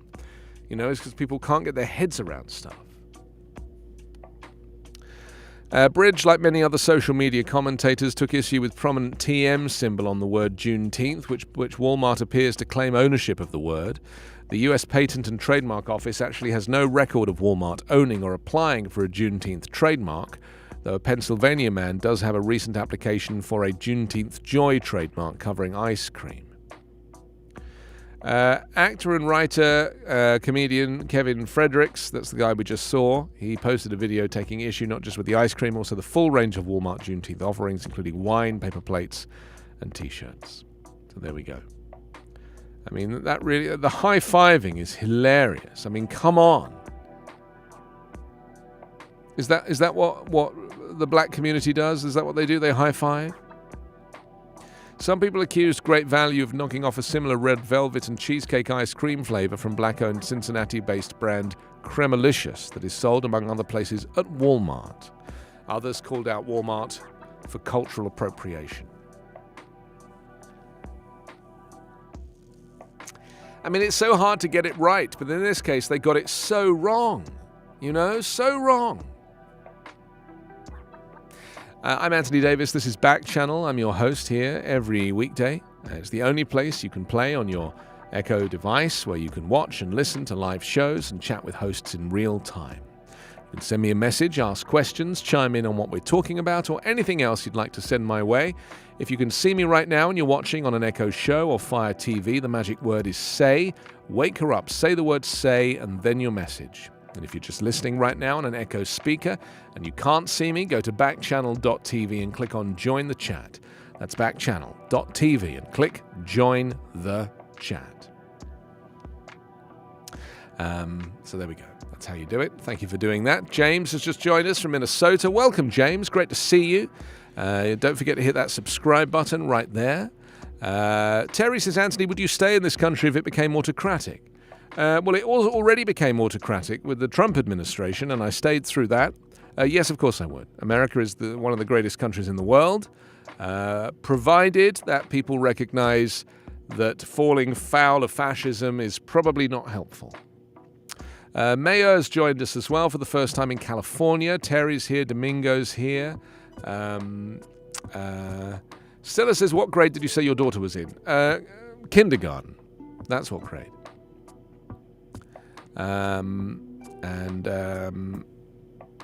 Stacey had to go. Okay. Thank you, Stacey. Appreciate you. James, don't forget to subscribe. Mayor, you can subscribe as well. It's completely free. Just press the button and it just basically makes you a VIP member of this show. Let's take a look at Mike Pence now, as the former President Donald Trump on Thursday appeared unconcerned about the prospect of facing his former Vice President Mike Pence in a 2024 presidential primary matchup. Pence has not declared that he will be a candidate for the presidency in 2024, but in a recent interview with the New York Times, he and his wife Karen, would go where we are called, he said. He has also previously said that he would not be deterred from a 2024 campaign by the possibility that Mr. Trump would enter the race as well. So yes, apparently there's a story in The Hill actually suggesting that Pence is desperate to chase his lost relevance. Yes, that's interesting. Interesting timing. A spokesman for the former president said to the New York Times that former Vice President Mike Pence is desperate to chase his lost relevance amid rising tensions between the two former allies, who could clash for the Republican presidential nomination in 2024. In a Times article about Pence laying the groundwork for a potential 2024 bid, Trump spokesperson Taylor Budowich said the former Indiana governor was set to lose a governor's race in 2016 before he was plucked up and his political career was salvaged. Now, desperate to chase his lost relevance, Pence is parachuting into races, hoping someone is paying attention. The reality is President Trump is already 82-3 with his endorsements, and there's nothing stopping him from saving America in 2022 and beyond. Saving America. From what? From itself? Pence fell out of favor with Trump after the 2020 election, which the former president continues to claim was stolen. Pence, who had to be ushered to a safe location by Secret Service agents during the January 6, 2021 riot at the U.S. Capitol, was lambasted by Trump supporters for pushing to certify the election results and saying the former president was wrong to claim the election was stolen. With Trump flirting with another presidential bid in 2024, Pence has taken steps that directly oppose his running mate. In Georgia, Trump endorsed former U.S. Senator David Perdue over Governor Brian Kemp in the Republican gubernatorial primary, while Pence has endorsed Kemp and campaigned in Georgia.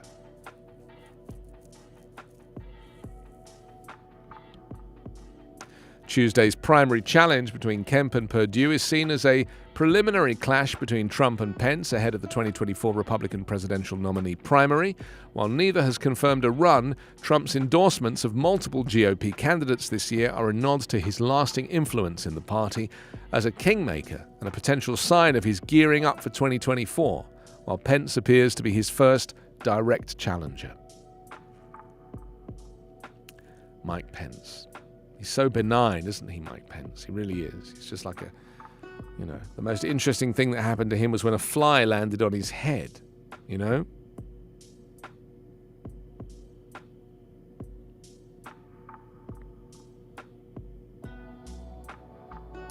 I wonder if anybody's a fan of Mike Pence. I mean, apart from his wife Karen, of course. I love that she's called Karen. It's such a perfect thing, isn't it?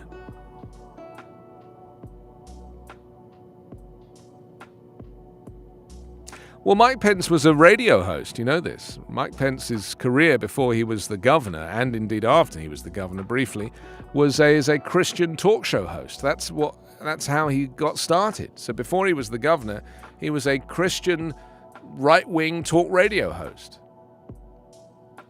The Mike Pence Show. That's why he's so smooth and eloquent, you know? The guy's a radio man.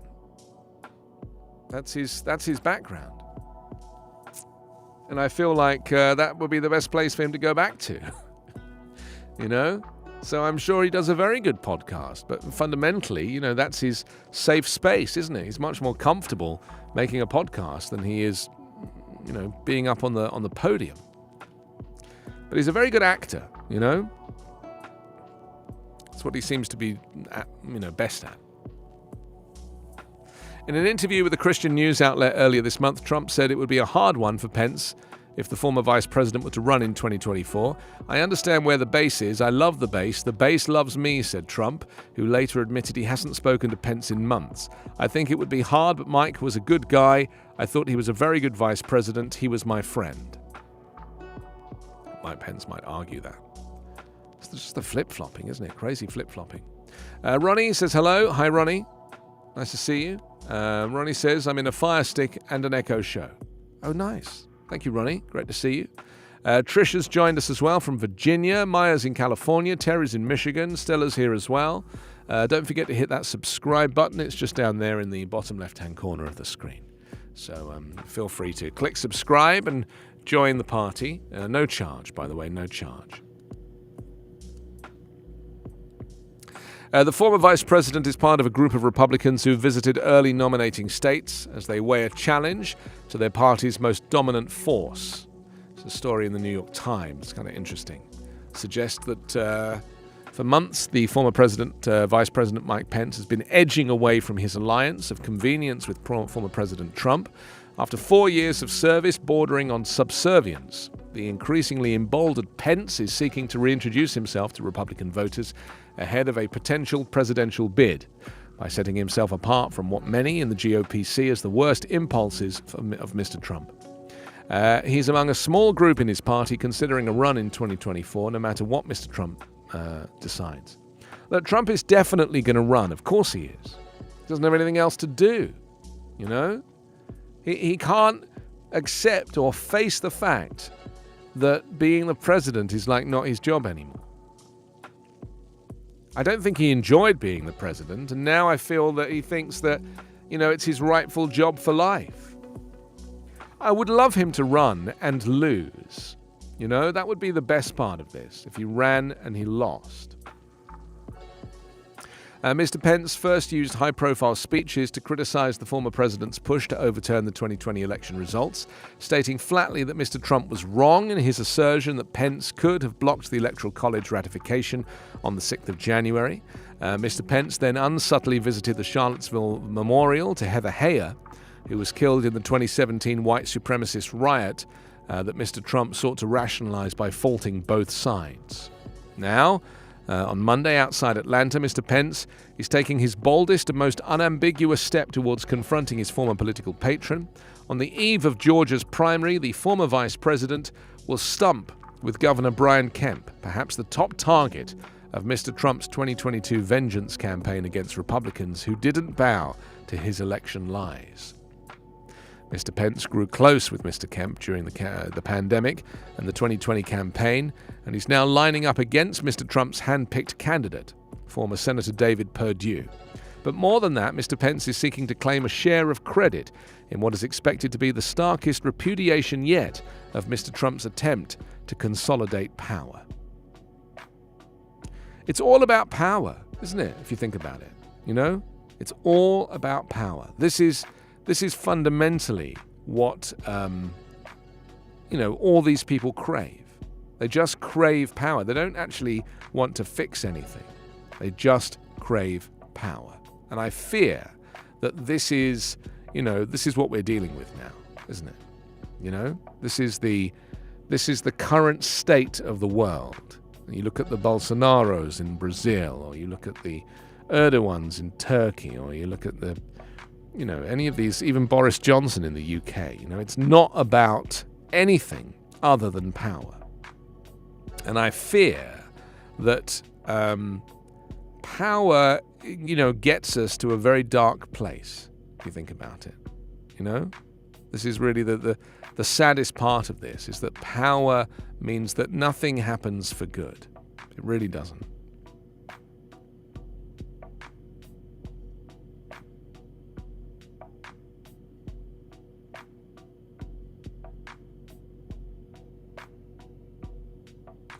Okay, let's have a look at some more of your messages. Thank you very much for these. Lots of people pinging. Ping on in. Ronnie came back again. Hi, Ronnie. Great to see you, briefly. I want to remind you that Backchannel's got a growing list of shows, including Kate Cocker's Everyday Positivity Show on Tuesdays and Thursdays from 6 o'clock Pacific, 9 o'clock Eastern, for an hour of positive news and good vibes. And then following my show every Monday through Friday is Your Pal Hal with Hal Rudnick. He takes you on a tour of comedy, news and pop culture from 11 o'clock Pacific. That's 2 o'clock Eastern. In fact, we're going to catch up with him in about 10 minutes' time and find out what he's up to.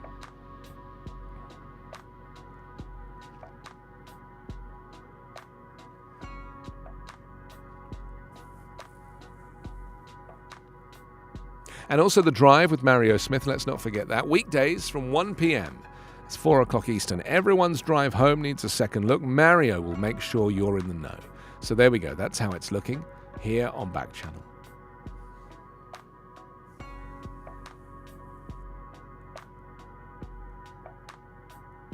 Oh yes, that's right. Tomorrow is Word of the Day, and we'll be doing our first handover with Troy.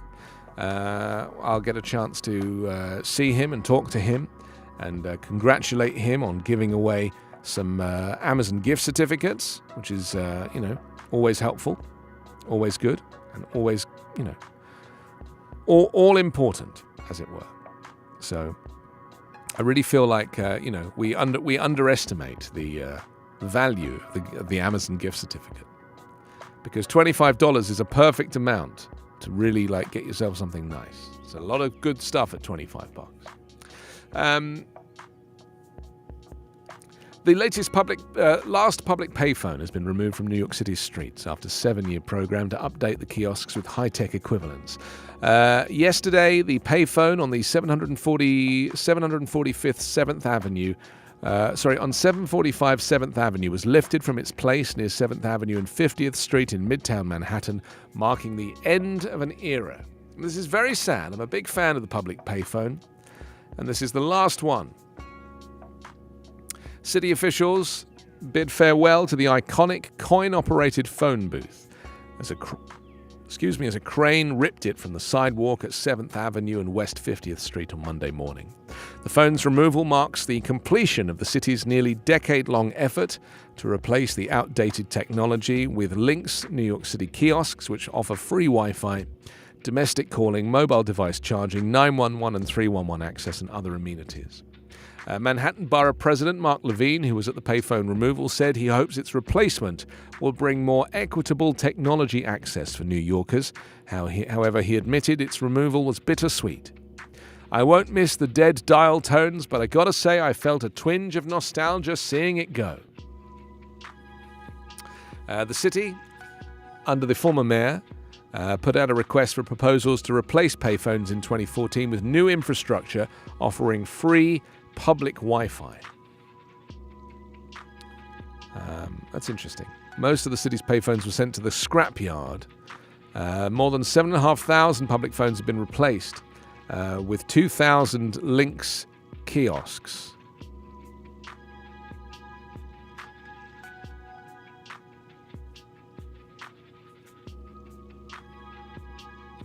Yes, all the films with payphones in them. That would be interesting. I mean, I haven't seen what these replacement things look like, you know? What is a Lynx NYC kiosk? I'm going to look that up just so I can have a look at what they've replaced it with, because I really feel like, oh, that's what it looks like. Okay, so it's just a board, basically. It's just it's like a board. You don't go into it. It's a board with graphics on it, and it's basically a, there's a story about it. It said it was in the East Village it started.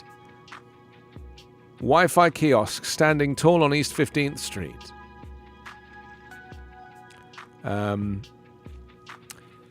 The first of 7,500 Link NYC free Wi-Fi kiosks that will be installed throughout New York City as part of Bill de Blasio's plan to replace payphones. The kiosks, called Links, they expected they'll start providing Wi-Fi while 8 other Third Avenue links are implemented. So, I mean, I don't know that people even realize that that's what it is.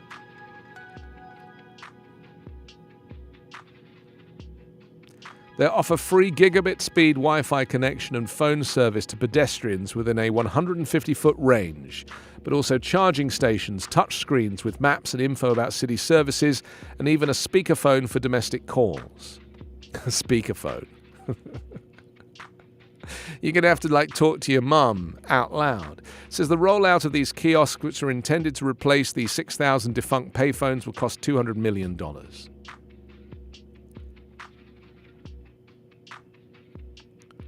Oh, you can plug a headphone in, and it's got 2 USB sockets on it. You can plug in a headphone and a microphone.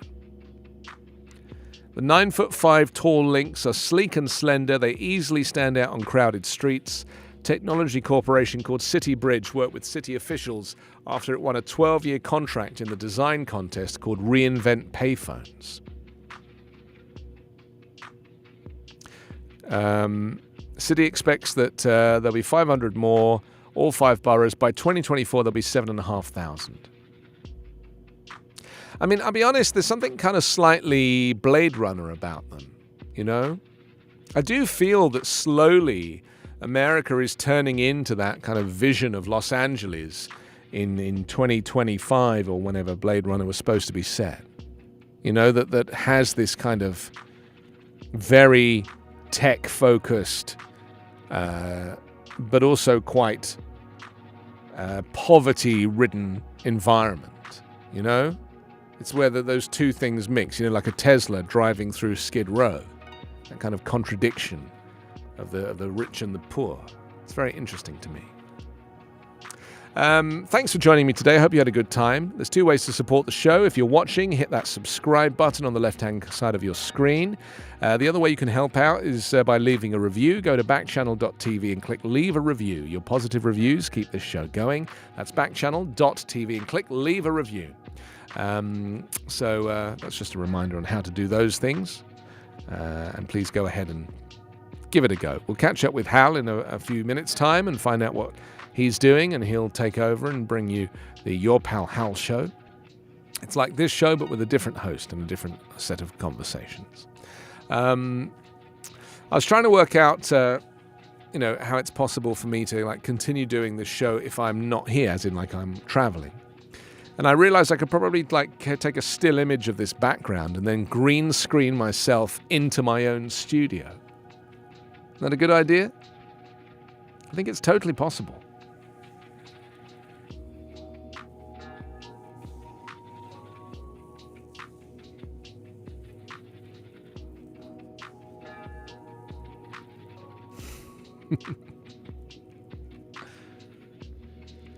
I think you're completely right there.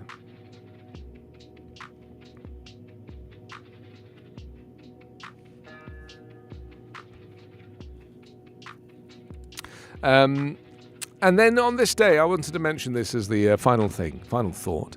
The first telegraph message was sent by inventor Samuel F.B. Morse on the 24th of May, 1844, over an experimental line from Washington to Baltimore.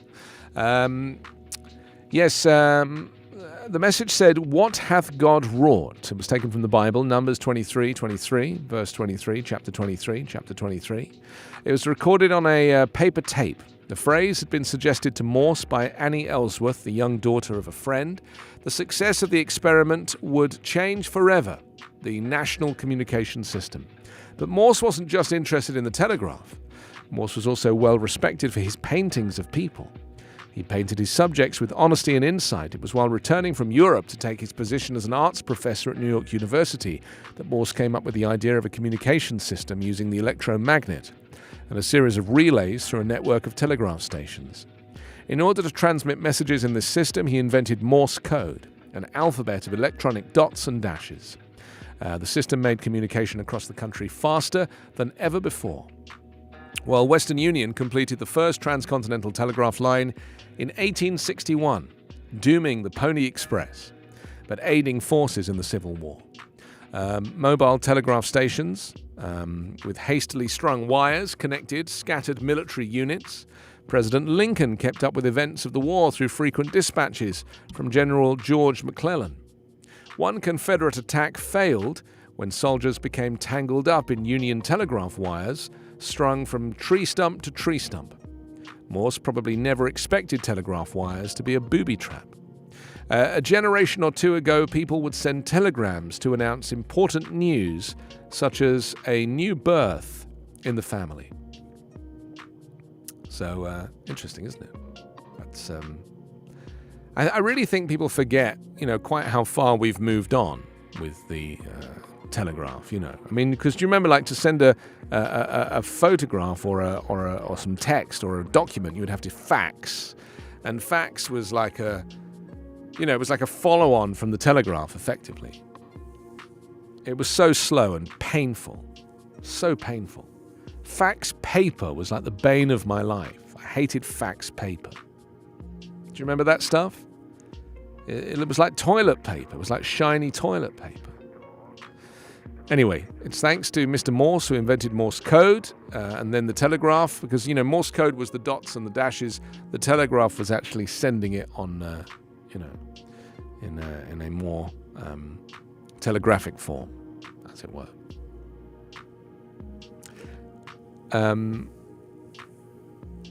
A reminder that I'll be back tomorrow morning from 9 o'clock Pacific, that's 12 o'clock Eastern. So come back tomorrow, just say to your Echo, open Backchannel. That's open Backchannel. And you'll get a chance to enjoy this conversation all over again, but with a different set of subjects, different day, more coverage of the daily news, what's happening across America, and how you can, do your bit to make everything a little bit better. That's what it's all about, doing your bit. Let's say hi to Hal. He's going to be taking over, and he's going to be continuing the conversation here on Backchannel. You don't have to go anywhere. The stream will continue, whether you're watching on YouTube or on your Echo Show device. Then you are able just to enjoy this rollover and have me morph magically into another kind of handsome gentleman. Right back at you. Takes one to know one. There it is. There it is. How are you, Hal? You know what? I'm doing okay. Can't complain. Who wants to hear it? Nobody wants to hear it. In England, in America, you say, how are you? And people say, I'm great. How are you? In England, if you say to someone, how are you? They go, mustn't grumble.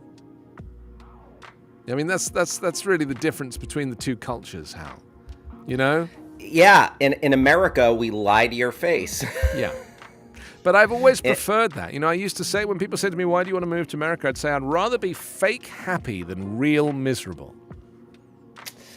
I mean, okay. I mean, fake it till you make it. Do you keep that smile plastered on your face? But when you go home and when you turn off the lights and lay in bed with your own thoughts, are like, what's the feeling there? Real miserable, you can churn it out and you work through it rather than having it sneak up on you in the moment when you least expect. Maybe you're right. I don't know. It's a trade-off. We were just talking about the removal of the final payphone in New York. No more payphones in New York. Adios. And we were talking about, we were suggesting that you might have something to say from the movie's perspective, because of course the payphone is such a big part of the cinema, isn't it? You know, all those amazing scenes. My favorite of which is quite a recent one. It was with Bob Odenkirk in that film that Spielberg did about the Post, called The Post. Do you remember? Yes, the Washington Post. Mm-hmm. Yeah, and there was a scene with Bob Odenkirk on a payphone in a hallway, or maybe he was outside. No, he was outside. And it was one of the best pieces of acting I've ever seen, and I'm sure that being on a handset and leaning against the payphone had a lot to do with his ability to communicate this scene, you know? His body language. It was a masterclass in acting. I recommend you go back and take a look at that scene. You could use it in your teaching. Perhaps. One of my favorite payphone scenes, it comes from one of my favorite films. I just remember Robert De Niro in Goodfellas, and he got the news that his guy, Joe Pesci, who was supposed to become a made man, instead of getting made, he got whacked. And De Niro is listening on the payphone, and then he takes it and he's like, "You mother," bam, bam, smashing the payphone. Wow. Yeah, it's great. Didn't Joe Pesci discover Frankie Valli and put him together with the Four Seasons in real life? I think that's a true story. Oh, I'd have to read up on that. I'm not certain. Frankie Valli was a kid. Yeah, he was a kid and famously very short, as was Joe Pesci. And I think it was Joe Pesci that introduced Frankie Valli to the Four Seasons, these other singers, and helped create this band. I think that's a true story. Oh, I mean, I believe it. And I feel like I've heard that Joe Pesci was involved in music in New Jersey in that era. Because they're the Jersey Boys, aren't they? Yes. I will say, in regards to the Four Seasons, my favorite thing about the Four Seasons is when Rudy Giuliani held his press conference at Four Seasons Landscaping. Total landscaping. Yes. Not just landscaping. It was total landscaping. A total idiot at total landscaping. That was one of the greatest moments. That was a bit of levity. Because that was the day that they announced that Biden had won the election, and someone shouted the result to Giuliani during the press conference that was supposed to be at the Four Seasons Hotel, and somebody had accidentally booked a parking lot at a landscaping store in the middle of nowhere between a pawn shop and a what was the other store? There was like another hilarious store. It was like an adult video shop. A massage parlor, or a pawn shop and an adult store. Yeah, something. Yeah, it was so brilliant.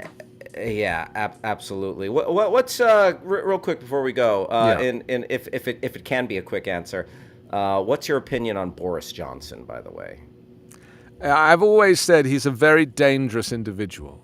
And I said this before he was the mayor of London, you know, when he was just an MP. He's a very self-important, egotistical man who doesn't have really much empathy for anything or anybody. He's a narcissist, you know. So he's just not to be trusted. That's my view of him.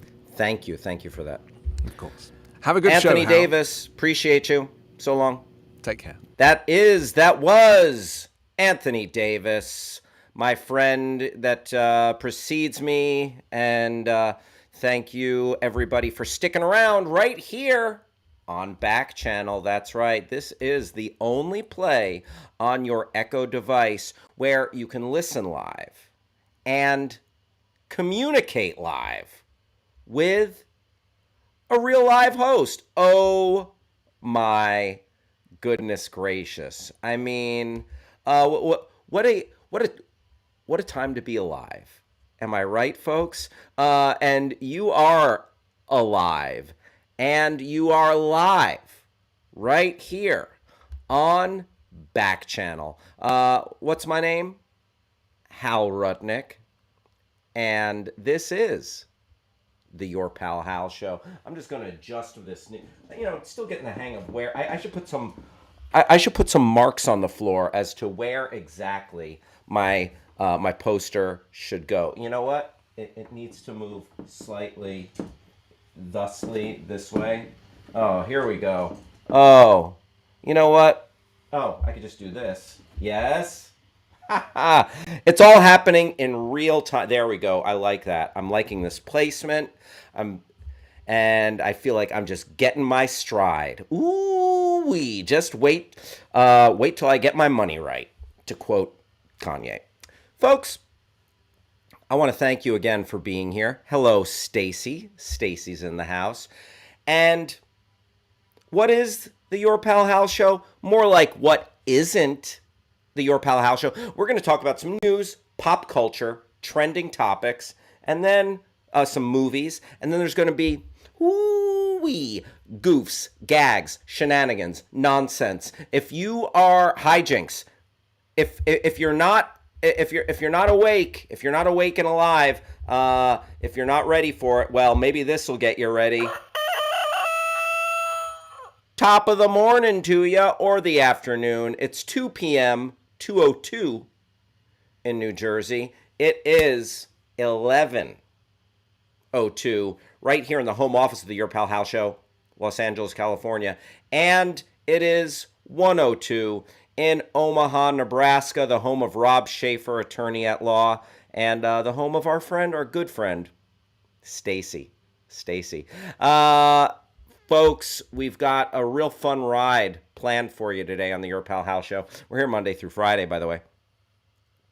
And I would love it if you would communicate with us, okay, on the Your Pal Hal Show, okay? You hear something we're talking about, anything at all, feel free to join in the conversation. I would love it if you would join in the conversation. Like, I would be so stoked. Like, maximum stoke if you join the conversation. And there's a few ways that you can do it. One, if you're listening on your smart device and maybe even you're watching on your smart device, you're going to want to get your smart device's attention. Maybe it rhymes with T-Rexa. Okay, say the name of your smart device and then use the magic word. The magic word is say, okay? So smart device, say, and then you could drop in anything after that. So let's say you want to talk about let's say you want to talk about snacks, because I love a little bit of snack talk. I've got I don't know, not necessarily a sweet tooth. I got a snack tooth. Always in the mood for a snack. So like this. Smart device, say, I'm snacking on a plate of fully loaded nachos. Smart device, say, I'm eating a big bowl of Firehouse chili.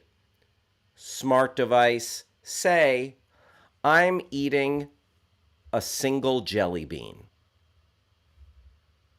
It's a modest snack.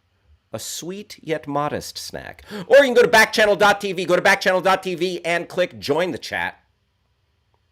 And then on backchannel.tv, you will be off to the races. Also, if you go to backchannel.tv, do me a solid. Leave a review of the Your Pal Hal Show. And you can tell us a couple different things. You can tell us whatever you want, actually. Myriad things. You can let us know if you like all the snack talk. You can let us know if the snack talk is a little bit much for you. You can let us know if the snack talk is just right. Just like the porridge that Goldilocks was eating. Got a lot to get to today. Ooh, we've got a full docket. You're not going to want to miss. If you miss a single minute of today's show, tonight you're going to look in the mirror and just reevaluate everything. Just be like, what am I doing with my life? So don't miss a single minute. of today's Your Pal Hal show. And I want to welcome I got some homies, I got some pals, I got some friends in the chat. S. Friedman, what up? Simon, Mild Dairy Lifesavers, peace and love, peace and love. And like I said, my friend Stacy's in the house. We got Maryland in New Hampshire, what up?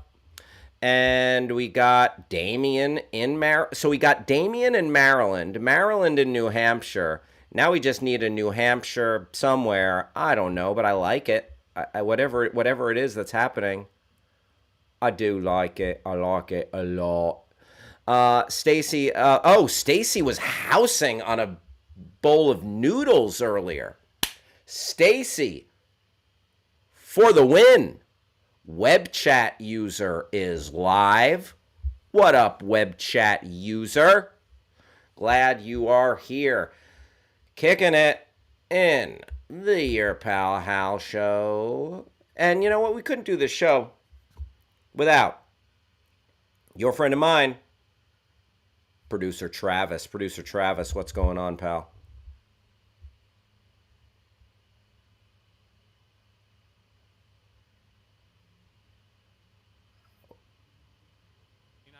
Waiting to hear you. I did not hear any of that. Andy McLean, peace and love, peace and love. Travis, try it again. Silence is golden is Travis's motto. Oh, all right. Oh, now you're coming in very faint. That's better.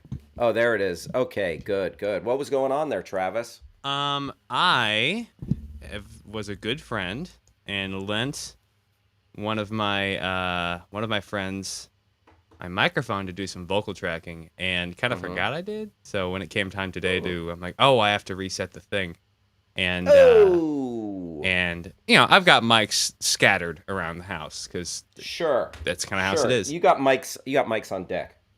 So you can actually see at home. I'll bring myself in half screen. I have just a your old little SM57 rigged up to what is usually my mic stand with a clamp. Sure. So we're riding the nurse life today. Clamp. That's me, but with the microphone. Right. So yeah, I forgot to volume check myself. Sure. How's my volume? How do I sound? Great. Good. It's always touch and go, it seems. Like every time I shut off my computer or unhook everything and then hook everything back in, it's yeah.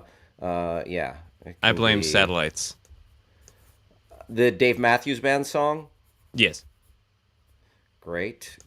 Travis, I haven't seen you in 22 hours. Give us the Travis report. Give us the full Travis.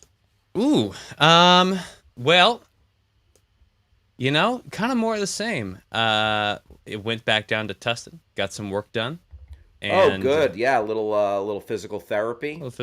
Got some digging into my elbows. Did some trying to reset some of the joints going on in there and get things all smoothed out. It was far and away the most painful visit I've had, I think. Good Lord in heaven. But yeah, outside of that, kind of same old. Missed the game. Went out with a friend last night. Got some coffee at a Earth Cafe, spelled URTH, which I had not been to before. And because I had not been to it, I didn't realize there was like 6 of them. And I got halfway to the wrong one, before I was like, this definitely feels like I was going the wrong direction. Cool. And then course corrected. Oh, sure. You know, that's LA. That's LA. Gotcha. Yeah, I've been to a couple of Earths. Neat place. Earth cafes. Very homey. Yeah, it's nice. You got it's usually like a nice patio or something to sit on, a good place to have a coffee, maybe a pastry or something like that. Yeah. Did you have any sweets? Nah, I just got a latte, which is usually if I'm gonna have a sweet at a coffee shop. Because also, being as allergic to dairy as I am, most of the sweets they might as well be rocks. Oh no. That's no, okay. It's that bad, huh? Yeah, just I'm not gonna engage. Why would I? I'm not gonna eat a rock. Not gonna eat that sweet. Don't do it. I wouldn't dare. You can't make me. You know what? Yeah. You got to take care of yourself. You know, you got to be kind to your own, you know, only you know what's going to. Yeah. I mean, what would Dr. Lin think after spending 40 minutes digging around my elbows if I was to go back and just house something that was going to make me feel sick later? It's like, right. Did you hear that my friend Stacy housed a bowl of noodles? Yeah, that's pretty sick. Yeah, sick as hell. And I love a snack report. Listen, if you give me a snack report, you're going to get praise, you're going to get shout outs, and you might get a round of applause.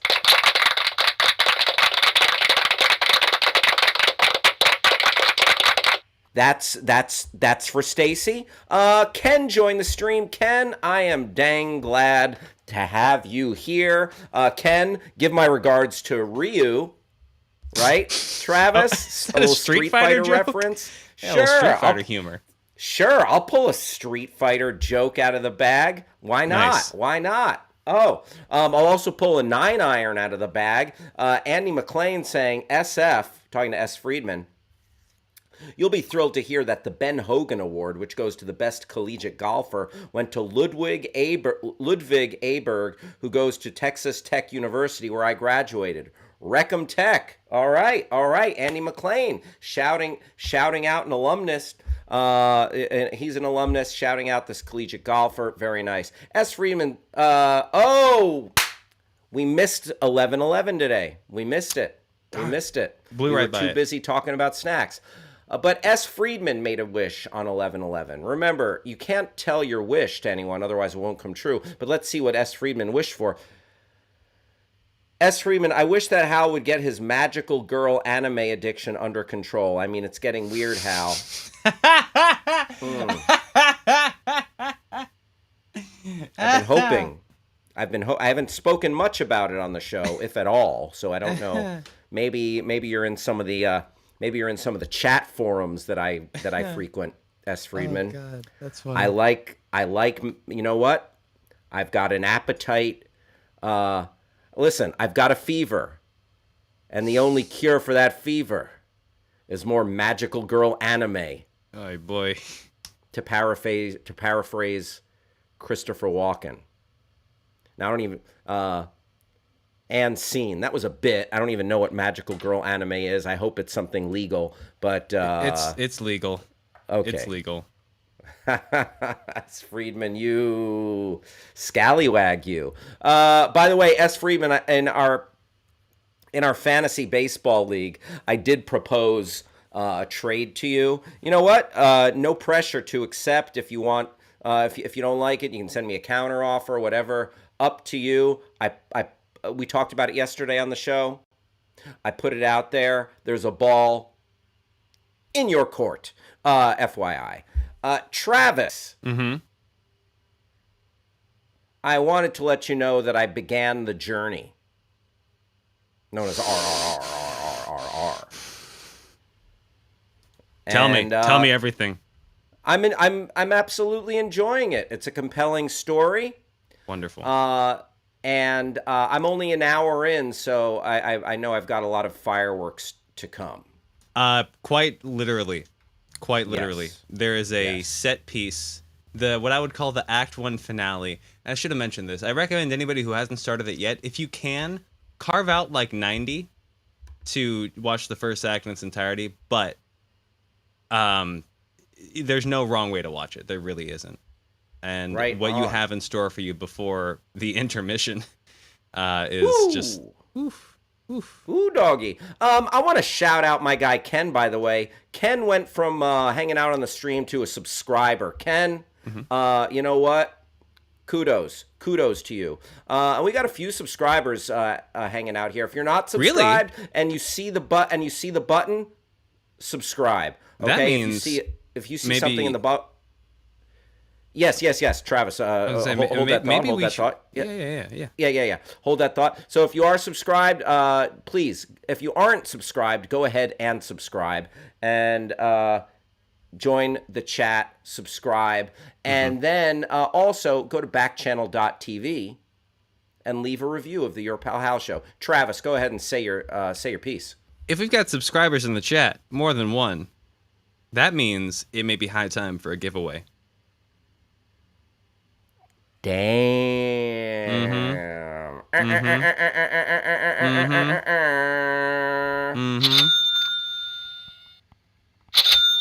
That's a cash register noise because we've got a potential giveaway. Travis, do you want to do it right now? So here's what's going to happen.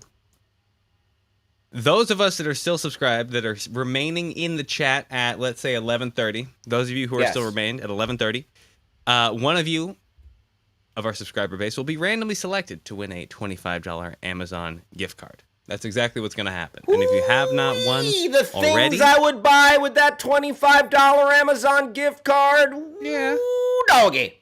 You could buy a kitchen scale. That's what I bought for about $25 recently on Amazon. Boom. It's really nice. So, you can get a squatty potty to help with your poops. That is also, yes, you can get that. You know, you can also use those as a footrest for a desk. Like under. Yeah, but then you'll crap in your desk chair. That is right. I did get confused and crap. No, I didn't. What are you talking about?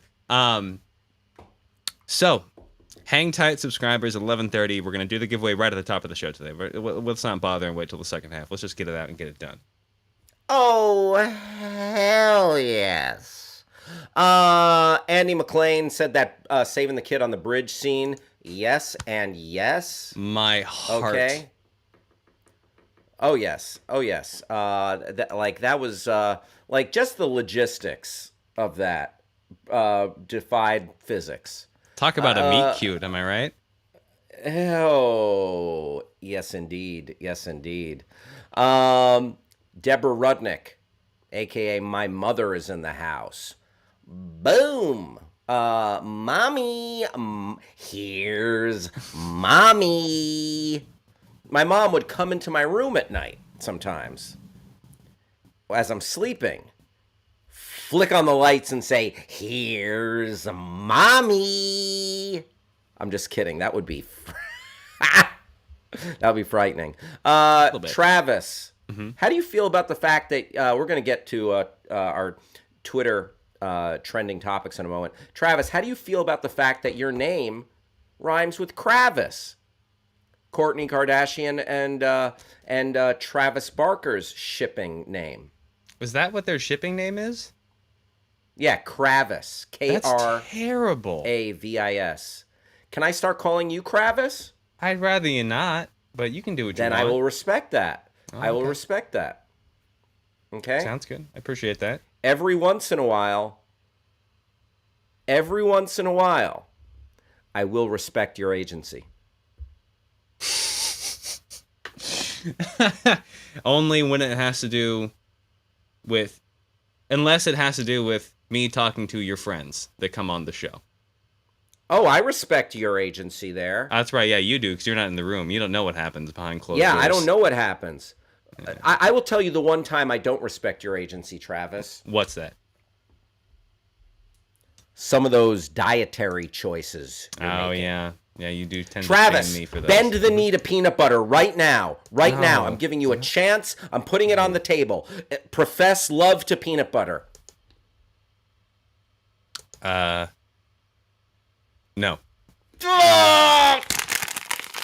Gotcha. I win again.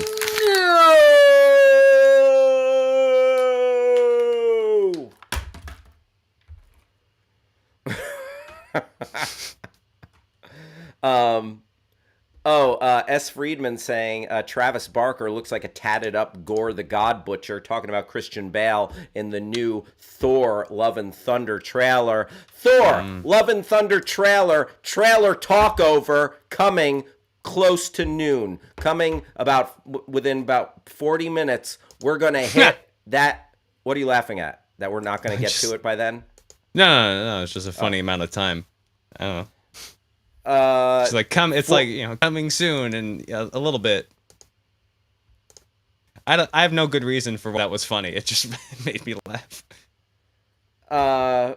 More of those random laughs. If that happens off the screen a lot when I'm not in the chat. Things like that'll happen, and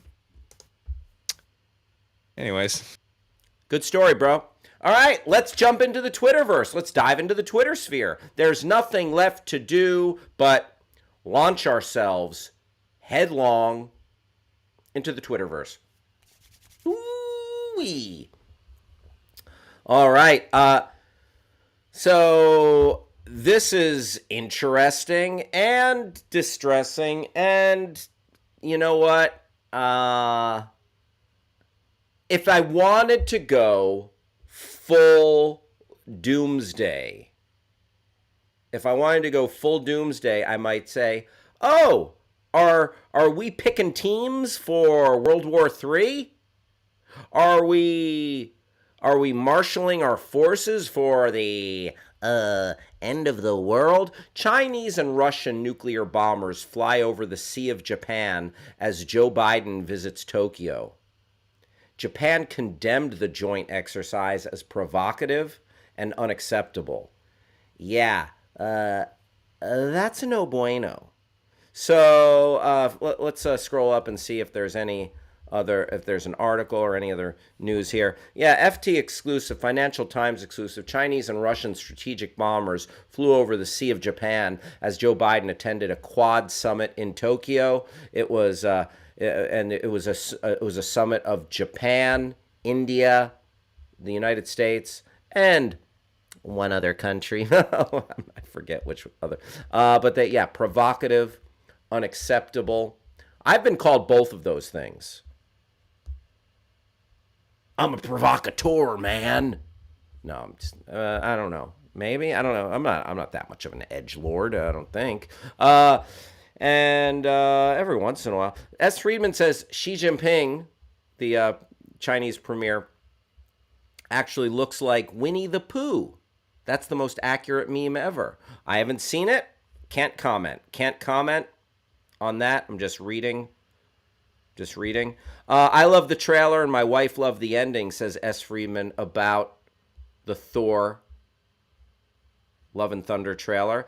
Andy McLean says, SF, I'm such a Bale fan. I can't wait. I got an autographed Dark Knight photograph by him. I keep it in a safe box. Andy McLean, you're going to enjoy this story. My wife and I were at the same restaurant where I saw Billy Crystal, Rob Reiner, and Albert Brooks together. Guess who I saw walking up to the restaurant to pick up his takeout? Christian Bale. IRL. In real life.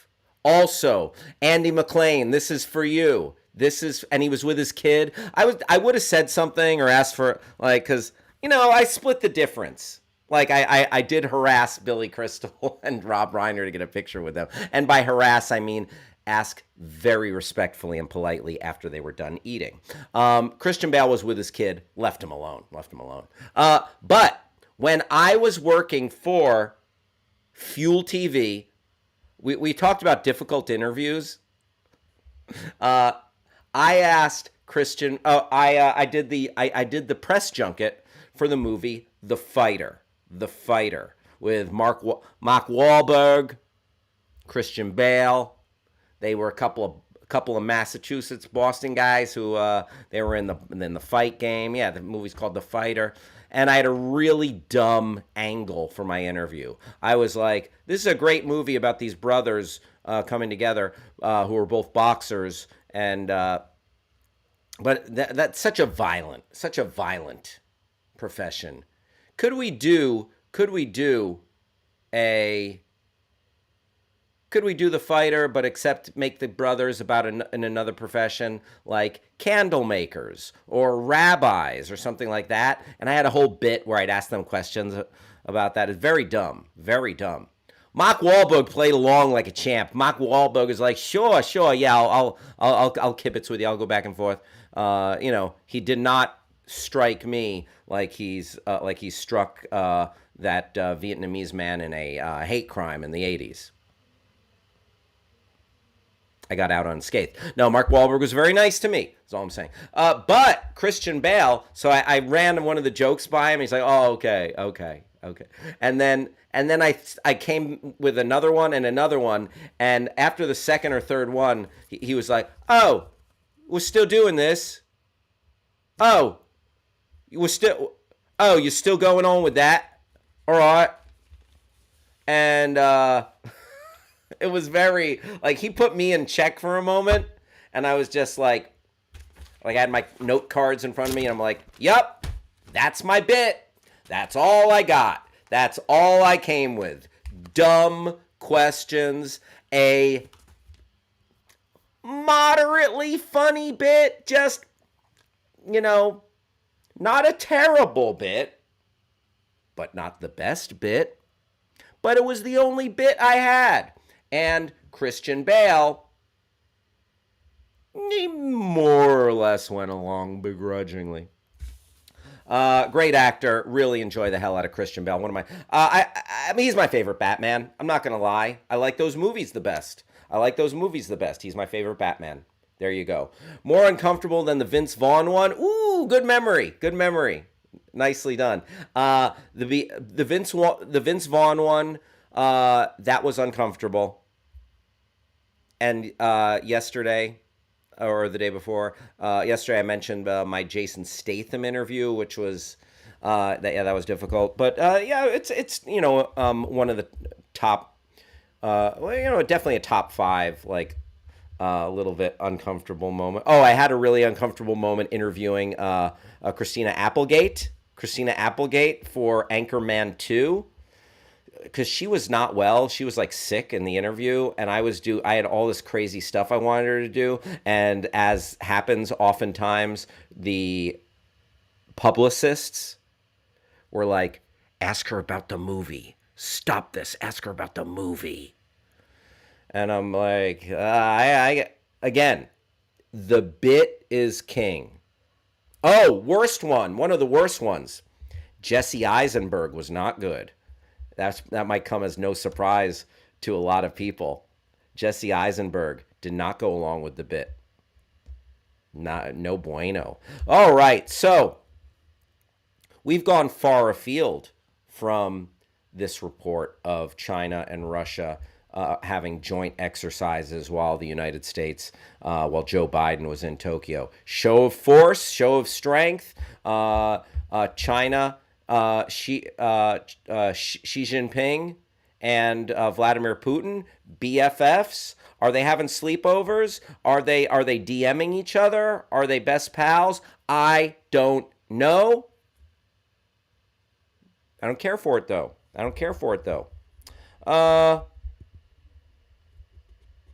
Yeah, Andy McLean saying, I've read he's rough to many in general. Jesse Eisenberg. Oh, sure. S. Friedman says, Jesse Eisenberg got mad after you asked him why he had such a crap take on Lex Luthor. No, but I should have asked him that. All right, so let's move forward with our trending topics. Let's jump into the next one. And we've got, so we're talking about Russia, China, joint exercises, pals, friends to the end. Now, Joe Biden, who we mentioned, who was over there right now, did Joe Biden put his foot in his mouth again? So there was a hubbub about Joe Biden mentioning that Putin should not stay in power. Putin needs to be ousted. This was a couple of months, so we're a long way into this Ukraine conflict, war in Ukraine. This Russia's human rights violations, invading a sovereign nation. I guess a month and a half or so ago, couple of months ago, Biden said that Putin can't stay in power. And people were like up in arms thinking like, oh, is that regime change or something? Like, Like, is Biden saying the U.S. is like advocating for regime change? And he walked it back. He walked it back. It was a little bit of a PR nightmare for White House Press Secretary Jen Psaki and everybody who does damage control on that nonsense. And now, listen, Joe Biden is saying what many of us are thinking, but it's like, I don't know, maybe it's a good thing. I don't know. But in politics, you can't say the quiet part out loud all the time. And so Biden said that there would be a U.S. show of force if China were to pull a Russia and invade Taiwan, who has declared sovereignty, but Biden has declared sovereignty, but China is not happy with that. So now it's seemingly, do we have to walk that back? Is China, like, are we in a, like, is he escalating some kind of pissing contest with China? Travis, do you have anything there that is relevant? Pretty much summed it up. We just pretty much summed it up. What you got? Yeah, a summary of essentially what you said, the extrapolation of that, and then in response, essentially everybody around in East Asia went absolutely not bonkers. It was like, whoa, what did you say? Including it led to Japan scrambling their jets. Whoa. Yeah. Let's see here. Here is that story from Reuters itself. Japan scrambled jets. And Travis. Yes. Scrambled jets. I'm just a little hungry right now, and I was thinking about, like, like a lumberjack breakfast. Scrambled jets has nothing to do with scrambled eggs. No. But you know what does have to do with scrambled eggs? What?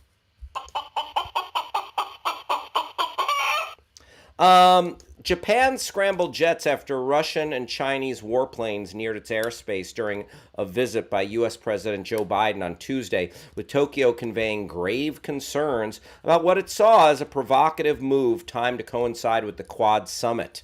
The issues of Taiwan and Russia loomed over the meeting in Tokyo of leaders in the Quad grouping of the United States, Japan, Australia. Oh, Australia was the other one. Who stressed their determination to ensure a free and open Indo-Pacific region in the face of increasingly assertive China.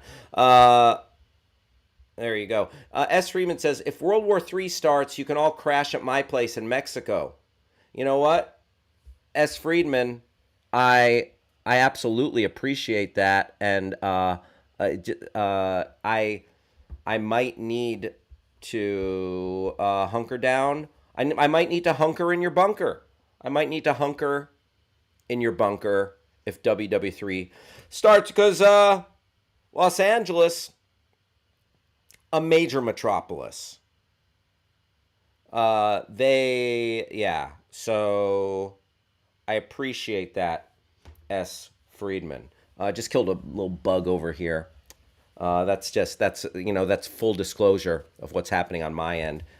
Wrapped it in a little napkin here and thrown it in the trash. So, Travis, I think we've got the gist of that story. Let me let folks know that you are live right here on the only play on your Echo device, on your Echo show, whatever it is, wherever it is you're hanging out with us. This is the only play where you can listen live and talk live with a real live human being. And in this case, it's me, your pal Hal. And I appreciate you kicking it with us. You know, we're here 5 days a week, Monday through Friday, from 11 a.m. to 1 p.m. on the West Coast. And we're here from 2 to 4 on the East Coast, 1 to 3 in Omaha, Nebraska, and the great state of Texas. We got Stacy. Damien's in the house. Ken, thank you for being here. Trinity in Louisiana. Thank you for being in the house. Travis, did you have a little business that you wanted to attend to? I did, and I'd like to say, if you were ready, willing, and able, Ken, congratulations. You've won yourself a $25 Amazon gift card. Ken, here's what you need to do. You got to go to backchannel.tv, and there will be a button that says claim your prize. And from there, click that, fill out the information, and somebody will be within 24 hours will be in touch to hook you up with that $25 Amazon gift card. So wherever you are, this doesn't say your location on there, congratulations, you've won a $25 Amazon gift card. Woohoo! I know, right? You did it. You did it, Ken. Ken, congratulations. Thank you for being here. That is just totally radical, dude. S. Friedman saying, I'm going to get hounded by PETA because I killed a bug. Oh, no. You know what? It's the circle of life. Maybe. Stacy says I can crash at her place in Texas if we do have World War III. Stacy, your kindness knows no limits. I appreciate you. Thank you very much. Very much. Now I have two potential places, okay? I can crash in Texas. I can crash in Mexico. All right. Options. That's a good thing. I got these options now. All right, let's keep going with our trending topics, folks. Also trending, okay, Ricky Gervais dropped a new special. And he's like, I guess he's taking a page out of the Dave Chappelle book, taking a page out of his fellow countryman, J.K. Rowling, where he has resorted to some transphobic jokes, transphobia. And so his people are saying his Netflix special was up for a couple hours, and and it's already stirring up some controversy. You know, Ricky Gervais' Netflix comedy special Supernature has only been released on the streamer for a few hours, but it has already drawn the criticism for a string of graphic and hurtful transphobic jokes. Why? You know what? People claiming that they know there's only one way to live, or there's only this decision is wrong, or it's okay to target this group of people. That's hurtful. And listen, should you be able to joke about everyone? Yes. But should you be able to, undermine the very existence and truth of someone's existence? No. And this tact by Ricky Gervais, Dave Chappelle, two dudes who I love and I have in, like, Ricky Gervais, The British Office. Ricky Gervais, some of his funny material at the Golden Globes and where Extras, his other TV show. That's good stuff. This is disheartening. This is hurtful, and he's endangering an at-risk group because this emboldens hateful behavior, dangerous behavior. I don't like it. It's low-hanging fruit. It's not funny. That's the thing about Dave Chappelle's stuff. Not only is it Dave Chappelle it's a double whammy. It's hurtful to an at-risk group. It's got that going for it, but it's also got something else for it. It's unfunny. So, yeah, Ricky Gervais, do better, bruh. Do better, bruh. Ricky Gervais has a new stand-up show on Netflix. This is a tweet. 5 minutes in, and he's making jokes about trans women attacking and raping people in public bathrooms. To him, we exist only as a punchline, a threat, something less than human. And again, where is this coming from on my end? I just from being friends and coworkers with several trans people, parents of trans people, their life is not easy. They did not choose this. This is not a choice. It is their truth that they are brave enough to live. And that stinks. That stinks. Making fun of them. And here's the thing. Some good-natured, like, I'm not saying it's off limits, but when you are invalidating their, almost like their very existence. Yeah. S. Freeman says, I want to know what jokes were, because Gervais had said that a lot of his jokes are made as a character so that people can laugh at how dumb he can be. I've read them, and this woman whose tweet we just read, there were jokes about someone getting sexually assaulted by a trans person and saying, well, it wasn't a man, but they did have man's sex organs, and it's just, yeah. Stacy says do better. I agree, Stacy. Thank you. All right. Also trending.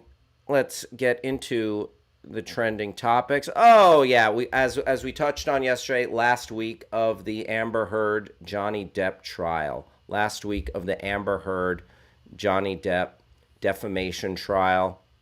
It enters its 6th week. Let's read an update here. Amber Heard's lawyers rested their case on Tuesday without calling Johnny Depp to the stand.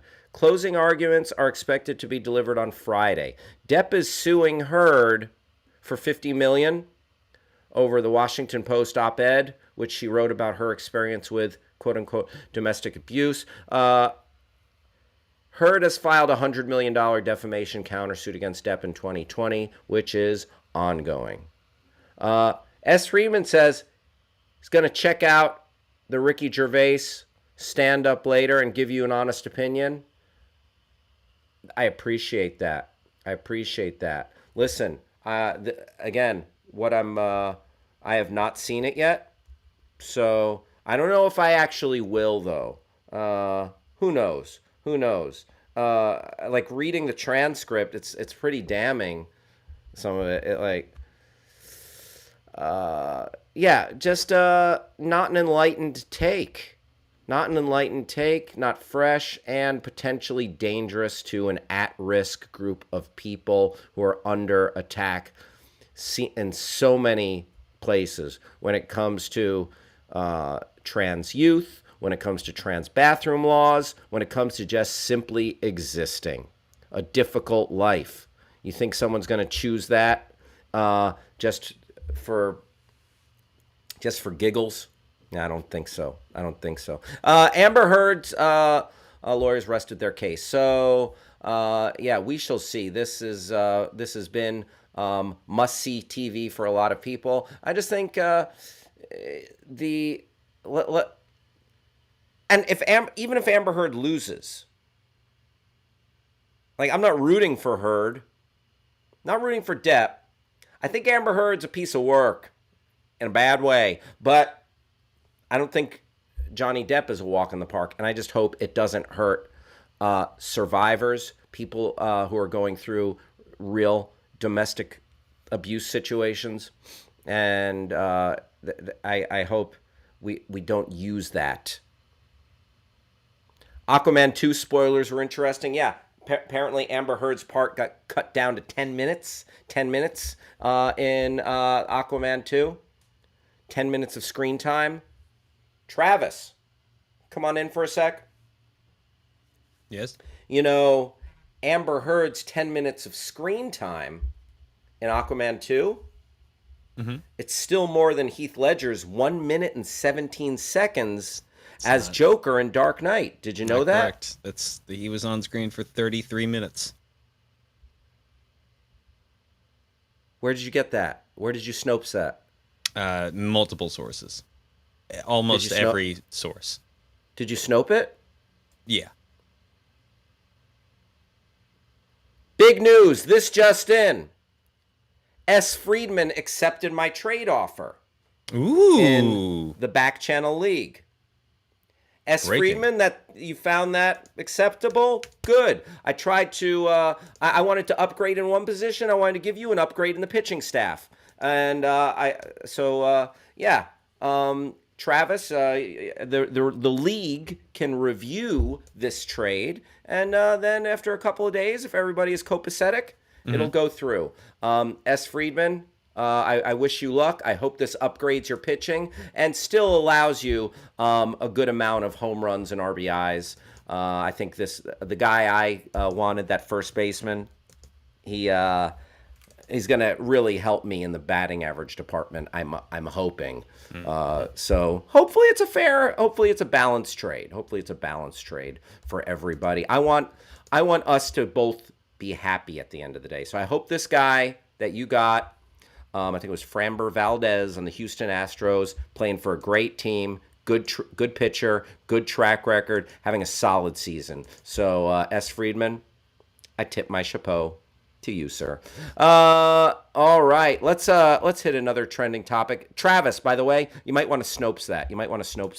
I already did. Oh, Travis, come on. Oh gosh, Alec Baldwin. You know what? Sometimes it's good to zip the lip. Hey, Sometimes you might want to put the Twitter fingers in the pockets and stay out of public discourse, especially when you've murdered someone by accident, manslaughtered someone in the workplace. You might not want to comment on workplace safety. You're the last guy on earth to comment on workplace safety. Alec Baldwin. Oh boy. Oh, Baldy. Oh, Alec. You goof. Hey, Travis. Yeah. Did you see this video of this fight at the airport? I did not. No. Oh yeah, I watched it yesterday, and my guy in the hoodie, the patron, not the employee, the patron. Woo! He touched that guy up. He gave him. He gave him a number 7 with a side of fries. Ooh. It's like pow. He gave him a 2-piece with a tall drink. Bang boom. Oh, apparently he's a former professional football player. Yeah, this guy Brendan Langley. Yeah. But the employee, he's not a small dude. He looks a little bit. He looks round. He looks stout. Should we do this talk over? Can we play this? Might as well. All right, from TMZ.com. Here is, okay, come on. Friday night fights. Ooh, 1-2. Oh, he's back on his feet. He's stumbling. He's coming in for more. This guy does not know how to guard. Oh, yeah. Now he's squaring up. He's really squaring up. You want some? Smack, bang. Okay, now it's a for fight. real? And now here we go. Oh, rocks him. Oh no, he's on the baggage belt.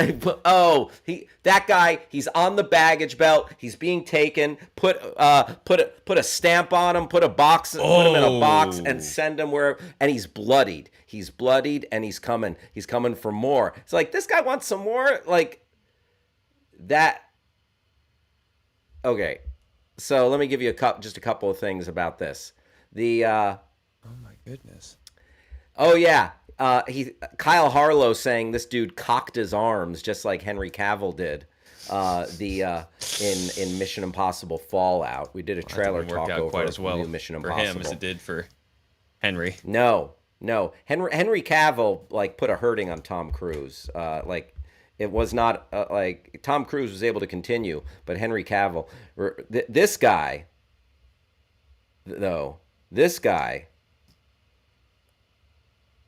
did not do well in that fight. And a little bit of the framework before I want to go back and read the article, but a little bit of what happened, a little context.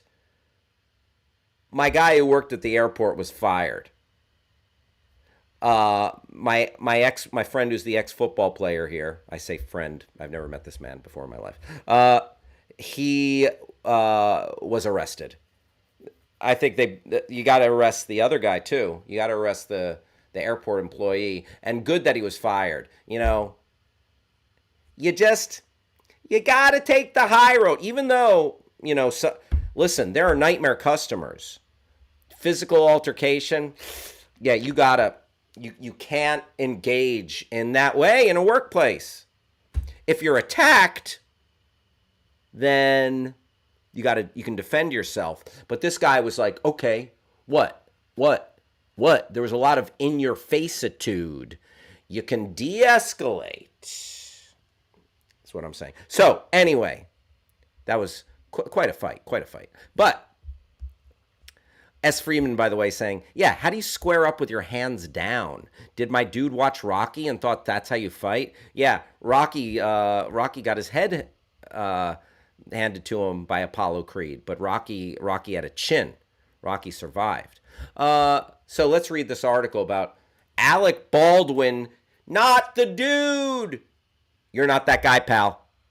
Alec Baldwin, you're not that guy. To be chiming in on workplace safety, you freak. Okay.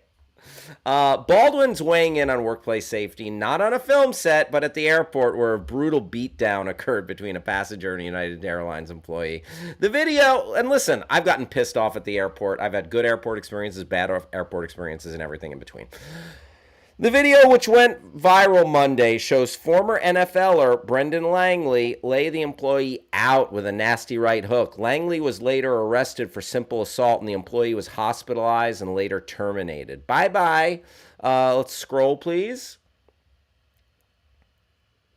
Upon closer look, it does appear the United Airlines employee was the first to make physical contact with the passenger, as shown in the first second of the video. Arrest this employee. Both dudes should be arrested. However, Baldwin apparently sees things differently. According to the Shade Room, Baldwin left a comment on Instagram about the video saying, the guy working at the airport is the victim. He came to work to do a job. The other guy with his big mouth is guilty of workplace abuse, where people come to work with an expectation of safety, even civil. Alec Baldwin, what are you doing? Even civility. This a-hole who hit the guy should be put on a no-fly list. Okay, here's the thing. S. Friedman with a good point here. It was not Baldwin's fault. Come on, man. That's unfair, LOL. You know what? You're right. Because I do not believe, okay, I'm not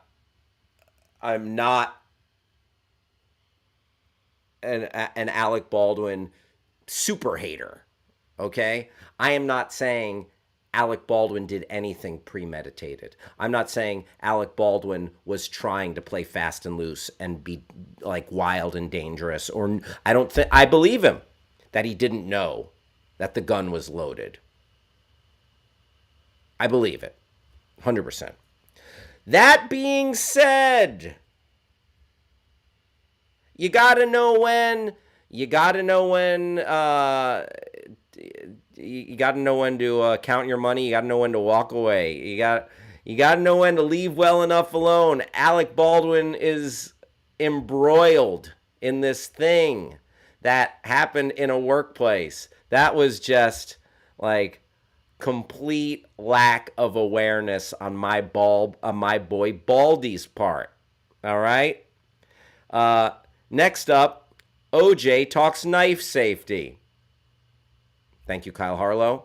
Thank you for that. Thank you for that, my friend. Ronnie's in the house. What up? Stella's in the house. Boom. The gang's all here. Ronnie is watching, and I could show... watching the Echo show on a Fire Stick.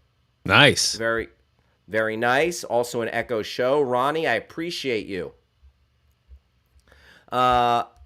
Stella says, hi, Ronnie. Finley joined the show. Finley, thank you for hanging out with us right here on the Your Pal Hal Show. You know, this is the only play on your Echo device where you can listen live and talk live with a host. Finley, if you like what's happening around here, go ahead and subscribe. If you see that little button, on screen on the lower left-hand corner, click it. Give it a click. And from there, Finley, you're going to get alerts to when we're on the air, and you are going to be eligible to win prizes. Just like my friend Ken who subscribed. Finley, go ahead and subscribe if you are feeling it.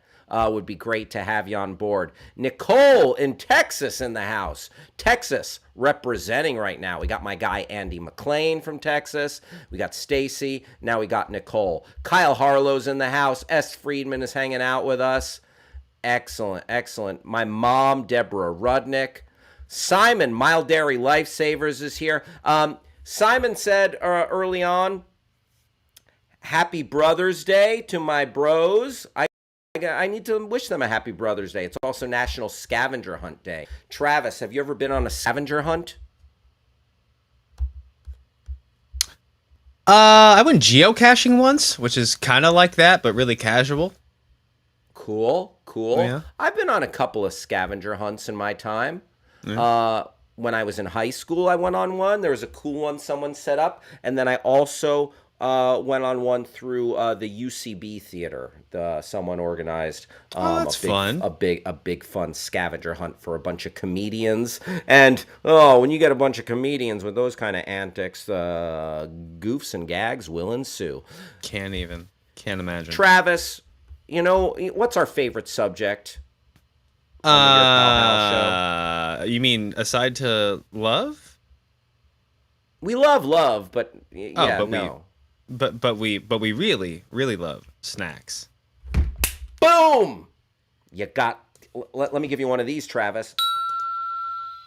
Goodness, I know this is the producer of the show. You're intimately acquainted with the Your Pal Hal Show. So, we love snack talk. And if there's anything snack related, if there's big breaking snack news, you're going to hear it here. You will hear it here first, unless we don't talk about it.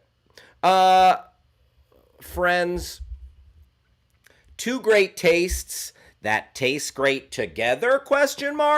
Oreo cookies, Ritz crackers are teaming up for a limited time product mashup. Damn! Get out of the way. Open up and wide open up, say ah, and pop one of these bad boys in your mouth. Mondelez is entering summer with a sweet and salty collaboration. What's Mondelez? On Tuesday, I guess it's a food giant it's not so giant that I'm not familiar with Mondelez. On Tuesday, the food giant announced that two of its iconic brands, Ritz crackers and Oreo cookies, will be teaming up for a first of its kind product mashup. That's 1 part Ritz, 1 part Oreo, joined together by 2 layers of peanut butter flavored cream. Yum! And the original Oreo cookie creme. Creme or cream? Travis, could you get back in here for a sec? How do you pronounce this word? C-R-E-M-E. How do you pronounce that? Creme. Oh, you put a little you put a little sauce on that pronunciation. Yeah. Do that one more time for everybody. Creme. Oh, Travis. Parlez-vous creme? I think you can also get away with cream or creme, but cream. Since creme. Yeah, creme. Travis. Feels good. Really taking us to pronunciation school there. The new offering dubbed Ritz times Oreo will be available. This is a collab. This is Ritz times Oreo dubbed the Ritz times Oreo will be available to taste test in very limited quantities.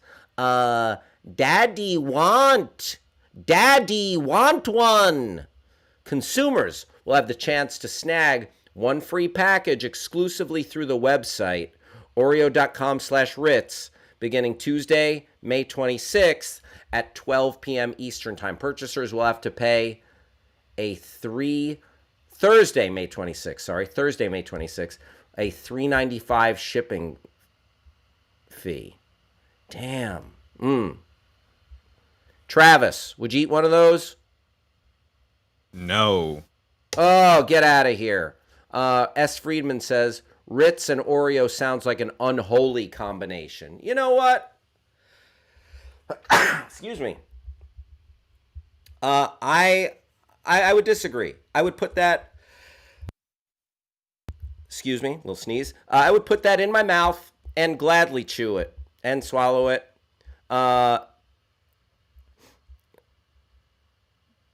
That's Ronnie is saying no, he's not feeling it. Sorry for being mean to you. I'm also watching the WWE Network at the same time, so it's kind of crazy. Ronnie, you do you. If you want to multitask, get into it. A sugar virus of super duper cheese. Very nice, Ronnie. Please do something I could fall asleep at any time, says Stacy. All right, Stacy, this is a little wake-up call for Stacy. Yeah, baby. All right. So,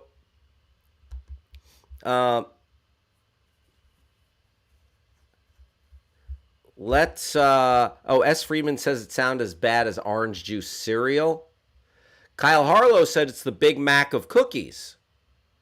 Andy McLean, not feeling this. Sugar and salt bomb. Interesting. You know what? I would try it just to try it.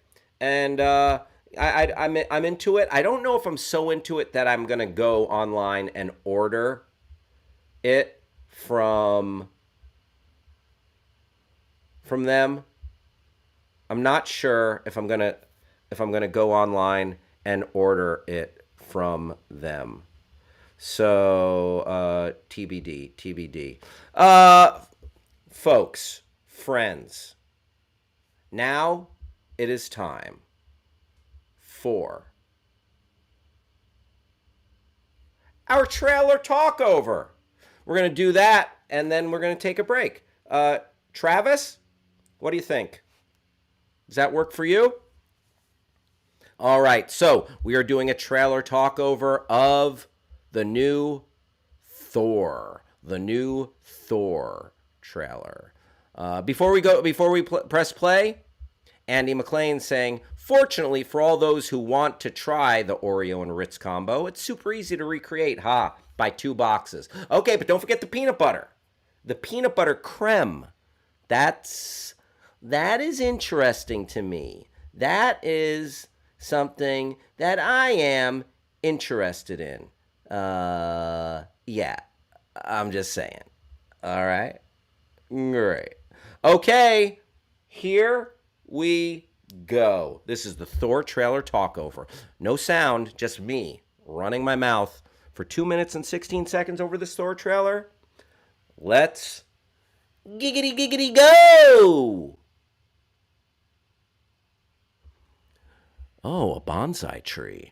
Korg and little Korgs. Ooh, I'm rocking out with my giant axe There's a rock and roll, Guns N' Roses, Sweet Child of Mine. Oh, he's Thor got a personal trainer. Fat Thor is fat no more, and a lot of heavy-set nerds, and I say that lovingly because I'm friends with many, are going to regret that. And Natalie Portman grabbing the hammer.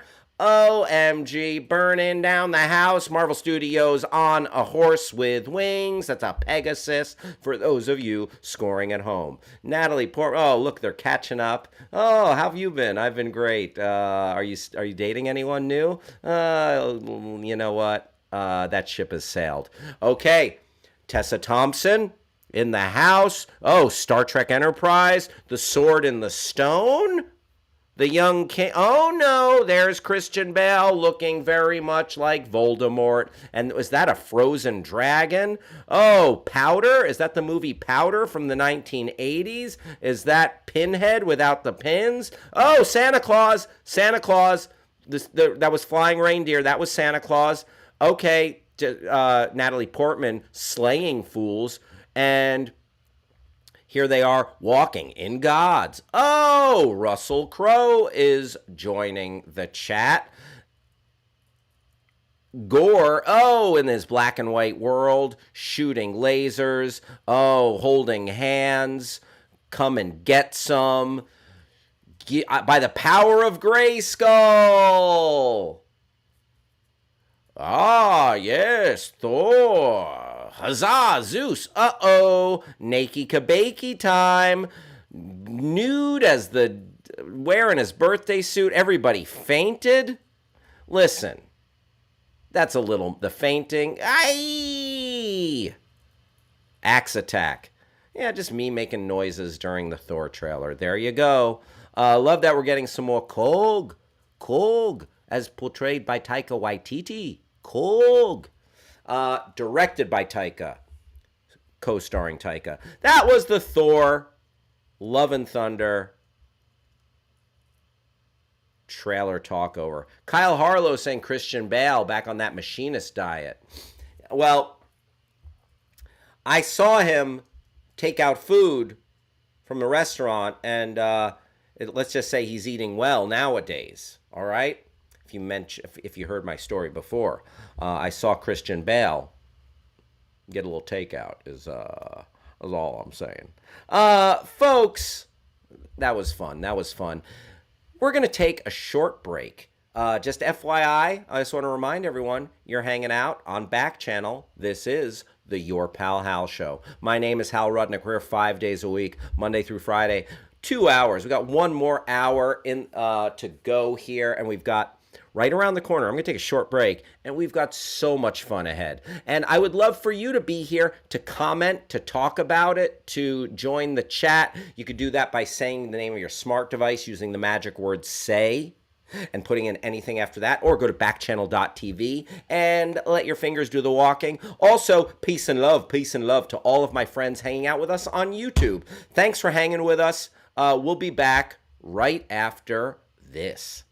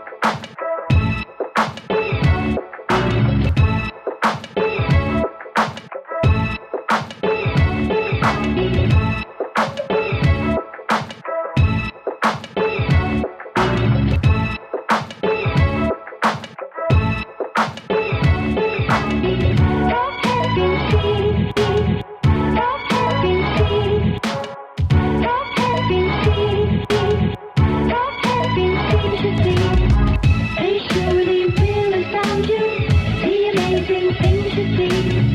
The cars they feel so wonderful. How can such things be?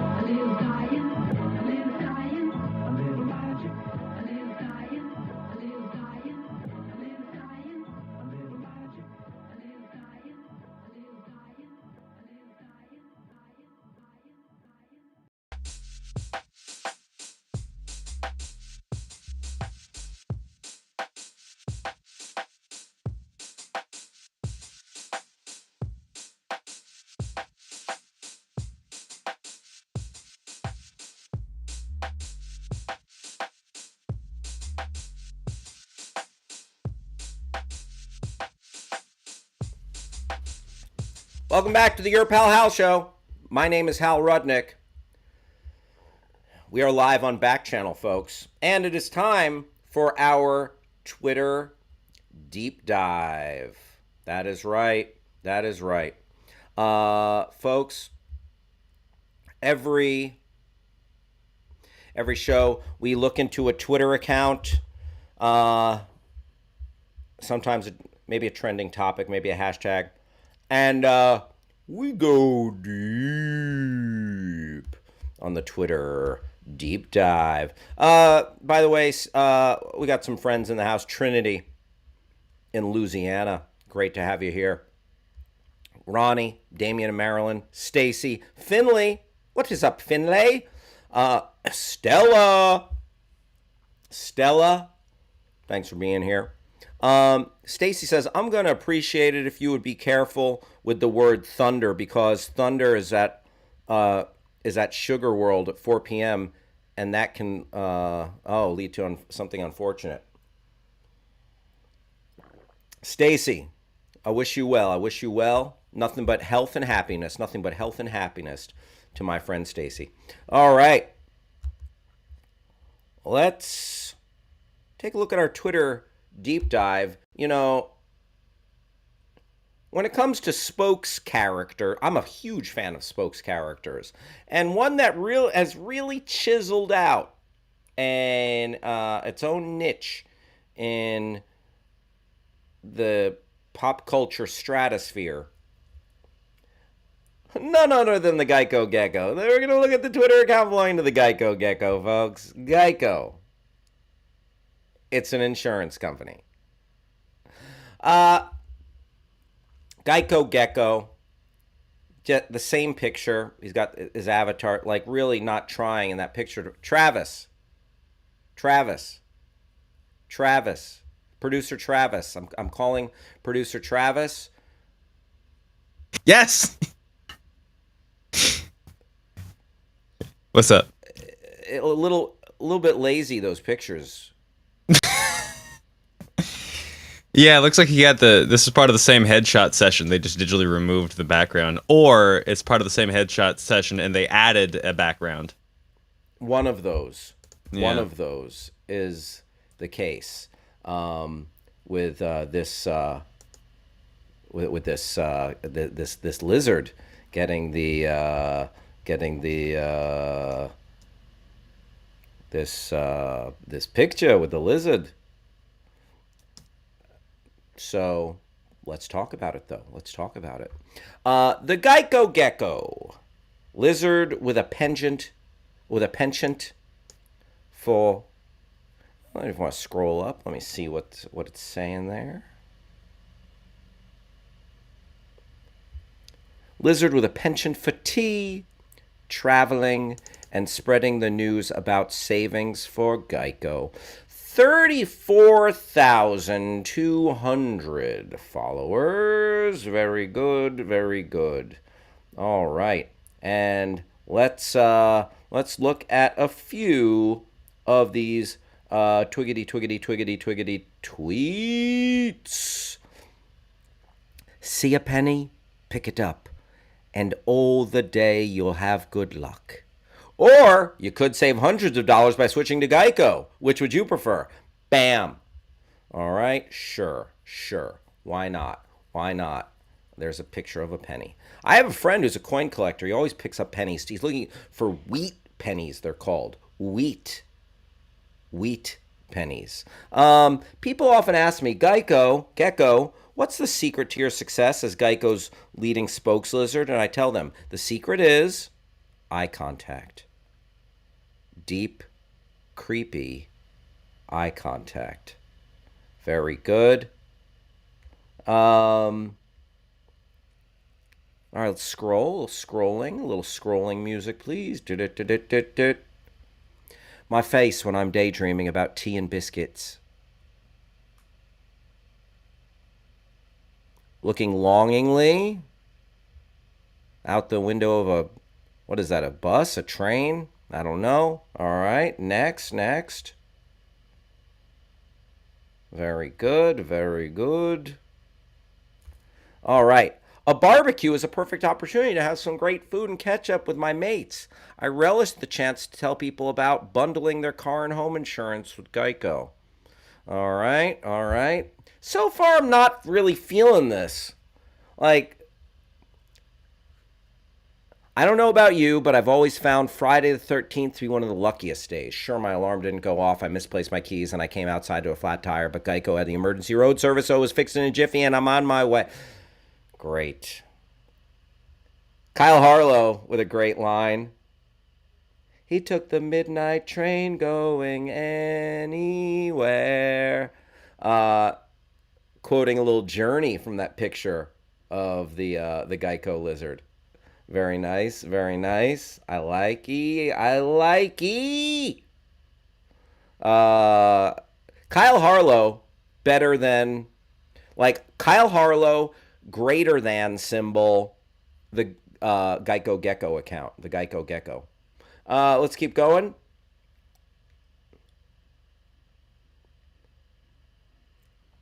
Me, I think I stay fairly level-headed under pressure. Also me. Someone help me. I have a flat tire. Okay. Great. Have to say, I particularly enjoyed today's Wordle, and that's all. You know what? Travis, do you want to come in here for a sec? Producer Travis? Yes. I might, you know what? I might be forced to call this Twitter account a real nothing burger. What do you think? Yeah. Not funny, not interesting, not a great showing by the Geico Gecko. Very disappointing. It's very polite. It seems like it kind of matches what his vibe is, I feel like. Just, oh, this is a nice guy. Lizard. Yeah. Gecko. Yeah. Yeah. Not feeling it. I don't like it. In fact, makes me mad. Oh. You know what happens when I get mad, Travis? No. Oh goodness, you're gonna go shoot a gecko? Oh, I mean, I already have PETA breathing down my neck because I killed a bug earlier in the show. Yeah, no, that might get you in some hot water. So I'm not. But I am going to play this sound effect from my little red sound machine one more time. It's effective. Woo! All right, that was our Twitter deep dive into the nothing burger of the Geico Gecko account. Boo!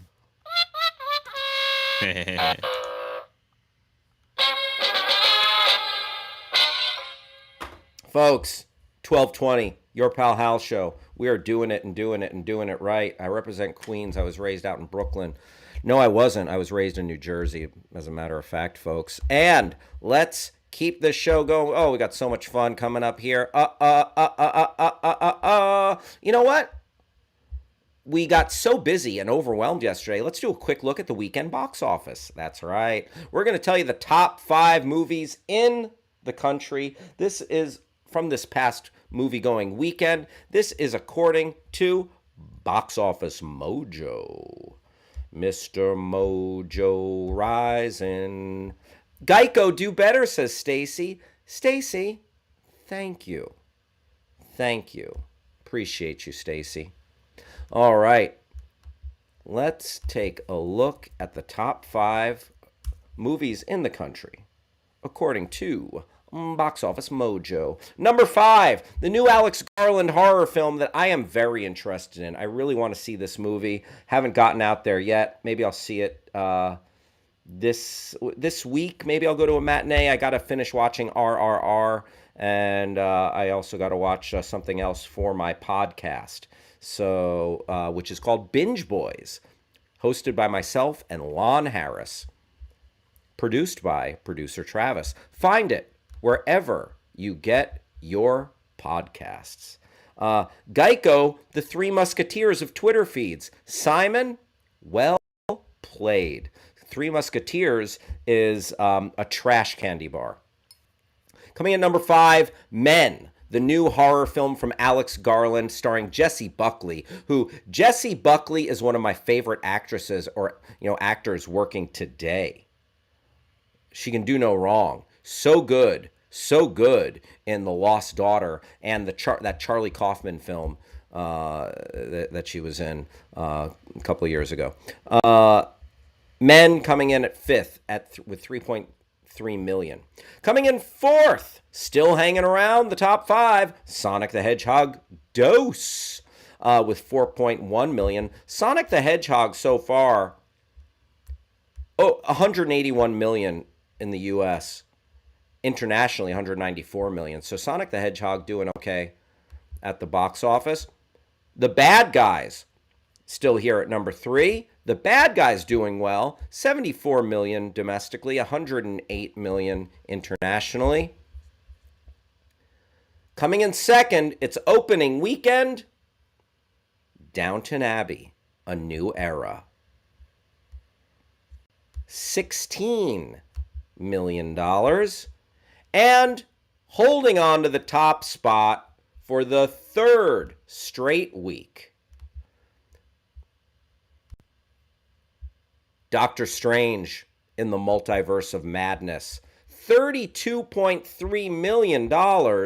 And domestically, it's up to $342 million.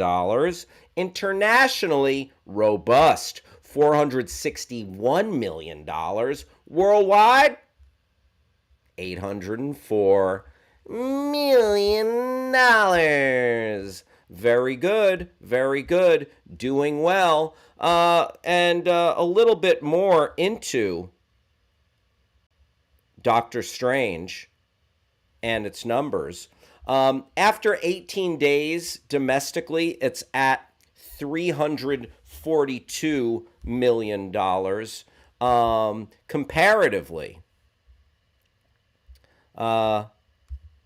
Comparatively, after 18 days, Spider-Man No Way Home grossed $621 million. That was a real phenomenon, that film. The Batman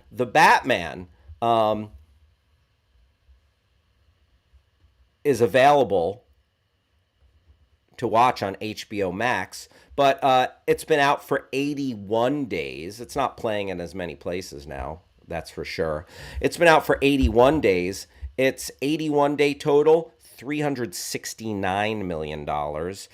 The Joker, we talked about Joker. It's one of S. Friedman's favorite superhero films. Joker's 81-day total, $333 million. So the Batman exceeding Joker. Exceeding Joker. That's just a little look into some box office numbers. Stacy says I made her laugh with the sound effects machine. I like that. I like that. She steals Fargo season 4. What? Oh, what is that from? What is that from? She steals Fargo season 4. Is it? Oh, one of the actors. Jesse Buckley. Sorry, there you go. Just put that together. Thank you, Simon. Thank you, Simon. I will look. You know what? I haven't watched the entirety of Fargo season 4, so maybe I need to get back to it now that I know that there's some good Jesse Buckley in there. Thank you, Simon. I appreciate you. All right. That is your look at the box office. It's 12:26 right here. And, yes, sir. Yes, sir. Yes, sir, Simon. Travis. Producer Travis. We've got some dumb news right around the corner here, and we've got a very special guest to look into dumb news. Would you mind taking the reins for a moment? Not at all. And while I go get our special guest? Not at all. My pleasure. All right. I will be right back, folks. Producer Travis taking the reins. Hey everybody, how we doing? It's my time now. About 12:30. Sounds like a good time to remind you what you're doing, where you are, and how you can keep doing it. You are watching the Your Pal House Show on Backchannel, live every weekday from 11 to 1 p.m. Pacific Standard Time and all other time zones after the math therein. This is the only play on your Amazon device where you can interact with the hosts and become a part of the show. You can find us a few ways. Go to your Amazon smart device, tell it to open Backchannel, then use the magic word "say" to communicate with us. You can go to backchannel.tv, open up the web chat there, interact like that. You can also find us on YouTube, like so many of our friends in the chat do. Backchannel's YouTube page. What do we got going on in the chat? Speaking of chat, did I miss the RRR show yet? Look, I feel like I've had an outsized influence on this program over the past couple of months, specifically about, okay, you know what? Now we're doing it. This is the RRR segment. I know, right? Grasspuddle says, what a movie. What a movie indeed. Western cinema is obsolete. No movies need to be made anymore. That's not true. But boy, howdy, that's just such a wonderful experience. Particularly how refreshing it was to have a movie that is 100% earnest in everything it attempts. Not that I have any distaste for like kind of the Marvel stylings of like, we're going to do an action thing and then wink at the camera a little bit, but it's just so earnest. It does hit the feels so hard. You know, within an hour, people are saying that your friendship is worth more to me than life itself. And it's like, wow, this is stunning. Oh my goodness. Ah! It is I, Caramel the Wizard. Hello, Huzzah! Caramel.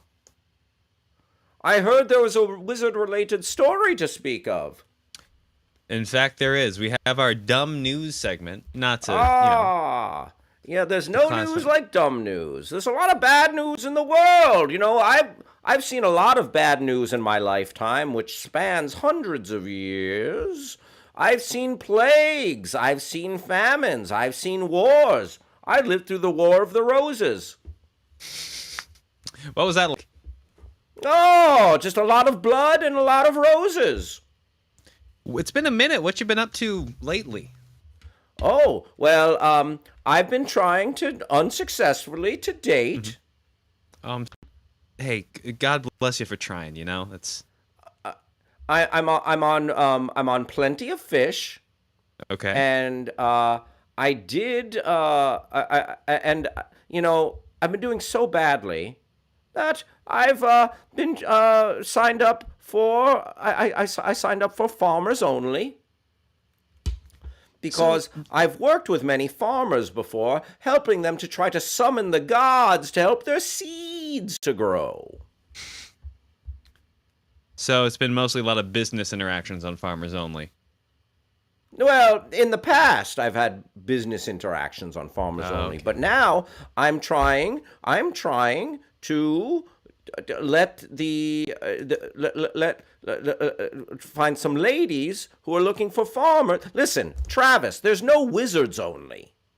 Okay? If there was a Wizards Only, I'd get my butt on Wizards Only. But there is not. I was going to ask. I'm surprised there isn't a community for Magic users of the like to connect and, share experiences. They won't even let me into the Magic Castle. Well, is it because you dress in a cloak and a big pointy hat? Well, it might be partially that, but also there's a very expensive entry fee to join and become a member at the Magic Castle. That's fair. I've never been myself. I wouldn't know. Magic terrifies me. Oh, really? I don't Would trust you it. like would you like me to cast a spell on you so you're less scared of magic? No, that sort of goes against the whole thing. Abracadoo! Abracadee! Duck this. This one is for Travis, I see. Now he is gone, scared of the spell. I hope he didn't lower himself into hell. Here is a spell to make him so less tragic. Travis, you will no longer be afraid of magic, huzzah! So it is written, so it is done. Have you ever thought about rapping? Why, no, but I have recited poems while the jester or a local traveling musician will play a lute. Okay. Right on. Yeah, I've recited poems by fireside in the castle. One more spell for Travis. I summon the universe, every creature, near and far. I summon the powers of every warlock and fairy. Concentrate your magic so Travis can handle dairy. Travis. Drink a glass of milk and get back to me. Nakba, thank you for your efforts. Take a bite out of a block of cheese. Nope. Wouldn't do it even if I could. You coward! Yep. All right. Let's get into this quote-unquote dumb news. I'm ready to read a delightful wizard story. What? What is this? City fires wizard it employed for 2 decades. I am furious. Let's read this story. I hope this seems like bad news. Go back. I didn't finish reading the top part. The City of Christ Church will no longer be needing the services of Ian Brackenberry Chanel. Chanel number 5. Chanel number, 69. This is not good. A fellow wizard out of a job. It's hard out there for a whiz. All right, Travis, scroll with your premature scrolling fingers. There is no job security for wizard. Wizards don't get tenured. Wizards work at the pleasure of the king. Ian Brackenberry Chanel has an entire Wikipedia page devoted to him with a title not many, if any, can claim. The Wizard of New Zealand. It looks like the 88-year-old sorcerer may be hanging up his long black robe for good, however. At least officially, after the Christ Church recently informed him he's been booted off the payroll, reports The Guardian. How dare they? How much does a wizard actually make these days? Chanel was being paid around $11,000 a year tax-free, meaning over the past 23 years, he's been in the city's employ. The municipality has shelled out more than $250,000. Listen, he's an elderly wizard on a fixed income. Keep scrolling. This makes me furious.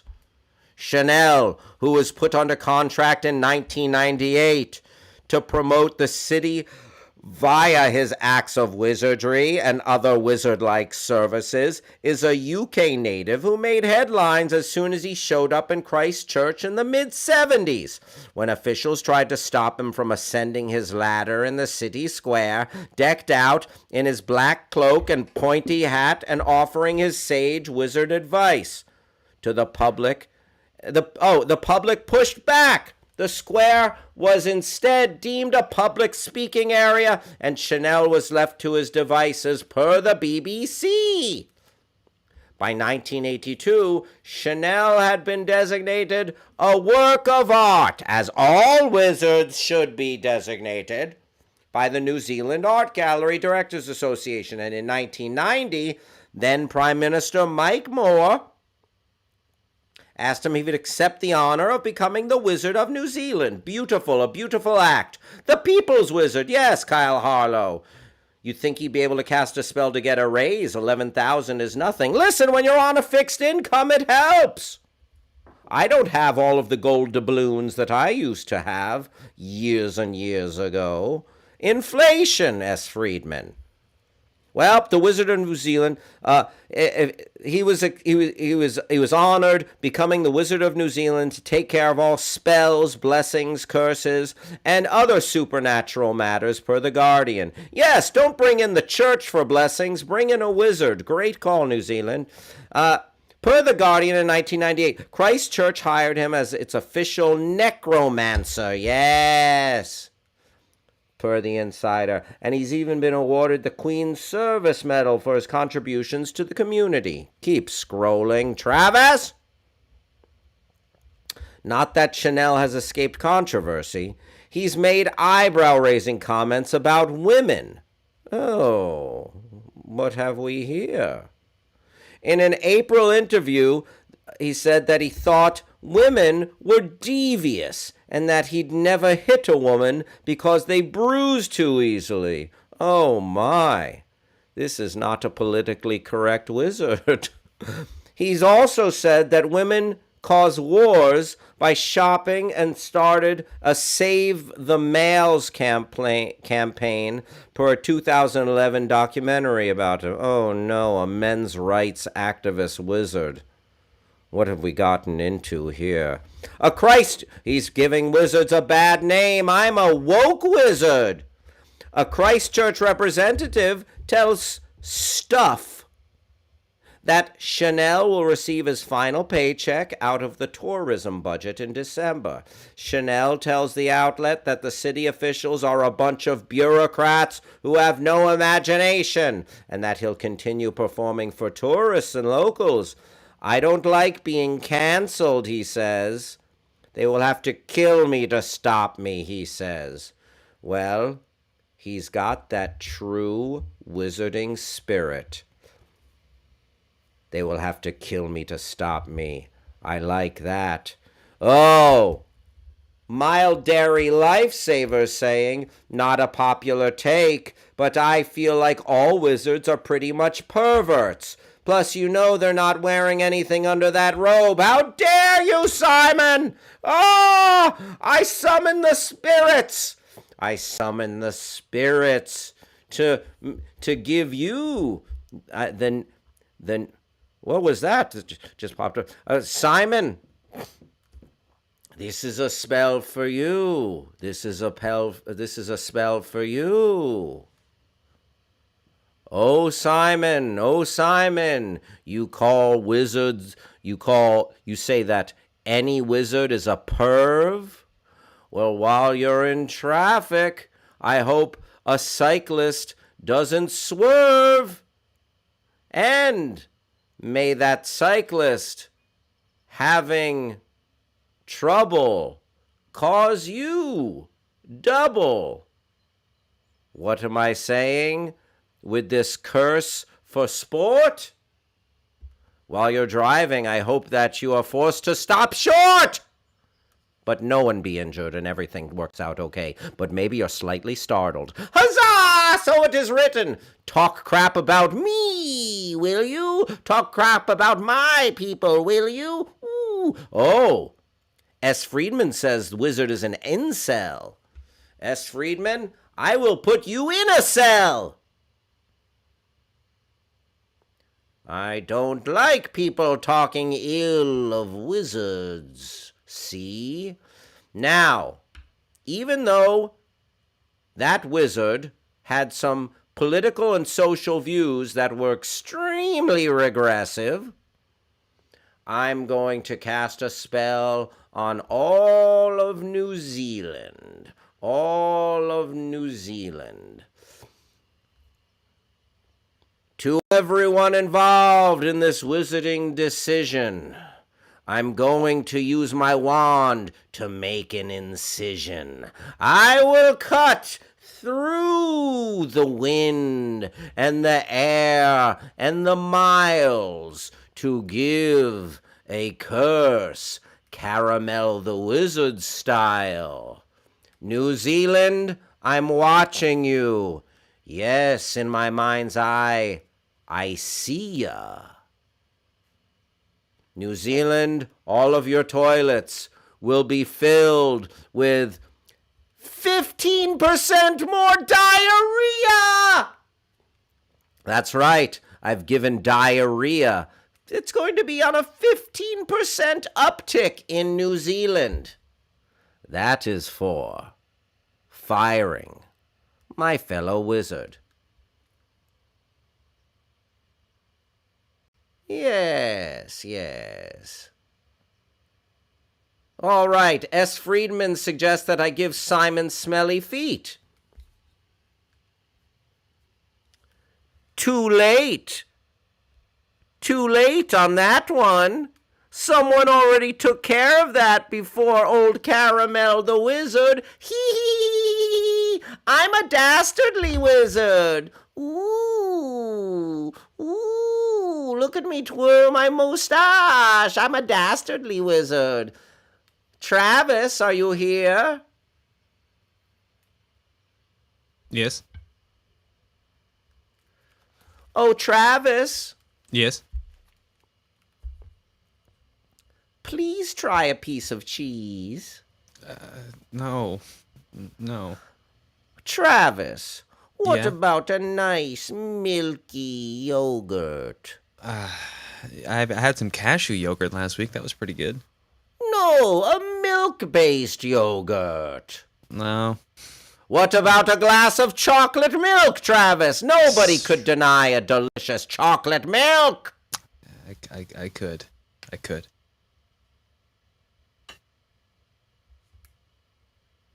Travis, I have granted you a respite from your curse of lactose intolerance. Yet you're the true intolerant one. Look, man, I don't participate in faith healing. I don't know what to tell you.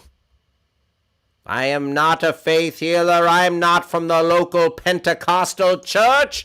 I am Caramel the Wizard. I have stood in the courts of kings. And I've also been live streamed.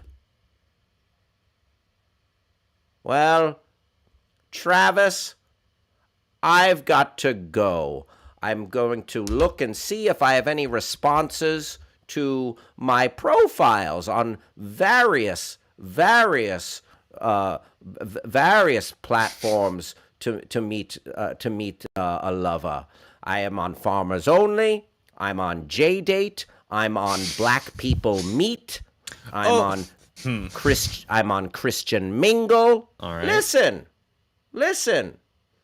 I just want to feel less alone. Well, good luck with that. Watch your back, everyone. Huzzah!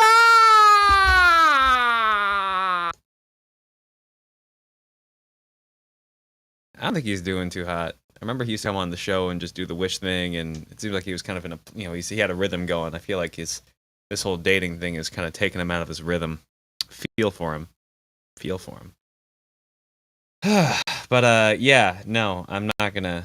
At this point in my life, I've gone beyond dairy. We're not going back. Never going back. Hey, Hal's back. What is up? What'd I miss? Caramel seems like he's having a rough go of it. Not gonna lie. Mm.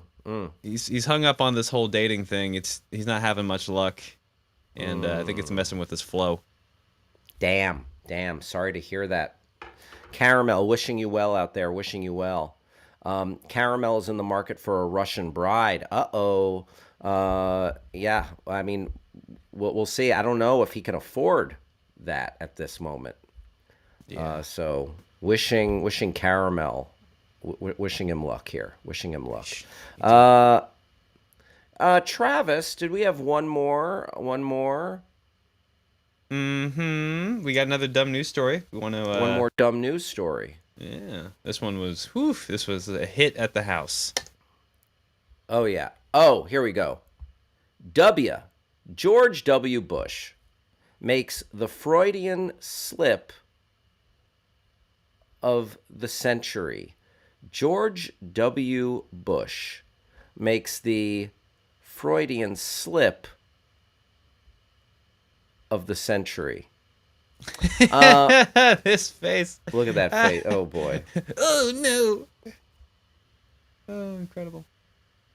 My mom, Deborah Rudnick, said it was amazing that wizard was on the country's paycheck. Yeah. Guess he was a non-essential worker after all. That's it. It's been a while since we were treated to a Bushism, but the internet is once again delivering. The Hill reports former President George W. Bush was speaking at an event in Dallas on Wednesday when he started slamming Russia's electoral system and how the country prosecutes political opponents to President Vladimir Putin. That's when things went on somewhat semantically awry. The result is an absence of checks and balances in Russia and the decision of one man to launch a wholly unjustified, brutal invasion of Iraq, I mean of Ukraine.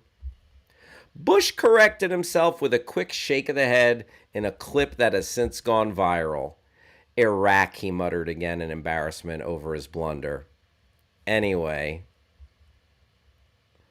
Reuters explains why this slip-up is garnering so much attention, namely because Bush was the commander-in-chief of the United States in 2003 when the U.S. invaded Iraq and alleged weapons of mass destruction that were never unearthed. Hundreds of thousands of people perished in the dragged-out conflict. The Independent rounds up some reaction to W's blooper, most of it not kind to number 43, President 43. Took 20 years for George W. Bush to finally confess, author Wajahat Ali tweeted. Let's scroll up a little. Andrew Strostein of Human Rights Watch deemed it the Freudian slip of the century. Per Al Jazeera, former Ohio State Senator Nina Turner, a Democrat, was much more blunt. George W. Bush is a war criminal. As for Bush, he tried to recover after the gaffe by blaming his age. I'm 75, he sheepishly noted to audience laughter. Wow. That's wild. Yeah. As much as I like to criticize Trump and so many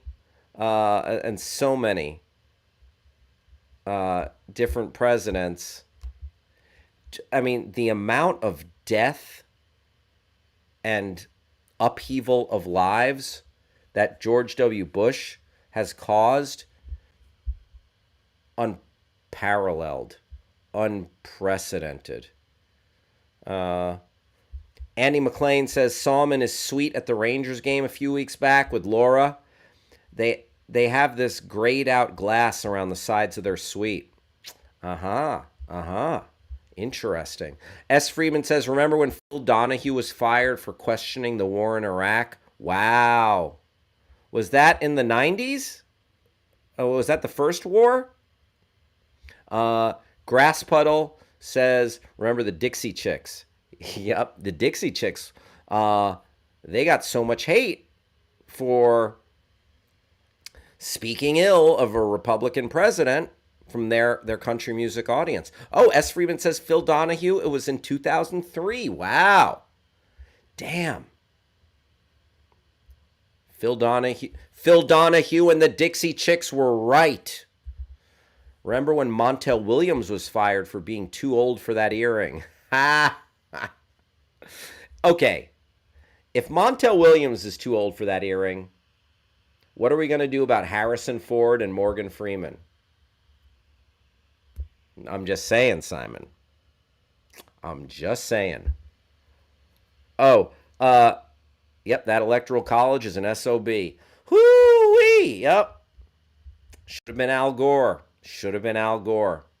Also, speaking of Morgan Freeman, Travis, would you mind just a quick search of this story where Morgan Freeman was on the list of people who are not allowed into Russia, which it also included Joe Biden, Kamala Harris.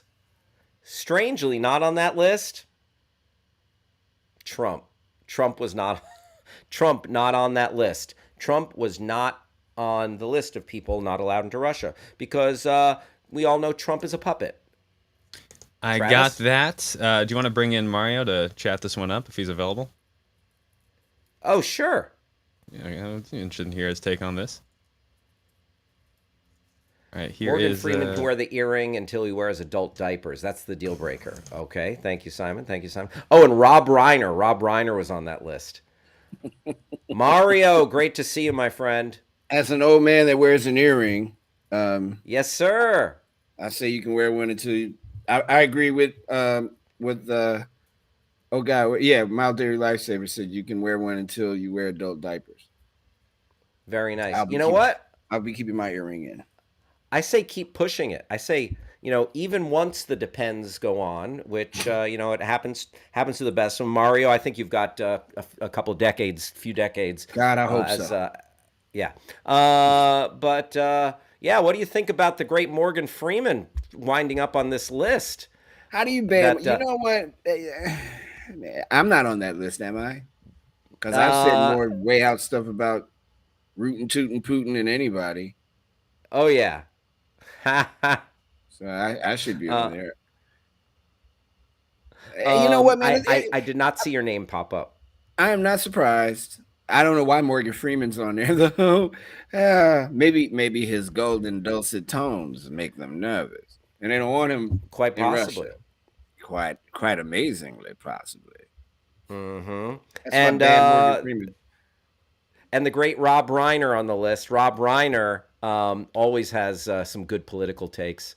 He's on the right side of history. Travis, what do you got?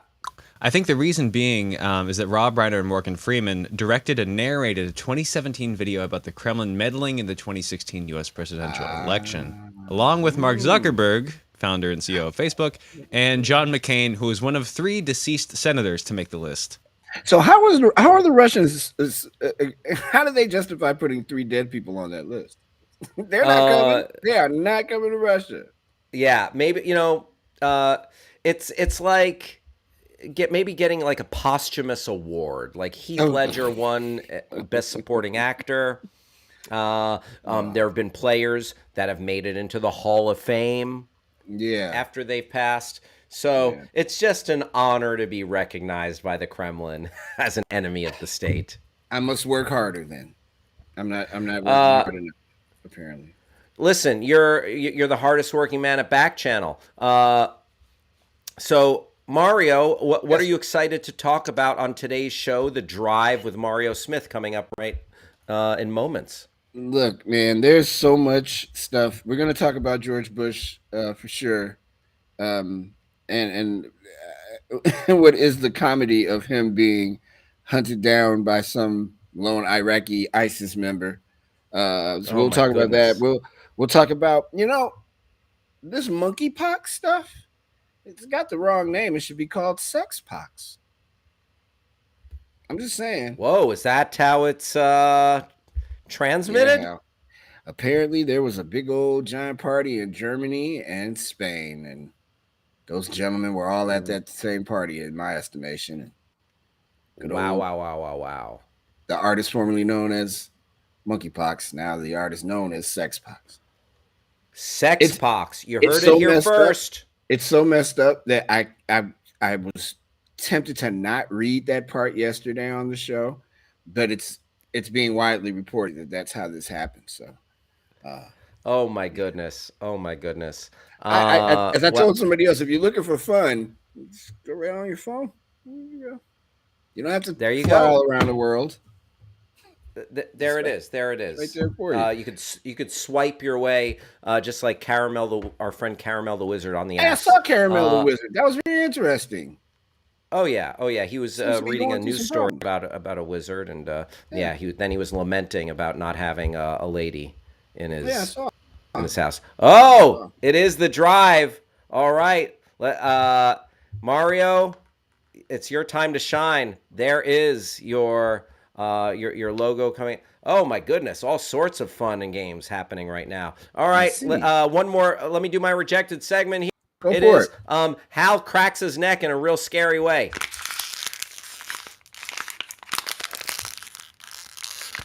Just kidding. All right. Thanks, everybody. Thanks for hanging out, y'all.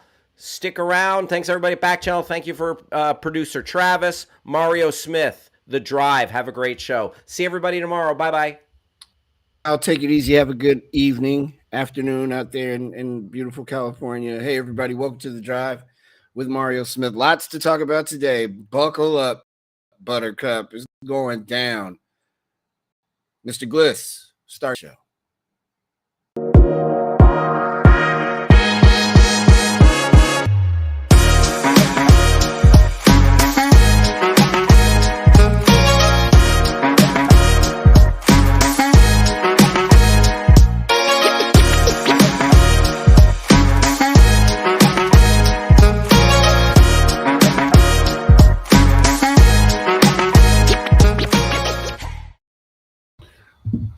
Live from the third largest city in the United States of America, Chicago, Illinois. This is The Drive with Mario Smith. I am Mario Smith. Thank you so much for joining us today here on Backchannel.tv. Hope you had a good day so far as we approach evening time here in the Midwest, mid-afternoon right now. Hope your day has been fun. Hope you guys got a lot accomplished. And we welcome you in for another episode. We'll see what's going to happen. Anything can happen. It's a weird world. We are in the middle of it. Let's go out to Oregon and say hello to my man, Mr. Gliss. Good afternoon, sir. How you doing? How's it going? Yeah, what's going well for a moment there. I had a little bit of a jolt inside my body. That was weird, but I'm fine. How are you? I'm good. What kind of jolts are we talking about? I've been up for a while. I think the sleep caught up with me right as I'm getting ready to do the most important thing I do all day. So it happens. Shane is here. Shane's in Illinois. Hello, Shane. Damien's in Maryland. Andrew's in Florida. And Shane says hello to everyone. Well, hello to you. It's good to see you. And it's good to see you, Mr. Gliss. What's going on? How's everything? Everything's good. Yeah. Cool. I'm a little tired as well. I'm trying to re-engage with society and kind of yes. It's been a little bit of a struggle. I think it's like one of those things whenever you go somewhere, it's like it's always great to be home, but you feel like you need a vacation from your vacation. Yeah. It's you need a day off from your it's like, wait, how does reality work again? I gotta get my my stuff together. So you'll be all right, brother. I've been up since what time? Since like 3:30 this morning. That's not good. No. I imagine I went to bed early because I went to sleep so nicely So I don't remember what time it was. It had to be like maybe 10:30, 11 o'clock. So I haven't had a whole lot of sleep. It hasn't affected me yet. It's still early. But I suspect that I'll be fine. There's a wonderful glass of wine waiting on me for at the end of the show. Well, that's good. That's how we celebrate today. Something to look forward to. Oh yes. Oh yeah. We're going to talk about the George Bush attempted surveillance assassination. And Hal's right, man. And I can't remember who that was that called Bush like the biggest war criminal. It's kind of criminal that he has not had a chance to speak on the damage he caused those many years ago. But you know, we'll definitely get into that. And it looks like baby formula is back. So I think today will be the last day we have to talk about that for a while. I hope. It's good. Because on the black market, they're getting like $100 and something a can. That's crazy. What? That is outrageous. That's bottle service at a terrible club. $100 and something a can. Are they bringing the cans out with candles and stuff for bottle service? With sparklers and pretty ladies. And then sports stuff. I'm looking at our board from the last show, and Andy McLean, who's probably still watching, he said that me and Hal needed to, and Travis needed to give him Mavs predictions for tonight. Well, I think it's a wrap. Doesn't look good.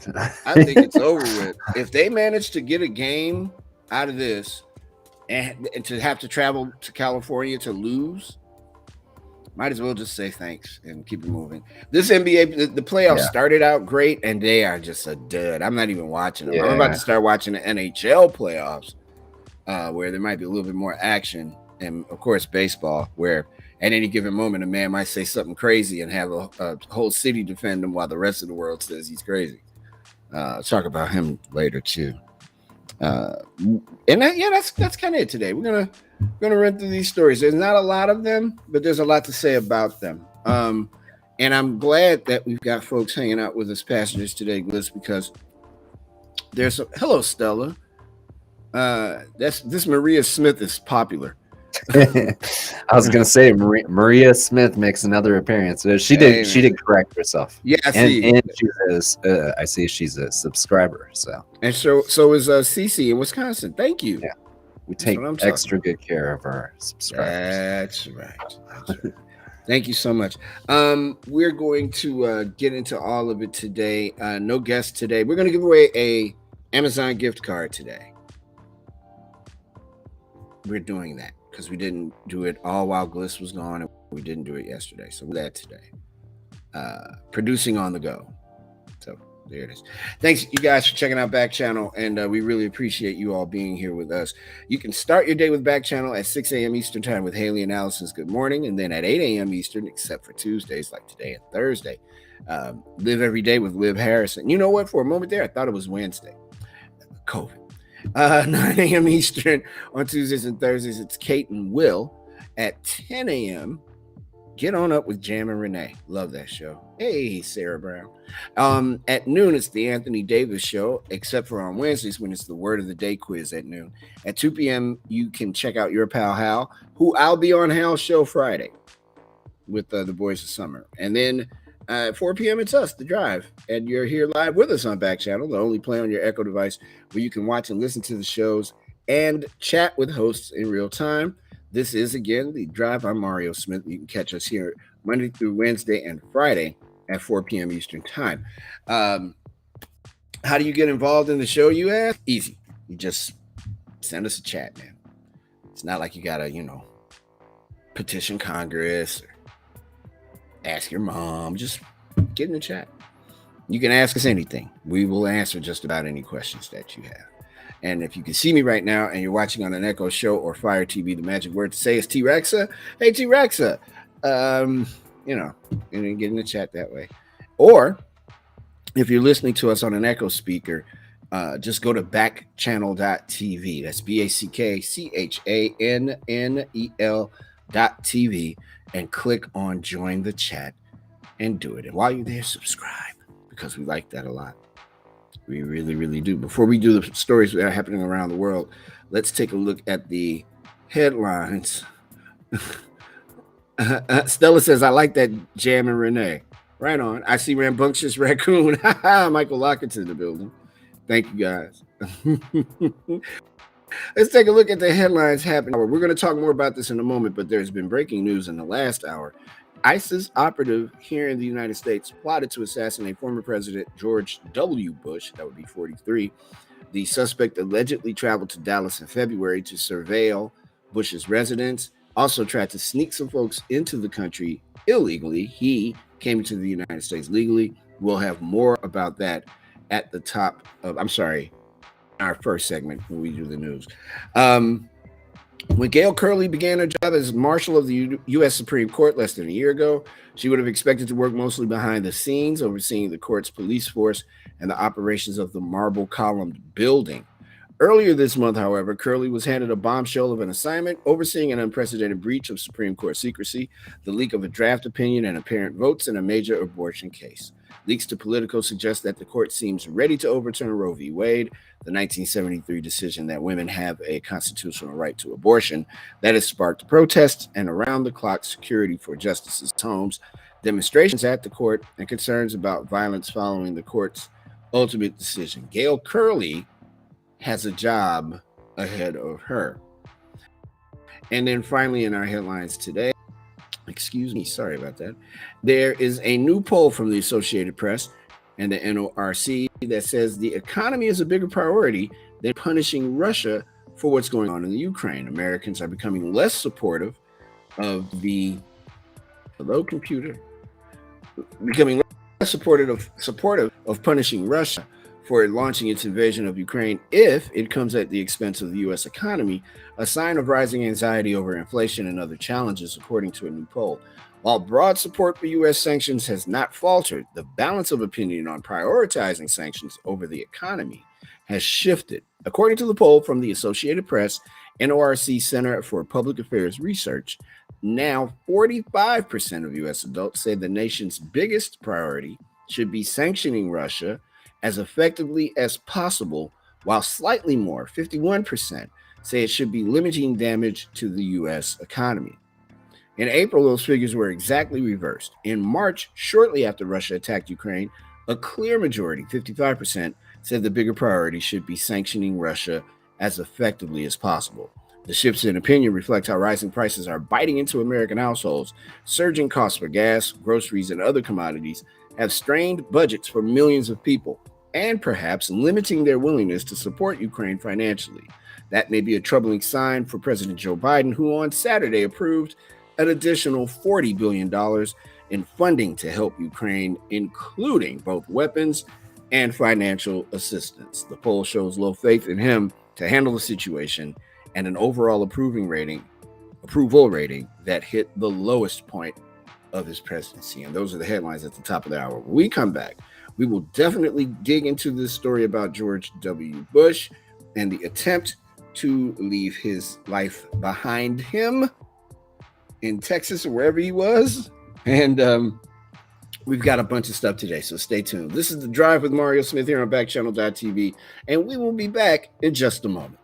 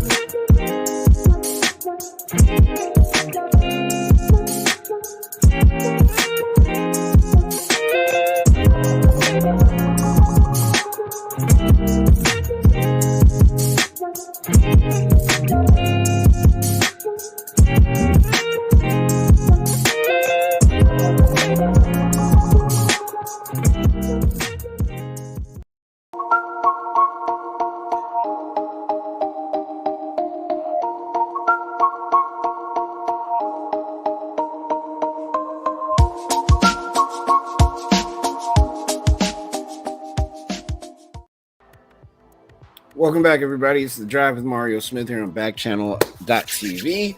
You're also checking us out on YouTube and on your Echo speakers, your Amazon supported devices, and we appreciate everybody doing it. Thank you so much. Beautiful weather day in Chicago. Not raining, not snowing. Fire's not coming out of the sky. It's not dark. It's a beautiful sunny day for a change. It's cool, which I love.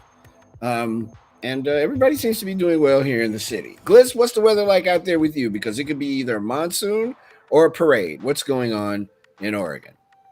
It's been kind of better. Like we finally got spring, like the day we got back. So like Friday. So this weekend was beautiful.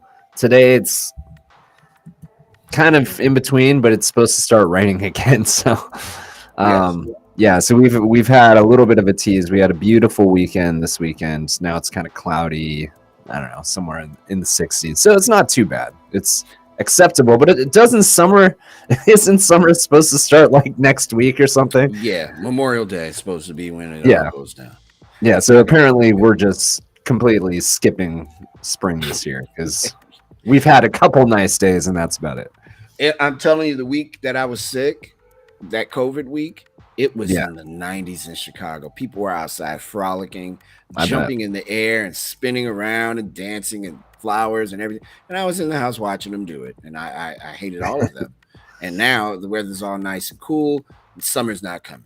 It's supposed to be like 80 this weekend, maybe. That's not bad. I mean, that's pretty, that's how I feel like Memorial Day should be.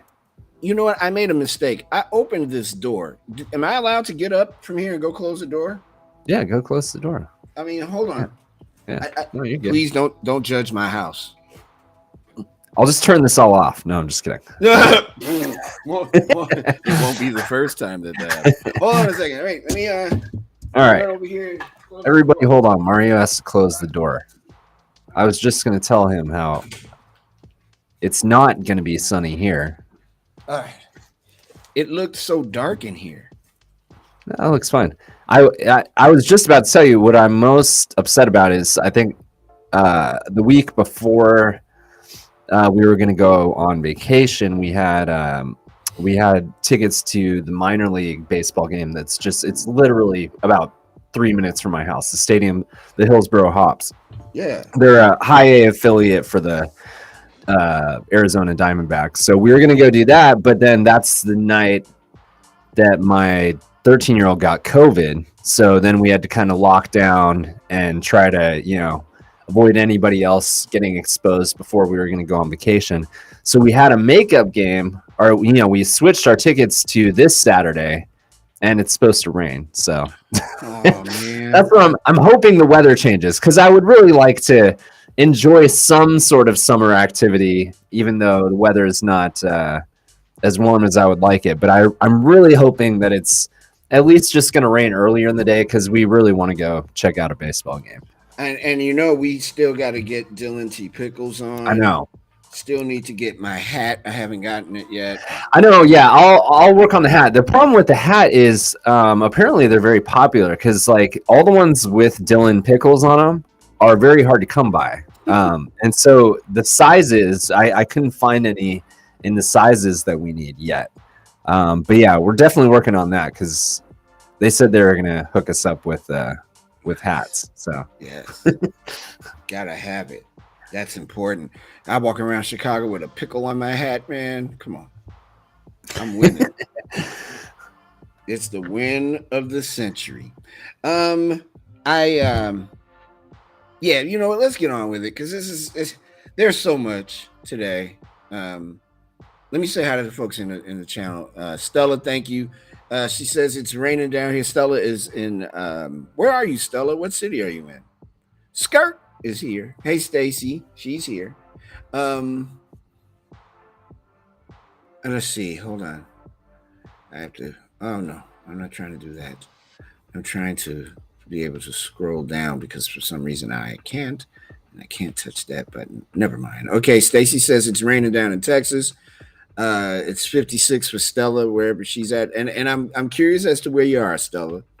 For sure. Michael Lockett says, not frolicking. I did not frolic, sir. Well, there people were frolicking. outside my door, right in front of my building, frolicking, singing. The whole deal is very disturbing. Well, let's dig into it. An Iraqi citizen who entered the U.S. in September of 2020 allegedly plotted to kill George W. Bush, even traveling to Dallas to surveil the former president's home, according to an FBI search warrant and an affidavit, an FBI search warrant affidavit obtained by NBC News, where the story came from. The FBI alleges that Shihab Ahmed Shihab of Columbus, Ohio, wanted to provide material support to the Islamic State terrorist group, telling a confidential FBI informant and source, did I say informant? It was a slip, that he wanted to smuggle people into the country to murder former President George W. Bush because he held him responsible for killing numerous Iraqis in the 2003 invasion of the country. Forbes first reported the alleged plot. NBC News was not immediately able to find a representative of Shihab, who is in custody, to comment for this article. Who are they looking for to talk for him? According to the search warrant application, the FBI is considering charges of threats against a former president, material support to ISIS, and visa fraud. The FBI says Shihab entered the U.S. legally and then applied for political asylum while also trying to marry a U.S. woman to secure his immigration status. The documents say the investigation initially began as an immigration or a visa fraud case and morphed into something allegedly more sinister. According to the filing, Shihab made claims to a confidential FBI source that he drove a transport vehicle with bombs in Iraq and had an association with ISIS leader Abu Bakr al-Baghdadi, who was killed by the U.S. in 2019. In June, Shihab allegedly told a confidential source that he would pay at least $5,000 to smuggle 4 former Ba'ath Party members located in Iraq, Turkey, Egypt, and Denmark into the United States. Once the men were in the U.S., their plan was to obtain firearms and a large van with a sliding door to carry out the assassination. Further, Shihab stated that he wanted to be involved in the actual attack and assassination of former President Bush and did not care if he died, as he would be proud to have been involved in killing former President Bush, the FBI affidavit says. The suspect allegedly conducted surveillance in Dallas on February the 8th, which included a trip to Bush's residence, and took videos of the gate in front of Bush's neighborhood. Shihab allegedly told a confidential FBI source that 2 of the potential members of the plot were ex-Iraqi intelligence agents. One of the Iraqi nationals was the secretary of an ISIS financial minister, the documents also say. The FBI says it worked with Customs and Border Protection to gather phone information, perform trap and trace analysis of phone calls, and conduct physical surveillance, all while having multiple confidential sources engaged with the suspect, including one who has been working with the FBI for over 10 years. Sounds like my man got caught up the moment he said, I'm thinking about, I wouldn't even dare say it on this show unless I was reading about it. You have to be careful. It's like the dudes who are except for in the state of New York, cats who use rap lyrics to detail their crimes. Be careful when you open your mouth. Not that anybody should be advocating any kind of anything toward any president of the United States, even that dumb one. It's just that, FBI is always listening. Hello, FBI. They're always listening. You have to be mindful of that fact.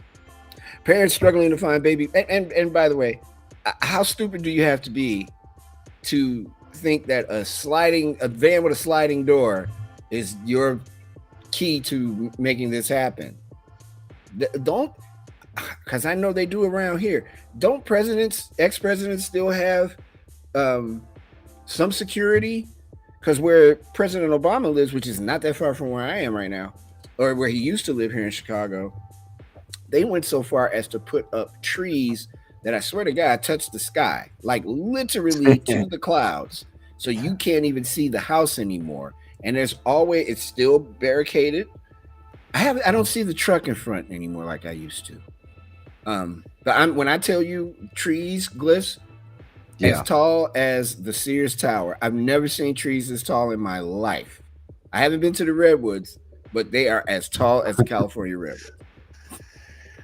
Like, if you're going in that house, he might meet you with something before you can get. I mean, So I don't know how this guy was able to so easily surveil W's house. Yeah, I believe you're right. I'm trying to look it up. I think it was passed under President Obama. Looks like 2012. Yeah. The Protection Act of 2012, where I believe you're guaranteed, the families of former presidents are guaranteed Secret Service for life. So I mean, they should have it. If this dude should, yeah. Shabab Hamad, We live in a crazy world. The craziest, bro. If Ahmad Shihab was trying to do this in 2022, Bush has not been on the front page of anything in a long time, except for him saying that the war in Iraq was unjust and he meant to say Ukraine. I wonder what made him say that. Ooh, when I heard that, I laughed. Boy, I was like, a word. It is kind of weird how, like, when presidents, I think we get like more perspective as we get further away from their presidency. Absolutely. And people forget, like nowadays, I feel like George Bush is almost thought of as like kind of this like fun-loving idiot. But people forget, like, the hate for President Trump was very real. He made some decisions that had long-lasting effects for many, many years. I sound like Trump now, many, many years. But yeah, at one time, many years. So many years. It's a lot of years. It's so many years. But yeah, he campaigned at my school. Oh no. Yeah, so I actually met President Bush before he was president. Wow. I went to a school in the Bay Area that was about like 56% Hispanic, and so they had just built hitting my microphone. They had just built like a library and like a Spanish immersion center and all this stuff that we had at our high school. And so he came and campaigned there as kind of a nod to try to get that vote. Did he come in going, hey, everybody no habla español? I don't know how to speak it. No, he didn't. He was one thing I remember, because I'm only 5'7", is he's very short. Yeah. He's not a very big, very, very tall person. And the other thing, I was 16, I think, at the time, because this was the year 2000, and I thought I was so cool. I reached my hand out to shake his hand, and then I pulled it back. Oh, look at you! And did like some stupid thing that a 16-year-old would do, and I think I hissed like a cat or something like that.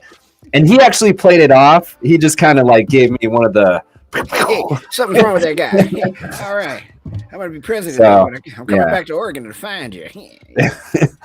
So yeah, I kind of feel like an idiot now for doing that, but that's so awesome. We used to call him the tiny president because everybody skied over him. He's like, looking up at people. Yeah, like I said, I'm only 5'7", and he was like, he seemed short. He's like 5'2", 5'3". He's Prince's height. He's a small man. Yeah, Prince might be taller than him. Hey everybody, I'm president. This is what first thing I do. I'm gonna get him to try to kill my daddy. Oh, whew, what a kook. I used to, when my radio show was very much an infant, I used to let him have it every. Oh, I bet. Oh my God! But he's just out here now trying to squeeze on Michelle Obama and, hey Barack, how you doing? Yeah, I mean, I can see, like, you see now, like, the likability, but you can't let it slide. Just some of the things that happened under his administration. I mean, all you gotta, everybody loves doing it. All you gotta do is go to Google, and you can find out all you need to know about what the Bush administration was like. And he also did not win the popular vote. That's right. But the difference with him, as opposed to Trump, was that he was just a little bit more not so, I don't know, trying to destroy America-ish. You know what I mean? Yeah. It was more like, I'm going to destroy Europe. and like Al Gore had to gracefully kind of bow out to, save face for yeah, America. For America, And so, you know. I mean, that's what happened. Hey, Gore, I won. Whereas Trump's out here still saying that he won the election. And today is the day too. We're going to talk about that in a bit. Today is the day.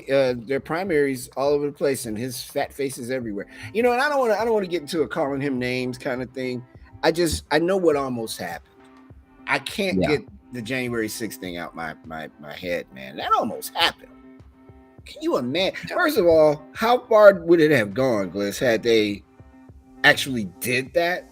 You know what I'm saying? And at what point would the United States military step in and annihilate everybody trying to tear up the Capitol? Because you're defending the Constitution now. Yeah. And the country. It's so, like you said, there's so much depth to that whole thing. And it's like, you know, I always start baseline, like, because, you know, everybody knows people that voted for him, and, you know, everybody's entitled to their opinion.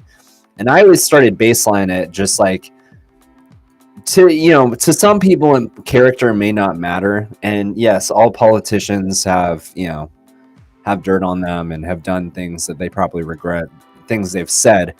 But for me, it's just like, the guy was just, how do you let someone represent your country that's supposed to kind of hold and represent the values of our country when they talk about other people like that? So that was kind of like my baseline. But by the time his presidency was over, and we've talked about it before, there's just so many things that have happened, whether it's packing the courts and some of those things that he tried to do well before. Remember, like, let's not forget, before January 6th ever happened, there was all the stuff with the United States Postal Service and voting rights. They were amped up to try to make this thing so that they had that excuse to fall back on. Yep, and they tried to destroy the Postal Service. Yeah, and so, I mean, it wasn't like this was some, like, just they woke up one day and decided.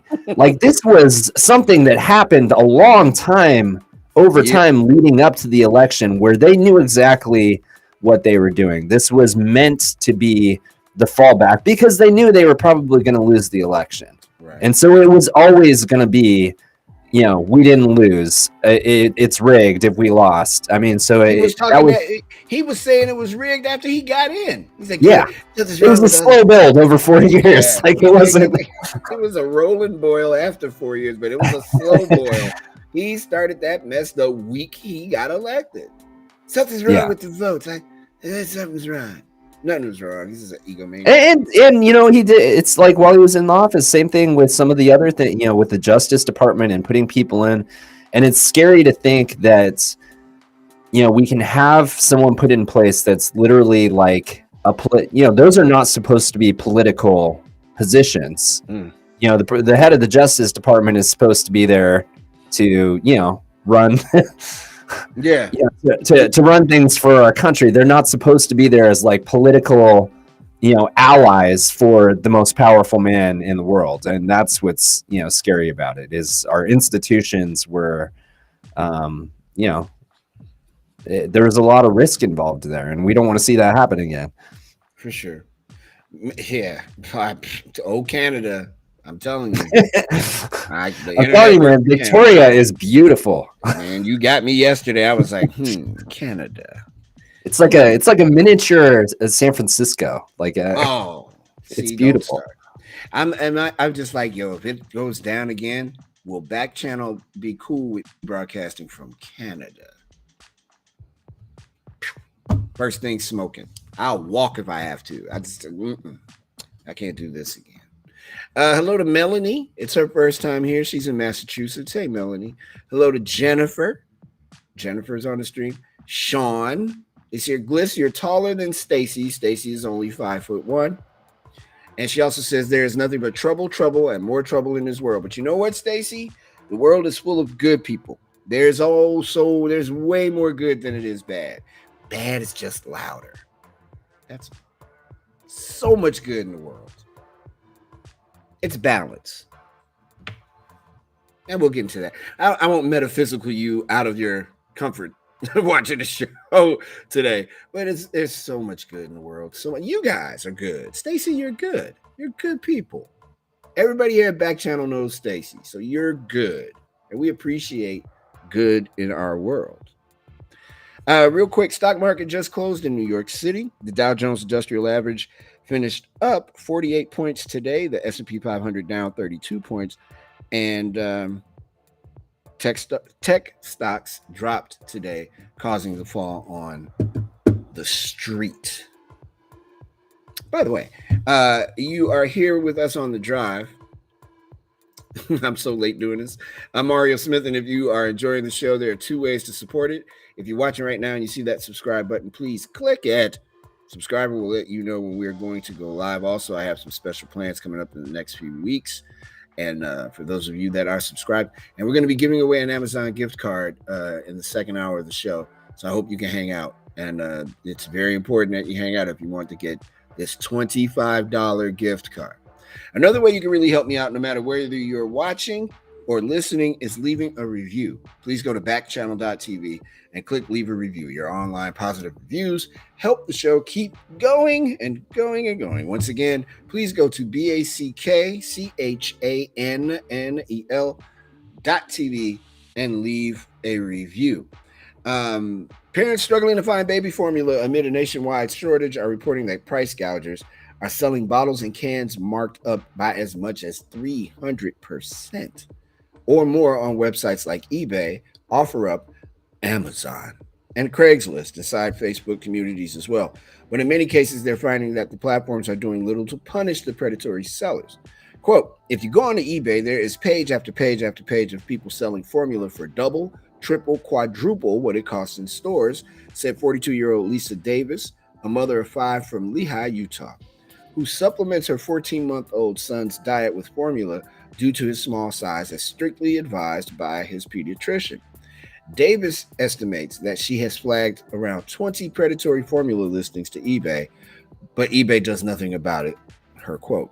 In one case, she found a single 12.4-ounce can of Enfamil Gentle Ease listed for $60 before shipping, more than triple what Target, Walgreens, and other out-of-stock stores are currently charging. She informed the seller that she had reported it to eBay for its inflated price, which only elicited an angry response.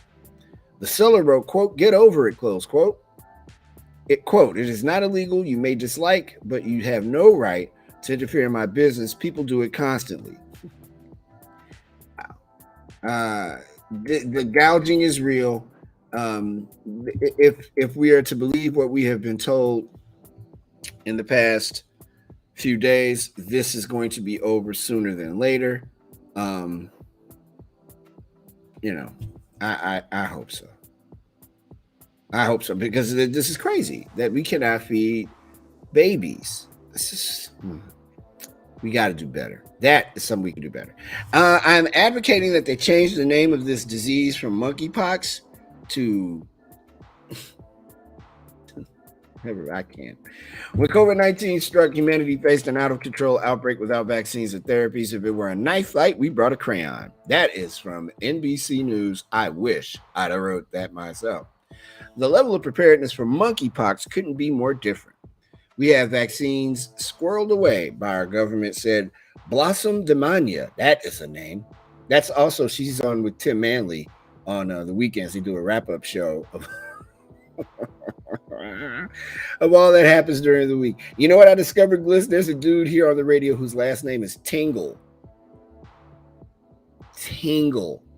I gotta listen to the drive. Tingle. And that Tingle. Steve Tingle. Steve Tingle. We have a show, we have a station here, WDRV, The Drive. And Steve Tingle. Steve Tingle on the drive. Steve Tingle in the morning on the drive. I can't use Steve Tingle's name. Tim Manley and maybe Blossom Demania might do traffic on our radio situation. I actually knew, I used to work with a guy who he actually passed away when I was working at iHeart, but he was one of my favorite people in the Portland radio. His name was Steve Pringle, and he kind of he had like the Pringle. Name? Yeah, no, it's a cool name. Yeah. He did a lot of classic rock stuff. He was a big. He did a lot of the announcements and kind of PA stuff for the blues festival here in Portland. He was a great guy, but yeah, he used to use his like the Pringle guy. He would use that as his radio logo. Oh, so it was like Steve Pringle, Nice. There, when I was in broadcasting school with the now world famous Rick Party, we used to think that was hilarious because I know his real name. It mild in comparison to some of the names people would come up with. I never did it. I was just like, man, I'm Mario Smith. Or I didn't even use Smith. I was just Mario. And I thought that was pretty cool. Hey, look at that. Hey, man, no, I should have been on the name bandwagon. Slytherin Sam or Flapjack Fred or something. Yeah, you need a radio name. Well, Tim Manley can be your radio name. Hey, who you telling, Bliss? Tim Manley. But this monkeypox, didn't come from monkeys. It came from people being gross. And I don't mean gross in embracing your sexuality or however you get down. I mean being gross like a petri dish. Like just what's wrong with you? You traveled all that way to come back with monkeypox? And they really need to change the name to sex pox, maybe? Or getting it and didn't tell anybody about it pox? Or traveling to an 80,000 person party? Man, let me tell you what I won't be doing. No. I hosted an outdoor event here for a few years in my neighborhood that had 50,000 people at it. A couple of those years, I'm good. Now, I can't imagine that party splinters off into some wildness like it did in Spain and in Germany, but that's crazy. Anyway, long story short, if you get monkeypox, and once you get it, we'll know how you got it. Yes. Oh, yes, we will. And I'm a man.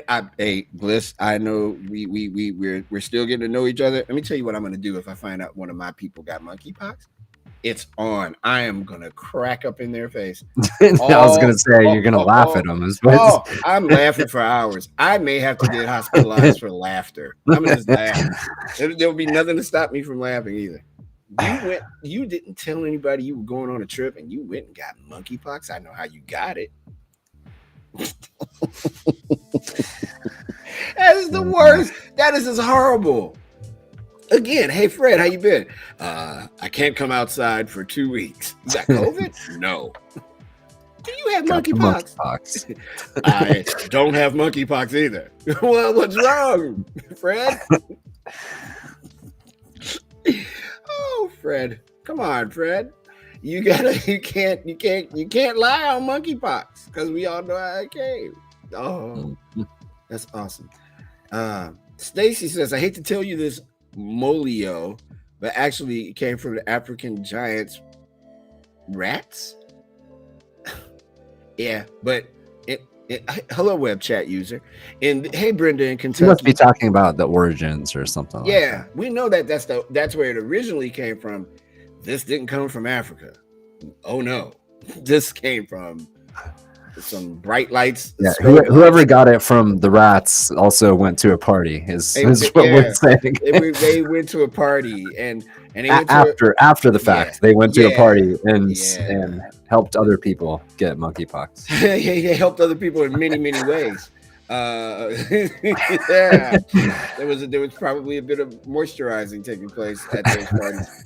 I had to get that in there some kind of way. I didn't know how I was going to work it in, but I got it. I made it. Harmonious Buffalo is here too. John is here. Long time. Is it listener or watcher? Long time attendant, passenger of the drive. Is here too. Stacy said, "I love you on the Amazon Alexa app, but going to the back channel still." Gary T is here. Hey, Gary.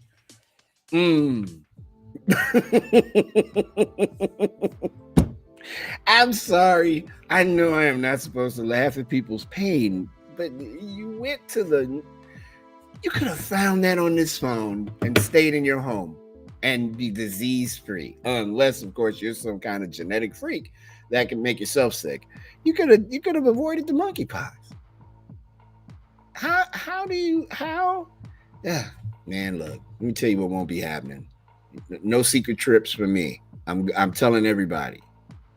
By the way, in the event that any of our people that are watching get monkeypox, after I'm done laughing, you can get the smallpox vaccine, which there are apparently hundreds of thousands of doses of that available. Monkeypox is not contagious. It's not an airborne virus. You have to specifically have gotten it. And then, yeah. So it's usually gone in 2 weeks. And actually, the smallpox vaccine is a cure for many vaccines. So I'll leave you with that. Don't panic.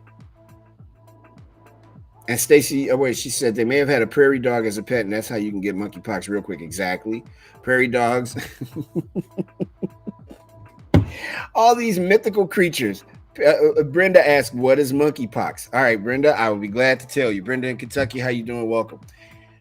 Join in with me, everybody, to help explain it. So in Africa, apparently, I won't use the word allegedly because apparently what happened many years ago, a prairie dog got infected, bit a human, the human got monkeypox.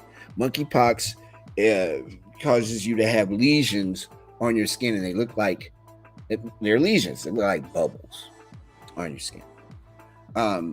This iteration of monkeypox, however, apparently came from, they're tracing it back to two parties that took place in Germany and in Spain. I believe the wording was sex rave parties. That's exactly what they said, Gliss. They were sex rave.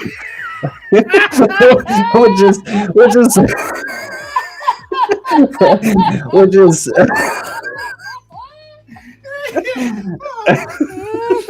I mean, might as well just, peel the Band-Aid off. What I want to know is, are these different? What I guess my question, because they specify sex rave parties. Are rave parties different than that? I have so many questions. I really do. Too. I have so many questions. So they went, Brenda, to these sex rave parties. First of all, I can't put those two parties together because I know what a rave looks like. And I don't think I haven't been to a rave where it just went. It's not like. Well, because when you think of raves, you think of music and dancing, and maybe the other thing also happens that's in those three descriptive words. But it's just like, it's such a specific. There's something about that entertains me. that it's specified as sex rave parties. Of course. Sex rave party. This isn't just any rave party. Oh, no. Not a music rave party. This is an international sex rave party that only takes place in exotic locations. We're going to Ibiza. For what? I can't tell you. I'll be back in a couple of weeks. Woohoo! Oh, wow. Gosh. So, yeah, that's... Stacy is not laughing. I'm sorry, Stacy. You gotta live in my mind for a moment. That's hilarious to me. She also says having rodents as pets is never a good idea. No, it is not. And no one has died from the sex rave party pox. That's the name. Sex rave party pox. No one's died from it. Everybody's still alive. People are isolating. It's usually gone in 2 weeks with treatment.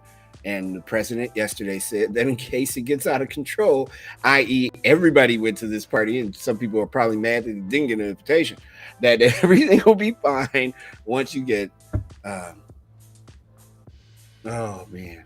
That's good stuff. Thank you, Bliss. Yeah, call it what it is. It's the sex rave party.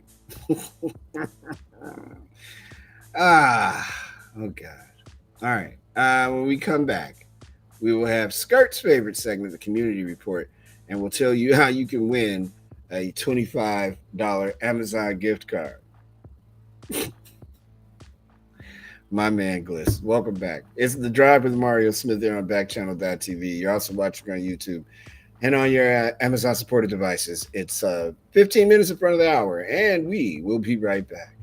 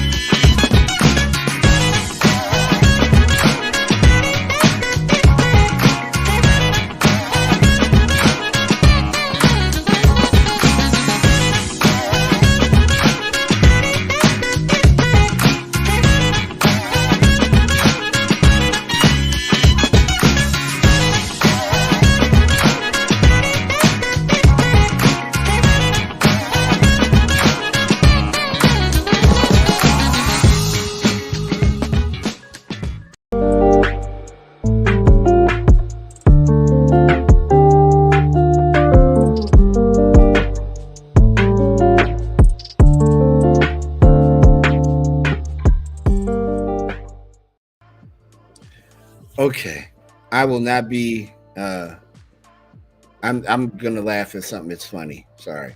Stacy says you guys should check out the Haley and Allison show because they play some pretty good music. I do they? They're playing music on our show. What is this, Glish? You know anything about I don't know. I'm guessing it's probably royalty free music. But okay. Yeah. Stacy out here being an informant. Thanks, Stacy. And you, Stacy. I mean, she knows she's everywhere on Backchannel, so she would know. I'm telling you, if everybody anybody loves needs to know what's going on all the different shows, Stacy. Yeah. She's. I'm not being patronizing. Everybody loves Stacy. I mentioned her name to Sarah. Sarah was Absolutely. like, Stacy is the greatest. Yep. You know, so yeah, come on now, Stacy. I'm on your team. And actually, I try to check out Haley and Allison are on. Although I was up at 3 a.m., they're on a little bit too early. I'm not awake. I usually catch the end of their show, and then I see Liv, and then I'll hang out for Jam and Renee. You know, I try to go in and out, and I also have to put a show together, so I don't have time to really dig in and watch everybody. They're pretty early for me. Oh, good Lord! I'd have to be setting an alarm and getting up way too early. And I mean, since we're monitoring these sex rave parties, that might be the one right there. That was pretty good. Oh man! So you guys are wondering how wow! Now I did it. I hit the microphone. You guys are wondering how we're going to give away these $25 gift cards for Amazon in the second hour. Stay tuned. Don't go anywhere. I promise we will tell you the whole deal. You essentially need to stay tuned. We will tell you when. It's not like radio where we can go when you hear Rick from Rick and Morty say something stupid, then no, this is we'll tell you exactly when. She says they play actual music that helps them to break down what they have going on in their show. We do the same thing. Yeah. And there's a lot, you know what, Stacy? I know you are number one, but there's just a lot of stuff that we can't really like. I'm sitting on a whole bunch of albums in my house. I would love to play music all the time. Bliss is a big fan of music. Right now, though, we're not doing it. But yeah, if we had the capability, this show would probably turn into a lot of music talk. I'm guessing. Yeah, I'm pretty sure that I would, because we're both fans of many different types of music. So I have a feeling if we had the green light on that, we'd probably be dabbling in music all the time. For sure. I'm 100% sure of it. You know what, Stacey, since you're here, you're enjoying the drive, right? I'm Mario Smith, live here on Backchannel every Monday through Wednesday and Friday at 4 p.m. Eastern. Send me a chat like you guys have been doing. If you can see me right now, you're watching on an Echo Show or Fire TV. The magic word is say T-Rexa, as in, hey, T-Rexa, I want to chat on the drive. And if you're not watching us and you're listening on an Echo speaker, you can join the chat anyway. Just go to backchannel.tv and click join the chat. That's BACKCHANL.TV. NEL.TV, Backchannel.TV. Today is a big day for former President Donald Trump as the Georgia primaries take place today. A lot of really nasty stuff said about Stacey Abrams last night. People are very this is big. Former President Donald Trump is facing what could be his biggest electoral defeat since 2020 as he attempts to settle old scores against fellow Republicans in Georgia. In the marquee race of the day, which includes primaries in Alabama and runoffs in Texas, Trump-backed David Perdue is sputtering in his bid to unseat Georgia Governor Brian Kemp, whom the former president is determined to oust for not joining the effort to overturn the state's presidential election results 2 years. Polls leading up to Election Day indicate Kemp had a wide lead over Perdue, a former U.S. senator whose campaign stopped airing TV ads about a month ago. The gap suggests Trump's support alone may not be enough to carry the day against a well-established incumbent whose only conservative transgression was refusing to get on board with Trump's meritless fight over the 2020 election, which President Joe Biden won, by the way, in Georgia. NBC News reported last week the former president had washed his hands of Perdue, privately grousing about what he believes is a lackluster campaign effort. Kemp advisors are hopeful the governor will clear the 50% threshold that will allow him to avoid a June 21st runoff election against Perdue. The eventual winner in Georgia, where polls close at 7 p.m. Eastern, will face Democrat Stacey Abrams in November, a rematch of their heated 2018 battle in what is expected to be one of the most high-profile governor races in the country. Some Republicans have expressed frustration with Trump's heavy-handed involvement in GOP primaries. In a major sign of defiance, former Vice President Mike Pence, another piece of work, traveled to Georgia to stump with Kemp on the eve of the contest. I know the polls look good, real good, Pence said on Monday night, but don't let up, don't slow down, keep chopping. Other Trump-backed candidates in Georgia have also faced difficulty, including those challenging Kemp allies who hold the Secretary of State, Attorney General, and Insurance Commissioner offices. Georgia Secretary of State Brad Raffensperger, who earned a special place near the top of Trump's enemies list for secretly recording a conversation in which the former president asked him to find me those votes. Hey, can you find those votes? Holds a narrow lead over challenger Representative Jody Hice, according to recent polling. 7 p.m. Eastern tonight, all will be revealed in this primary to see just what he's done or didn't do. Julie's joining us in California. Hey, Julie, nice to see you. Thank you so much for getting in on the program. Speaking of California, look at the segue, Gliss. You see what I did there? Speaking of California, this is a story on NBC News out of California, out of Sacramento.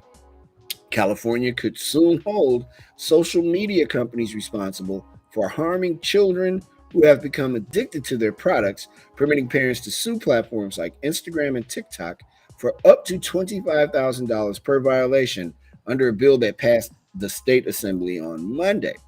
The bill defines addiction as kids under 18 who are both harmed either physically, mentally, emotionally, developmentally, or materially, and who want to stop or reduce how much time they spend on social media, but they can't because they are preoccupied or obsessed with it. Business groups have warned that if the bill passes, social media companies would most likely cease operations for children in California rather than face the legal risk. The proposal would only apply to social media companies that had at least $100 million in gross revenue in the past year, appearing to take aim at social media giants like Facebook and others that dominate the marketplace. It would not apply to streaming services like Netflix and Hulu, or to companies that only offer email and text messaging services. So don't go moving to California thinking you're going to get $25,000 out of Meta. Not going to happen. Not going to happen. Stacey says, I'm not going to go for that Donald Trump. He is nothing but trouble, trouble, and more trouble. Amen to that. Agreed. So much trouble.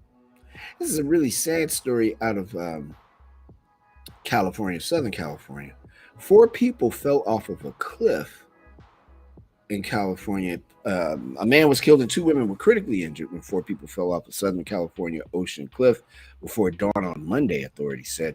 The 4th person, a man who suffered minor injuries, managed to climb back up from the beach and alert a passing officer at about 4:30 a.m., said Captain Steve Barber of the Palos Verdes Estates Police Department. A 25-year-old man from Los Angeles died at the scene, Barber said. 2 women were airlifted from the beach and each hospitalized in critical condition, he said. TV news helicopter showed a Los Angeles County Fire Department helicopter hoisting one of the victims to a rescue vehicle at the top of the cliff. Police were investigating the event as an accident. Wow. Palos Verdes Estates is on the Palos Verdes Peninsula at the southern end of Los Angeles County. A trail runs along the bluff top about 300 feet above the Pacific Ocean. There have been several accidents in the area over the years, Barber said, and a few suicides. There is no indication at this point that this was anything other than an accident, he said. That is terrible news from Southern California. And finally, and this is sad for many different reasons, Mr. Gliss, this is sad. New York City said goodbye to his last payphone. The last public payphone in New York City. My only question is, what in the hell is Superman supposed to do? What is he supposed to do? All right. How's he supposed to get into what phone booth? Yeah. How's he going to change? I'm very upset about this. Chicago still has like a couple of phone booths left. None of the old school sliding ones either. Like it's like the one in New York. If you could pull that picture up, if you can. Yeah, hold on. Yeah, come on. I just like, yo, that's it? Yeah, there it is. Just like, why? What is the danger of having a payphone? I mean, I guess nobody uses phones anymore, but because nobody carries change. Although I have a bucket on my counter full of change. Give it to me. I'll take it. But it's just like, yo, the last payphone. And in New York City, it's like New York is synonymous with payphones. Oh, yeah. There it it's is. The end of an era. Yeah, to say the least. The last payphone in New York City, gone. And I don't think that they have any plans on like putting it in a museum or anything either. It's just like, bye payphone, thanks. I can't remember the last time I saw a pay. I guess attention though either. I haven't been on a payphone in a while. When I see them, I am. Oh, the last public pay telephone will be displayed at the Museum of the City of New York as part of an exhibit looking back at life in the city before computers. I used to. Well, she might be watching. I used to call a lady that I was interested in back in the day for the payphone all the time. I felt like I was doing something big because I knew how to make the payphone not hang up on me, and I could only pay like 25 cents and talk as long as I wanted. Hood tricks. That's what we call those. Hood tricks. All right, that's the community report for today. Bye, payphone. See you later. No more payphone. That is sad. When we come back, we will start the second hour of the show, and we're going to give away that Amazon. I changed the name of the company. We're going to give away that Amazon gift card that is worth $25. One of you will get it.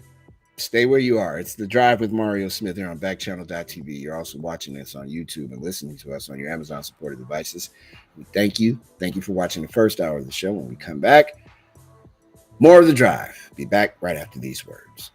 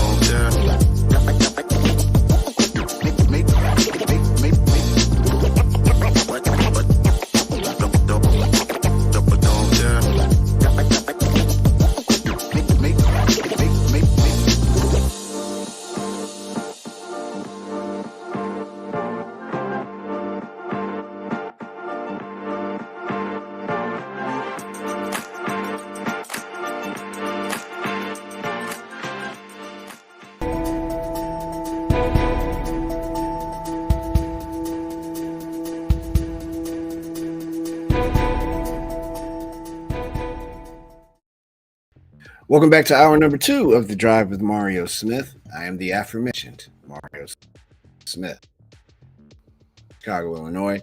It's a beautiful day in the city today. Not a lot of wind. It's nice and cool. It's great.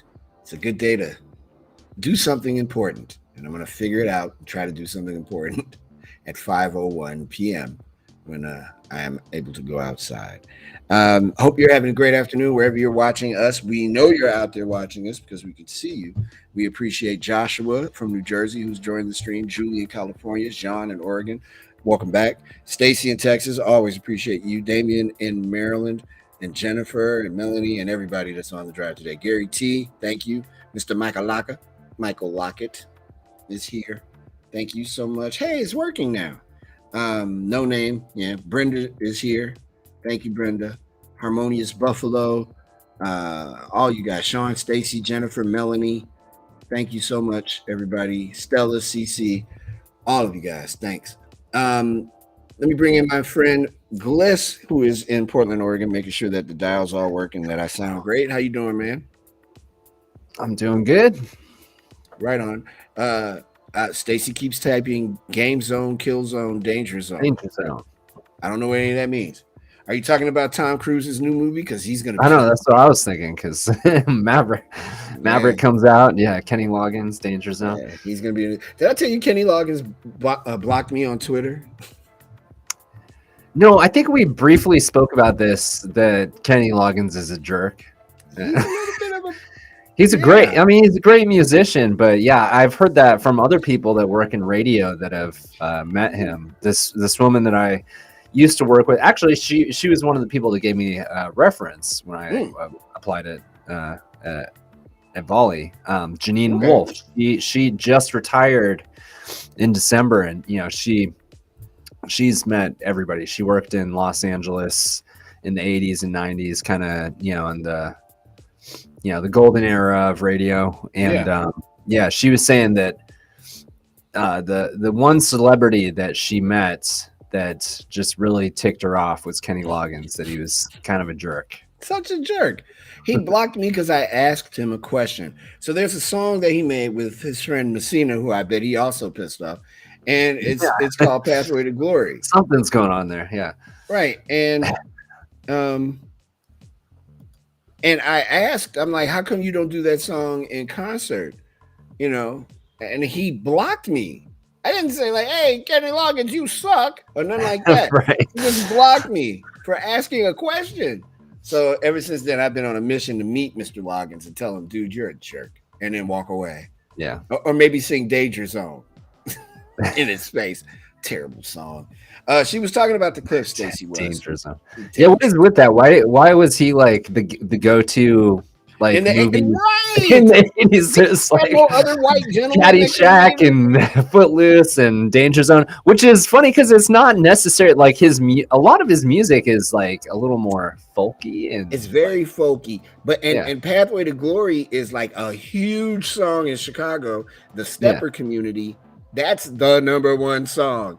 And he got mad. And it's like, well, are you mad because black people like your music, you jerk? But I didn't get a chance to say that to him because he blocked me.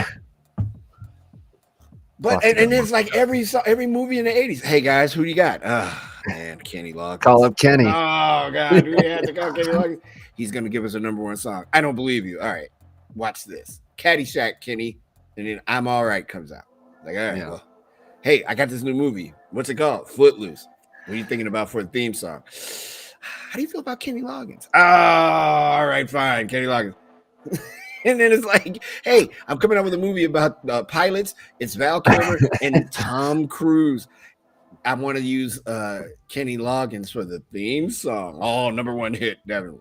They couldn't find any other. Hey, we got this one movie that we're going to come out with. It's about a town where dancing is banned because it's deemed evil. It's Kevin Bacon is in it. He's an up-and-comer. Don't worry, you'll be able to attach everything to Kevin Bacon in like 6 years. Oh, well, what's the song? It's called Footloose. Who do you have in mind? Kenny Loggins? Okay, fine, Kenny Loggins. And then all of a sudden he was gone. Yeah. He's probably got like a skyscraper of mansions from all the money he's made from those Just off four. those, just from those Just movies four. alone. He kicked poor Messina out the group. Get out, Messina. I know. This is my show. I'm Kenny Loggins. Yeah, what's with that? Because Kenny Loggins That's is a not jerk. cool. What if Kenny Loggins is at home right now going, I'm going to destroy the career of Mario Smith. He doesn't know who he's messing with.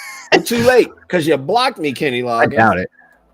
You never know. Kenny Loggins might Yeah, be what happened to Messina?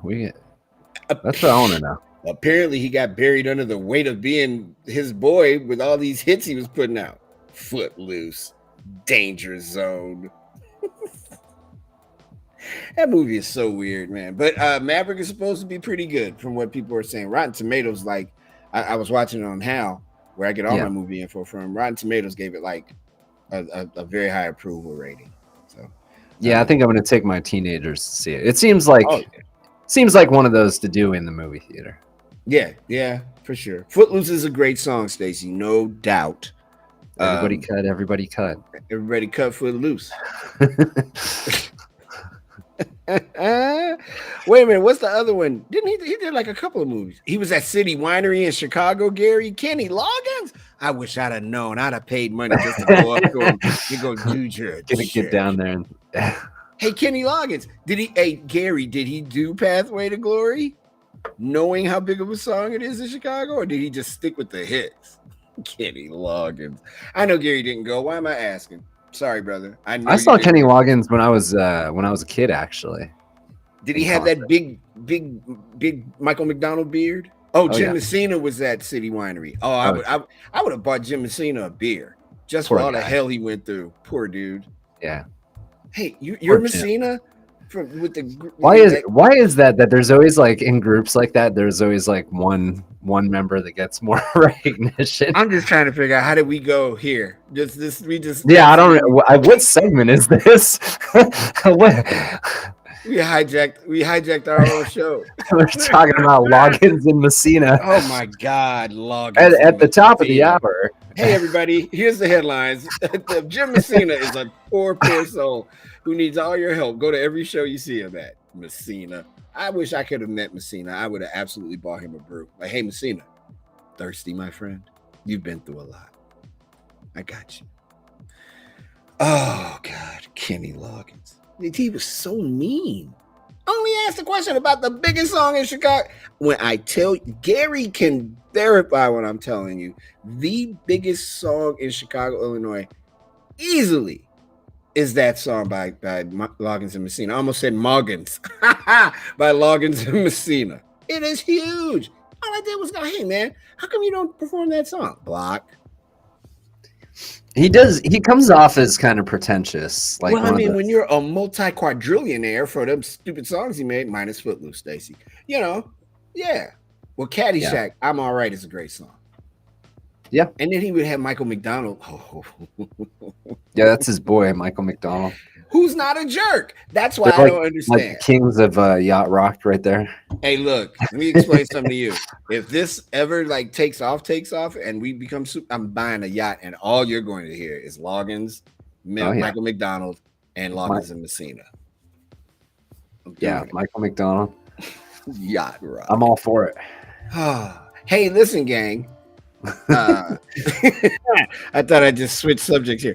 Hey, listen, gang. If you'd like to get a $25 gift certificate to Amazon for whatever you want, $25, all you have to do right now is go to backchannel.tv, BACKCHANNEL.tv, and push the subscribe button. If you do that now, we will give you a $25 gift card to Amazon. Also, Christopher Cross played at is a big yacht rock dude. He's got to be right there.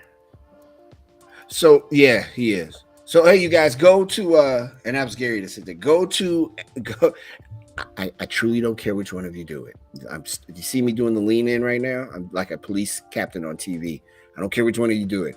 You go to backchannel.tv and subscribe right now. Click the subscribe button and we have a $25 gift card for you. Do what Stacy did and subscribe. And if you get that card on Amazon 772 for Loggins and Messina's Greatest Hits, the if that just so happens to be how you want to spend part of your Amazon money. That is awesome. See, there you go. That's $7.72. You still got plenty of money left to spend on other things too. You can buy one of those basting brushes that I need to get. That's $8. Actually, I need one of those too. Ours is broken. Hey man, I'm telling you, it's sitting in my cart right now, and I'm hearing typing coming from California. I'm hearing people typing really furiously and really hard, telling us to move on from this topic, but I can't help myself. It's a teal silicone basting brush and pastry brush for baking. It's $8.93 right now, and there's they're in stock, so you can get that. Or hey, are you having you got pets? You could get a lint remover. Oh no, you can't. Currently unavailable. Unavailable. I'll delete that. Yep, I got a whole cart full of stuff. Spider strainers, so you can strain things out of oil.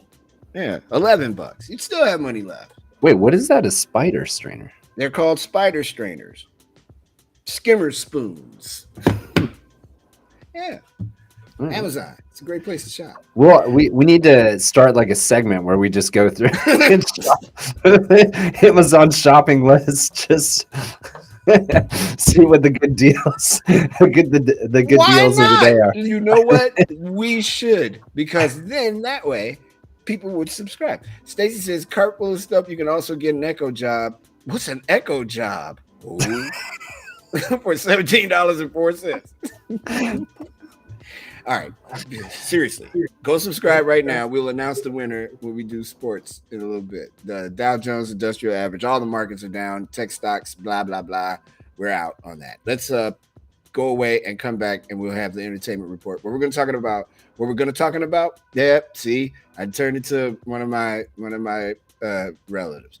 Where we're going to talk about, among other things, the new movie Lightyear, the movie Nope, which I'm not going to go see, and 28 other movies that are coming out between now and summertime. It's The Drive with Mario Smith here on Backchannel.tv. Go subscribe so you can get this gift card. We'll be back right after these words.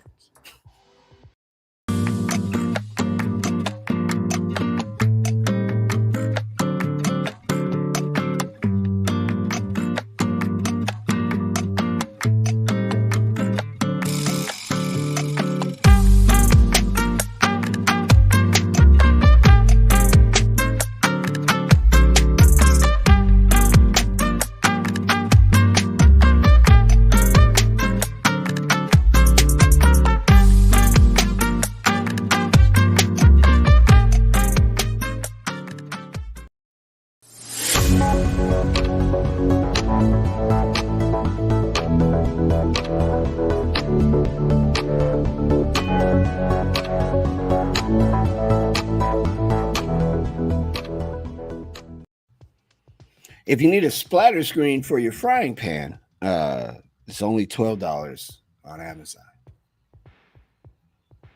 She meant to say Echo Dot, by the way, not Echo Job. But after the last couple of days, I was, who knew? You could have been onto something. Summer is nearly here, and American movie theater chains, battered by the financial toll of an endless pandemic and rattled by audiences' shift to streaming, finally have reason to be cautiously optimistic. Doctor Strange, the Multiverse of Madness, a horror movie that they didn't call a horror movie, the latest Marvel extravaganza, opened with a commanding $185 million and box and rules the global ticket sales charts. Box office prognosticators have sky-high hopes for a slate of other summertime spectaculars arriving in theaters in the months ahead, including the long-awaited Top Gun sequel and the new Thor epic. But the summer movie months will also bring a wave of new works from world-class auteurs, including David Cronenberg, Crimes of the Future, Claire Danes, both sides of the blade, and Jordan Peele, Nope, which is me. Nope, not going. As well as the usual mix of romantic comedies and horror tales on streaming services. Let's take a look at some of those already around. This Friday, Downton Abbey, A New Era. It's coming out. Chippendale Rescue Rangers. You might catch me on that one. It's going to be on Disney Plus. I might actually check out Chippendale because I'm a big fan. And it's John Mulaney and Nick Kroll doing the voices of Chippendale. That can't be bad. Top Gun Maverick. It is in theaters on the 27th. He still feels the need for speed. Pete Maverick Mitchell. The Bob's Burgers movie is coming out, also released on May 27th. Probably will catch me with that. Benediction, the gifted British filmmaker Terence Davies chronicles 50 years in the life of poet Siegfried Sassoon, played as a young man by Jack Lowden and as an elderly one by Peter Capaldi. That should be pretty interesting as well. Crimes of the Future, David Cronenberg, the master of body horror, Videodrome, The Fly. I believe Coma was David Cronenberg. Returns with this queasy dystopian thriller about a performance artist. Oh, Viggo Mortensen, who can grow synthetic organs. Yeah, I don't want to see that. Fire Island, June 3rd, available on Hulu. Bowen Yang is in it. It is a comedy about two friends who venture out to the famed gay vacation destination of the title, Fire Island. Should be interesting. Jurassic World Dominion, June 10th. This is supposed to be the last one. God, I hope so. The dinosaurs didn't live this long. Yeah, they ruined that A long time ago. Yeah. Again, the the first one's dinosaurs so are- good. I mean, know. honestly, they ruined it. The second one was like okay, and then it just like started to get really stupid. The declination of it is the thing that's very troubling. It was good, and then it was not good anymore. No. Yeah, it Hustle. starts to take away. Yeah, because I believe the dinosaurs in Jurassic Park lived longer than the dinosaurs that were actually on Earth. Because every time you turn around, it's Jurassic World senior citizens, Jurassic World basketball. Shut up. And I mean, as soon as you start to get into like genetically modified dinosaurs and stuff like that, it's just like, come on now. Like, this isn't cool anymore. I got a screenplay, no joke, that I should talk to Hal about this. I have a screenplay going around Hollywood that I've had going around Hollywood, me and my friend Yancey, for at least 10 years now, just floating around. It's better than Jurassic World. I almost said Whatever, something. which one it is. Yeah. June 10th on Netflix, Hustle. I'm interested in seeing this. It's an Adam Sandler movie. It's a direct-to-streaming sports drama about a down-on-his-luck former basketball scout who tries to get back in the game by recruiting a player from overseas to compete in the NBA. Queen Latifah is in this movie. Father of the Bride. Are you serious? Oh, okay. I'm sorry. Father of the Bride, Andy Garcia takes on the fretful father role previously played, no, I am right, by Spencer Tracy and Steve Martin. This time it will be centered on a Cuban-American dad grappling with his daughter's upcoming nuptials. Gloria Estefan. All right. Lightyear. Pixar's latest is a Toy Story spinoff due in theaters on June 17th. Lightyear presents itself as a movie that inspired the action figure that Andy gets for his birthday in the original Toy Story. Confused? How do you think your kids will feel? Chris Evans voices the space adventurer. Brian and Charles, a movie David Earl builds, Brian, played by David Earl, builds a robot companion out of a mannequin head and a washing machine in this off-killer British comedy. You might think of it as Ex Machina infused with the whimsical spirit of Wallace and Gromit. Ooh, boy. Cha-cha real smooth, y'all. Boom, boom, boom.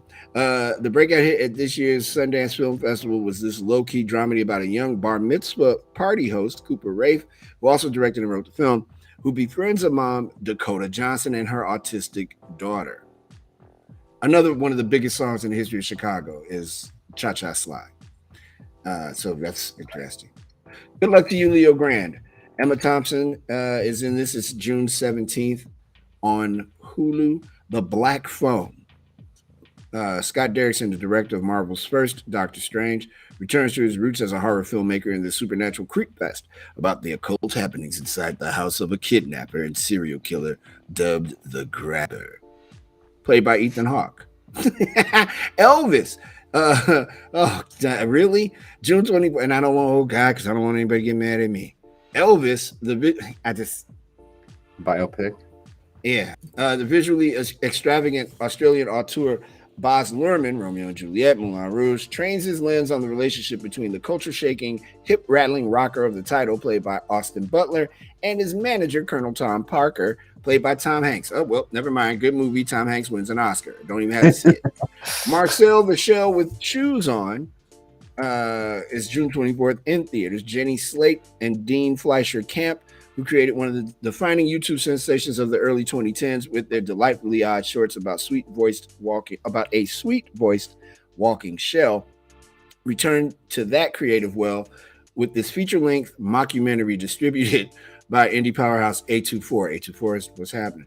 In July, the Minions are back. Minions: The Rise of Gru. That's July 1st. It's the sequel to Minions and the 5th entry overall in the Despicable Me franchise. Steve Carell is back as the ex-villain Gru. Taraji P. Henson and Michelle Yeoh also. And Gru has on wicked toupee. And the Minions are Minions. Been seeing the trailer for this all day. Thor: Love and Thunder, July 8th. I mean, come on. It's a Marvel movie. Who's not going to go see that? His ex-girlfriend has the hammer. I'm waiting to hear how they explain that. Both Sides of the Blade, July 8th. Where the Crawdads Sing, July 15th. Mr. Harris Goes to Paris. That's clever. July 15th as well. The Gray Man, Anthony and Joe Russo, the brothers behind Avengers Infinity War and Avengers Endgame, hope to kick off a new film franchise with this Netflix spy thriller starring Ryan Gosling, Chris Evans, and Ana de Armas. Nope. The movie Mario won't see, July 22nd in theaters. Jordan Peele, the new Alfred Hitchcock, has a mysterious yarn about a black-owned horse ranch in California, apparently besieged by alien invaders. I'm good. Thank you. No, thank you. DC League of Super Pets. I want to see this. This is July 29th in theaters. Dwayne Johnson, Kevin Hart, Kate McKinnon, John Krasinski, and others. Dwayne Johnson, The Rock, plays Superman's pooch, Crypto. Hart portrays Batman's canine pal, Ace the Bat Hound. I'm down. Vengeance is a movie with The Office alum BJ Novak, July 29th in theaters. Novak makes his directorial debut with this tale about a New York radio host who heads down to the South to try to find out who killed his girlfriend. Issa Rae and Ashton Kutcher co-star. Saw the trailer for this. I'm interested in seeing that too. Boy, I'm going through them all. Bodies, Bodies, Bodies. Not a Safe Space. Who is that? Is that Will Smith's daughter? Looks like it. Nope, not her. But Pete Davidson is in this. Recently, former SNL alum. Bullet Train. August 5th. Brad Pitt stars as a disillusioned man, a hitman named Ladybug, who gets more bloody trouble than he bargained for on a bullet train from Tokyo to Kyoto in this high-octane action comedy. How can an action comedy be high-octane? Also, that's a lot. They Them makes an appearance on August 5th, 3,000 Years of Longing, August 31st, and then summer's over. All right. Of all those movies, I might go see 2 of them.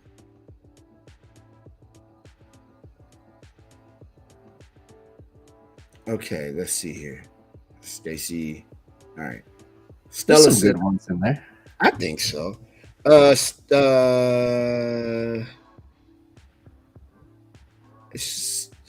Stella said, I'm trying to decipher where she says, sorry, I left. Have you done anything like special yet?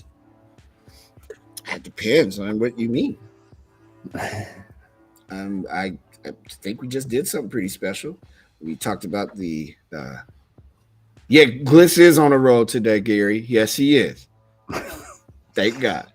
He is exceptionally fired up for some reason today. I ain't complaining. I needed that you landed every attempt to stick the move. You stuck it, brother. That's good stuff.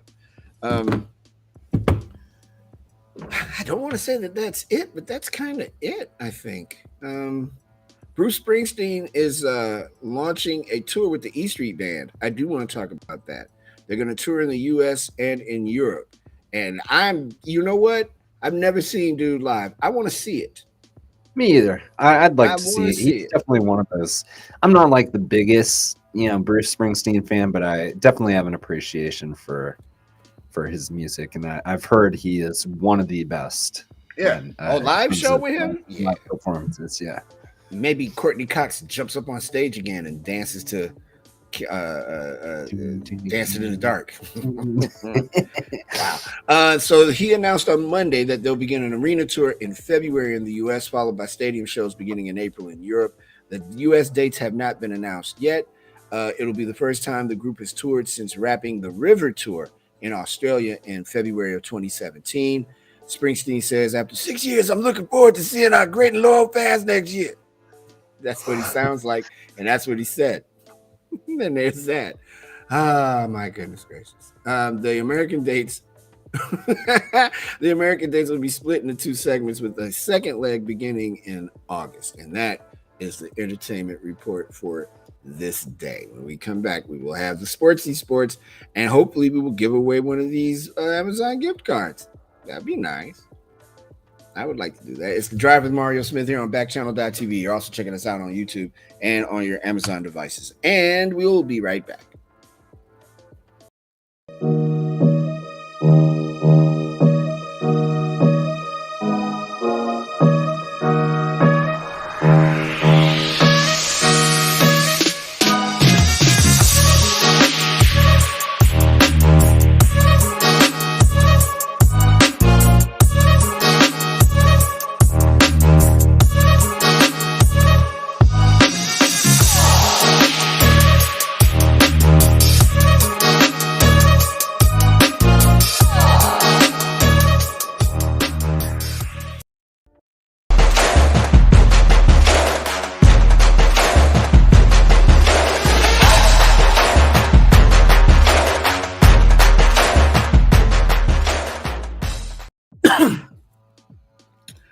Welcome back to The Drive, everybody. It's time for Dylan T. Pickles' Unipiper Sports page.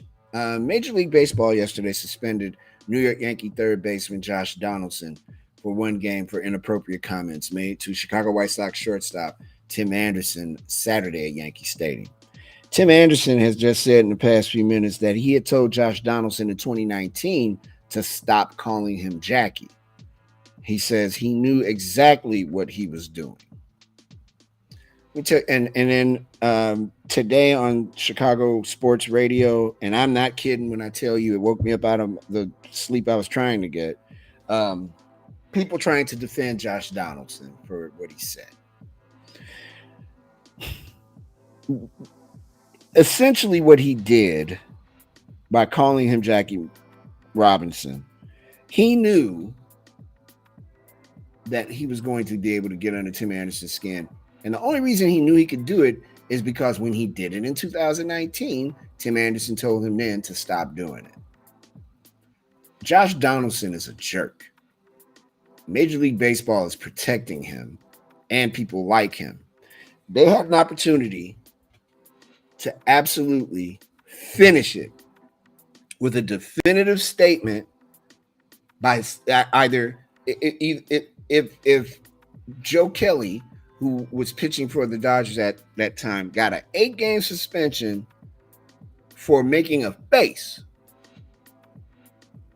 at Carlos Correa, then this man should have got 10 games for trying to incite a riot in Yankee Stadium.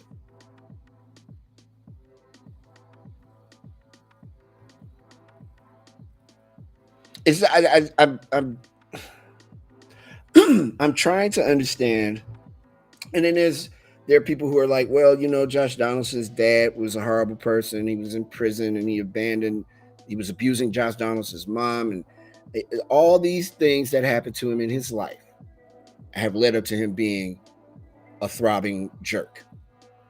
I get all that, and I'm not saying that that's not important stuff. People go through things in their lives. Here's the problem, though. You don't get to do that. You don't get to be a jerk. You're playing a game that people wish they could play. You, not only that, you haven't been a Yankee long enough for anybody to support you. And to a man, no one has said, well, Josh Donaldson is right for what he said. It's criminal that dude only got one game. I'm not surprised because Rob Manfred and his goons are horrible. I thought that Count Chocula, Gary Bettman, was the worst commissioner in sports. Not at all. It's Rob Manfred. He is the worst. And that just proved it yesterday. Once again, baseball has a chance to propel themselves right into the consciousness of this country again and fail. Epic fail on the part of Major League Baseball. If you've been following the NHL playoffs, the Florida Panthers swept away by the Tampa Bay Lightning, but the Lightning weren't good. Oh, yes, they were good. Sweet. And the Lightning are probably going to win the Stanley Cup again. Go figure. And if you're not checking out the playoffs, that Calgary-Edmonton series, very good. Need to get on that, Gliss. I got to get because this NBA playoff stuff, I'm not watching any more of that. Definitely got to check out Calgary and Edmonton. I hear it's some high flying, a little bit of stick hitting. Yeah. The scores. Yeah, it's kind of a bummer that the NBA kind of let us down. They fizzled out. They literally, blowouts hurt them, especially in the playoffs. But that's also the nature of the game because they don't really call a physical game anymore. And when you see it, everybody gets all like, what is this? You know, and I think in the playoffs, all that should be turned up a notch. These all look like regular season games. They're good games. They're not terrible games. But in the playoffs, it's supposed to be everybody is riveted. And I'm just not riveted. And I back to my whole thing of Golden State winning. Like, the Celtics aren't going to beat them. They can't beat them. In fact, it's almost worse than it was because well, first of all, I feel like we missed out. I feel like Golden State Phoenix would have been the series that really could have kept my attention at least. But it's kind of like we were talking about yesterday with Golden State. Like at this point, they just look like a machine. And it's almost worse now because it's like not only is it a foregone conclusion, but there's no LeBron on the other side. Nope. So nothing to stop them. It's like at least a couple of years back when it was the Cavs and Golden State every year. At least you had that element of a rivalry involved too, where it's like, well, if anybody can beat those guys, it's probably LeBron. And now you just kind of have two teams out of the Eastern Conference where you're looking at the Warriors the way they're playing, and it's like, okay, no, exactly. Good night. Thanks. Bye. I see it. Celtics aren't winning. Hey man, let's give Stella that gift. Yeah, let's give it to her. Yeah, I agree. Stella, congratulations. You won a $25 gift card courtesy of Amazon. Oh, she said I'll be right back. She'll be right back. But yeah. Well, it's all right. When you come back, you let me know and we'll tell you where you go to get the Wow. Okay. It's not that I'm upset with Stella saying she'll be back. It's just the irony and the difficulty, the degree of difficulty in giving a gift card to somebody. I never have these problems. Yeah, the timing of it. That's all. Well, I mean, what Oh, she's back. There you go. Okay, Stella, congratulations. You won a $25 gift card from Amazon. And to tell you what you need to do, here is our friend, producer Jay Gliss. Gliss? All right, Stella, just go to backchannel.tv and you're going to see 3 little yellow buttons at the top. You're going to click the bottom one that says claim your prize, fill it out, and we are going to send you a Amazon gift card. And since we're not worried about anybody else doing it, don't try it, anybody else, only Stella. You can try it, but you'll just be wasting your own time. And Loretta has joined us in Oregon. Hey, Loretta, how you doing? Stella says, woohoo, congratulations. And again, that teal pastry brush is only $8. You will have plenty of money left over to do whatever you like. And thank you from the people at Amazon. Or why do I make or it that sound login evil? from the Cena Greatest Hits too. Hey, look, $7.72, man. Or as Stacy pointed out, the you can actually get one of those Amazon what is it? The Dot? Yeah, I think the Echo Dot, the cheapest one. You could have a new listening device for the show. That ain't I think bad. it's only 17 something. See, that's what I'm talking about. Stacy knows. She told us Stacy is all about it. number one. So when I send stories to Gliss as we go behind the scenes here, I always put what the story is going to be. When I didn't do that for this one, I just went, the floor manager at Walmart gets in shape. New England Patriots teammates see a new and improved Mac Jones. When he came out, when he got drafted, he looked like the district manager of all the Walmarts in the region. And I'm like, well, what's funny about that too is a lot of times, like, I'll kind of cross reference and double check that, and if it doesn't have a title, I'll just like copy and paste it to the front of it.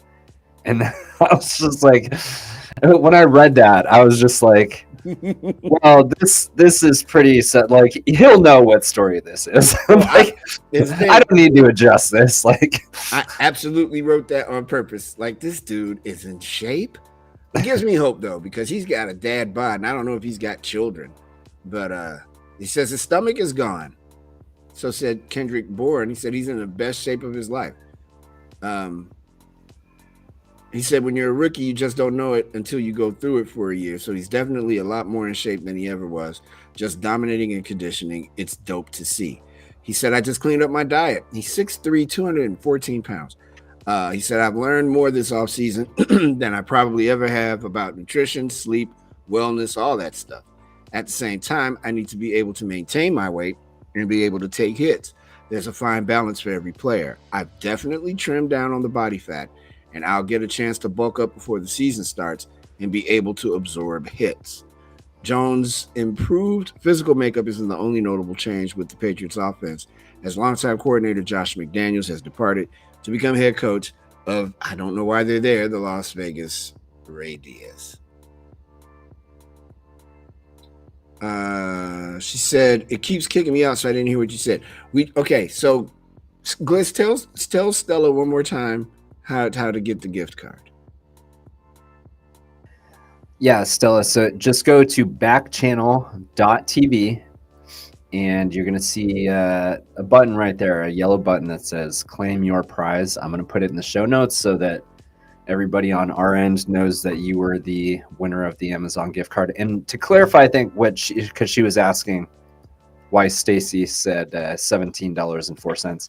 Oh, I think Stacy was talking about that's how much if you wanted to, you could buy a Amazon Echo Dot on Amazon for $17.04.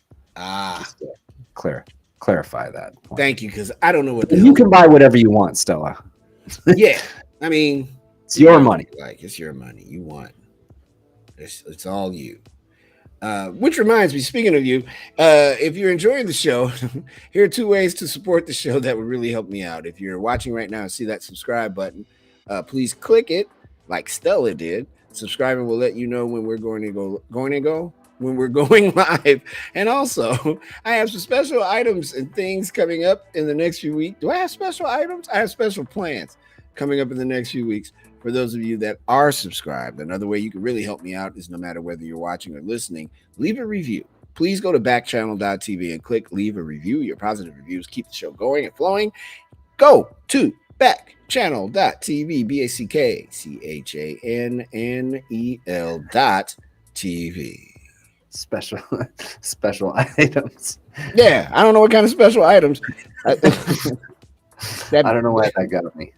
I don't know where that came from. That just said special items. We got all kinds of special items coming up on the show. Hey, we got all kinds of items. Special items. Like what, Mario? I don't know. They're just special. I made it up.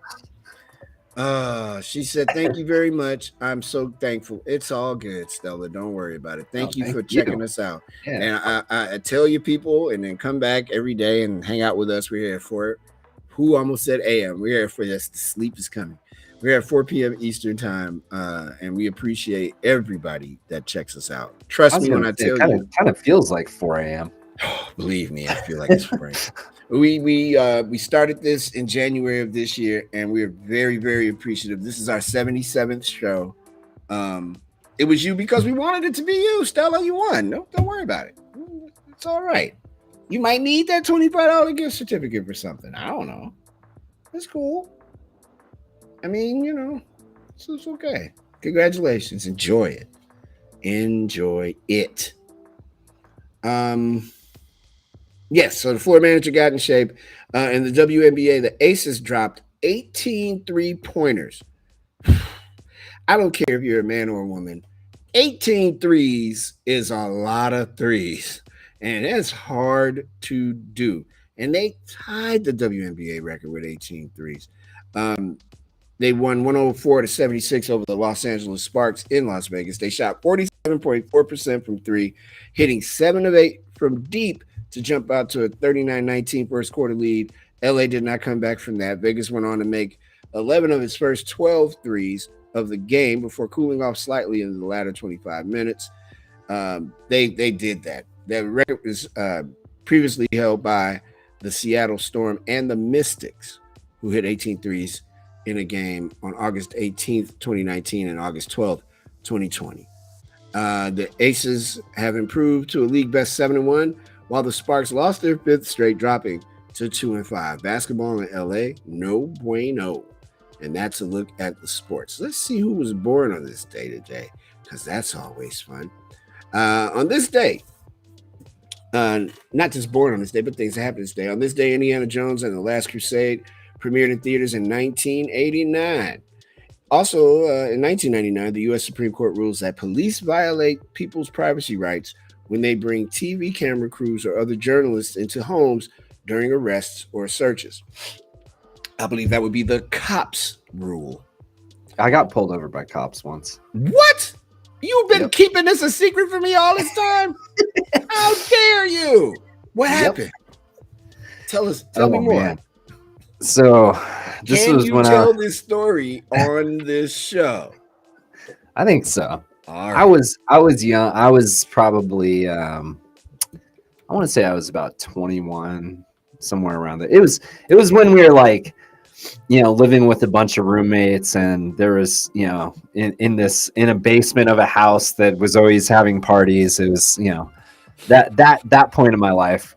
But yeah, it was like the middle of the afternoon, and I had bad knees when I was younger. I hated driving a stick, right? Right. And so for some reason that day I was driving Lindsay's car. It was an old Saturn, 1995 Saturn. And it was a stick shift. And so I was kind of clunky in it. And I can't remember where I was coming from, but basically I had just pulled around the corner and I literally parked in front of my house. It was about 3:00 in the afternoon. Mm-hmm. And sure enough, a car comes up behind me. 2 cars actually come up behind me, and they tell me to put my hands out of the window. And all these TV cameras run up, and sure enough, the guy, he has a TV or a shirt on that says cops. Whoa. And I don't know what it is they thought I was doing. I think they might have thought I was on drugs or something like that. Really, I was just stalling at the stop sign because I suck at driving the stick. And, they ran my license and kind of asked what I was doing and this, that, and the other thing. And it turned out, I was like, look, man, I'm at my house. I literally was just, I stalled the car a little bit. I'm not up to anything. And it was very unexciting after that. But the initial excitement of them jumping out of the car and rushing towards the vehicle with cameras was very exciting. I bet it was. Definitely made me a little nervous. It's too bad you didn't have the wherewithal to play the theme from Cops when they rolled up on right? you. That would have been awesome. Hey, what's up, our bad boys, bad boys? Or I should have just ran. I should have just got out and ran. Ran for it. And then they caught you, be like, he doesn't have anything. And like, oh, this is how this works. I got to get out of here. I'm sorry. Hold on, officer. I wasn't doing anything wrong, but I am out of here. Let me run for my life. I'll be right back. Let's take off running. Joe Dumar's birthday is today. John C. Riley and Rich Robinson from Black Crows. When we come back, we'll have the front of my. Ooh, I almost said the front end of two. I got sports in the brain. We come back with the front of mine report, statement, article thingy. It's getting late. We'll do that in a bit. It's The Drive with Mario Smith on Backchannel.tv. Be right back after these words.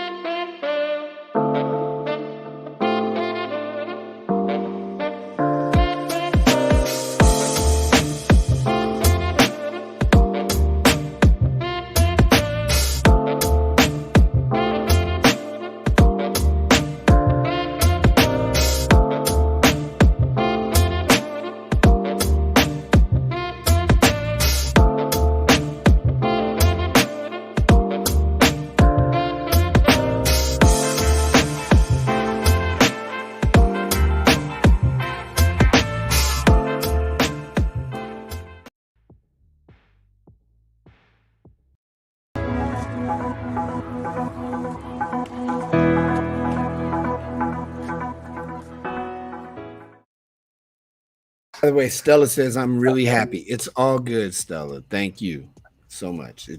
I can't help but laugh at the face you just made when there was that little delay there. Yeah, because I heard the music. I'm like, oh no. You just like totally like, what's going on here? Am I supposed to be talking?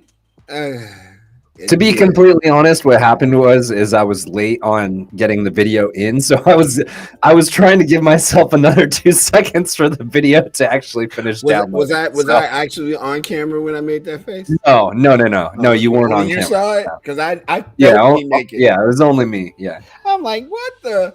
Because I do all kinds of weird junk when people can't see me. I'm dancing around or on the phone getting texts from people who know that I'm doing this for 2 hours a day, every day.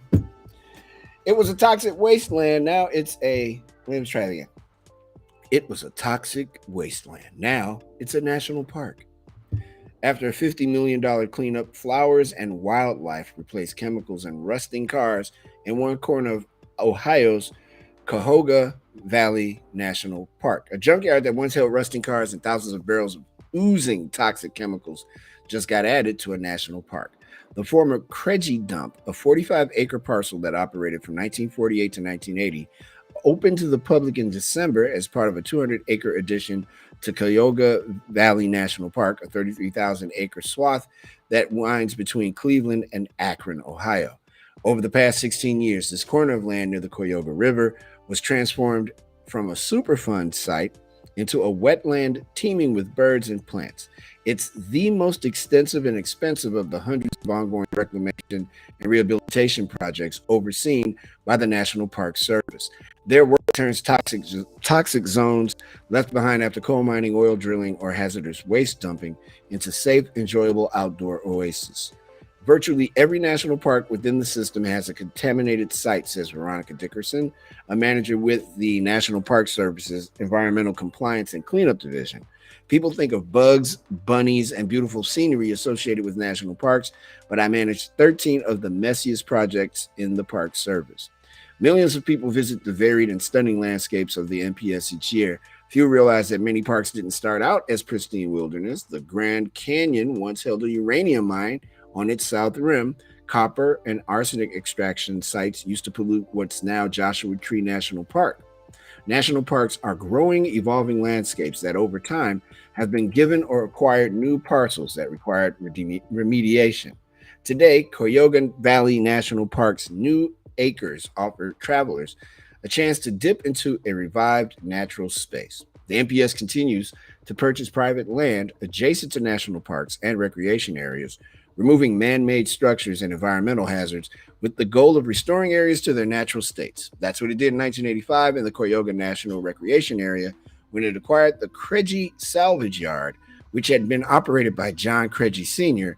and his family for more than 30 years. Thank you to National Geographic for that, and congratulations to those folks in Ohio. With 5 minutes remaining, it's time for us to do this. I love it. It's called Did You Know? Hey, Gliss, Did you know we smile 20% more on weekends than on weekdays? Who is coming up with this? I mean, that sounds pretty accurate, though. Maybe more. It would have to be more. Did you know after about 90 minutes, people lose their patience on waiting for a response to an important email? Oh, that's wrong. 30 seconds. If I can send it fast, I expect it fast.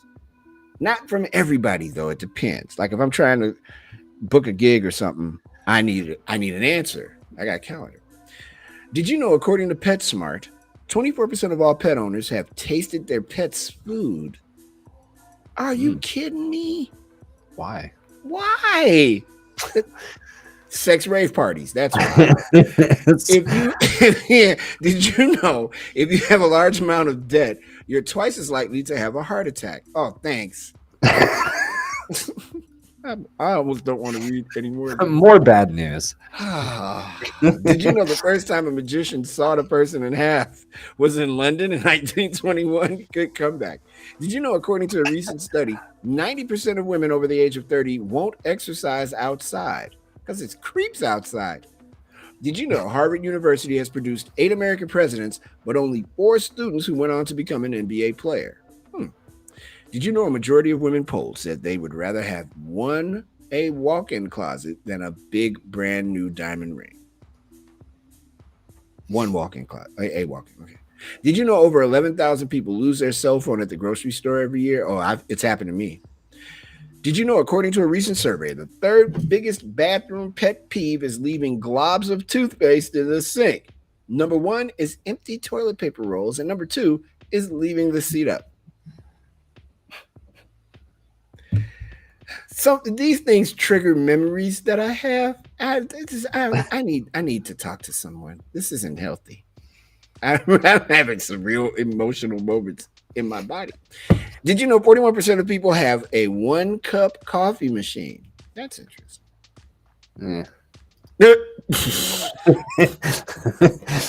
Not a fan. Man, I need a whole lot of cup coffee machine. Yeah, I just want the regular brewed coffee. For sure. An Amish man in Ohio. Oh, this is so. I read this one. An Amish man in Ohio was the subject of a low-speed police chase on May 14th when he was asleep while operating a horse and buggy. A sheriff's deputy attempted to stop the buggy around 2:43 a.m. in Orwell, Ohio, but was unsuccessful and told other officers that the driver of the horse and buggy looked like he was asleep. The deputy observed a can of Bud Light and said the man did not respond when he hit the side of the buggy and hollered at him. The deputy blocked the path of the horses with his cruiser since the horses knew the way home and would not stop. The person operating the horse and buggy was given a breathalyzer and registered a .063. Whew. He was arrested and charged with operating a vehicle while under the influence of Bud Light.